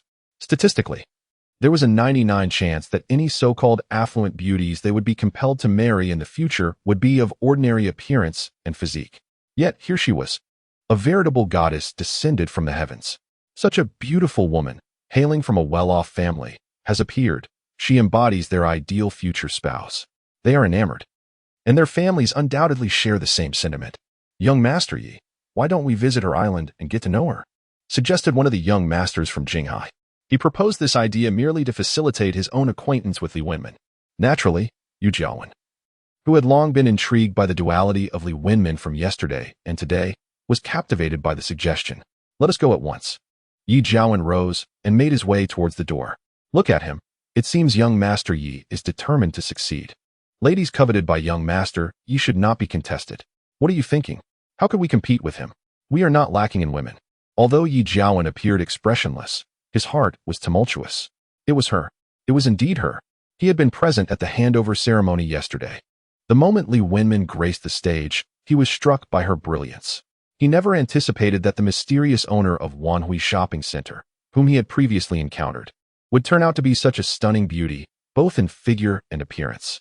If it were merely her looks and physique, Li Wenmin would blend in with many of his female companions, but combined with her formidable financial prowess, she became unparalleled. His companions typically sought favors from him, while Li Wenmin had directly purchased Wanhui from his father. Particularly striking was her poised demeanor while speaking on stage, exuding a confident charm with every gesture. From that moment, he was utterly captivated and resolved to win her heart. The tale of a prince falling for a Cinderella is one reserved for fairy tales. The young masters, influenced by their upbringing, are grounded in reality. Coupled with their parents' admonitions, they understand that the charming women surrounding them may be suitable for companionship but are unworthy of marriage. Today, seeing her again on the yacht, unadorned and with natural hair, he was reminded of the enchanting new owner of Wanhui he had fallen for yesterday. For this reason, he found himself intrigued by the initially unrecognized Li Wenmin. To his astonishment, it was indeed her. As he sat on the yacht heading towards Wenmin Island, Yi Jiawen noticed a slight sweat forming in his palms. What should he say to her when he speaks for the first time? This was, after all, the first time in years of navigating the complexities of romance that he felt nervous for a woman. Damn it, woman, you shall be mine. Meanwhile, the other young masters from Jinghai, seated beside him, were each plotting their own strategies, contemplating how to apologize to Li Wenmin and erase her recent unfavorable impression of them, as well as how to win her affection. At this moment, the bikini-clad beauties on the yacht surrounded them once more. Yi Shaowen, Xiao Dong, Xiao Hao, and Xiao Yuan urged, "Let us continue to play the game of eagle-catching chicks. Go away. Scram. Stay away from me." They all shouted in unison as the girls drew near. "What's the matter, Donggo? Just a moment ago, everything was fine. Why are you suddenly so fierce, Nini? Did Nini do something wrong?" Startled and pale, Nini quickly regained her composure, plopping down on Dong Ji's lap with a flirtatious tone. "Did you not hear me say to leave?" A more furious shout from him startled Nini, prompting her to leap up and retreat to the second floor with the other bikini-clad beauties. After this little episode, the young gentlemen began to grasp each other's hidden thoughts. They all aspired to win over Li Wenmin, which explained their recent pretense of propriety, deviating from their usual behavior to dismiss the enchanting ladies. Their motives were clear: to appear deeply affectionate in front of Li Wenmin while avoiding her witnessing the earlier scene, as well as ensuring that none of the other young masters would expose their intentions. Upon realizing that their circle of so-called friends all harbored feelings for Li Wenmin, a competitive spirit began to swell among them. Chapter 64. The world's richest. After their meal, Li Wenmin and Wu Yuhua strolled along the beach, enjoying the sea breeze and the gentle waves. Huazhe, Wu Yu, how did you two become so clever? Knowing to have the captain steer the yacht away while I was spraying them with the water gun? Li Wenmin initiated the conversation after a while. Typically, when the three of them were together, the two would refrain from starting topics unless Li Wenmin inquired about something or wished to discuss an issue with them. Such was their professional decorum. Only in those moments did they neglect to instruct their captain to steer clear of their yacht. They merely intended to test the waters, not anticipating it would drift so far away.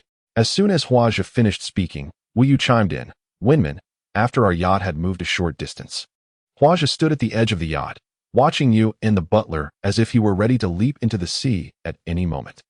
I find that utterly unsurprising. Huazhe is always so cautious, Li Wenmin replied.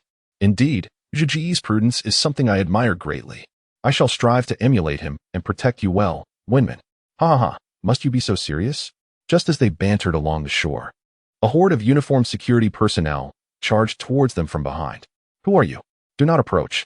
Huazhe was the first to notice, positioning himself protectively in front of Li Wenmin and demanding answers. The commotion startled Li Wenmin, who peeked from behind Huazhe's towering figure, her heart racing. This group of security personnel numbered around 100, vastly different from the middle-aged guards they remembered. These were young men in their 20s and 30s, all dressed uniformly like a well-drilled unit, each wielding an electric baton.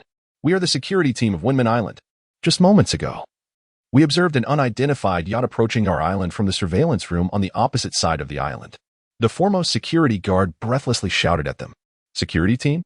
Upon hearing this, an uncertainly Wenmin inquired within her mind, System, is what they said true? Replying to the host, they are indeed the security team on your private island. Then where did they emerge from? They reside in the security building located 2 kilometers from your seaside villa, and typically do not disturb you. Their daily duties involve patrolling and monitoring every corner of the island. I see, System. You always consider everything so thoughtfully. I adore you. Host, your safety is also my wish. Thank you, System. I truly cannot repay you. I will take good care of myself and strive to facilitate your upgrades soon. Thank you, Host. Let us progress together. Yes, together. All right, Huazhe, do not worry. They are my security team.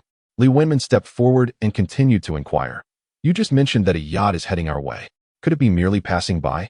It doesn't seem to be just passing. Their trajectory is directed straight towards our island. The lead security guard replied before introducing himself. My surname is Zhou. You may call me Xiao Zhou. Given the urgency of the situation, I kindly ask you all to retreat to the villa for safety while we ascertain what is happening. Very well, you all take care. Experiencing such an unexpected incident on her first day at her private island made Li Wenmin feel a bit apprehensive. After all, it is an island surrounded by the sea, and should anything occur, the rescue response would be slow. Just then, the guard standing opposite Li Wenmin, Xiao Zhou, looked alertly over her shoulder. They have arrived. Everyone, stay vigilant. Protect Miss Li. Miss Li, please hurry to the villa and secure the doors. Wenmin, let us leave quickly. Li Wenmin turned to gaze at the sea. Wasn't he that the very yacht belonging to the group of ruffians she had just encountered? Xiao Zhou, don't be overly anxious. I know those individuals. However, you should still be prepared. They may be looking for trouble. Remaining motionless while watching the yacht slowly approach, Li Wenmin commanded, All right, Miss Li, we will do our utmost to ensure your safety. A few young gentlemen disembarked onto the shore, gazing at her with smoldering looks. Li Wenmin felt slightly nauseated by their lingering stares, as if she might regurgitate her recent dinner. What is the meaning of your unauthorized intrusion onto my private island? Do you not see my security team?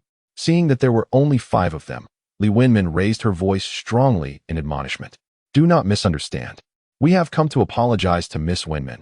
A young man, standing to the left of Yi Jiawen, stepped forward with a smile. Apologize? Very well, I accept your apologies. You may take your leave, as you are not welcomed here. Oh, please, dear lady, do not cast us aside so harshly.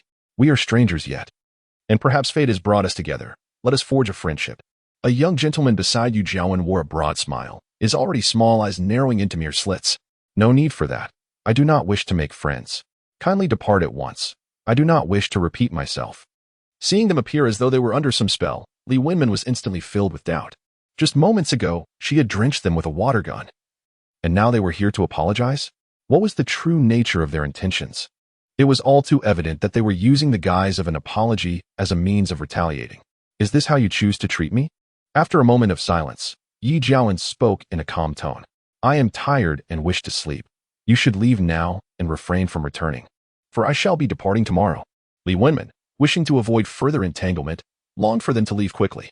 She was now a wealthy individual with endless resources, seeking only her own enjoyment, disinterested in forming connections with irrelevant individuals, especially these roguish young masters. Yi Xiao, the Forbes Global Billionaires list has just been updated. Would you care to take a look? At that moment, one of the young masters beside Yi Jiawen waved his phone in front of him, his speech slightly stammering. What use is that to me? It has no bearing on my life. Yi Jiawen replied coldly, casting a disinterested glance his way. Li Wenmin internally questioned why they were conversing on her turf. She truly felt vexed. However, I fear I may be mistaken. Yi Xiao, could you please take another look? What is there to see? It does not concern us, Yi Jiawen said impatiently, snatching the phone and squinting at the screen. The other young masters also gathered around, curious. Humph, at least he possesses some self-awareness, Li Wenmin thought, rolling her eyes at them in exasperation. After a good 10 seconds, the group's attention shifted from the phone back to her, their eyes wide with disbelief. What do you all want from me? How is it possible that you are still the world's richest person? What? Chapter 65. Men, how could they possibly know she was the world's richest? Though it was an undeniable fact, she had always maintained a low profile. Wait, they had mentioned something about the Forbes Global Billionaires list. Did they discover her status from that? Pondering for a moment, still somewhat perplexed, Li Wenmin called upon the system. System, what is the deal with the Forbes Global Billionaires list? Have I truly made the list? Response to the host. Indeed. Just yesterday. This system submitted all necessary information for your inclusion on the billionaire list, and the real-time rankings have just been successfully updated. Isn't this a bit too ostentatious? If the host is reluctant to appear on the Forbes list, this system can assist you in withdrawing from the rankings, the system suggested. Li Wenmin pondered, feeling somewhat conflicted. To join the rankings would undoubtedly solidify her wealth, rendering it beyond dispute, and would facilitate her ability to flaunt her success as she did today. Moreover, it was likely that fame would follow, making appearances on television a commonplace occurrence. Yet, she harbored a lingering apprehension that notoriety might invite unnecessary complications. Should she embrace the prospect of the list? As she furrowed her brow in contemplation, a commotion from a group nearby interrupted her thoughts. Wealthy lady, oh no, I mean, Tycoon, please do not take what transpired to heart. I spoke thoughtlessly. I truly meant no offense. The most vociferous of the group, a young master from Jinghai, donned a mask of pain, his voice trembling as he spoke. I did not intend to offend. It was merely a jest, I assure you. Here, please accept my business card. Another young master from Jinghai, shaking with nervousness, produced a card from his pocket, his smile revealing 8 gleaming teeth as he bowed, presenting it to Li Wenmin with both hands, resembling a sycophant. Esteemed one, my family is in the furniture business. Should you wish to explore this avenue, do not hesitate to reach out. I shall provide you with the latest trends. When you visit Jinghai, I will arrange for your accommodations and needs. Before he could finish, another young master interjected, eager to curry favor. Do not listen to him. His family's assets have dwindled. If you seek investment opportunities, come to me. My family is in the construction industry, and I am far wealthier. Here is my card. Please accept it. What do you mean my family's assets have diminished? The esteemed one has yet to speak, and here you are prattling on. Who do you think you are, speaking before the esteemed one? The tension escalated, with insults flying as 2 of the young masters began to grapple with one another. As they fought, their harsh words only fueled the chaos. The other 2, witnessing the fray, rushed to intervene, but somehow it devolved into an all-out brawl among the 4. The image of affluent youths on a yacht was entirely lost amid the melee. Li Wenmin found herself amused by the dramatic scene unfolding before her. Stop. Do not fight any longer. Please, cease this, she exclaimed, stifling her laughter, her voice adopting a playful lilt as she feigned concern in a mock Taiwanese accent. Wenmin, let us maintain a safe distance. We must be cautious not to be inadvertently harmed by them. Huaza positioned himself protectively in front of her. Not at all. Such a splendid spectacle must be observed up close, she declared. Stretching her neck to catch a glimpse, Li Wenmin added, "Whoever emerges victorious, I shall dine with them tomorrow." Upon hearing her words, the four engaged in a fierce altercation intensified their efforts. The waves surged forth, toppling them onto the ground. They tumbled upon the damp sand. Entangled in a chaotic struggle, one pinned the other's arm, while another pressed down on a leg. Heads collided as elbows struck backs. Having never witnessed such an eccentric yet magnificent display of combat, Li Wenmin took out her phone and began capturing their antics. Come, that pose is splendid. Do not move," she instructed. "All right, smile. 3, 2, 1, cheese." The four bruised young gentlemen, grimacing yet eager, turned towards her camera, suppressing their pain to flash smiles for her photograph. Perfect. After completing her photo session, Li Wenmin suddenly recalled that she had nearly failed to fulfill her spending task for the day. Oh no, I was so close to wasting the previous day's endeavors. She was eagerly anticipating the system upgrade to unlock her extraordinary abilities. In this isolated island devoid of any means to spend money, how could she possibly indulge? Online shopping counts as spending too. "Ah, I'm truly clever," she exclaimed, opening her shopping app. Li Wenmin randomly purchased an item without even glancing at its details or price. At last, she had completed her task, almost forgetting it. What a relief.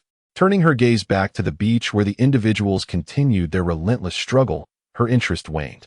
They had all succumbed to this state, serving as a fitting consequence for their earlier foul remarks. "You may continue your brawl. I shall take my leave. Farewell." With that, she turned and strode confidently towards the villa, her heart brimming with uncontainable laughter. Today had been utterly gratifying. Haha, what of the four young masters of Jinghai? Before her, the global wealthiest, they were reduced to mere lapdogs. Men, they even resorted to fighting amongst themselves to curry favor with her. How delightful. Undoubtedly. All of this was made possible by the system, enabling her, the bona fide global billionaire, to shine. Reflecting upon it, Li Wenmin mused, "System. Perhaps I shall remain steadfast atop the rankings. Understood, esteemed host. From now on, you shall always be the foremost member of the Forbes Global Billionaire Club." Just as she contemplated whether this might be excessively ostentatious, she swiftly dismissed the thought. One lives but a few decades. What is life if not for moments of unparalleled glory? What of being high profile? What of fame?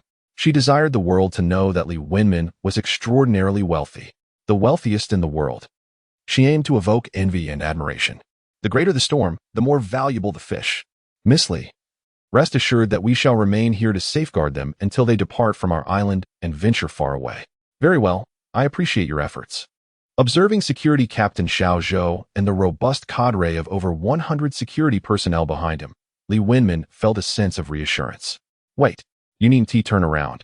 She recognized the voice calling her from behind as Yi Jiawen, the sole individual who had refrained from participating in the brawl. Chapter 66. He is unworthy. Am I to wait merely upon your request? Who do you think you are?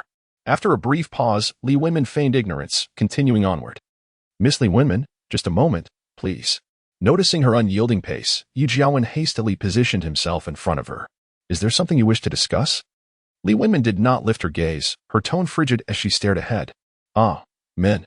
Such sycophantic creatures," she mused, perceiving his advance as an opportunistic maneuver. Akin to a clam and a snipe embroiled in conflict, with a third party poised to benefit. "This is my business card. I kindly ask you to accept it. My name is Yu Jiawen. I have taken your card, but I am weary and wish to return to rest." With her fingers delicately pinching the card he had proffered, Li Wenmin momentarily assumed an air of grandiosity, responding in an icy tone reminiscent of the esteemed madam. Indeed, yet another individual eager to ingratiate himself with her. "I would like to invite you to dinner tomorrow as an apology for today's incidents. It will be at the esteemed Dihao Hotel, one of the finest establishments in the neighboring city." Yi Jiawen again positioned himself before her, his hands nervously rubbing together as he gazed at her with palpable anticipation, completely shedding the arrogance he had displayed aboard the yacht. The Dihao Hotel, a name unfamiliar to her, renowned nationally? Even a globally esteemed venue would not be beyond her means. "No, thank you for your kind offer, but I am unavailable." Had it not been for his relatively decent demeanor earlier, refraining from uttering those vile remarks, Li Wenmin would have dismissed him entirely. Moreover, Yi Jiawen was indeed somewhat handsome. At least more so than the few who were still grappling on the ground, the four young masters of Jinghai. However, Li Wenmin was not one to make decisions based solely on appearances. After all, it was merely a facade. The essence of one's soul held far greater significance.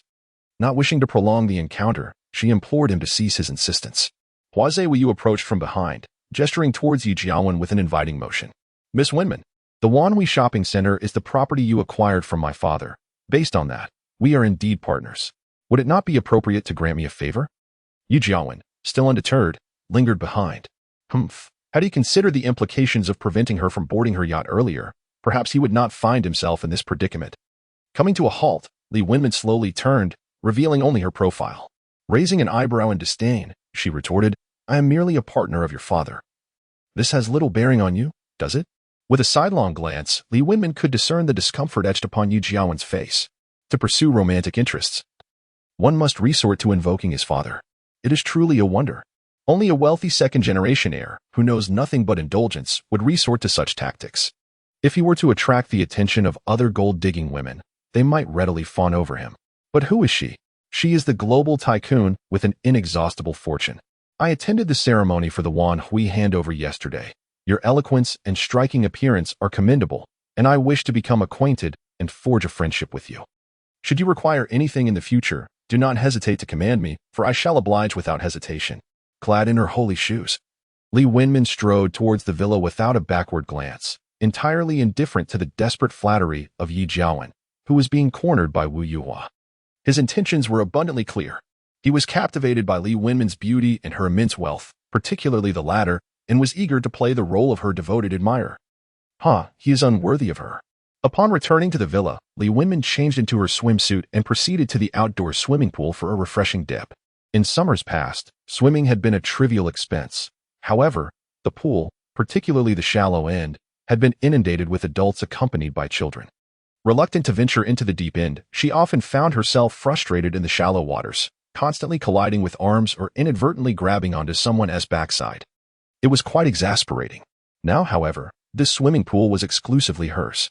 She could swim as she pleased, forward, backward, sideways, or even upside down, unencumbered by others. The freedom was immensely gratifying. After completing a few laps, the more she contemplated, the more exhilarated she became, excitedly shouting in the water. In her enthusiasm, she completely forgot that she was still in the pool and inadvertently gulped down several mouthfuls of water, leading to a bout of choking. Although the pool was not deep, measuring only 15 meters, and was the same shallow area she often swam in, her panic caused her to consume even more water, forgetting to adopt a safe position. She intended to call for help, but found herself unable to produce a sound after choking. The more she panicked, the less she could think clearly, and her flailing movements only led to swallowing more water. Just as Li Wenmin thought her first day in this luxurious residence would end tragically, suddenly, a great splash erupted above her in the pool, followed by another. Miss Li, someone help. Wenmin, hold on, we're coming. Li Wenmin, wrapped in a towel and reclining on a sunbed beside the pool, could only remember staring wide-eyed, witnessing Hua Zhe and Wu Yu swimming toward her from beneath the water. In her haze, she seemed to see radiant light emanating from above their heads. Hua Zhe, Wu Yu, if not for you, cough, cough, cough. I might have lost my life. As she spoke, Li Wenmin took a tissue to wipe her nose. The sensation of choking on water was truly unpleasant, even now. Her eyes brimmed with tears and mucus from the ordeal. Her throat felt itchy, and her respiratory passages remained uncomfortable. Wenmin, it is our duty.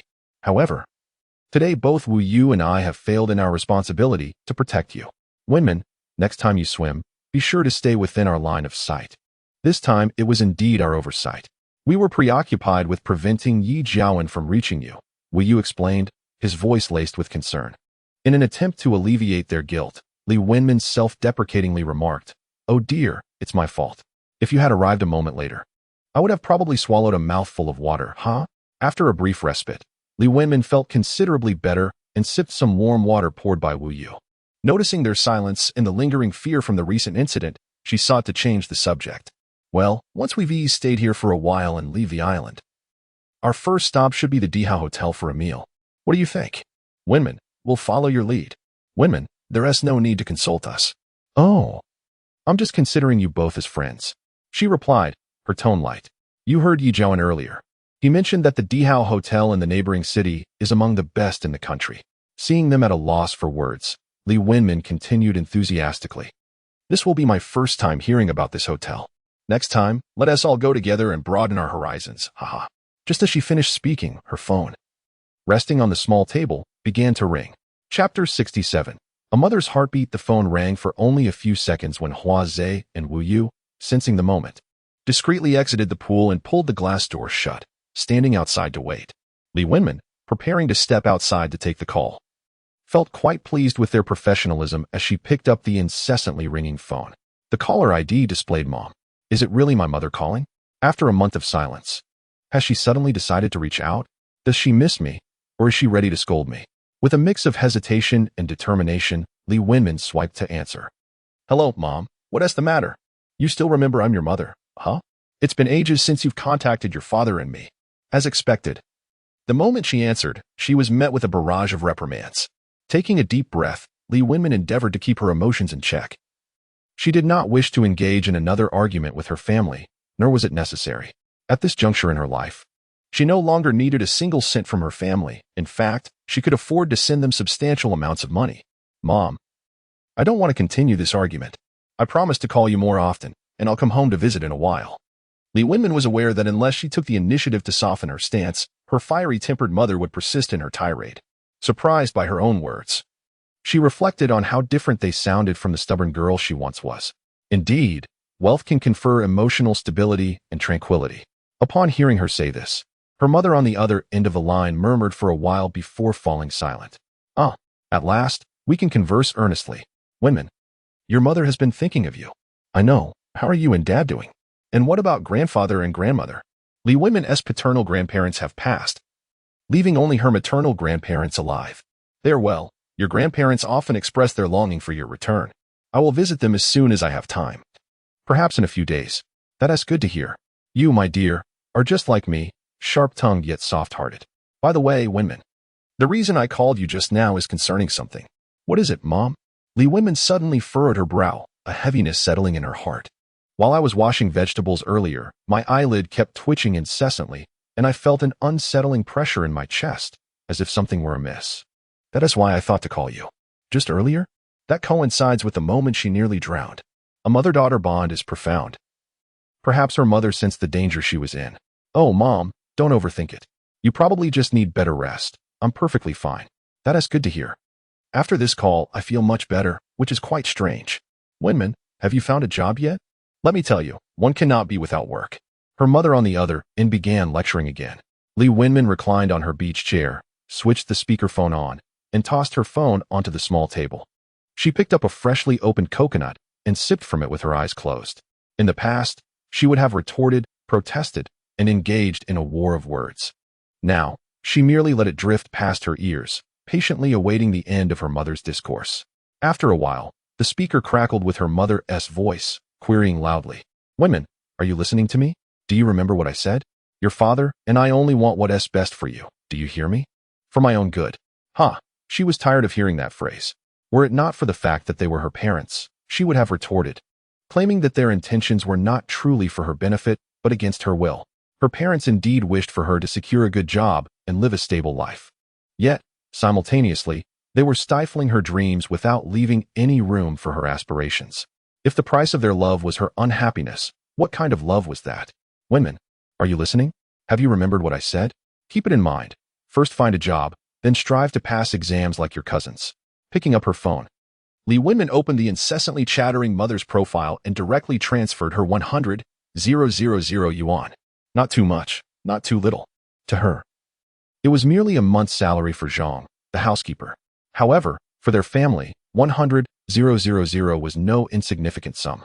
When she heard the system announce that Zhang's monthly salary was 100,000, she felt compelled to send it to her mother. Upon reflecting on the years her mother had devoted to raising and caring for her, a sense of guilt washed over her for not having repaid them. Today, an unexpected opportunity arose as she re-established contact with her family, breaking the ice after a long period of distance. With this thought in mind, she clicked on her father's avatar and transferred 100,000 to him. It couldn't be too much, lest it raise their suspicions and provoke a barrage of inquiries, leading them to assume she had acquired it through dubious means. Wenmin, where did this 100,000 come from? Her mother's voice trembled with apprehension over the phone. Mom, After graduating from university, I started a business with friends and earned some money. I sent you and Dad 100,000 each. Winman, tell me, have you engaged in anything unsavory? You must stay away from such things. They ruin lives. Oh, Mom. I've already explained that this is from my entrepreneurial endeavors with friends. It's not a fortune. Consider this 200,000 as a means for you to manage. Hearing her mother's tone echo her earlier suspicions, Li Wenmin felt a surge of frustration. Where had the mutual understanding between mother and daughter gone? Now, there was a lingering distrust. What kind of company is it? Is it legitimate? Wenmin, I advise you to find a stable job with social security benefits and aim for a civil service position. That should be your ultimate goal. Is there no other option besides pursuing civil service? The money I earn is sufficient for my needs, and I can also support you in your later years. With her blood pressure rising, Li Wenmin clicked on their avatars again, this time transferring 500,000 each, totaling 1.2 million. Did you see that? 500,000. What? Quickly check your phone. This is from Wenmin. Where did she get such a sum? Ask me. Who should I ask? Wenmin said she earned it through a business with friends. A conversation ensued between her parents over the phone. Hello, Wenmin, this is your father. Where did this money come from? Is the company with your friends legitimate? If you don't clarify, we cannot accept it. Rest assured. This money is from a legitimate source. It is a token of gratitude for your upbringing. If you refuse it, please return it to me. Li Wenmin became increasingly irked by their incessant questioning. Silence enveloped the line. Regretful yet determined, she continued, Mom and Dad, if you are uneasy about this money, you need not use it right away. You can hold on to it for now. All right then, Wenmin, we won't touch this money. Whenever you wish for it. Just ask your father or me. Okay, I'll visit home soon. You still remember to come home. You've almost become a wild child. When you return, let us know in advance so we can prepare a feast of your favorite dishes. Sounds great. After the phone call ended, Li Wenmin reclined on the beach chair, gazing at the crystalline blue surface of the swimming pool, her emotions a medley of complexities, though predominantly joy. It had been a month since her last tempestuous quarrel with her parents, during which time they had been estranged. They were upset, and she felt no less aggrieved. Today, however, she finally re-established contact with them, a source of undeniable happiness for her. Amidst this joy, she found herself reflecting deeply. Was it perhaps the recent monetary transfer she made to them that had slightly altered their demeanor? She hesitated to speculate about her parents' feelings. Nevertheless, it was evident that their attitude today was markedly more amiable than before. Perhaps the prolonged silence had rekindled their affection for her. Li Wenmin understood that all parents love their children. After all, what parent could truly disregard their offspring? Yet, there exists a poignant truth. Economic power is often proportional to one's voice. The recent financial gesture she made undoubtedly played a role in this shift. Li Wenmin, the sky has darkened. Let us refrain from venturing out. I fear those individuals may return, Wu Yuhua remarked. Recalling how they had only recently managed to expel a few rowdy troublemakers with the help of the security team. Just as she contemplated this, Wu Yuhua entered the room. Having noticed she had finished her call, all right, we shall remain in the villa tonight. It is spacious enough for us to enjoy ourselves. Let us set off now. The group first gathered in the living room to watch an old film, The Great Gatsby, on a large projector screen reminiscent of a cinema. The experience was nearly indistinguishable from that of a theater, serene and captivating, with only the sound of Li Wenmin tearing open snack bags breaking the silence. Shortly after the film commenced, Butler Zhang presented an enticing platter of fruits and snacks before them on the coffee table, and at intervals, he poured each of them a glass of water. Upon concluding the film, Li Wenmin found herself lingering in contemplation, still absorbed in the narrative. Gatsby had amassed great wealth, yet ultimately lost everything he held dear, all in the pursuit of rekindling his past love. Did Gatsby ever regret his choices? He attained his long-desired love, but sacrificed his fortune and even his life in the process. Sitting on the sofa with her head bowed, Li Wenmin reflected on the film's plot and thought of Lin Hang. She recognized a striking similarity between herself and Gatsby. Like him, she had once yearned for someone unattainable and had transitioned from rags to riches. However, unlike Gatsby, who meticulously orchestrated his plans to win over his beloved, Li Wenmin had barely made an effort. Indeed, she had done remarkably little, merely sending Lin Hang a few messages without any further pursuit. In stark contrast to Gatsby's elaborate schemes, she had taken no substantial action. Should she not strive a little harder? Perhaps, if I try once more, success may yet be within reach? The dilemma lies in the fact that she remains oblivious to Lin Hang's true sentiments. Does he harbor affections for someone else, or is he merely acting out of spite? She wonders if her fate might mirror that of Gazibi. How could I even entertain such thoughts? Overwhelmed by her own musings, Li Wenmin reclined on the luxuriously soft sofa, reminiscent of a bed. But did she not possess the ability to read minds soon? When she encounters Lin Hang, she shall discern his true feelings. Should he still harbor feelings for her, she would pursue him relentlessly. Life offers but a single opportunity, and she cannot afford to let it slip away. Conversely, if she discovers through her newfound ability that Lin Hang no longer cares for her, she would gracefully withdraw, allowing herself to gradually let go and embark on a new romantic journey. Ultimately, her desire is to avoid any regrets. She cannot bear the thought of two people who mutually cherish one another missing their chance, only to be haunted by it for a lifetime. Yes, it is settled then. 81 days have passed, and nearly a week has gone by. Li Wenmin sprang upright from the sofa, hurriedly reaching for her phone to check the calendar. Just over 60 days remain, merely 2 months. Oh, how she wishes time would hasten its passage. My dear little system, I am in dire need of this mind-reading ability. Host, you must await the completion of 81 days. The sudden mechanical voice startled Li Wenmin, causing her to jump. It is you, system. I thought I was hearing things. I desperately wish to know whether Lin Hang still has feelings for me. At that moment, Li Wenmin flopped back onto the sofa, squirming as if tormented by unseen fleas. Wu Yu, witnessing her distress, prepared to inquire about her well-being, only to be halted by Hua Zhe. Wenmin often behaves this way. Do you not understand the peculiarities of our employer? Oh, I nearly forgot. It is indeed a common occurrence for her. Unbeknownst to them, Li Wenmin was engaged in a dialogue with the system, so to their eyes. Her behavior seemed to be a mere expression of emotion, or perhaps a result of some itch. It might even be a part of her nature. Thus, they had gradually grown accustomed to seeing her furrowed brow in contemplation or writhing on the sofa like a worm. Host, do you require the system to provide answers for you? Yes, indeed. I would greatly appreciate it. How surprising, system, that you possess such a capability, even to address matters of the heart. As she lay on the sofa, Li Wenmin's earlier frown transformed into a bright smile, nodding enthusiastically. Wu Yu watched her with concern. Casting a helpless glance at Hua Zhe remained impassive, observing Li Wenmin. In his eyes, there was undoubtedly a rationale behind her behavior. Meanwhile, Wu Yu suspected that perhaps Li Wenmin was experiencing a touch of psychosis. Especially the swift change in Li Wenmin's expression and her silly nodding at the air further corroborated his previous conjectures. Perhaps the wealthy possessed traits that set them apart from the ordinary. Wu Yu could only rationalize it in such a manner. All right, dear host.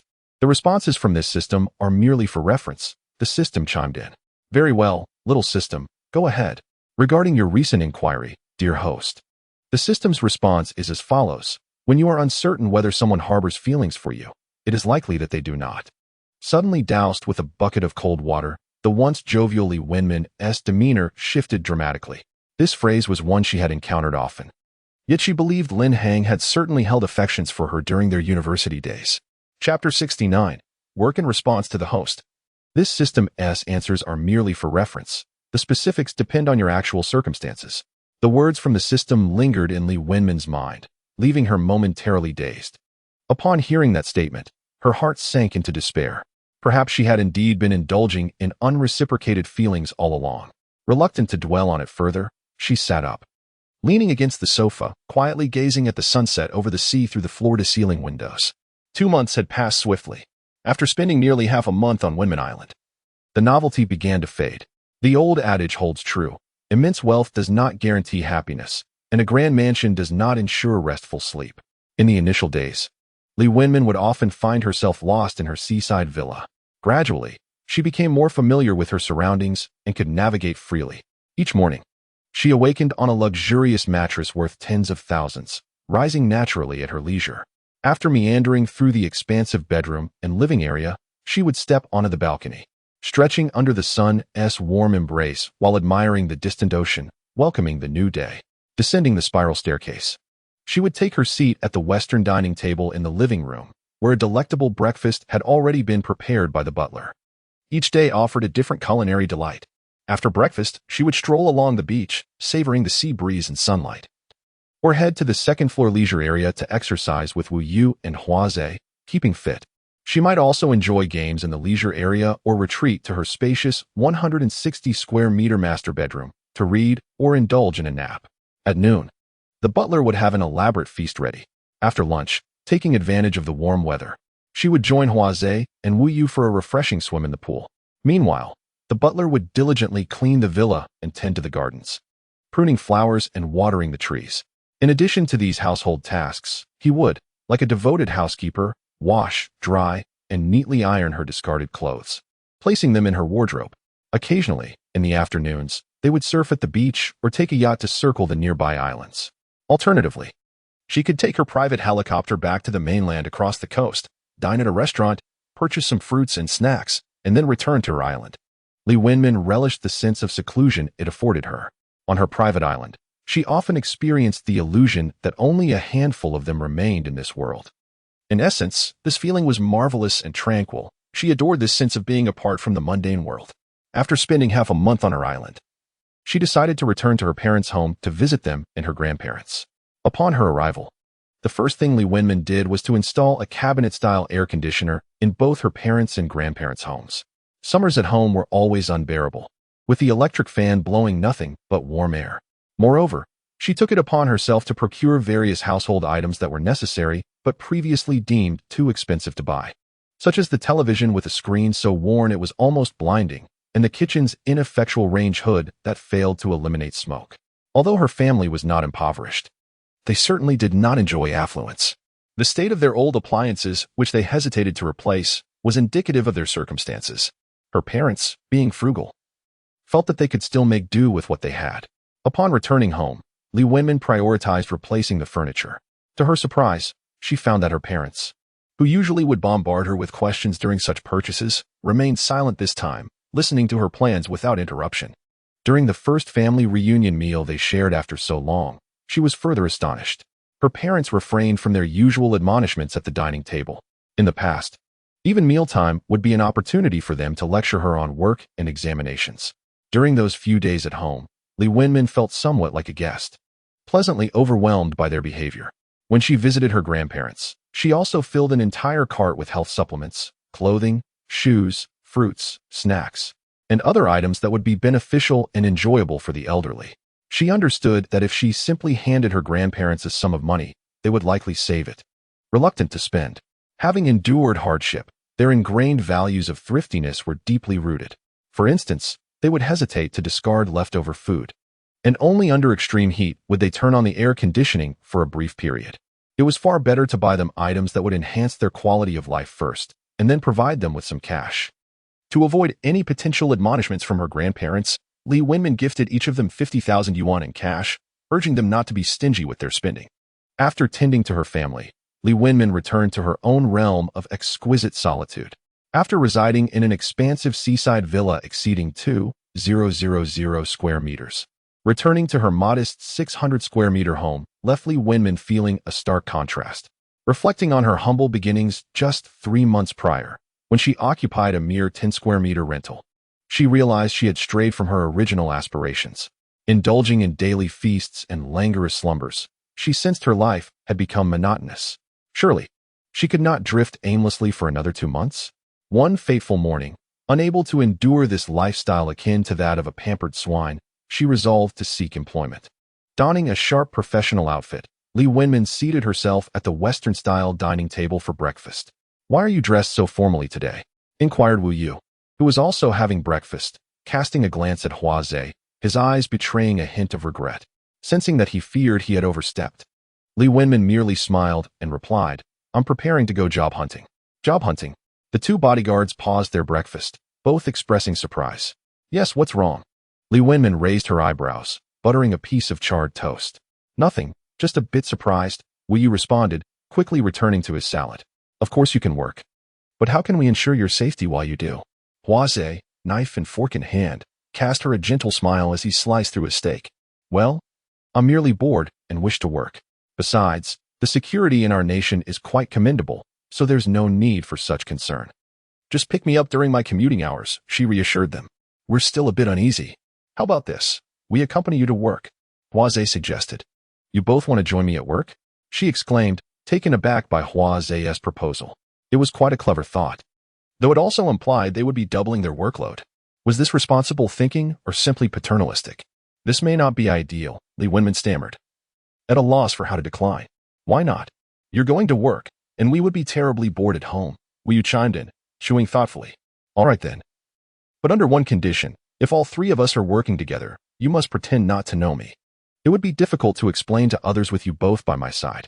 After considering, Li Wenmin felt this could work. We can do that, said Hua Zhe. We'll act like strangers upon joining, and gradually become acquainted afterward. How does that sound? That's a splendid idea. This way, I can enjoy some banter while I'm at work, Li Wenmin responded, finishing her breakfast in haste before sprinting back to her room to prepare for her first day. What to bring? A water bottle, charger, glasses, notebook, and pen. Was there anything else?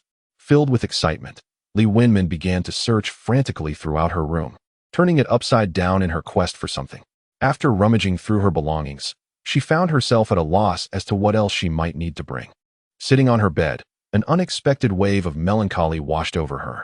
In the past, when compelled to seek employment, she had felt a certain reluctance. Yet now, as she took the initiative to search for a job, she was surprisingly invested in the process. Of course, this newfound enthusiasm stemmed from the fact that she no longer needed to rely on work to support herself or pay rent. Her motivation was purely derived from the overwhelming boredom she faced, prompting her to seek employment merely as a means to pass the time. Nothing more than that. Thus, she felt utterly unburdened. Her curiosity about the unknown piqued. Having gathered all the items she had recently located, Li Wenmin stuffed them into the large, ancient-style bag she had purchased from Wan Hui and exited to the living room. Huazhe and Wu Yu were also ready, dressed impeccably in their suits. Let us go, fellow job seekers, Li Wenmin declared. She drove her Mercedes onto the street, meandering aimlessly in search of possibilities. Huazhe, Wu Yu, what kind of jobs do you think would be interesting? She inquired, one hand on the steering wheel as she gazed ahead. Her recently acquired driving skills, won through a lottery, made her feel quite adept at handling the car. Interesting jobs, let me think. Wu Yu, why don't you share your thoughts? Well, Wu Yu replied, I believe that the presence of people is what makes a job interesting. The more individuals, the more engaging it is. Don't you agree? Upon hearing Wu Yu's words, Li Wenmin's eyes sparkled with realization. That makes sense, Wu Yu. So, which jobs have a lot of people? Please, continue. Certainly. Factories would fit that description, especially assembly lines, where the workforce is the largest, Wu Yu proudly elaborated from the back seat. Right, I almost forgot about assembly line factories. Let us go work at one. Huazhe, can you look up where such factories are nearby? Sure, let me check. In a short while, Huazhe found a lead. There is an electronics factory to the southwest of the city that produces lights. It's the closest and largest factory we can find. Then let us head there and apply for jobs together. After parking at the entrance of the electronics factory, Li Wenmin, Huazhe, and Wu Yu curiously observed the exterior of the building. It was indeed impressive, divided into numerous departments. The administrative roles were located on the second floor, while the labor-intensive jobs occupied the first. Should we apply for assembly line positions or administrative roles? Huazhe inquired after a careful observation. I believe there would be more people in assembly line jobs, so let us try that first, Li Wenmin suggested. All right, I'll follow your lead. At that moment, a man in a blue shirt approached them with a warm smile. Are you here to apply for jobs? He asked. Yes, we would like to apply with you, correct? Li Wenmin stepped forward to inquire. Indeed, that is right. Please follow me to the office for a discussion, he replied. Very well. They followed to an office on the second floor of the factory, first pouring a cup of tea for each of them before sitting down to discuss serious matters. What positions are you applying for? Do you have resumes? Li Wenmin glanced at Huazhe and Wu Yu, and the three answered simultaneously. No, we do not have resumes. Noticing a flicker of surprise on their faces, Li Wenmin added, we are here to apply for positions on the assembly line. Oh, that's perfectly fine. We have application forms available for you to fill out, came the response as she walked to the desk, picking up several forms to hand to them. Please fill these out, and after a brief interview, you can start working. As they received the forms, Li Wenmin stared incredulously at Huazhe and Wu Yu, her eyes conveying disbelief. Feeling restrained by the presence of others, she could only express her feelings through her expression. They returned her gaze with a similar look. The entrance requirements for the assembly line seemed exceedingly low compared to those for administrative positions. Li Wenmin felt a sudden wavering in her resolve. Should she apply for an administrative role instead? But then again, she thought, she could just work for a day or two and leave without worrying about pay. She had no intention of earning money here. With that thought, Li Wenmin began filling out the application form. Once the three had completed their forms, they underwent a brief questioning process, which included inquiries about their work experience, followed by an overview of the job responsibilities and monthly salary. They were then led to the workshop on the ground floor. Do you need accommodation here? We provide meals from Monday to Friday for lunch and dinner, as well as dormitory housing for 8 people. Walking towards the first floor, she turned back to inquire. We can eat here, and as for accommodation, it seems best to stay here as commuting daily would be too far.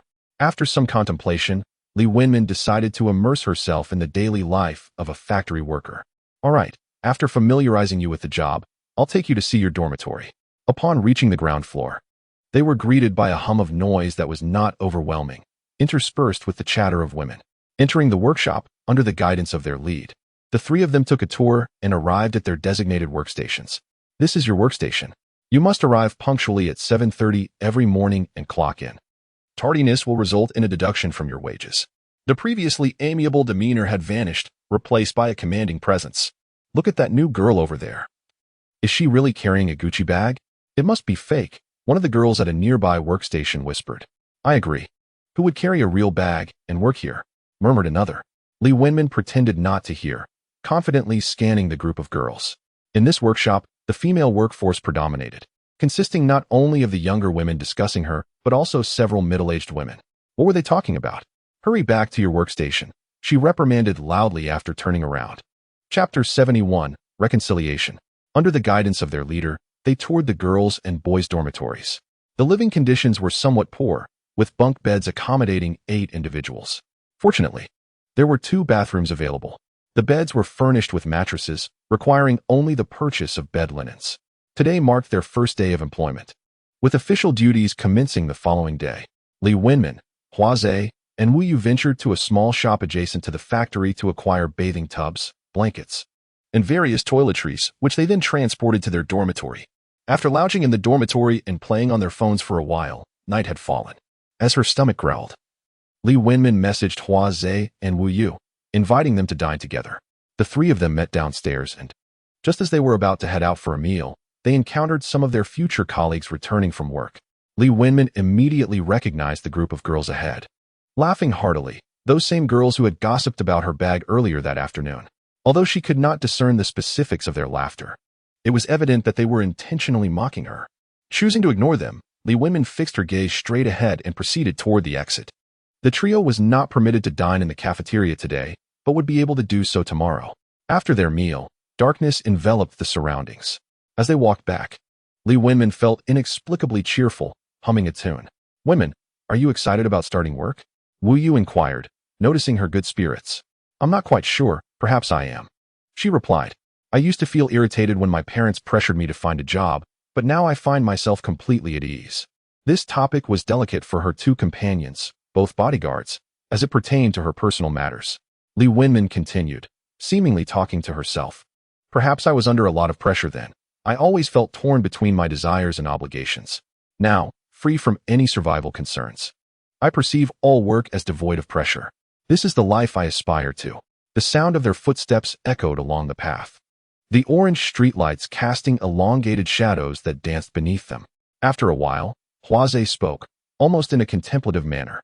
In life, pursuing a career that one loves to sustain oneself is indeed the highest ideal and the aspiration of the majority. Yet, few are able to achieve it. Most individuals, in order to survive, must engage in the very work they are currently undertaking. As long as one is willing to take responsibility for their own life, that is sufficient. Upon hearing Hua Ze's final remark, Li Wenmin halted, gazing intently at him. What is the matter? Hua Ze asked. It's nothing, she replied. I'm just profoundly moved. I find your words to be quite insightful. I had thought something was amiss. I merely spoke casually. Wenmin, both Wu Yu and I genuinely admire you, yet at times, we sense an air of unhappiness about you. Bathed in light, Li Wenmin found it difficult to discern the faces of Hua Ze and Wu Yu. Really? She inquired. They both nodded in unison. Do I sometimes appear unhappy? I hadn't even noticed. Surprised, Li Wenmin instantly perked up. Not all the time, just occasionally. That's entirely normal. Human emotions encompass joy, anger, sorrow, and happiness, regardless of wealth. Having money does not guarantee absolute joy, nor does it shield one from troubles and heartaches.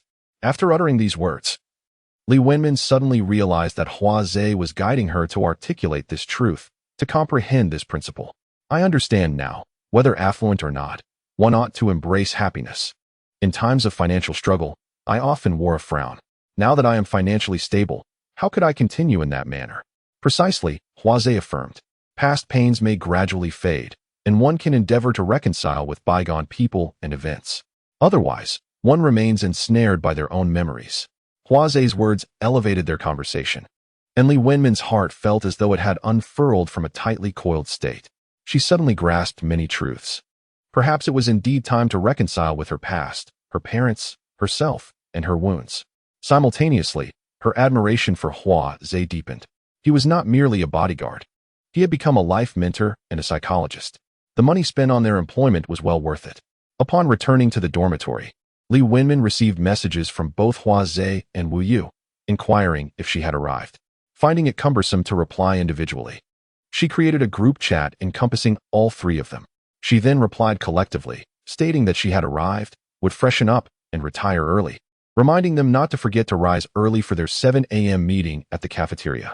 After sending the message, Li Wenmin took her newly purchased basin, shower gel, shampoo, toothbrush, toothpaste, and towel, and made her way to the bathroom. The cramped bathroom could accommodate only one person for either showering or using the toilet. With no space for placing items, Li Wenmin resorted to a plastic bag from her shopping to store her clean pajamas, placing the shower gel and shampoo on the floor near the bathroom door. She had experience working part-time during her university's summer social practice, having worked in factories, so she was able to accept this situation, as long as there was a shower head with hot water. Rather than resorting to scooping water from a basin to pour over herself, she could manage. After her shower, Li Wenmin hand-washed the clothes she had changed out of in the sink, hung them on the balcony, and then lay down on her bed. Due to her late arrival, the dormitory was already occupied by 7 others. Her bed was located on the upper bunk closest to the bathroom, the noisiest part of the room. Due to the proximity of the restroom, the sounds of laundry being washed in the sink and the sliding door could be distinctly heard. It mattered not. She had come merely out of boredom, desiring a departure from the monotony of her opulent residence. She considered it a venture into life's experiences. Li Wenmin had already envisioned her next endeavor. She aspired to become a Dudu driver, operating her splendid white Benz. Following that, she contemplated a career as a real estate agent. The future would unfold as she explored various intriguing professions. In the vast array of careers, each path has its luminary. If circumstances allowed, she would relish the opportunity to sample all trades. It was already 10:30, and her dormitory companions had yet to return from work, likely engrossed in overtime. She had informed them that late hours were frequent here, albeit with a modest increase in pay corresponding to the extra hours. The glaring lights illuminated the room, making it difficult for Li Wenmin to find slumber. She descended from her lofted bed, retrieving the sleep mask that Hua Zhe had thoughtfully purchased for her, and donned it to continue her rest. Hua Zhe had indeed been considerate. Earlier that afternoon while shopping for toiletries, Li Wenmin had deemed Hua Zhe's inquiry about the sleep mask an unnecessary endeavor. Just as she was drifting into a peaceful slumber, the iron door of the dormitory was thrust open, accompanied by the boisterous chatter and laughter of the girls. Chapter 72, The Little Delinquent. Let me tell you. I could tell at a glance that the new girl's ancient bag is a fake. Xiaoxua, lower your voice. She's right in the dorm. What is there to fear?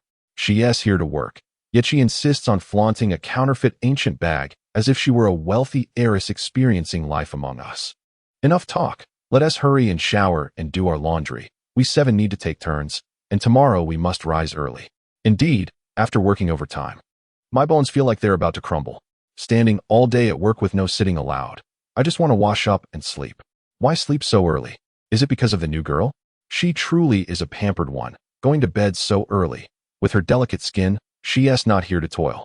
Xiaoxua, what do you mean by that? If she's not here to work, what is her purpose? I suspect she's here to cozy up to the affluent. Cozy up? Where are the affluent here? We have one upstairs. Isn't the factory director quite well off? From the moment they entered, Li Wenmin had already been roused from her slumber. Furthermore, The deliberate loudness of several girls in their conversations was clearly intended to disturb her. Initially, Li Wenmin bore it with patience, opting for silence to avoid conflict. However, as the volume of their chatter escalated and their remarks grew increasingly brazen, she found herself contemplating whether to rise and confront them. With her sleep mask on, Li Wenmin lay in bed, eyes wide open, her anger simmering within. Their intent was unmistakably to provoke her, seeking a confrontation, and relying on their numbers to retaliate and bully her in the process. After careful analysis, Li Wenmin suppressed her anger and maintained her still sleeping posture. Noticing her indifference, the girl named Xiao Xue, who had just spoken ill of her, raised her voice several decibels. Could she be dead? There was not a single movement. On her first day, dying in our dormitory would be such bad luck. Xiao Xue, stop talking. She's new and still adjusting to our biological clock. So what if she's new? I haven't even mentioned how she doesn't understand the rules. She arrived and didn't even introduce herself, just fell asleep, along with the biting remarks. The sounds of sliding doors and chairs being dragged were evident, clearly aimed at preventing Li Wenmin from continuing her slumber. At that moment, Li Wenmin wished she could rise and resign immediately. No, she was a wealthy individual. She couldn't be so cowardly. On her first day, before even starting work, resigning due to this group would be embarrassing. Not wanting to act rashly, she thought of the system. If it were her old self, she would have sat up and cursed them out by now. Ever since she had the system, she felt subtly influenced, becoming more composed. Is the system there? You heard them, right? They're talking about me, especially that girl Xiao Xue. I need your help. What should I do now? Response to the host. The system is analyzing the situation. Please hold on. All right. Thank you, little system. At that moment, Xiao Xue continued her sarcastic remarks, almost as if she wanted to leap onto Li Wenmin's bed. Response to the host. Among those girls, only the one named Yu Xiao Xue harbors animosity towards you. The reason is as follows. Yu Xiao Xue is intent on latching onto a wealthy man, specifically Director Zheng from the office on the second floor. Now that you have arrived, she feels you will compete with her. So that is the case. Hearing the system's findings, Li Wenmin sighed in relief, feeling somewhat disdainful. She wanted to cling to a rich man, yet accused others of doing the same. Indeed, one perceives others through the lens of their own character. It seems Yu Xiao Xue has taken her as a rival. Upon seeing her carry a Gucci bag, Xiao Xue assumed she was trying to attract the director's attention. Li Wenmin hadn't intended to be so ostentatious. She hadn't even noticed she was carrying a Gucci bag when she left. Now, because of a luxury handbag, she had attracted unnecessary trouble. Host, it's not solely due to the bag. Yu Xiao Xue is inherently jealous and harbors hostility towards attractive girls. She has often bullied her dormitory mates, causing many to resign. So she is just another petty bully. Hearing this, Li Wenmin scoffed lightly. Bullying? The one thing she despised most in life was a bully. It seemed her purpose in coming to this workplace was to uphold justice. So, system, what should I do next? Also, I wish to teach Yu Xiao Xue a painful lesson. Li Wenmin lay motionless on her bed. Yet she was engrossed in an animated conversation with the system. Meanwhile, Yu Xiao Xue continued to hurl various sarcastic remarks at her.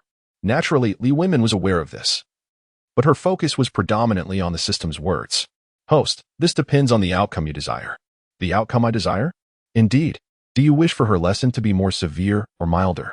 Need you even ask? It should be more severe. In that case, you need not say anything today and refrain from retaliating.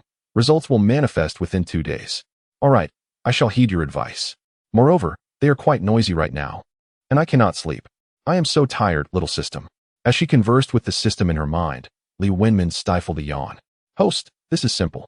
In a moment, close your eyes, and the system will activate the sound blocking feature. Sound blocking feature? What is that? It is a function designed to shield the host from all external noise and disturbances. Even in a tumultuous environment, once this feature is activated, you will sleep soundly, oblivious to any external sensations. That sounds excellent.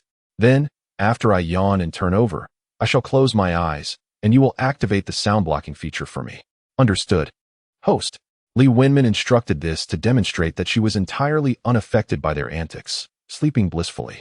With a turn, a gentle grinding of her teeth, and a prolonged yawn, she prepared to close her eyes for a restful slumber.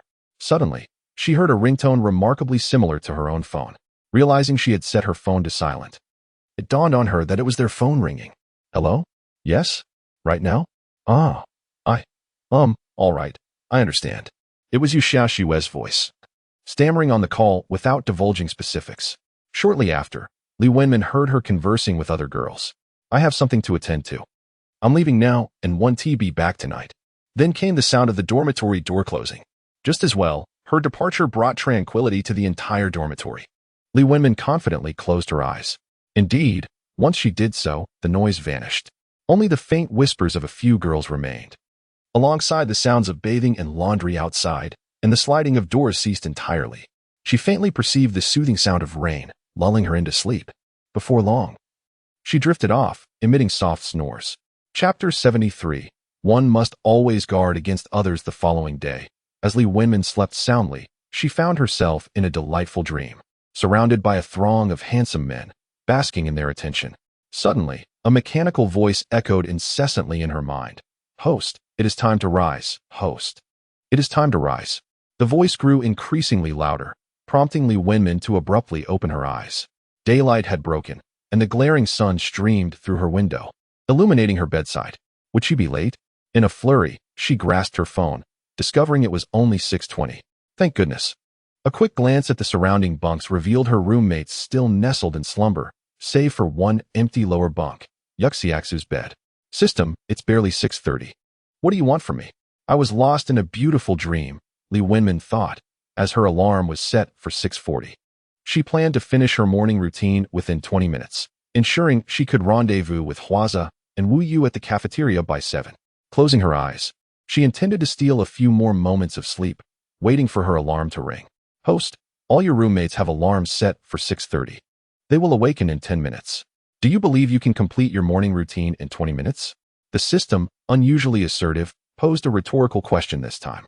Indeed, with 7 individuals, it was impossible to finish in 20 minutes. Moreover, as it was her first day, she would surely be last in line. All right, I shall rise. She conceded. Sitting up, Li Wenmin quietly descended the stairs, carefully sliding open the door and shutting it behind her. Having experienced the discomfort of being awakened abruptly, she wished to avoid disturbing others, striving to minimize any sound she made. In the restroom, washing her face and brushing her teeth took a mere 10 minutes. By then, her roommates had gradually begun to stir. Good morning, she greeted cheerfully as she prepared to step out. Good morning, replied only one girl. Morning grogginess was to be expected. It was no matter. As long as she upheld her courtesy, she felt satisfied. Li Wenmin speculated that the remaining girls refrained from speaking to her out of fear of antagonizing Yuxiaxu, worried they might become victims of bullying themselves. Recalling the system's remark from the previous day about witnessing the sharp-tongued Yuxiaxu receive her due comeuppance soon, Li Wenmin dismissed any lingering annoyance. After gathering her belongings, she made a point to secure her toothbrush and skincare products in her locker before being the first to exit the dormitory. One must harbor no ill intentions, yet remain vigilant. Having encountered news of campus bullying, Li Wenmin understood the unpredictability of human nature and the need for caution. Tales of roommates tampering with eye drops, using toothbrushes for toilets, or hiding blades beneath pillows haunted her thoughts, especially given Yuxiaxu's palpable hostility toward her. Fortunately, she had the system to guide her. Otherwise, she would remain oblivious to the true reasons behind Yuxiaxu's scorn, likely mistaking it for mere jealousy over her designer handbag. Certainly, this is one of the reasons, but not the principal one. Upon contemplating this, Li Wenmin felt a chill run down her spine. One can know a person's face, but not their heart. Having experienced the events of yesterday, she yearned even more for the ability to read minds. This way, she could be fully aware of what others were thinking and could safeguard herself in advance. As she approached the entrance of the cafeteria, Huaze and Wu Yu were already waiting for her. Instead of formal attire, they donned casual wear brought from home. Good morning. It's a bit unusual to see you both dressed like this, Li Wenmin remarked with a smile as she hurried over to them. Is it because you think we look more handsome this way that it feels strange? Wu Yu teased playfully while Huaze merely smiled faintly. Handsome, handsome. You both look good in anything. From now on, dress like this when you're by my side. It's comfortable and convenient for you too. All right. We shall heed Wenmin's advice. Let us hasten to breakfast, they replied. During their onboarding yesterday, they had been informed that the factory only provided lunch and dinner from Monday to Friday, leaving breakfast to be arranged on their own. After regrouping in the cafeteria, they each bought some steamed buns from a nearby stall, munching as they strolled toward the factory workshop. On their first day, their enthusiasm was palpable. eager to arrive early and familiarize themselves with the environment. Upon reaching the entrance, they found it locked and had no choice but to wait. Look at the new recruits. So eager to arrive so early, one of them remarked. Just then, several women who appeared to be significantly older than Li Wenmin approached in a group. Hello. We look forward to your guidance. Li Wenmin greeted them with poise, noticing their attention directed her way. It was peculiar, for the old Li Wenmin had been quite socially anxious. Now, she was able to greet strangers with composure, engaging in small talk and maintaining eye contact. Truly, wealth emboldens the spirit. Hello, I'm Zhang. You can call me Sister Zhang from now on. This is Sister Wang. What is your surname? Sister Zhang, appearing to be in her 40s with a warm smile, stood beside a woman in her 30s, equally amiable. I'm Li. You can call me Xiaoli, she replied. All right, Xiaoli, why don't you join us? We can teach you a thing or two. That would be wonderful, she exclaimed. At 7:30, Sister Zhang and Sister Wang led Li Wenmin to clock in, then took her to her workstation. Huaze and Wu Yu were stationed just behind her, within a mere 10 meters distance. Li Wenmin felt reassured knowing they were nearby. Standing at her station, she discovered that their task was quite simple, using small plastic scrapers to remove the black adhesive from the lights. Although straightforward, it required meticulous attention, as the lights comprised numerous small bulbs which could get covered during the plastic pouring process. Once the black adhesive cooled, it could only be removed manually, lest it affect the brightness of the entire light. Work is rather simple and requires little effort. However, there is one stipulation. One must remain standing throughout the duration of the task. There are brief intermissions during which workers may attend to their personal needs, hydrate, or check their phones. Sister Zhang, Sister Wang, why is it mandated that we cannot sit while working? Li Wenmin inquired quietly, seeking conversation with her colleagues while scraping the plastic. It's just the nature of the factory. They won't allow us too much comfort. I believe it's to keep us alert, came the response. As 2 hours passed, the workshop supervisor's loud voice resonated, announcing a 10-minute break. Workers set aside their tasks, taking a seat on the stainless steel bars beneath their desks, sipping water and engaging with their phones. Some ventured to the restroom in pairs. After standing for merely 2 hours, Li Wenmin felt her legs beginning to ache. While massaging her legs, Sister Zhang smiled and asked, "How are you holding up? Getting used to it?" "I'm managing," Li Wenmin replied. At that moment, the supervisor's voice echoed from the entrance. "You Xiaoxue, look how late you are. Yet you saunter in so leisurely. Aren't you worried about your wages being docked?" Chapter 74. The reversal. I admit I was late. And if my wages are to be deducted, so be it. What else with your incessant barking? The workers, initially absorbed in their phones, seemed unfazed by the reprimand, as it was not uncommon for tardy employees to be scolded. However, upon hearing Yu Xiaoxue's bold retort, they all turned to observe the unfolding scene. Li Wenmin stood in admiration, intrigued by Yu Xiaoxue's audacity to confront the supervisor. "Do you wish to keep your job, Yu Xiaoxue? I could always report you to the higher-ups on the second floor," the supervisor threatened. "Go ahead, do it now. Let us see if they will dismiss me. You pitiful creature." Yu Xiaoxue continued her tirade as she walked back to her station. "You've insulted me and still wish to remain employed here. Just wait. I will inform the management," the supervisor shouted in frustration. "My apologies. I merely came to retrieve my water cup. From this moment on, I shall not return. And you needn't bother with my wages. Farewell, you pathetic fool." With her cup in hand, Yu Xiaoxue tossed her jacket over her shoulder nonchalantly, casting a disdainful glance at everyone present. "What are you all staring at? You miserable laborers will toil here for eternity, but I, Yu Xiaoxue, am not bound to a life of servitude." "Yu Xiaoxue, have you lost your mind? What else with the arrogance? If you detest working, then leave. We have no desire to see you here, acting as though you are superior. No matter how grand you think you are, you were once just like us, a mere laborer." Under her indiscriminate assault, the workers began to retaliate against her collectively. Yu Xiaoxue, acting as though she had taken a wrong medication, raised her head, rolling her eyes incessantly with a look of disdain. Li Wenmin, witnessing her behavior, found herself beginning to appreciate her audacity. This was truly a case of indiscriminate attack. She had managed to offend everyone present. Li Wenmin silently exclaimed her admiration, realizing that what the system had indicated yesterday was indeed this, a scenario where Yu Xiaoxue, by offending everyone, would ultimately leave, allowing her to joyfully resume her work. "Well, I shall no longer converse with you laborers. I must indulge in my luxurious life." She laughed triumphantly as she prepared to depart. "Goodbye. Take care." No need to see me off. Li Wenmin cheerfully waved her farewell, feeling elated at her imminent exit. Oh, I almost forgot about you. The new arrival. Yu Xiaoxue halted, glaring at her menacingly after hearing Li Wenmin's farewell. In an instant, Li Wenmin regretted her earlier boastfulness, wishing she had refrained from speaking out. Now, it seemed that Yu Xiaoxue was poised to retaliate once more. However, remembering that she had become the common enemy of all, Li Wenmin stood her ground, returning a fierce glare. So tell me, who is truly the insolent one? She inquired of her enraged colleagues. Of course, it is Yu Xiaoxue. Yu Xiaoxue is the insolent one. The workers vociferously supported Li Wenmin, with even the supervisor at the forefront, shouting in agreement. Humph, you little pretender with your fake bags. Just wait to be fired.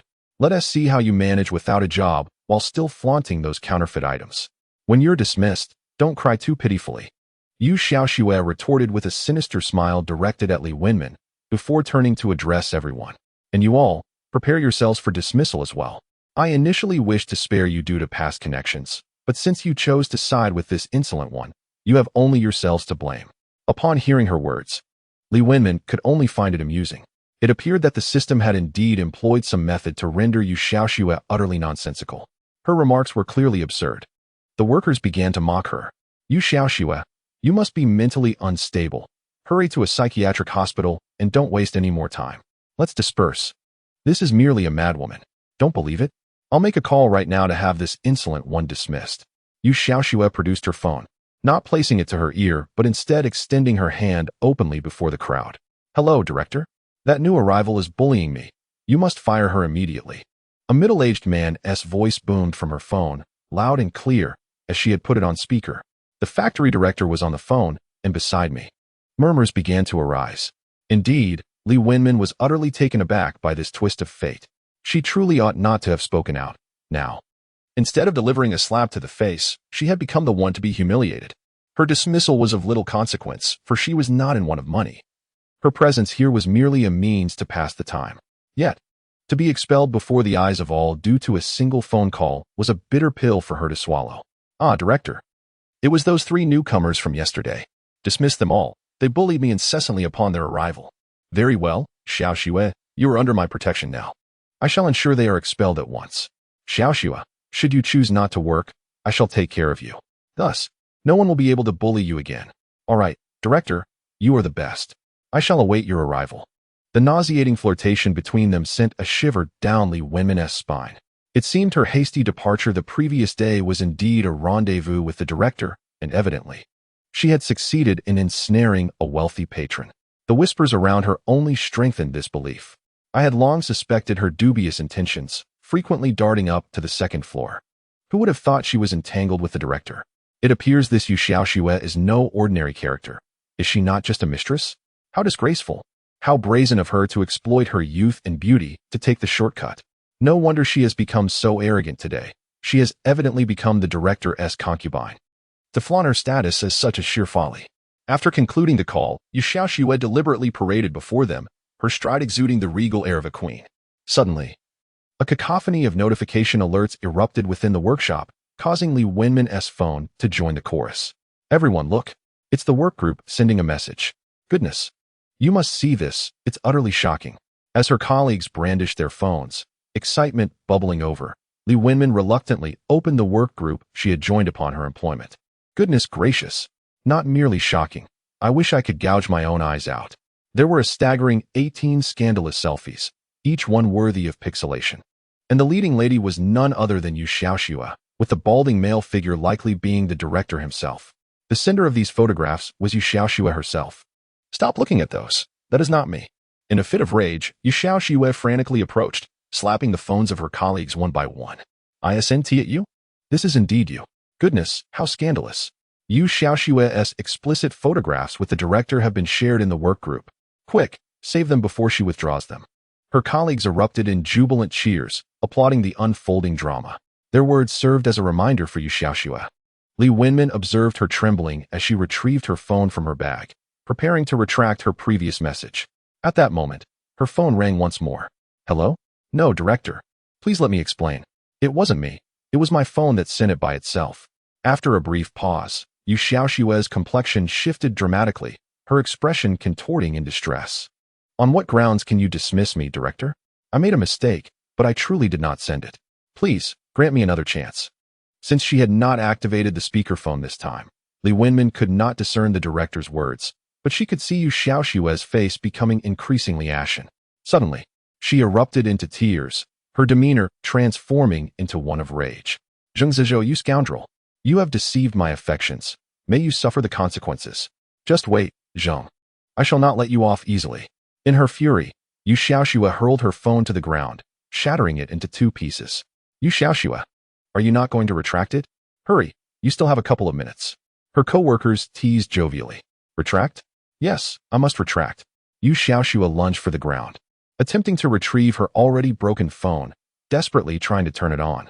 Moments later, in a fit of frustration, she threw the phone down once again, nearly striking several nearby co-workers. Ah, Zheng Zizhou, this is all your fault. You are a heartless scoundrel, a despicable wretch, sitting on the floor. Yu Xiaoshua screamed hoarsely at the director, appearing as though she were possessed. Witnessing her plight, Li Wenmin quietly remarked, you brought this upon yourself. You chose the wrong path and bullied others. You deserve this. At that moment, several individuals entered from outside, accompanied by 4 or 5 security guards who had been present the day before. Take her away. No. I am the directoress woman. Who dares to touch me? I'm afraid it's too late. The director has decided to terminate your employment. Your salary for this month has already been transferred to your account. Please leave. I refuse. It's your fault. It must be you who orchestrated this. I demand to see the director. I want to speak to him.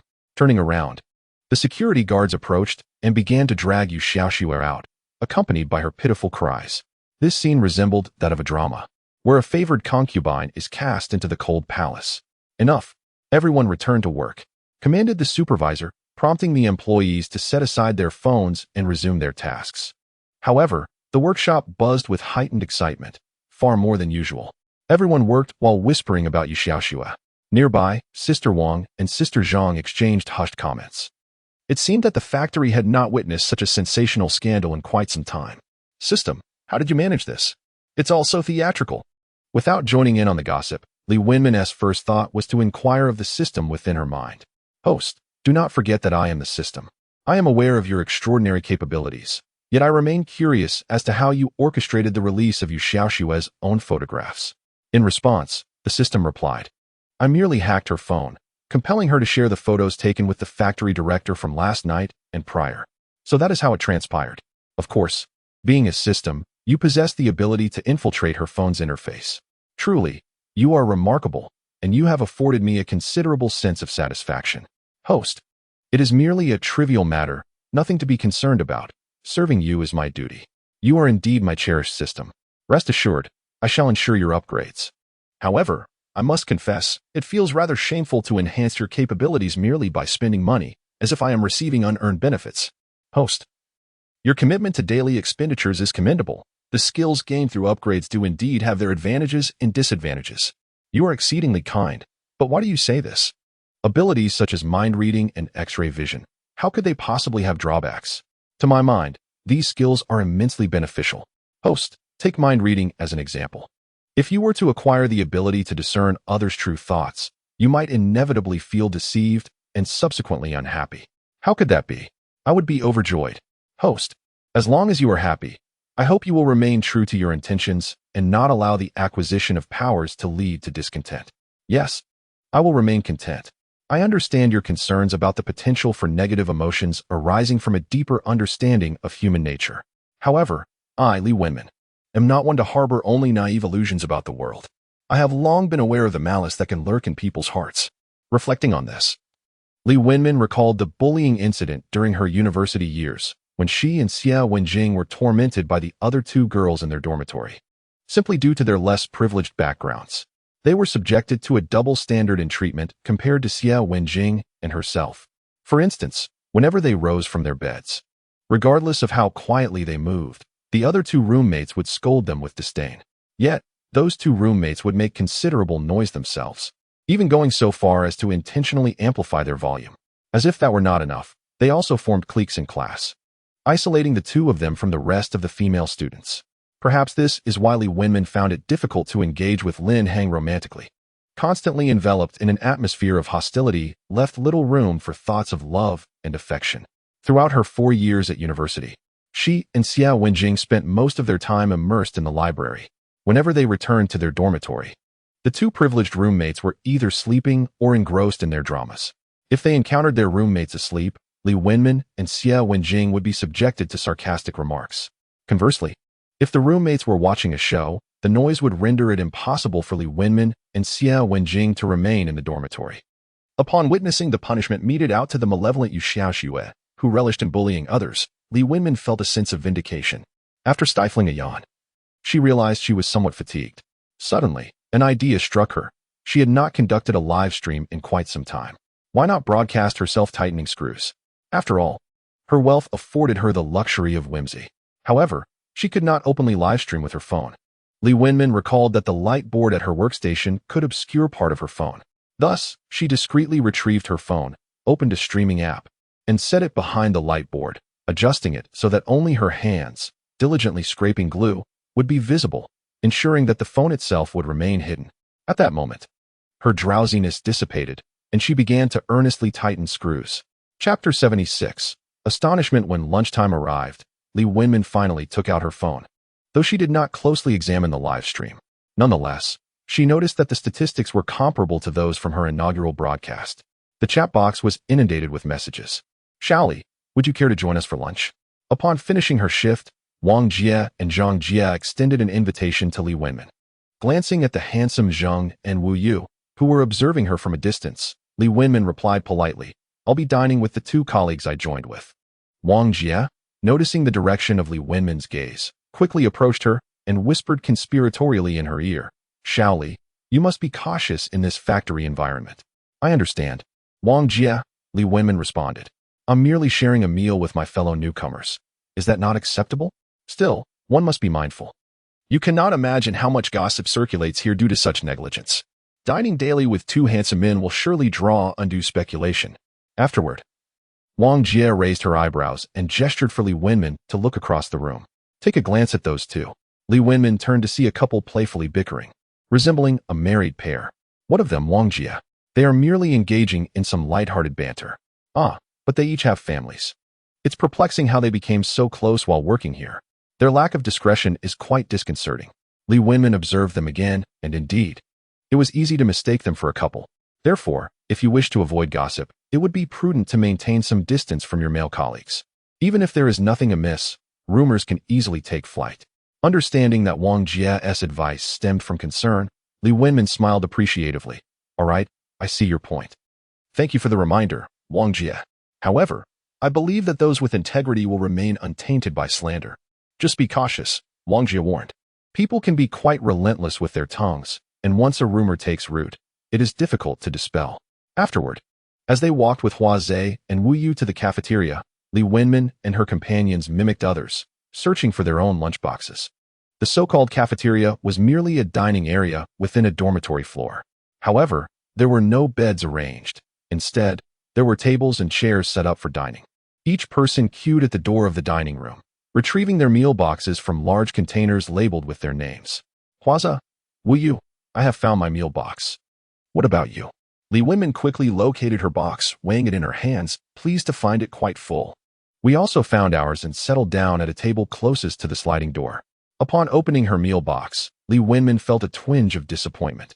The box contained 3 compartments, a large one filled with rice, a small one with stir-fried shredded pork with green peppers, and another with sautéed cabbage. Fortunately, a large chicken leg rested atop the rice. Having not eaten much in the morning and with a late lunch break, Li Wenmin felt quite hungry and began to devour her meal. Wenmin, there's soup next door. Let me fetch you a bowl, Huaza offered, rising to his feet. Wenmin, you should get a portion for yourself and Huaza too. Wu Yu, who was about to start eating, said awkwardly. All right, he replied, easing the earlier tension. Li Wenmin chuckled, thinking, this child overthinks too much. Yet, from Wu Yu's perspective, it was understandable. As a bodyguard, he often felt overshadowed by others' meticulousness, leading him to worry about being deemed less valuable by his employer. Although Li Wenmin had never considered such thoughts, she recognized they were a common human concern. Earlier, she had offered him a gesture of reassurance, reminding him of his worth. Before long, Hwaza returned with a bowl of soup and placed it before Li Wenmin. Tomato and egg soup, he announced. Not bad, she remarked, leaning forward to take a small sip. Be careful, it's hot. Wu Yu interjected, his concern evident. Halfway through his warning, Hwaza chimed in. Indeed, take your time. As they ate, Li Wenmin overheard discussions around them regarding Yu Xiaoshua's recent incident, a topic that seemed to dominate the entire cafeteria's chatter. Having finished her meal first due to not waiting in line for soup, she took out her phone. Upon opening the app, she was greeted by a barrage of notifications, 99 messages. This did not surprise her, as she had experienced it before. It was merely a collection of private messages from fans inquiring about her work at the factory. After casually browsing through, she was about to exit when a familiar name caught her eye at the top of the trending list. It seemed to bear her name. Upon closer inspection, it indeed was. Global shock, the world's richest, Li Wenmin, works at a factory screwing bolts. This revelation left Li Wenmin utterly astonished. The volume of information contained herein is overwhelming. She never anticipated that she had overlooked something so significant. Having ascended to the Forbes Global Billionaires list, she once again took to live streaming. It was no surprise that she quickly became a trending topic. At that moment, the very individuals who had been discussing Yu Xiaoshua began to shift their focus to this trending news. Look at the trending short video. Who would have thought that the world's richest person is also engaged in manual labor? Yet, upon examining the live stream screenshot, it bore an uncanny resemblance to their workshop. You must be imagining things. Surely the global billionaire is merely putting on a show. There is no way they would actually be working here. I also find it strikingly similar to our workshop. Wait a moment, Li Wenmin? I caught a glimpse of the new employee information on the second floor yesterday, and it seems she just started yesterday. Perhaps it's just a coincidence of names? That is highly unlikely. The names match, and the live stream screenshot looks just like our workshop. As they began to point fingers at her, Li Wenmin quickly turned her face away, shielding herself with her hand. Hey, you new girl, are you Li Wenmin? Upon hearing someone directly inquire, she hastily stood up and made her way to the sink outside the sliding door, beginning to wash the dishes like her fellow workers who had finished their meals. Just as she reached for the dish soap, a voice chimed in beside her. The dish soap was purchased by me and placed here. You can use it this time, but remember to bring your own next time. Oh, thank you, billionaire. Allow me to wash your dishes for you. Billionaire, feel free to use my dish soap. I'm here to assist you. What? You are actually the global billionaire. Li Wenmin? Then this bottle of dish soap is a gift for you. Chapter 77. The Art of Seduction. Excuse me, please make way. Hwaza and Wu Yu, witnessing Li Wenmin being surrounded, set aside their utensils and quickly approached her. She bore a striking resemblance to the image of the billionaire trending on social media. She is from my workshop. Oh, billionaire, why are you so low-key? Had I known, I would have invited you to lunch. Billionaire, let me treat you to dinner tonight. Order anything you desire. It's rare for a billionaire to experience life like this. I will accompany you in whatever you wish to do. My family also has relatives wanting to start a factory, but lack the funds. That factory could undoubtedly be a lucrative venture. Would you be interested in learning more? In no time, colleagues began to pour in from outside, making it impossible for Li Wenmin to escape. Hwaza and Wu Yu attempted to shield her, but found it futile. What should we do now, Hwaza? These colleagues are too enthusiastic, and I feel as though I cannot breathe. As the crowd swelled, Li Wenmin found herself pushed toward the sink, feeling as if her waist might snap. Wenmin, hold my hand. Hwaza, I can't reach. The distance between them grew as more people crowded in, and despite the near proximity of their hands, the enthusiastic workers continuously separated them. Ladies and gentlemen, may I have your attention? I wish to depart. Could you kindly disperse? Alas, the cacophony of voices drowned out Li Wenmin's plea. System, what should I do? Li Wenmin, drenched in sweat, felt as though she were on the verge of being suffocated by the crowd. Host, your private helicopter is awaiting you outside the window. The helicopter was splendid, but how was she to exit? System, please devise a solution swiftly. I am truly at my wit's end. Host, do you possess any cash? Yes. Before binding with the system, Li Wenmin would have never carried cash. The thought of losing it to pickpockets on public transport would have left her in tears for days. Moreover, she had little money and certainly couldn't use cash. However, since becoming a wealthy individual through the system, she had taken to carrying 10,000 yuan for emergencies, allowing her to make cash payments with ease and flair. To her, that sum was negligible, merely a triviality she carried for amusement. Host, scatter the cash out the window and entice the crowd to collect it. Why had she not thought of that? The system was indeed ingenious. Li Wenmin, struggling to lift an arm, managed to reach into her pocket and retrieve a bundle of cash. Quick, go downstairs and grab the money, she shouted, then waved her hand, letting pink yuan bills flutter into the air like leaves in a gentle breeze, slowly descending. Money from the wealthy. Hurry, hurry. The workers, who moments ago had formed a tight circle around Li Wenmin, suddenly surged toward the exit in a frenzy. Wenmin, are you all right? Did you sustain any injuries? As the crowd dispersed, Hua Zhe and Wu Yu rushed to her side, concern etched on their faces. I am fine. Let us leave quickly. I no longer wish to work here. All right, let us go. Yet, after only a few steps, she halted again. The prolonged pressure of the crowd had left her feeling lightheaded and oxygen-deprived. Seeing her condition, Hua Zhe and Wu Yu were filled with guilt. I'm all right. It was merely the overwhelming crowd that made me dizzy. We should take advantage of this moment to escape. Noticing their expressions of remorse and concern, Li Wenmin reassured them. Lean on us. We shall assist you out. Okay. One arm resting on Wu Yu's shoulder and the other on Hua Zhe's. Li Wenmin was supported as they made their way out of the cafeteria. Upon reaching the ground floor, they observed their co-workers still frantically scrambling for the scattered money, completely oblivious to the helicopter parked nearby. Let us go now. The trio quickened their pace and boarded the helicopter. Greetings. Where are we headed? The pilot cheerfully inquired from the cockpit. To Spoon's delight. The following day, as I prepared for my departure, I instructed for my vehicle, the Grand Wu Yuhua, to be retrieved from the factory's entrance. Today, I longed only for a restful repose. Very well, Wenmin, I said, seated within the helicopter prior to takeoff. Li Wenmin gazed out the window. The workers, who had just concluded their task of collecting money, stood in astonished silence, waving at her. Some captured the moment on their phones. Li Wenmin reciprocated their farewell with a wave. Thus, her brief 2-day experience at the factory, where she had engaged in the assembly of screws, came to an abrupt end. She deemed the experience worthwhile, as it had imparted a much-deserved lesson to the bully, Yu Xiaoxua. Upon returning home, Li Wenmin's first act was to retreat to her bedroom for a bath, followed by a comfortable repose upon her bed. Oh, how delightful it is to be free from work and simply relax. After a brief slumber, she awoke to find it was already 10 o'clock at night. Upon checking her phone, she discovered a message from Huaza Wu Yu inviting her to dinner. After replying that she was not hungry and intended to sleep, she found herself unable to do so. Recalling her live stream from earlier that day, which had propelled her into trending discussions, Li Wenmin hesitantly opened Douyin. To her dismay, her inbox was inundated with private messages, all marked with a 99. Startled, she quickly exited the app, wishing to shield herself from the potentially distressing comments. For the internet is a realm where all manner of opinions abound. Next, she opened her social media, scrolling down to find herself in a state of bemusement. During this period, Wang Songhua had been persistently messaging her, which she had only just noticed. The Do Not Disturb feature had indeed proven advantageous. Opening Wang Songhua's message thread, she found a plethora of mundane greetings. Good morning, good night, what are you up to? And why are you ignoring me? As well as invitations to meet. Alongside an array of cringeworthy pickup lines and voice messages, not to mention several missed call notifications. As Li Wenmin furrowed her brow while sifting through these messages, Wang Songhua sent yet another message. Woman, are you playing hard to get with me? Hard to get? Very well, I shall show you.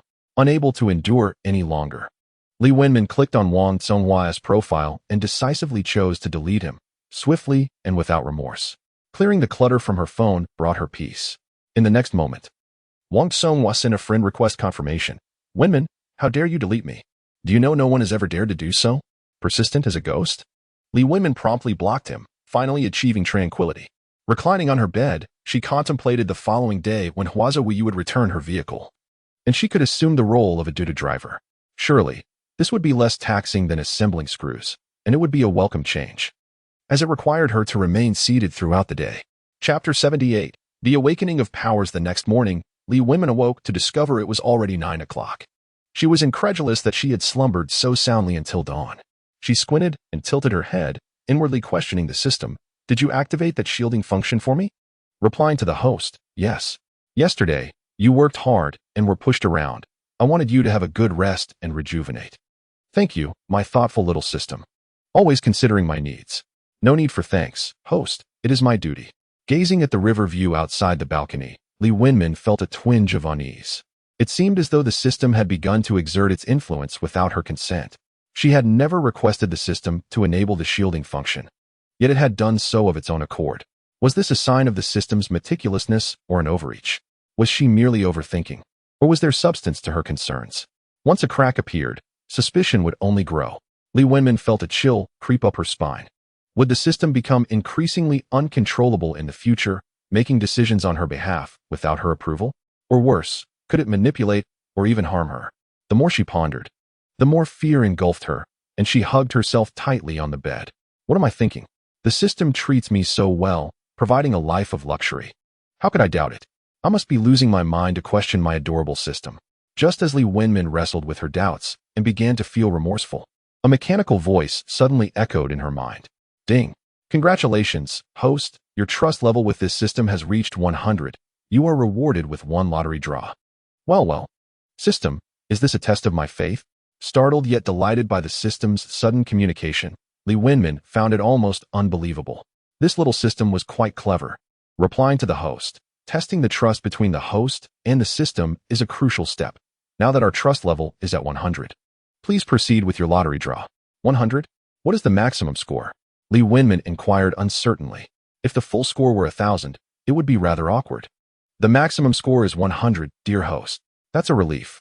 But speaking of this lottery, what prizes are available? Could you provide some specifics? Replying to the host, there is a plethora of options. A plethora? Does that mean there are even supernatural abilities included? Indeed, should the host draw a supernatural option, there is no need to wait for 2 months for the system upgrade. You can obtain it in advance. That sounds wonderful. I truly hope to draw that. Li Wenmin mused, aware that the odds of winning were exceedingly slim. The lottery wheel on the system panel was dazzling, with an overwhelming array of prizes, making the chance of winning any particular item quite minimal. The outcome now rests solely upon the host's fortune. Please commence, dear host. Very well. May the heavens bless me. May I draw extraordinary abilities. Li Wenmin clasped her hands together, fervently praying in her heart. Upon opening her eyes, she beheld the system panel before her, displaying the lottery interface. The spinning wheel began to whirl rapidly. After silently counting down, 3, 2, 1, Li Wenmin shouted stop, and quickly shut her eyes, awaiting the system to reveal what she had drawn. Blessings upon blessings. Congratulations, host. Your wish has been granted. You have drawn a supernatural ability. Really? Ha ha ha. This is splendid. I have indeed acquired a supernatural ability. Opening her eyes, Li Wenmin exuberantly leapt upon her bed, nearly wishing to bounce off the ceiling in her delight. This joy surpasses even that of a mere lottery win. Host, it is now time for you to choose the specific ability you wish to obtain. Naturally, it shall be telepathy. I shan't consider any other option. Without even glancing at the choices displayed on the panel, Li Wenmin promptly selected telepathy. Very well, host. Tonight, the telepathy ability will be upgraded by this system, and you shall be able to use it by tomorrow. Is it akin to how the driving skill was upgraded? Li Wenmin recalled that the driving skill she had drawn last time was automatically implanted into her brain while she slept. Could it be that this telepathy will similarly be integrated into her mind during slumber? To clarify for the host, it is somewhat different. The driving skill was directly infused into your mind, whereas telepathy will be utilized by this system on your behalf. Understood. Li Wenmin, feeling a mixture of comprehension and confusion, hurriedly lay down on her bed and closed her eyes, yearning for night to fall.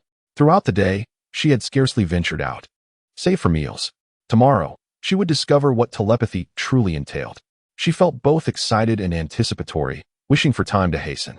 After enduring the wait until nightfall, Li Wenmin completed her dinner early, took a shower, and once again reclined on her bed. Closing her eyes, a visage of someone she hadn't seen in quite some time emerged in her mind. Lin Heng. He appeared precisely as she remembered him from their university days. Lin Heng, soon I shall discern your true thoughts. Lin Heng, good night. A night devoid of dreams passed. The following day, at the early hour of 6, Li Wenmin awoke. Ah, how wonderfully refreshing my slumber was last night. Stretching, her eyes widened in sudden realization. Telepathy. System, has my telepathy been bestowed upon me? Host, you have indeed received it. Splendid. How shall I employ it? The host need only silently utter the phrase to activate telepathy in their mind when focusing on the person whose thoughts they wish to hear. This system will articulate the individual's real-time thoughts throughout the process. Then, should I wish to cease hearing their thoughts, I simply declare the phrase to deactivate telepathy, correct? Indeed, my host, you have mastered the art of quick responses, the little system remarked humorously. With its presence, I no longer feel lonely. I am eager to experiment with this mind-reading ability. Let me first try it on Wu Yu and Hua Ze. The prospect of uncovering their true thoughts fills Li Wenmin with immense anticipation. This is undeniably thrilling. She could perceive their every thought, while they remained oblivious. A sudden sensation of voyeurism enveloped her, akin to glimpsing them in their most vulnerable state, unaware of her gaze. Stepping out of her bedroom, Li Wenmin glanced back anxiously, surveying her surroundings. Why does it feel like I am a thief in my own home? As she passed Wu Yu's room, she encountered him just as he emerged. Good morning, she greeted, her smile somewhat strained. Activating mind reading. Upon hearing the system's voice, Li Wenmin turned her attention to Wu Yu. Wow, even without washing her face, Wenmin looks stunning. My goddess is simply beautiful. The more I look, the more I adore her. The system conveyed Wu Yu's current thoughts. What? I am Wu Yu's goddess? Why does Wenmin keep staring at me? I can't take it. My heart is racing. Does she know I like her? Li Wenmin was taken aback. Wu Yu actually harbored feelings for her. Chapter 79. The chubby driver ahem. Wenmin, Hua Ze is preparing breakfast. Shall we head to the dining room? Wu Yu coughed awkwardly, and Li Wenmin noticed a hint of crimson creeping up his neck. Okay. Yet, Li Wenmin felt even more embarrassed than Wu Yu, as if she had glimpsed something she should not have. This mind-reading ability is astonishing. In the following moment, the system continued to narrate Wu Yu's inner monologue. Thank goodness. Wenmin probably hasn't he realized. I almost gave myself away. I long to be by her side, not as a bodyguard, but as her boyfriend or husband. I wish to care for her for a lifetime. Li Wenmin's mouth fell open as she turned to Wu Yu, only to quickly avert her gaze, acutely aware that she must not let him discover her ability to know his thoughts. Ahem, Wu Yu coughed more vigorously, attempting to conceal his embarrassment. Without needing to look, Li Wenmin could envision how mortified he felt. Why did Wenmin just look at me? Could it be that we share a connection, and she knows my thoughts? No way, that's impossible. I must be overthinking this. What should I do? I find myself liking her more and more. He mused internally as they made their way to the dining room. Li Wenmin absorbed every word, not missing a single sentiment. She felt a sense of embarrassment for Wu Yu. However, there was no real reason to feel awkward on someone else's behalf. If Wu Yu possessed the ability to read minds, she would have surely mocked her for quite some time during their initial meeting. On that first day, when Li Wenmin laid eyes on Wu Yu and Hua Ze, she had internally scrutinized and admired their appearances, indulging in her own mischievous thoughts. Thankfully, it was merely her with this extraordinary ability, and none others. Oh, she mused. She would soon discover what Hua Ze was thinking. System, can I read multiple minds simultaneously? Or just one at a time? Response to the host. You can discern the thoughts of many individuals at once. When you focus on a target person, this system will reveal their inner thoughts. How splendid. It allowed her to grasp the innermost thoughts of many, provided she could direct her gaze toward them. Yet, what if it were inconvenient to look at the other person? Host, you may silently recite the target's name or utilize your peripheral vision. This was exceedingly convenient and practical. Observing Hua Ze busily working in the kitchen while donned in an apron, Li Wenmin silently recited her intent to activate her mind-reading ability. Response to the host. Mind-reading ability has been activated for the target individual. After sitting down at the dining table with Wu Yu, the latter, who had been immersed in his own thoughts, finally paused. To confirm that he had ceased his internal monologue, Li Wenmin stole a glance at him. So hungry. The breakfast that Zeej prepared is so delightful, but I must eat with a touch of decorum in front of Wenmin. Watching her eat is a pleasure in itself. Suppressing a smile, Li Wenmin turned her gaze toward Hua Ze, just as he emerged from the kitchen holding 2 plates. Good morning, Wenmin. Here. Enjoy these freshly cooked eggs while they're hot. Once the milk is warmed up, it will be a job well done. Gazing at the 2 plates of aromatic fried eggs he presented, Li Wenmin swallowed hard. After only a few bites, she realized that Hua Ze had not exhibited any internal thoughts moments ago. What could that mean? She tilted her head towards Hua Ze, who was heating milk in the kitchen, and once again silently activated her mind-reading ability. Response to the host. Mind-reading ability has already been activated for the target individual. Yet, why had Hua Ze exhibited no internal thoughts previously? He was not like Wu Yu in that regard. Response to the host. Each individual is different. Some have more internal dialogue than others, which can vary with time and circumstance. Indeed, she thought, I shall wait a while longer. This only served to pique Li Wenmin's curiosity further. If Hua's inner thoughts did manifest, what would they reveal? Might he also harbor feelings for her? Oh dear. How self-absorbed and shameful of me. As the three of them finished breakfast together, Li Wenmin inquired in a collaborative tone, so, since we just left a few days ago, I think I should look for another job. Today, I would like to try being a Duda driver. Duda driver? Wenmin, being a Duda driver is quite exhausting. And what vehicle will you be driving? Upon hearing her words, Wu could no longer contain himself and inquired. It's nothing. I merely wish to experience it for myself.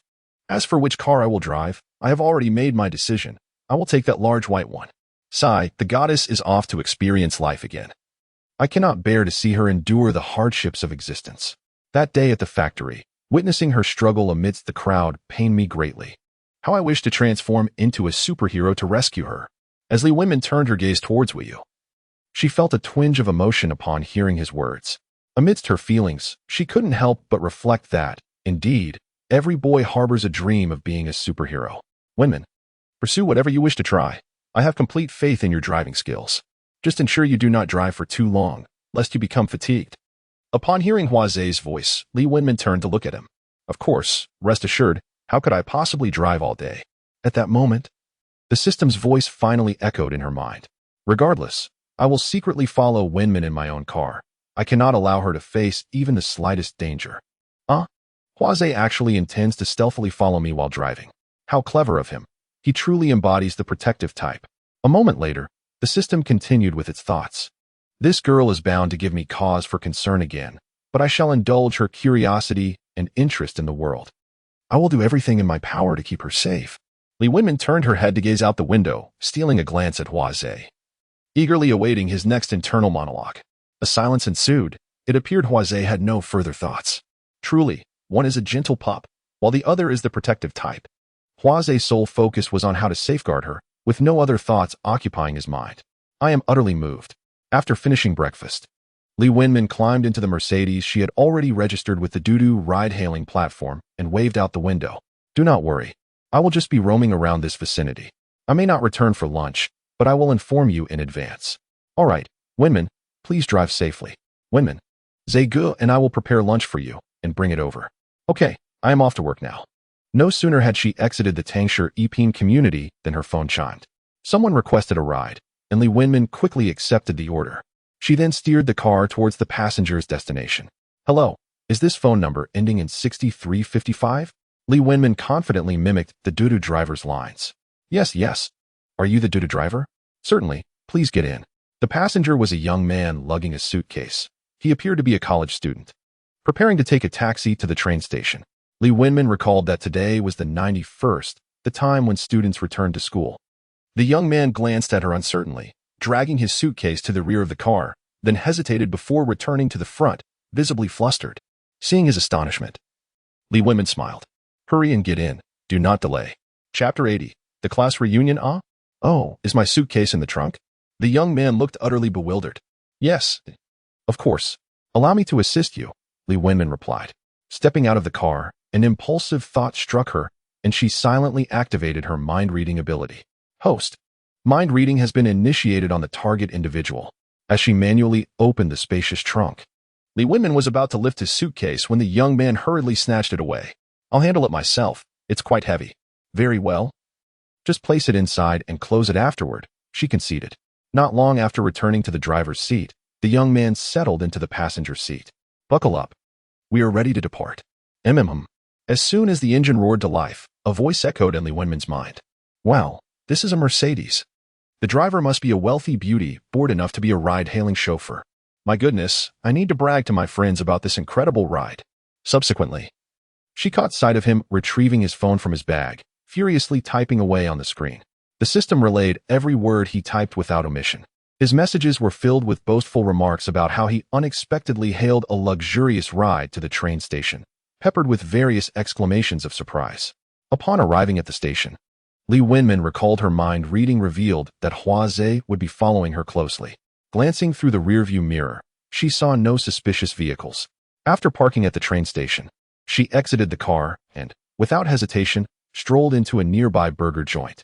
Previously, when she had taken taxis from the train station, She dreaded dining at its overpriced restaurants, which mirrored those outside but charged significantly more. Now, she felt liberated from such concerns. Hunger propelled her to indulge. She ordered a fried chicken burger, fries, and a large iced cola, eagerly savoring her lunch. As she dined, she suddenly overheard someone nearby discussing her name. "Look, it's Li Wenmin, the world's richest woman. Truly a pride for our nation. Who would have thought the billionaire would be so low-key, indulging in fast food? Quick, snap a few photos." Realizing she had been recognized, Li Wenmin hastily grabbed her burger and cola, dashing out. Once inside her car, she finally exhaled in relief and resumed her meal. The sudden fame was quite unsettling. As she abhorred being scrutinized and gossiped about, would she have to resort to wearing masks or sunglasses in the future while munching on her burger? She opened her phone to search for her name. To her astonishment, the results were flooded with various encyclopedic entries and news articles about her ascension to the Forbes list of billionaires. The images showcased her most flattering official photos. "This isn't too bad. Perhaps I am indeed the most glamorous billionaire in the world." Just as she was enjoying her burger, her phone chimed. Li Wenmin exited the search application and opened her social media. A message from the class group chat caught her attention, sent by the class monitor, Yushi. "Hello. Dear classmates. It has been a while since we last met. It's been a year since graduation, and I wonder how everyone is doing. Let us tentatively arrange a class reunion this Saturday at noon, 12 p.m., at the Happy Kitchen restaurant in the city. Please respond if you can attend." One by one, classmates began to reply affirmatively. However, Li Wenmin chose to remain silent, waiting for that particular individual. After gazing at her phone for what seemed like an eternity, just when she thought Lin Hang would not attend the reunion, he replied that he would be there. Fantastic. Li Wenmin felt a surge of joy as she responded affirmatively immediately after a classmate who had replied after Lin Hang. "This Saturday? That's just the day after tomorrow. What should I be doing? I must hurry home to prepare." On her way back, a smile graced Li Wenmin's face. Her mind filled with delightful fantasies about seeing Lin Hang at the reunion. "I'm so fortunate," she exclaimed to herself, as if the system were seated in the passenger seat beside her. "I just acquired the ability to read minds, and now I encounter a class reunion." Host, do not be overly concerned about the future, nor should you harbor expectations that are too high. I understand, but I am genuinely thrilled. He is the boy I have adored for a full 4 years. Do you comprehend that feeling of destiny, that sense of being fated? I have only ever felt that with Lin Hang." The system fell silent, as Li Wenmin realized that it lacked the emotional depth of humanity and could not respond to her sentiments. Upon returning home, she discovered Hua Zhe and Wu Yu preparing dinner. "I'm back. Wenmin, what did you eat out there for lunch? I prepared a bento for you. But you said you weren't hungry. Did you eat well?" Wu Yu inquired while tidying the Western dining table. "Oh, I'm quite full. I'll eat more in the evening." "That probably means you didn't eat enough, haha." Seeing Wu Yu's shy smile made Li Wenmin feel a tad bashful, fully aware of his affection for her. After all, it was only natural for someone as beautiful as herself, the daughter of a global tycoon, to be admired by men. With newfound confidence, she thought, "At the reunion, I will surely win over Lin Hang." After all, Li Wenmin was now more beautiful, wealthier, and brimming with confidence than ever before. The following day, Li Wenmin indulged in shopping, trying on nearly every garment, shoe, and dress at the Wanhui shopping center. "Oh, Wu Yu, what do you think of this outfit? And this one?" Hua Zhe and Wu Yu, who had been dutifully following her up and down, were beginning to feel overwhelmed. Sitting on a sofa in the women's clothing store, Wu Yu chuckled awkwardly. "Wenmin, I've told you countless times. You look good in anything. It's just a class reunion." Clearly Wu Yu is being dismissive. "Absolutely not at all. I believe the mermaid skirt worn by Wenmin that day was quite stunning." Huaza replied leisurely, his face adorned with his signature smile. "I too recognize that the skirt is beautiful, but would it not be a tad extravagant to wear it to a class reunion?" After uttering this, Li Wenmin exclaimed, "Then I shall wear that dark night gilded mermaid skirt. After all, she is now the world's richest person. Why should she concern herself with others' opinions? She yearns to present her most exquisite self to Lin Hang." On the day of the reunion, Li Wenmin donned the dark night gilded mermaid skirt. Her hair cascading in smooth, lustrous waves, her makeup immaculate, and her accessories understated yet undeniably valuable. She intentionally arrived fashionably late. As she entered the private dining room of Happy Kitchen, gasps of astonishment filled the air. "Isn't that Li Wenmin? How has she become so beautiful? Are you not aware? She is now the world's richest. By the way, Li Wenmin, How did you transform into the world's richest just a year after graduation? This is quite surreal. Throughout the commotion, Li Wenmin's gaze incessantly searched among her seated classmates. Upon spotting Lin Hang, her heart momentarily skipped a beat. Oh my, as expected of the wealthy. She no longer acknowledges us. No, it's just that seeing my old classmates is overwhelming. I simply rode the wave of opportunity and invested, Li Wenmin eloquently recounted, adhering to the impressive background meticulously crafted for her by the system. She occasionally glanced at Lin Hang, yet he did not return her gaze. Chapter 81. Tactical conversation. After completing her introduction amidst the applause of her classmates, Li Wenmin took her seat. Wenmin, I am genuinely happy for you, came the voice of her roommate, Zhang Wenjing, from behind. Turning around joyfully, Li Wenmin saw that Zhang Wenjing remained unchanged, just as she remembered from their student days. Come, Zhang Wenjing, sit beside me. You two were inseparable in college. You should catch up. Su Xiang, the class clown, chuckled as he stood up to offer the seat next to Li Wenmin. Thank you, Su Xiang. It has been a year. How have you become so handsome? Li Wenmin exclaimed in exaggerated admiration as Su Xiang graciously made room for them. Is that so? I must be the type that grows increasingly handsome. Haha. I won't disturb you, he replied. After sharing a few nostalgic moments with Zhang Wenjing, they briefly recounted the happenings of the past year and amusing anecdotes from their school days. Throughout this exchange, Li Wenmin would occasionally glance towards Lin Hang, intentionally letting him know she was observing him. In the past, her aloofness had caused her to miss out on him. The woman she is now is no longer the same as before. Lin Hang, however, merely looked down at his phone, occasionally engaging in brief conversations with the boys beside him, seemingly disinterested in the reunion, particularly in Li Wenmin. As Li Wenmin engaged in conversation with Zhang Wenjing, her gaze drifted across their table and then to the neighboring one.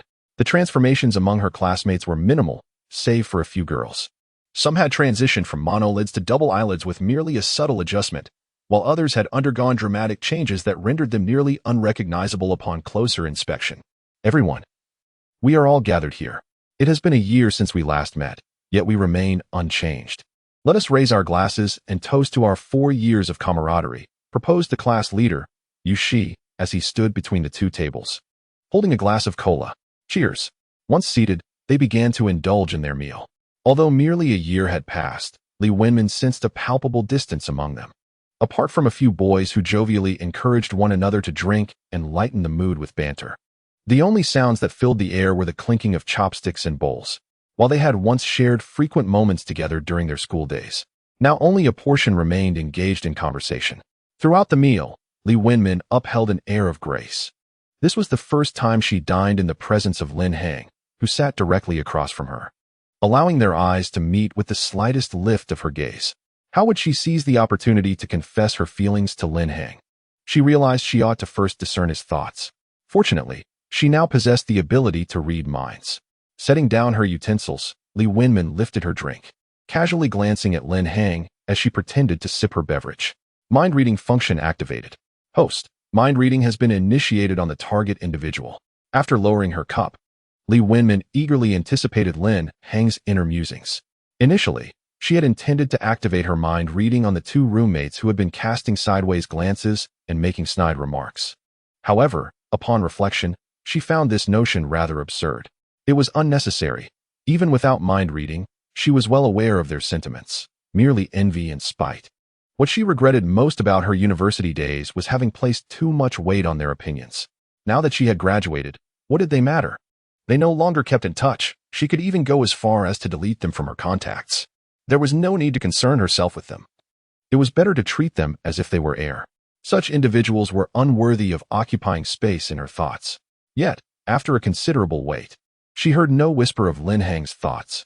She mentally reiterated that the system had confirmed the activation of mind reading on him. What could be the reason? Why was he devoid of any contemplations? Even thoughts unrelated to her would suffice. Just yesterday, the system had indicated that if mind reading was activated for only one individual, she could hear all of their inner thoughts without needing to look at them. However, if she activated it for 2 or more, she would need to either gaze at the specific individual or silently recite their name to access their internal dialogue.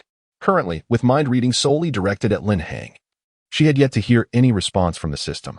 She resolved that she must take the initiative. If this continues, he might leave early after dinner. rendering all efforts in vain. Reflecting on this, Li Wenmin chastised herself internally. Li Wenmin, you coward. Why are you still so concerned about others' opinions and hesitant to speak to him directly? Years of repressed regret and feelings erupted at that moment, prompting Li Wenmin to rise abruptly. All her classmates, including Lin Hang, turned their attention to her. Why am I standing up? She thought, exasperated. Embracing the moment, Li Wenmin seized her cup and filled it with cola once more. Come, old classmates, let us toast. Cheers. They echoed enthusiastically. Lin Hang raised his cup politely in response, though his expression remained impassive. The two roommates continued eating, seemingly oblivious to the exchange. As everyone lifted their drinks, Li Wenmin's heart raced. What should she do next? Was she really contemplating a public confession? She felt uncertain, as she had no inkling of Lin Hang's thoughts. If she were to be rejected, she would become the subject of their ridicule. Although she attempted to disregard others' opinions, maintaining her dignity was still paramount. Thus, she resolved to engage in casual conversation with each person at the table. She needed to embody the charisma of a socialite. Taking her seat, Li Wenmin initiated a discussion. Classmates, which cities are you currently in? Are you staying in the city or venturing elsewhere? I'm considering a change of scenery, but am unsure of where to go. Aware that topics related to employment and salary are sensitive for recent graduates, Li Wenmin deliberately chose a lighthearted question. I'm in the city. It's wonderful here. Being the location of our alma mater and quite bustling, wouldn't you agree? Xiaomei chimed in. I'm also in the city, so we can keep in touch. And you, Bei? I've moved to the Magic City. Wow, you've gone to the Magic City. What prompted that? As Li Wenmin engaged her classmates in conversation, the atmosphere at their table grew lively, with everyone exchanging remarks animatedly. Lin Hang remained silent, occasionally conversing with his roommate beside him. Li Wenmin continued chatting with each classmate, feeling the need to include the two sullen roommates as well. Once she had nearly exhausted questions for her table mates, only Lin Hang remained. While maintaining a light-hearted demeanor, she discreetly wiped her sweaty palms. Then, with an air of casualness, she turned her gaze towards Lin Hang, though her heart was in her throat. And you, Lin Hang, where are you currently located? Chapter 82, not quite as expected. Suddenly addressed, Lin Hang did not appear surprised. He paused for a moment before looking at Li Wenmin. Everyone has shared their current whereabouts, yet you have remained silent. Why not share yours? The anxious Li Wenmin glanced around at everyone and then turned her gaze toward him. Indeed, Lin Hang, you used to be so lively. Why have you become so reticent now? With Li Wenmin's inquiry, the attention of their classmates shifted to Lin Hang. She realized that her question might embarrass him, but it was beyond her control. No, I'm just really tired lately. I'm in the city as well. Lin Hang replied with a shrug, showing no intention of elaborating further. Seeing his lack of enthusiasm for conversation, the others decided not to press him further and shifted their discussions to other topics. So he is also in the city. How wonderful. While engaging with her lively classmates at the table, Li Wenmin occasionally glanced at Lin Hang, who was still engrossed in his phone. At that moment, she recalled a question posed by a fellow student earlier. Why does Lin Hang now seem like a different person?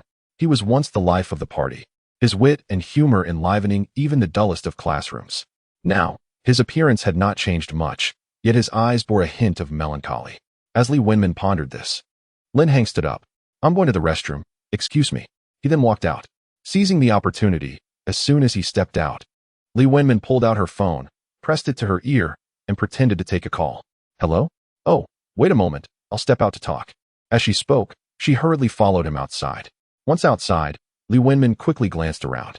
She noticed that Lin Hang was not heading toward the restroom, but rather toward the restaurant exit. Here was her chance. Lin Hang, she called out, hastening to catch up with him. He seemed startled, halting in his tracks and looking back at her in confusion. Aren't you going to the restroom? That's the way. You're going the wrong direction. Finding a reason to engage him, Li Wenmin felt emboldened, her nervousness easing, replaced by a sweet sensation. After all these years, this scene mirrored the day she had chased after Lin Hang following their English class. She could not help but wonder if he would respond with the same initiative now that she had taken the first step. I'm not going to the restroom. I'm leaving, he stated. Leaving? Why? Upon hearing this, Li Wenmin's heart skipped a beat, and she asked urgently, I have something to do. I'm leaving now. With that, Lin Hang continued on his way without looking back. Li Wenmin fell silent, merely trailing behind him. This was not a suitable place for conversation. If another classmate emerged, it would disrupt her progress. Until they exited the restaurant, Li Wenmin finally voiced the words she had longed to express. Lin Heng, why did you believe that there was no longer a possibility between us when I confessed my feelings to you over the phone that day? It was not that I didn't like you. Rather, I was evading my own feelings due to my insecurities. In truth, I have always harbored affection for you. After uttering these heartfelt sentiments, Lin Heng did not pause, but continued towards the bus stop by the roadside. Lin Heng, is there truly no chance for us? I have summoned all my courage. Regardless of the outcome, I implore you to respond. At that moment, Lin Heng gradually came to a halt. Passers-by cast curious glances at the two, assuming they were merely a couple embroiled in a quarrel. She actually believes there is a possibility between us. Lin Heng remained silent, yet Li Wenmin discerned the voice of his inner thoughts. She disregarded the implications and directly addressed his unspoken sentiments. Do you truly think there is no possibility for us? Time seemed to stand still, enveloping them in silence, save for the distant roar of passing vehicles. With reddened eyes, Li Wenmin stood motionless, gazing at Lin Heng's silhouette, the very boy she had once been too timid to openly admire during their university days. It felt as though merely observing him was akin to possessing him. The figure turned slowly, his expression inscrutable as he regarded her. Lin Heng, I like you. I hope we can be together. If you feel this is progressing too quickly, we can start as friends. Once again lowering her guard, Li Wenmin articulated her feelings to him sincerely, undeterred by the scrutiny of onlookers. In this lifetime, one has but this singular opportunity. She must seize it without reservation. If only I could have been this way during university, perhaps then I wouldn't have hurt you so many times. Alas, it is too late now. Upon hearing Lin Heng's inner thoughts, Li Wenmin vehemently countered, how can it be too late? If two people can ultimately be together, it is never too late. Moreover, I never intended to hurt you. Surprised that she was responding to his unvoiced thoughts, Lin Heng cast her a disbelieving glance and sighed, reciting, to buy osmanthus flowers and drink wine, it is never quite the same, the youth's journey. Recognizing the regret embedded in his words, Li Wenmin surmised his response.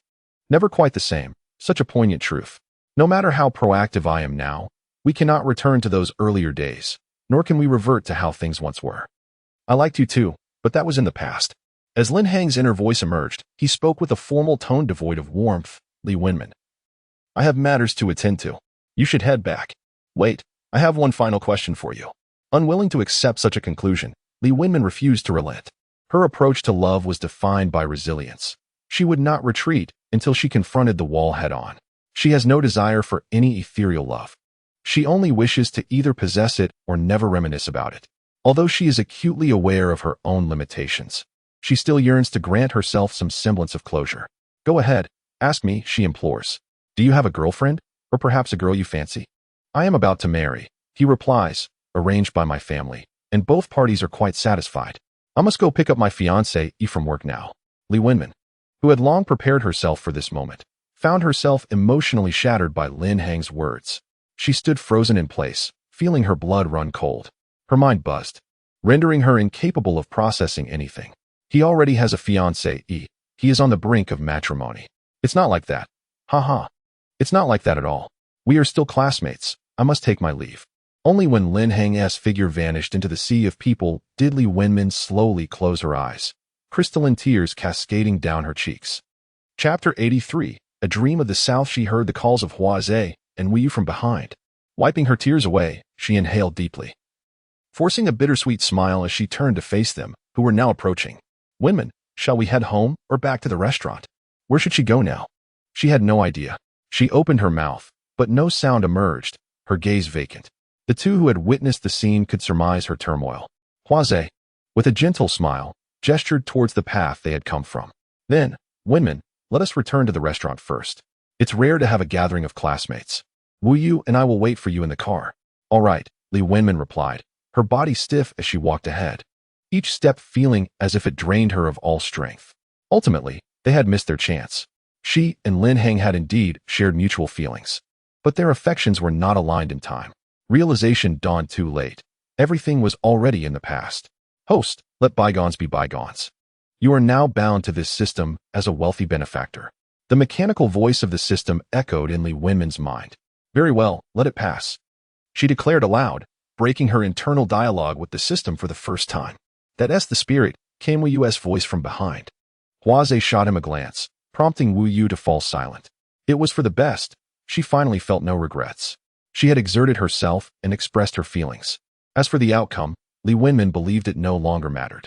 As the system had stated, she was now a benefactor of considerable wealth. How could someone of such affluence be burdened by matters of the heart? What did she lack? Why pursue the elusive whims of romance? That youthful and beautiful affection had, like their fleeting youth, become a mere memory. Why cling to obsession? Why be ensnared by the past? Let us cherish this relationship deep within our hearts, regarding it as a mere chapter in the book of life. Lin Hang, the young man in white who once rode past her on a bicycle, now exists solely as a fleeting memory. During their university years, they shared mutual affection and unspoken sentiments, which suffices for her. She bears no regrets and must now look ahead. Upon hearing the system's timely notification, Li Wenmin chuckled and shook her head. You truly possess a talent for consolation. Dear system. A lottery panel materialized before her, and the spinning wheel began to whirl at a rapid pace. This time, the system acted without awaiting her response, evidently intent on diverting her attention. Stop. As she strolled along the roadside, she called out casually in her mind. The wheel halted, revealing her prize. Congratulations, host. You have won 3 tickets to the Supreme Billionaire Global Travel Group. Your tickets have been placed in the Spoon ePin Express locker. Thank you, system. This prize delights me immensely. Indeed, it was time for her to venture forth and explore this vast world. Traveling the globe had always been her aspiration. In the past, she believed this dream would remain unfulfilled throughout her life, yet now, it seemed within her grasp. System, what kind of travel group is this? Replying to the host. This travel group comprises 9 of the wealthiest young elites from Huaxia, including yourself, 5 men and 4 women, all esteemed individuals of high caliber and amiable disposition. Additionally, the Supreme Billionaire Global Travel Group covers all expenses. You simply need to follow the itinerary. The journey is expected to last approximately 1 year, departing in 1 month's time. All right, system, a month is just the right amount of time for me to attend to various matters. Upon arriving at the entrance of Happy Kitchen, Li Wenmin proceeded directly to the restaurant's cashier. Please settle the bill for room 203 on the 2nd floor. How much is it in total? Just a moment. The total comes to 1,200. Li Wenmin retrieved her phone and promptly made the payment. This sum was negligible for her. Yet she understood that for her freshly graduated classmates, it represented a considerable amount. Each classmate would need to contribute around 50 to 60. Perhaps some of them, like her former self, resided in cramped rental accommodations devoid of funds. After settling the bill, Li Wenmin ascended to greet them, insisting that she would treat them that evening. Wow, no wonder you're the world's richest. Such generosity, Li Wenmin. Had I known back in university, I would have pursued you. Now I can simply reap the benefits. Haha. Hey, Su Xiang, it's not too late for you to cozy up to a wealthy woman. How could I dare? Li Wenmin is the one Lin Hang admires. Back in our university days, he frequently asked us in the dorm if Li Wenmin liked him. Haha. He even urged us not to let her know. Really? During university, Lin Hang harbored feelings for Li Wenmin. Indeed, back then, all the boys were aware of this, yet the girls remained oblivious to Lin Hang's shyness, which rendered him quite unfortunate. Upon hearing this, Su Xiang and the other classmates' teasing laughter abruptly faded away. Li Wenmin could only see their lips moving, laughter escaping them. Her heart felt as if it were being tightly grasped, causing a deep ache within her. Turning away, she hastily exited, crouching down outside, unable to suppress her tears any longer. Li Wenmin, what's wrong? I was merely joking, don't take it to heart. However, it is true that Lin Hang liked you back in college. I only mentioned it out of sympathy for him. After all these years, he still hasn't mustered the courage to confess his feelings for you. Su Xiang's footsteps and voice approached from behind. Crouched down, Li Wenmin buried her face in her knees, waving her hand dismissively. Then, struggling to her feet, she leaned against the wall, unsteadily making her way to the restroom. Turning on the faucet, she splashed water on her face, weeping as she did so, yet her tears seemed endless. After a while, she returned to the private room, sent the location of the Dihao Hotel and the manager's contact information to the class monitor, and hurriedly bid farewell. She had already made an online payment for the private room, totaling 50,000 for 2 tables. Li Wenmin chose not to stay, her heart too tumultuous after hearing Su Xiang's words. Upon returning home, she retreated to her room early, neglecting to remove her makeup or change her clothes. Collapsing onto her bed, Lin Hang, was our fate too shallow? I'm so sorry, Lin Hang, I'm so sorry. In a daze, she seemed to dream of him again, much like the day she envisioned marrying him, a joyful and beautiful dream. Host, once you step outside, you will encounter many admirable and wonderful people. Host, get a good night's sleep. Consider this dream as the system fulfilling your unspoken wish. The system's voice echoed before Li Wenmin succumbed to slumber, dreaming of the day she first met Lin Hang. In her dream, they openly expressed their feelings for each other and soon became a couple. They held hands, enjoying a blissful college romance, sought jobs together after graduation, and rented their first home. Gradually, they entered the sanctity of marriage, welcomed a child, nurtured their family, and lived in happiness. Time flew by, their child grew, and they aged, their hair turning gray and faces adorned with wrinkles. In the end, Li Wenmin watched as the frail, elderly Lin Hang slowly departed, and she too gently closed her eyes. She left with a smile of happiness and contentment. For the one who departed alongside her was the person she had cherished since youth. This individual transformed from a boy into a man, and finally into an elder. From boyfriend to fiancé, and ultimately, to life partner. As she slowly closed her eyes, a single tear trickled down from the corner, tracing the wrinkles on her cheek. Upon opening her eyes, another tear fell from the corner of Li Wenmin's eye. Though fate has not favored us, I have lived a lifetime with you in my dreams. Chapter 84, the grand finale. Having awakened for half a day, Li Wenmin found herself unable to distinguish between reality and the realm of dreams, staring blankly at the ceiling in a half-conscious state. The dream she had just experienced felt astonishingly vivid, as if she and Lin Hang had genuinely spent the latter half of their lives together within it. Host, that was merely a dream, crafted by this system in accordance with your desires. It was only upon hearing the system's prompt that Li Wenmin realized she had merely traversed the landscape of a dream. Reaching for her phone, she pressed the power button and discovered that only an hour had passed since she had fallen asleep. An hour in the waking world equated to a lifetime in the dreamscape. Yet, a dream is ultimately just a dream. Sitting up, Li Wenmin gazed blankly out the window, struggling to recall the details of her recent dream, many of which had already slipped from her memory. After a while, she softly murmured, "Thank you, system, thank you. No need for thanks, host. In a month's time, you shall embark on a more splendid journey, and by then, you will naturally emerge from this state." Indeed, I shall. In the ensuing month, Li Wenmin meticulously filled her schedule each day. Her first order of business was to express gratitude to those who had once aided her. Family, relatives, friends, teachers, and classmates, accompanied by Huazi Wuyu. She visited each one in person to convey her thanks. She did not arrive empty-handed, but brought gifts such as fruits and supplements tailored to each recipient, ensuring they understood that the individual they had once supported had now risen to prominence, becoming a global billionaire. She wanted them to know that she truly remembered their kindness and generosity. Her second endeavor was to engage in philanthropy. Li Wenmin's charitable aspirations were vast, encompassing impoverished children in remote areas, elderly individuals living alone, left behind children, the disabled, and stray animals. With an abundance of wealth at her disposal, she aimed to assist as many in need as possible, contributing generously wherever she could. To facilitate her charitable works, she established a foundation, employing staff to manage these donation efforts, while she merely provided the necessary funds.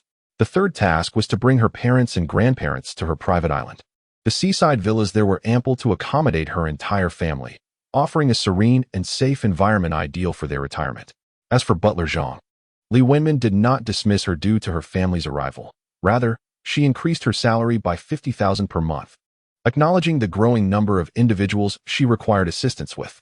The final task was not one she desired but felt compelled to undertake, accepting interviews from major television networks and news outlets both domestically and internationally.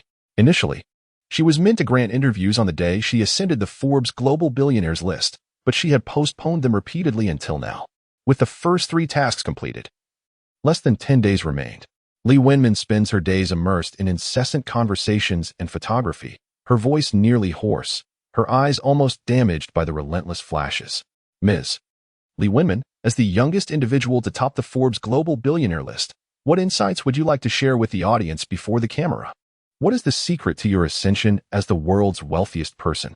What are your thoughts on the forthcoming economic trends? In the face of incessant flashes and reporters eagerly holding microphones towards her, Li Wenmin gracefully smiled and spoke eloquently. She She addressed each question comprehensively yet delicately. Her responses flawless and insightful. Following the interview, the journalist applauded her articulate answers. Li Wenmin simply gazed into the camera, internally expressing gratitude. Thank you, system. I am grateful for your presence. Returning to the host, I am merely an assistant. It is your growing composure that stands out. System. You always seize the opportunity to praise me. Because you are my finest host. Thank you. You are my best system as well.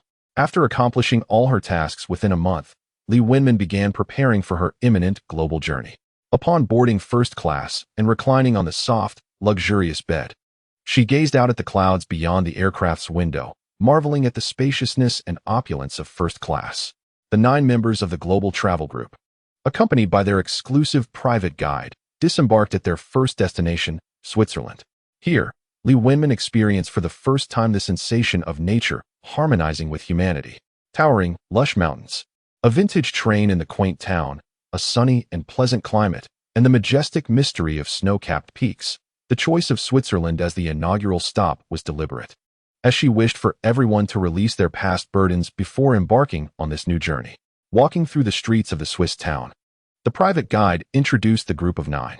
Truly, the supreme wealthy travel group was exceptionally thoughtful. As they strolled, Li Wenmin noticed that many of the other affluent young individuals in the group were strikingly handsome. One in particular bore a striking resemblance to the male celebrity Wu Yanzu. Just as Li Wenmin glanced at him, he happened to look her way, a smile in his eyes.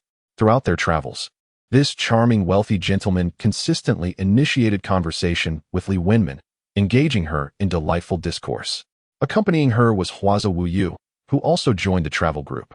Observing the chemistry between Li Wenmin and the handsome gentleman, they tactfully maintained a distance behind her, creating opportunities for the two to connect. In their hearts, Li Wenmin's happiness was paramount. At their second destination, they arrived in the golden city of Dubai, a city adorned with luxury vehicles, where affluence was commonplace.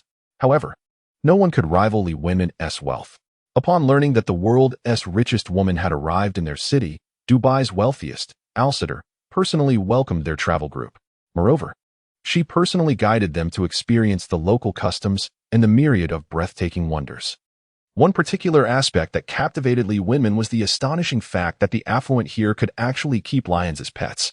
Furthermore, the members of their tour group had the opportunity to engage intimately with the majestic lions owned by ACI Du, capturing cherished memories through photographs. As for their next destination, the guide always left an air of suspense, revealing their next stop only upon arrival.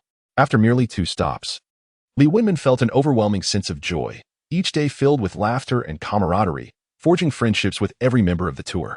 Where would their next adventure lead? Li Wenmin was eager with anticipation.